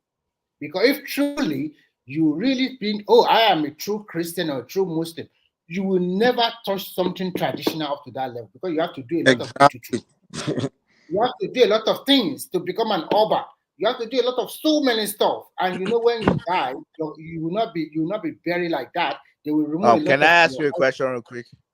Yeah, go ahead. Don't you think our traditionalists are compromised? That's exactly what I'm saying. They're compromised too. They're part of 100% compromise. 100% compromise. Yeah, so we don't, and it's because we Yoruba, we always take things very lightly. We think we are very egalitarian. We think we are very elitist, and we think we know everything. We're highly educated, fashionable. Just take life easy. We can adapt, accept any culture. Even I was surprised. I was looking at what is happening in Brazil. Come and see the way they are practicing their Ifa. They were speaking true Yoruba. They know all the things. And when you talk about our own place, what are they doing? They don't even know it anymore. They want to blow. Everybody want to. Man, oh God, man. The country have turned upside down. Really. Like I told to your point, Prince Daddy, are you there? You remember a few minutes ago you were asking about the science part of IFA, and I remember I had a talk with Oriola last night. We had an extensive talk about it, about the science part of IFA that he really wants to know. So I have tried to bring him on some platforms. Maybe when he's ready, he can ask the questions. People that are actually analyzing IFA using science, and there's a part of the fight that you can explore with them. But if you meet with the elders, they've given one condition: unless you have Yoruba nation or Legbele, I'm telling you, they cannot fully explore these things within Nigeria. They want Yoruba nation to fully explore the potential of Yoruba people. They want Yoruba nation. So without Yoruba nation, you will still be stuck in some shitty ways. I'm sorry. Okay, so hold on. So when the empire was together, were those technology explored? Were they in use? They were heading there now. It's process. We were heading in the Let direction. Babati talk. I don't know about that. Okay, let me give you an example. Do you remember, like earlier was saying? Do you remember Nikola Tesla, right? Yeah, Tesla. Yeah, electricity. Yeah, Edison. You might discover something, but you might not be the one to use or implement it. True. So the Yoruba thing, think about Yoruba people, they have a lot of tech stuff that, like, I can always speak up when it comes to medicine, and I know some few things. But it's the fear is that we don't want, like I was discussing with Oyala yesterday. The fear is that some part of itself has been or has been stolen, have been exploited by other people from other countries to to their own advantage. See how they benefit from it. So they affect if they give you these things, lose or So help me here. So some people stole a little bit of the technology. They're using it. Okay. No. But some I can give you an example though. we can explore just medication. I can give you some medication that they were actually using now. Yes, now I don't know what I'm talking about now. That came from us. Yeah, I can give you some list of stuff that came from us that the FDA approved them and they're now selling them. I bought some of them myself. FDA okay. Okay, I'm not talking about that. Yes, when it comes to that kind of medicine or No, traditional they're medicine. tablets. They're tablets. Of course, Okay, let me give you the list. hold on, the idea of tablet making is a Western construct, is it not? I mean, That is correct me, not Babati. true. That is not true. Okay, let's take the science of it. The science the question you were asking earlier. I put some links yesterday for Ade to follow up. I will try to find those links again. You can see people actually doing scientific breakdown of IFA. Your Odiogbe, everything, they broke it down, what it means, like the calculus of it. I think I did went through it yesterday. So I'll put the link for you to look at Prince Adi. People actually, there's science, there's calculus in IFA, there's physics in IFA. People actually do that. So But the funny thing about it, but I believe that. When you now say, oh, they should prove you something, I'm like, that has some kind of limitation. Let me give an example. In medicine, for instance, even when I ask questions about sorry, Babati. I put it in Odeori. the shot. I put it in the shot for you. Thank you. Prince So Daddy. Odeori, Odeori, Prince Daddy. Even I, that I'm in medicine, I cannot even ask those others about Odeori because my level in that rank is not even up to some level. But Odeori is very spiritual when it comes to Yoruba culture. Anything that has to do with neuro, even I don't have access to that knowledge. They won't share it with me because levels ikpele ni kini yi. So if I say, oh, it's science, you should let me know that. No, you must do some things first to earn that respect to even have access to those things. That's the way Yoruba culture is. It's not for everybody to just say, oh, it's science, so it must be available. Oh, that's not the way it works in our own culture. No, Babati. My concern about our culture is this: we keep it too secret. And it has to be now. No, Mike, wait. Oyinbo still keep some of their secrets. True. But you still allow some to this. See, when you open up on something, you'll be able to transfer it from generation to generation. Let me just clarify something with you. I have had that debate with the elders before. So can you be levels in there's your basic level, there is a BSN, MSc, PhD level for everything. There's levels to it. What happens is that the intro level in Latin fix. Because once I say Ifa, Mike, what comes into people's mind? One old man somewhere in Abba. One old man in one village. Spirituality is what comes to everybody's mind. So that is the first thing that comes to their mind. No, I'm saying that if you say Ifa now, the average individual thinks of one old man in one mud house somewhere. That's what comes to their mind. So if some of them are shocked now when they see some of us they are shocked like, you? So, they see us driving Mercedes. Shocked. So when they see the proper way, so my own thing is that at the entry level of these things, let's train people, educate them about the proper way. Once they face that problem, they will advance at their own pace. The interest will pick up once we can fix the entry point. That's the problem we are having, not the advantage. Once you can get into it at that basic level, you will naturally move up because the interest in it will grow over time. You get my point? Okay. No, that's a good point because you want to learn more. It was my fear at a particular time that the Chinese people might even come back in the future to teach us about culture. I see nothing is happening already because No. The Chinese don't work. Remy, did you remember what I told you yesterday? What my Oluwo told me about this thing, to balance it, about Ifa? Yeah, you told me now. They already started now. If Yoruba I told you they are white Yorubas. They're white Yorubas. I did this one. Let me okay. This is what he told me. If Yorubas are not careful, we will become what the Jewish people are to Christianity. We have people who benefit from what we know than even we have. They will learn more from Ifa. They will come back to be teaching our people. That's the point. If you're not careful, we will lose it, and they will learn from it than even us.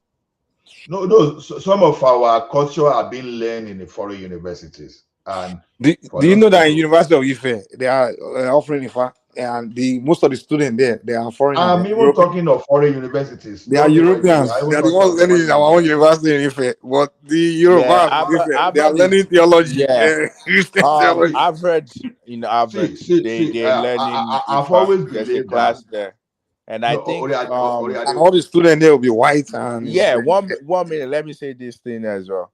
That man is he Ele Boom Boom or Elebibon.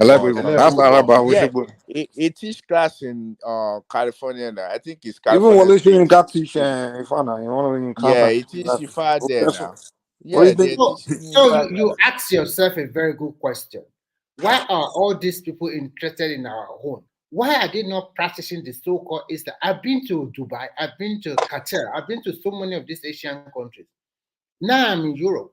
I never see all of them carrying go to church on Friday, Monday, Saturday. Even in the so-called America you guys are living. I don't think people go to church every day of the week. Why Hell are no. our people People so don't even gullible who to goes this? to church. Who have time? no. Wait, Why are people so gullible? I No, don't understand it. wait, Remy. Going to church is not the problem. I can tell you for sure. It's part of the But problem. no. There's nothing wrong in you learning foreign culture. But the problem is when you lose interest in your own culture. That's the problem. Now, for example, now I can go and do engineering now to benefit my society, right? But that's not a cultural thing that we're talking about. No. Engineering is part of our. It's a culture. Anything in this life, you can link it to culture. So engineering can be Why, culture. Ola, I want you to answer this question. As there are so many Europeans or America that is going to Nigerian university learning about IFA or whatever. Because they see as opportunity. No. Opportunity is what we are not No. using. Can Let I me say finish. this? Let me Can I say ask you the question. wait? Can Please. I say something real quick? My question to Ola is this: why are these people not going back to America and I would then like use to it as a learn that. form I would of like to answer religion? that. Use as a form of religion to uh galvanize the people, to use them as mumu, as they are using us as mumu in Nigeria. Most of these religious leaders, why are they not doing the same thing to their people in America or in Europe? No, If I was a raw energy, man, you can't go and you've mess with expanded trying to the manipulate you. scope now. You've expanded the scope now, Remy. See, why people are learning our culture is this. You see, sometimes you say Yoruba will say, "Ẹni tó bá gbé omi yé rẹ̀ rọjà lọ́tà." You understand? Even tó bá fẹ́ rà lọ́wọ́n, kò lè ríra mọ́. You see, when you take your own thing to the market and you sell it for cheap, you can even bring $1 billion tomorrow and you will never be able to buy that thing again. That's exactly what is happening to us. We chew our cultural away. Some people are seeing opportunity there. If care is not taken, we are going to lose that our culture. And those people that are learning the culture now, they will now see the opportunity. Our people will now pay maybe in 300, Can I? 400 years to learn our own culture back. All right. Can I say something as well? I don't see it like that. So basically, you are supposed to, like, when you go to tertiary education, you're supposed to, like, they have the international. So some courses is more like international based, meaning if you want to do engineering, you will do your engineering stuff. So now if you now want to do base, like, you want it to focus on international, meaning you want to do or you want to learn German. So that means that your fifth year in college, you already take languages already, but your fifth year in college, you now go to that country to learn in their language, in the language they speak. So I think that's what exactly is happening when international student comes to Nigerian university to learn about either Yoruba, Hausa, or Igbo, and also learn their culture and whatever we do have for religion. So I think that's what it is. So usually CIAs and ETF FBI, they usually need people like that because they need people that can speak other people language and know other people culture. So I think that's what it is. And if it happens that they now there's a gain in what they're doing, they see it, it's just like the fat thing now. They see it as, because you can see, like, you go to if you go to Harvard website now, they break it down. if I like they break it down, like they're doing more research on it. That's because they were able to take a language course, and after the language course, they do if I and they now want to know more in depth. That's the That's same what way I'm They saying have for an now. ulterior motive. That's yeah, the but point. that's the same way for every culture. It's not just That us. thing we don't know, they will now uncover it, they will Yes, discover it, yes. and they will now Thank you. send that into us. That's what I'm saying. Right. Thank you. Can, Yes. can we hear Adex before? Because by 8 minutes time, we are going to move to the backstage and we continue. Can we hear from Adex? Because we've not documented his voice. I don't know if it is for African culture or it's for the Arabian culture. Yeah, good morning, my fellow Fulanis. Hello, can you hear me? Compliment of the season to you. Yeah, compliment of the season. Yeah, I just want to added my voice for the conversation. One of the problems we are having about our ownership in Yoruba land, it is let me say intermarriage. Because if you look at most of our obas, they have intermarriage with non-Yorubas, and it's not supposed to be so, because when before they can make you to make you Oba in Yoruba land, it's supposed to be the full-blooded lineage to the Obaship. You cannot just go and bring somebody who doesn't understand the culture, who doesn't understand what he has made it to be an Oba. It's going to destroy the state. So we have so many problems, even that cost to our leadership in Yoruba land. Okay, look at Are Iba Gani Adams. Look at the young lady he went and get married to recently. So that shows that he can compromise to destroy the Yoruba race. And those are the people we are looking forward in terms of leadership in Yoruba land. So May we I have ask you a question? Can I ask yeah, you a go on. question?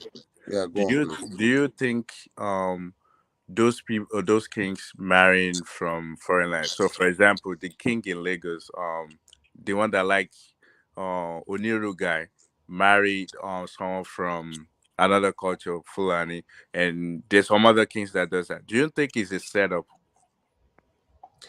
Yes, I will say so, because it's like they are planting the Obas there for like to get rid of Yoruba race. Because if you look at the people who are being our Obas now, either Muslim or Christian, and both of them they are fighting over it, over the truth. So if you look at all those things that we are facing, I will agree with you.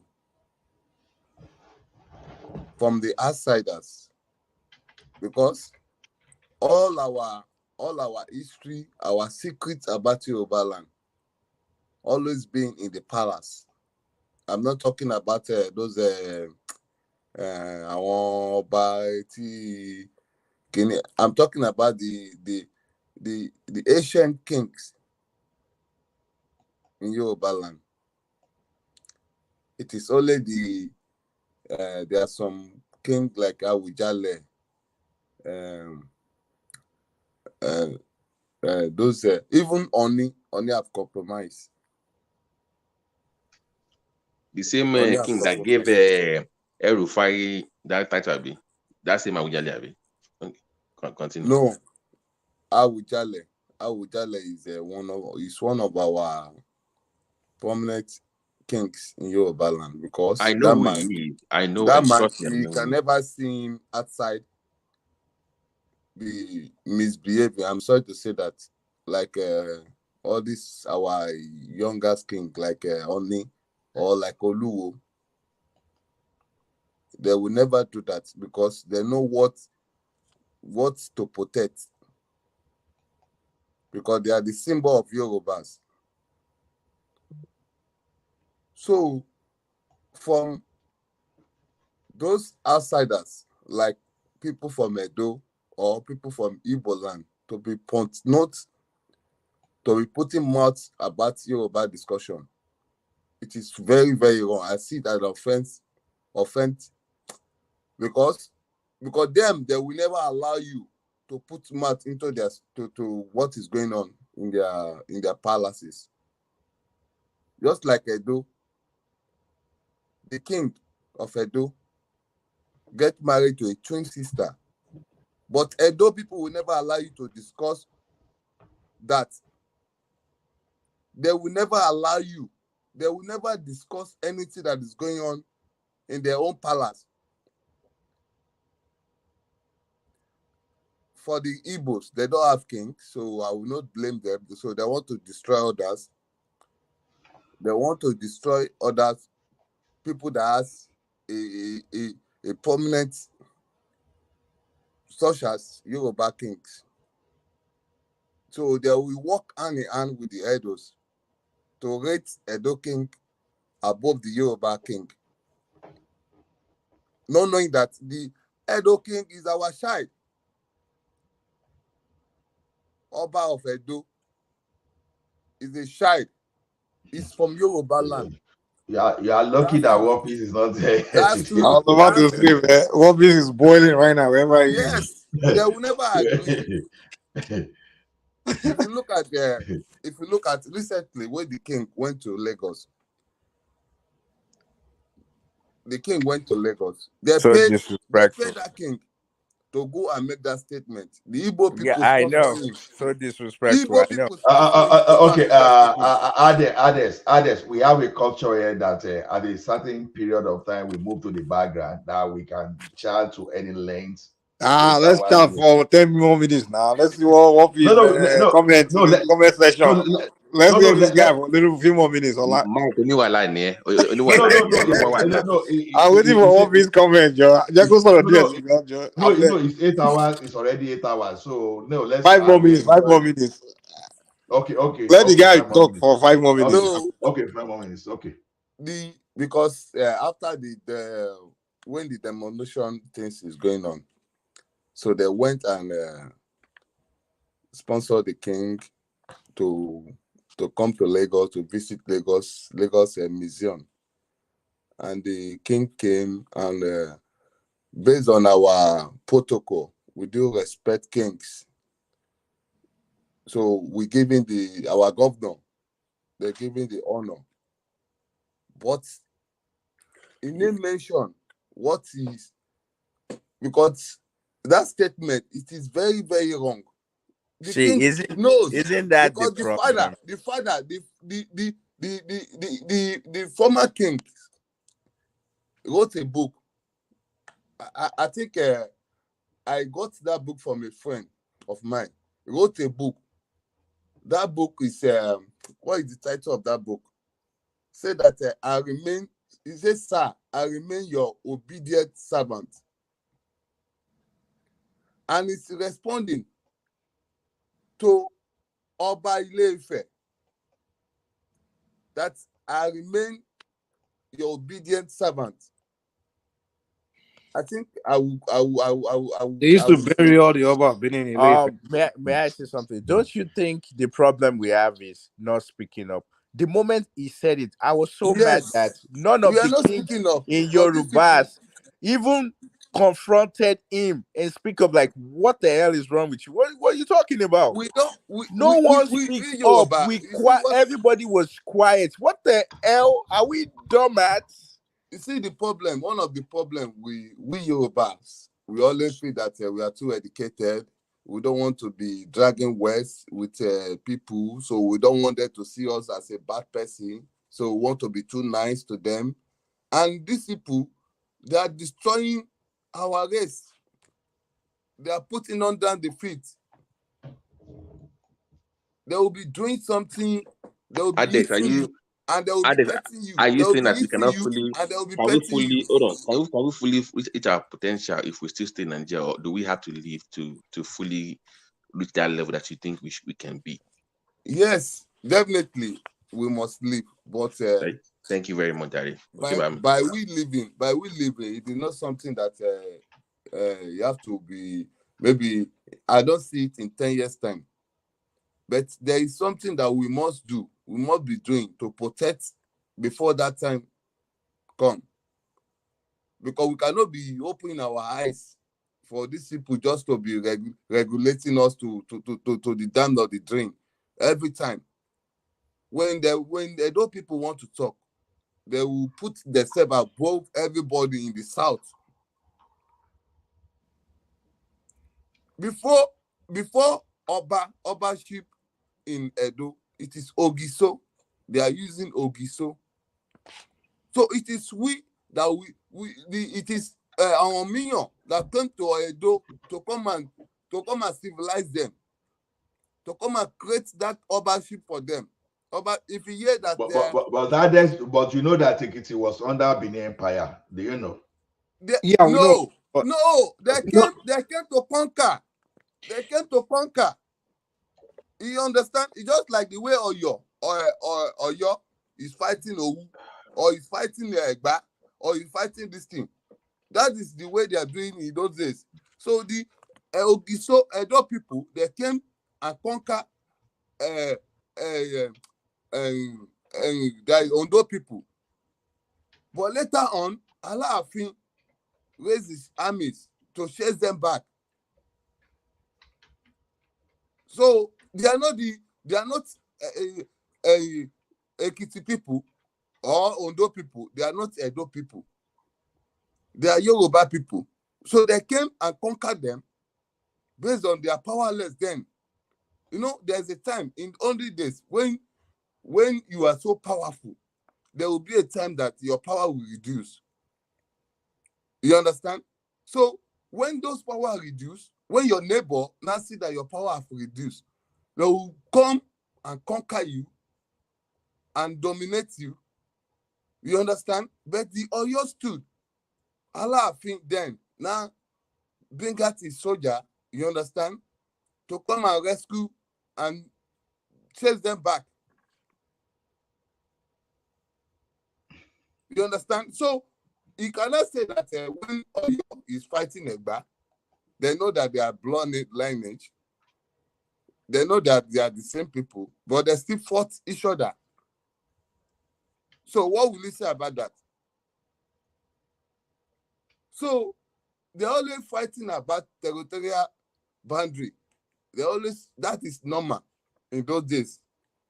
But if you look at the Edo people, they will say that they conquer the whole of Africa, conquer Benin, conquer this thing, and that is lie. It's a false story.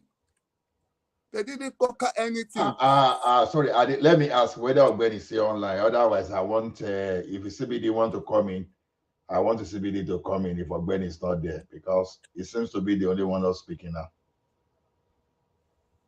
Ajale Kokotu seems not to be there too.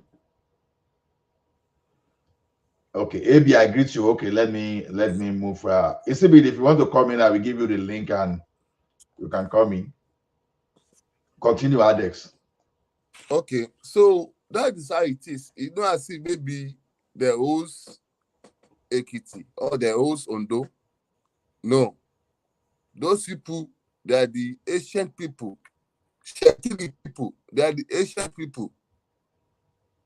So though they dominate and give the stood to Shekiri people, because Shekiri, they are Yoruba people.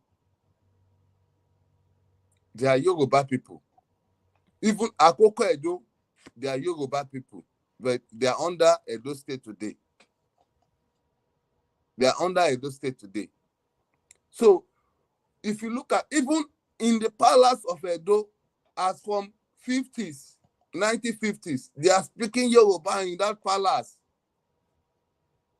All the names, they are Yoruba, but they will be adding the Ajasa of Edo language to it to cover up, cover it up.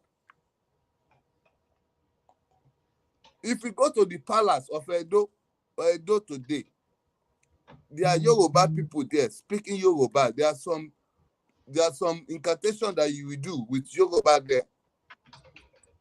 But the supremacy will not allow them to unite with Yoruba people, but they want to bring Yoruba down to be above Yoruba. That is the problem. That is the ego the Edo people have. And the Igbo people, they are using that as a leverage to sponsor them to want to override everybody.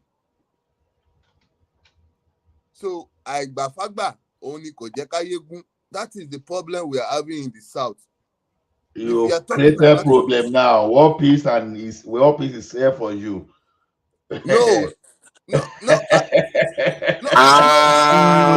One Piece. With the CBD. Oh, more tonight.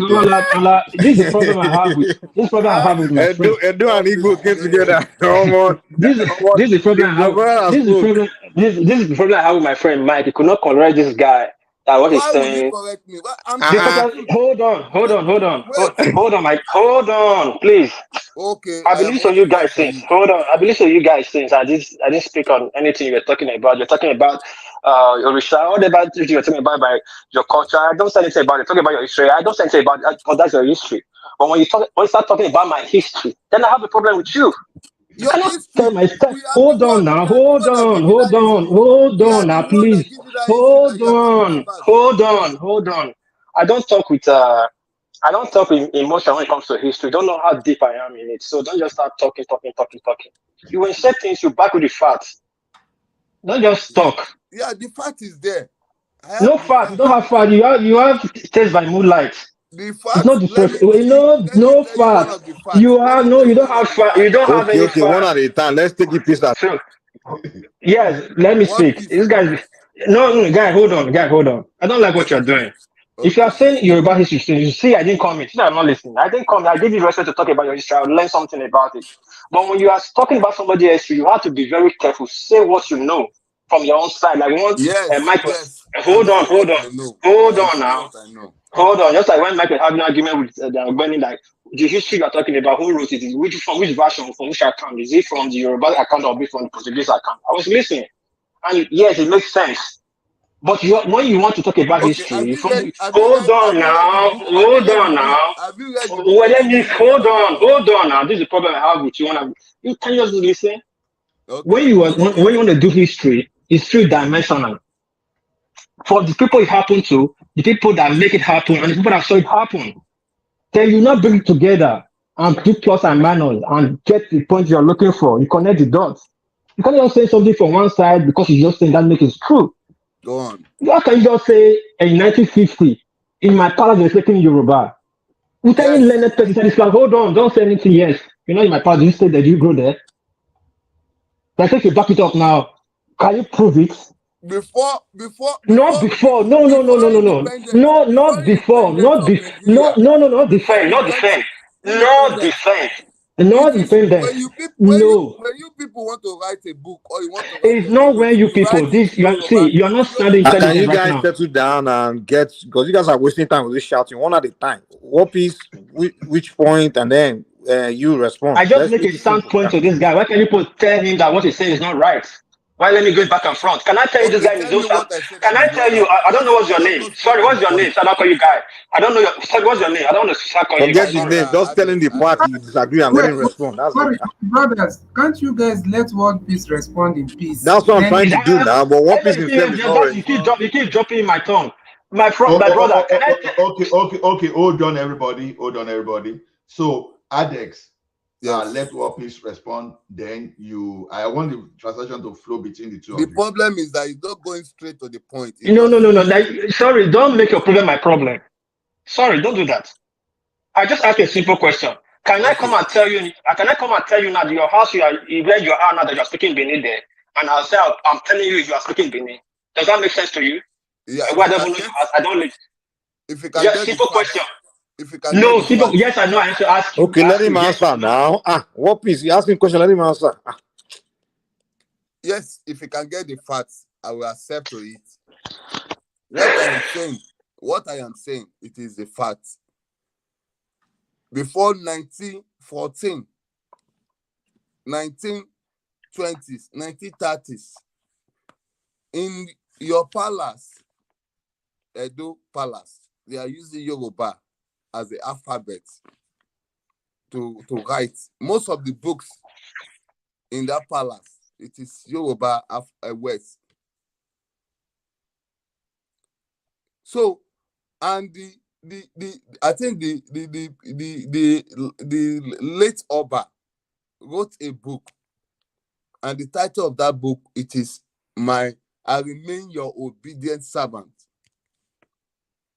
referring to Oba of Ile-Ife. That is the title of that book. But I have not gotten that book. I only get somebody always send me some pages out of that book, but I will make sure that I order that book. I will order the book and I will go through the book. Then I will share the link of your some title of the book. Hold on. Here. Oh yeah, sorry. Hold on. I gave you time to explain yourself. Hold on. And now this is the problem I have. I refer back to Mike. Mike always said, Tony, make your point. Now, and sometimes when I talk, you say, why am I deviating? Does what this guy just said that makes sense? How to prove with you speaking Yoruba in about palace? What concerns the book, the roots that you're making a reference to Ife to prove to me that they were speaking Yoruba in my palace? What I am trying to say to you now is that I'm trying to Google that book. He's talking. You people. No, it's not about you people. Sound intelligent you are. Can you guys just have basic conversation? That's true. You people are not Yoruba, but that's you guys should make points instead of just our student. So a child can never be greater than his father. Okay, hold on, my brother. I'm not. See, it's a problem for me to have a conversation. See, it's a problem for me to have a conversation with you. I'm not trying to disrespect your knowledge, but I can see that you don't. You're not really sophisticated when it comes to history. Sorry, but again, my anger I have is the people that's keeping mute. That means absolute. If they keep mute, means acceptance because they know what you're saying does not make sense. So but if I do not make, hold on, my brother. Hold on. Now this is the problem. When you talk, I'll keep mute. Why you that? You always the one I want to talk. You can't want to correct me. Don't correct me. I don't ask you to correct me. It's just conversation. I'm not. Please. Problem in this place. Okay. Yes. Now this place. Now, if I say anything about the Alafins too in that place, people will quickly to shut me up that I don't have evidence. But this guy is just saying things that is not factual, and people just kept on my time. Oh, you should make your point because it's such a narrative. It doesn't make any sense. What is it true that the Oba wrote a book or? I remain your obedient. Michael, what are you saying? Michael, what are you saying? We're asking to debunk. We don't know now. It's between two of you. The book is in the question. It's not important right now with our discussion we're talking about. Does the book exist? No. Just keep it aside. No. I'm trying to confirm from you now. He's telling us we don't know. That is not what we are talking about here. Okay, what are we talking about then? He just asking a question. He said, what made me came in? He was talking about, whatever he was talking about is not my problem. He said, we were speaking Yoruba in the palace up to 1950. And I asked him, how did he know? Hold on. I asked him, how do you know? How can you prove that? Were you there? Did you grow up there? And you cannot prove it.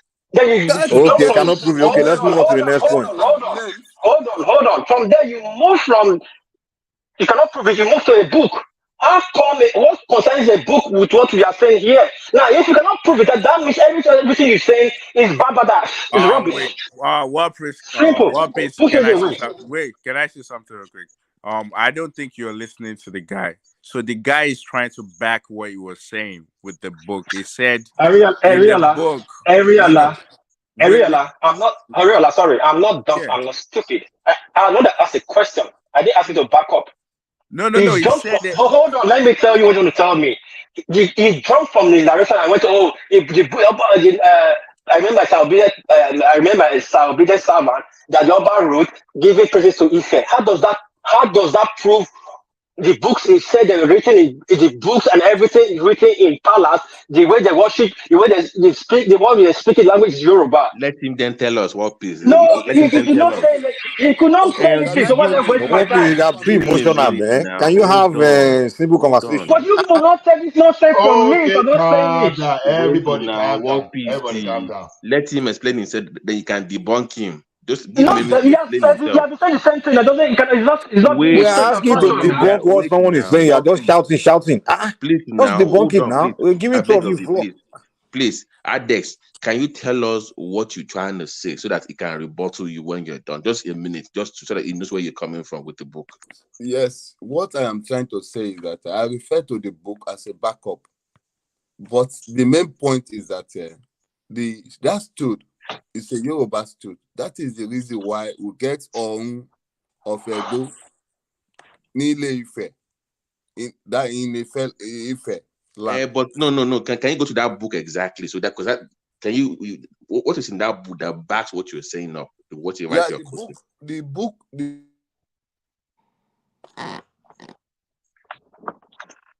Can anybody hear me? Is it breaking up? No, That's we can't. We're waiting for When Adex.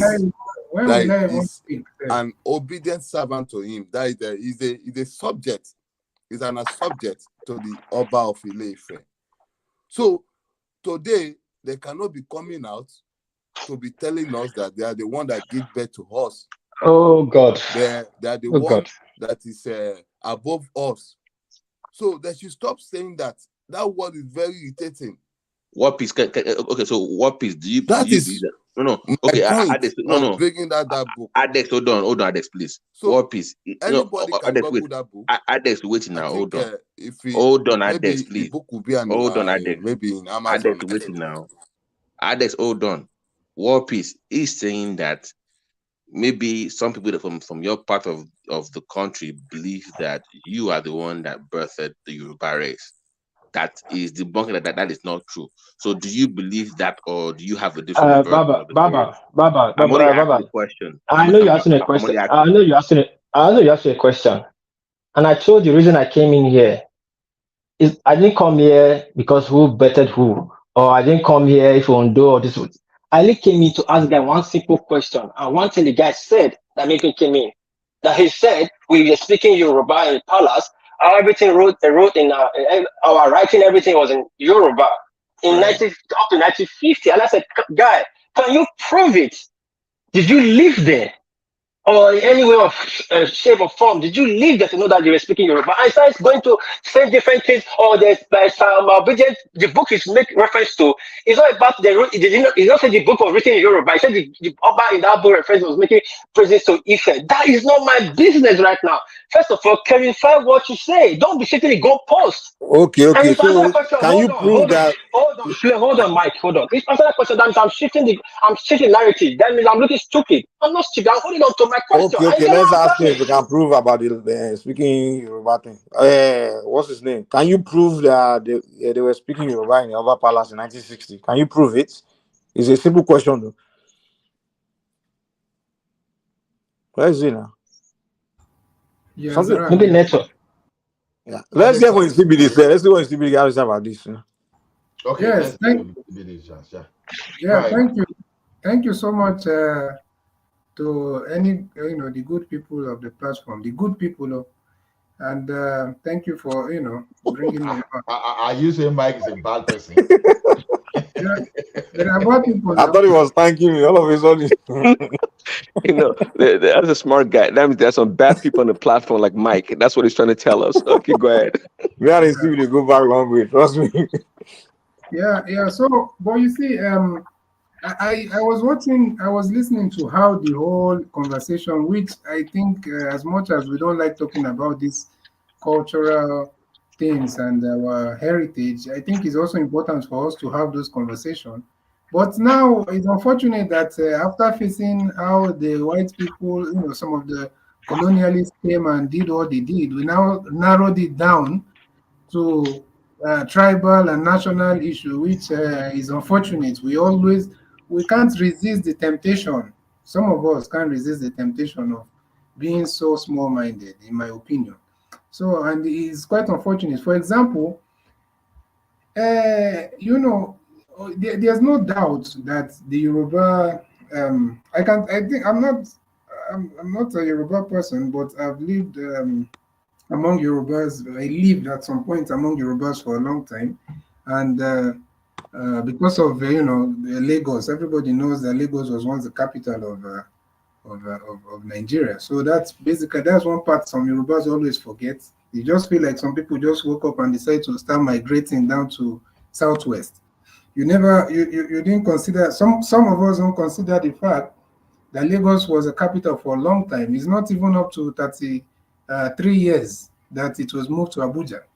So, and when people move to the capital, that place, it's hard for them to live. Even if you move that capital away from there, they won't live there because now the economic space has been opened. It's now like a melting pot, So people that are always talking about leave Yoruba land, you always have to consider that fact also. So let us not think it's a unique situation. So why are you agitating for Biafra if you're not ready to leave Yoruba land? Wait now. Wait now. This now you're about Biafra and Yoruba. Let's stay on the topic. We are talking here. Mike, if you want us to do what you're trying to do, we can do it later, but maybe backstage or whatever. But for now, let's just try to be a bit. I'm responding to what you are saying now, because I know you to be a Biafran agitator. You say you want to go your separate ways. Well, now you are saying you don't want, you start to leave. So, Mike, are you trying to? Do you want to just argue and fight, or you want us to it's have not argument? I'm just responding to what you say. Continue talking. Don't worry about me. Continue. All right. Okay. So, the thing is, we have to always consider that fact. It's not unique to Nigeria. It's everywhere in the world. Everybody, the entire nation, will always migrate to their capital city, because that is where a lot of things are being focused on and centered on. So that's a normal thing. And if we're talking about people trying to, take over and infiltrate, the only problem I usually have with some of the narrative, like, to be honest with you, I also agree that Yorubas are very welcoming, sometimes too welcoming. Yeah, you'll be surprised, but I agree with that. But the thing is, the only problem you usually have is that it's a selective kind of discontentment that some of the people that I'm hearing is selective discontentment they have. They seem to target at particular other tribes, especially towards the Igbos. But the thing is that if you look at it in reality, a lot of people that are taking on the Yoruba identity, most of them, if not all of them, are not Igbos. They are talking about. I was asking something on the comment section, and I'm surprised that nobody wants to talk about it. It's not me that is saying, it's not my idea. If you go to YouTube, type Balogun of Lagos responds to Oba of Benin, you're going to see it there. The man was speaking. At some point, he said that his family is from, is it Nupe? Nupe? Is Nupe Yoruba? Please, somebody. Yeah, there are some part of Isaleko. Wait. I mean, Eko is not Lagos. Okay, I think that's the issue people are having. Eko is not Lagos State.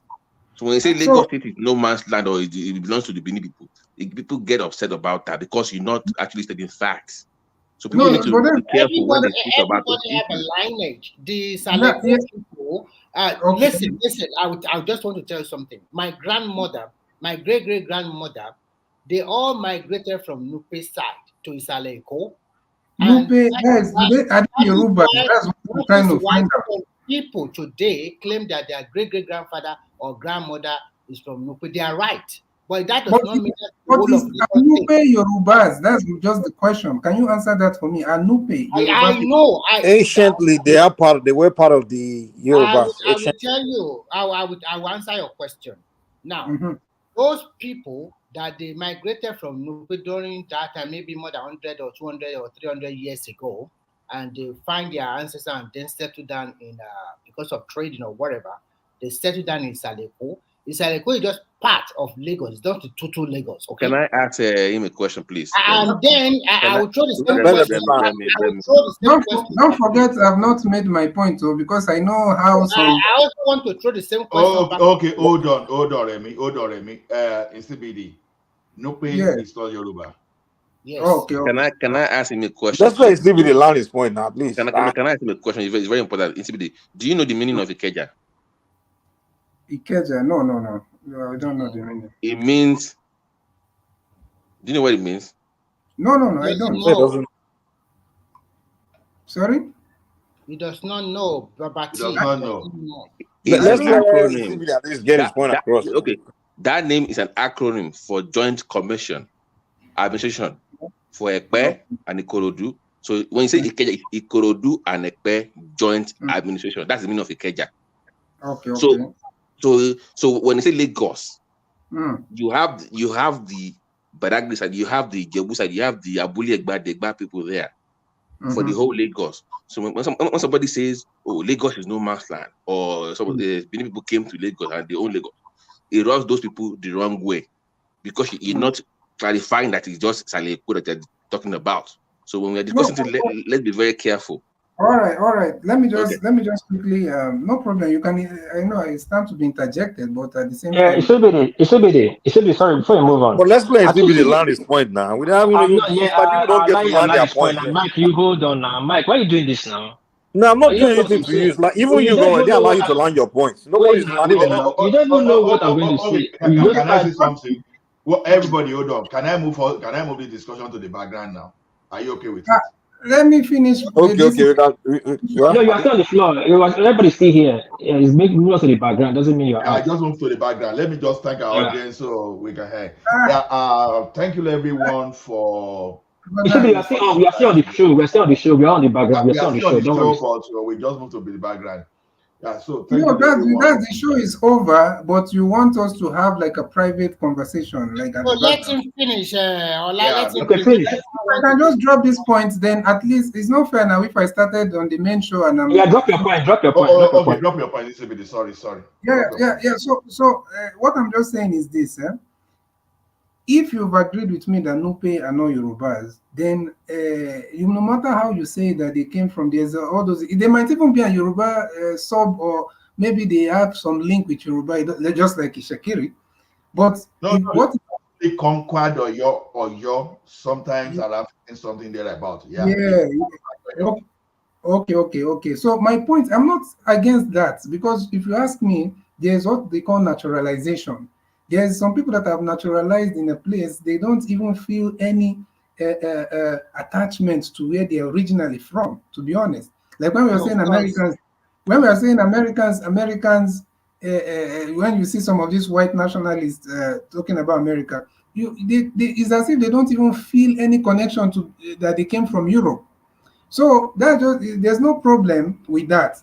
But now the problem I'm seeing is that there's this selective discontentment. This one will say, oh, it's just like, okay, for the Igbo on, we might say it's all related to economic reasons, that, oh, these people are coming to buy our land, they will take our, that's what I'm seeing. I don't think an Igbo man is coming to claim where is he supposed, that is the one that is the Oba or Bale. Have you ever seen an Igbo man becoming a Bale? I think you are being economical with the truth here, please. You are being No, Remy, let be the land is point. So my point is that if we are doing this thing, let us all be honest and have it, and to be fair with what the king said.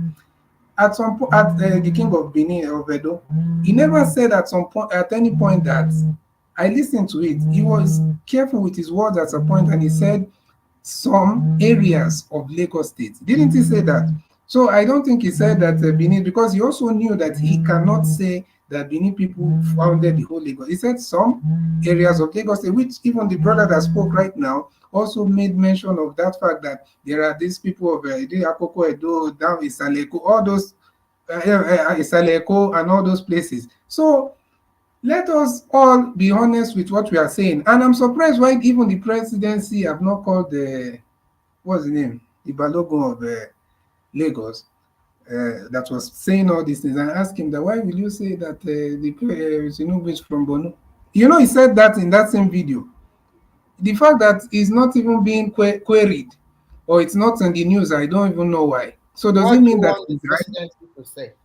No, call him now. No need, no need You're for that. putting No need. you're putting a narrative that No, out no there need. that it's No from need. Bonu, is You from see, Bonu. BD, allow people to respond. Ah, You see, BD, you can't say English and not causing trouble in no, Lagos. Mike, Because I let want it to move it to the am I backstage. stopping exactly. anybody from responding? No, No. So, just and, land your okay, point. We are okay, giving let you me the just floor. finish. So Let me finish by saying this. You see, let us, because of the kind of mental conquest that some of the colonialists did to most of our people in Africa, it seems like our own thinking has been directed to a particular channel that people cannot think outside a particular channel. For example, there's this thing that trended online recently, where some man is it one village in Igbo land, I think in Anambra, and he said something like, an Igbo man discovered America and called it Emerigonka. That now came to the word That would America. be mad now. That Now, would be mad. wait, now let me land. Let me land. You will get what I'm trying to say. Just wait. But now, Out in as Amdekanu. wait now, wait. That man has nothing to do with Nnamdi Kanu. He's some traditional figure. He's not even a king. I think he's a traditional man of somewhere in the east there. Then, as ridiculous as it sounds, I'll end by saying this: as ridiculous as it sounds, because of the kind of education and the kind of mindset that our people have, or black people, because as an effect of colonialism, did we ever ask ourselves why is it that apart from Africa, there are so many melanated people all across the globe? In the Polynesia, in Australia, do you know the Aboriginal people have your skin color? Some of them you're even lighter than. And apart from that, have you asked yourself why is it that the Igbo people that were taken, according to their history, they said they took them, right? The Igbo people that were found in Jamaica, it's good there. Don't believe me, please. Just go on Google and type and find out why they were all called Red Igbos. And at the same time, why did you think that they were calling the Indians Red Indians? So let us, I'm not saying that you should take my word or make anything of what I'm saying. My point is this: learn to think beyond what you are used to, beyond what they have taught you to think. So now do your own research and come up with your own findings, because the people finding it are not spirits. They are finding their own thing and they are giving you what they want you to consume. So whether you believe that that is ridiculous or not, don't be lazy. Do your own research. You owe that to your origin. You owe that to your culture. You owe that to your people. Yeah, thank you. okay, thank you, CBD. You made a lot. I want to wish everyone happy holiday. Those that prefer to be wished a Merry Christmas, I wish you Merry Christmas. Thank you for coming and thank you for making the program memorable. When you said some people start dropping, you want me just to the background now? No, Is that standing so no. silent the panel? Now, so we thank you, everyone. FIG, Noves, AB, we see you later.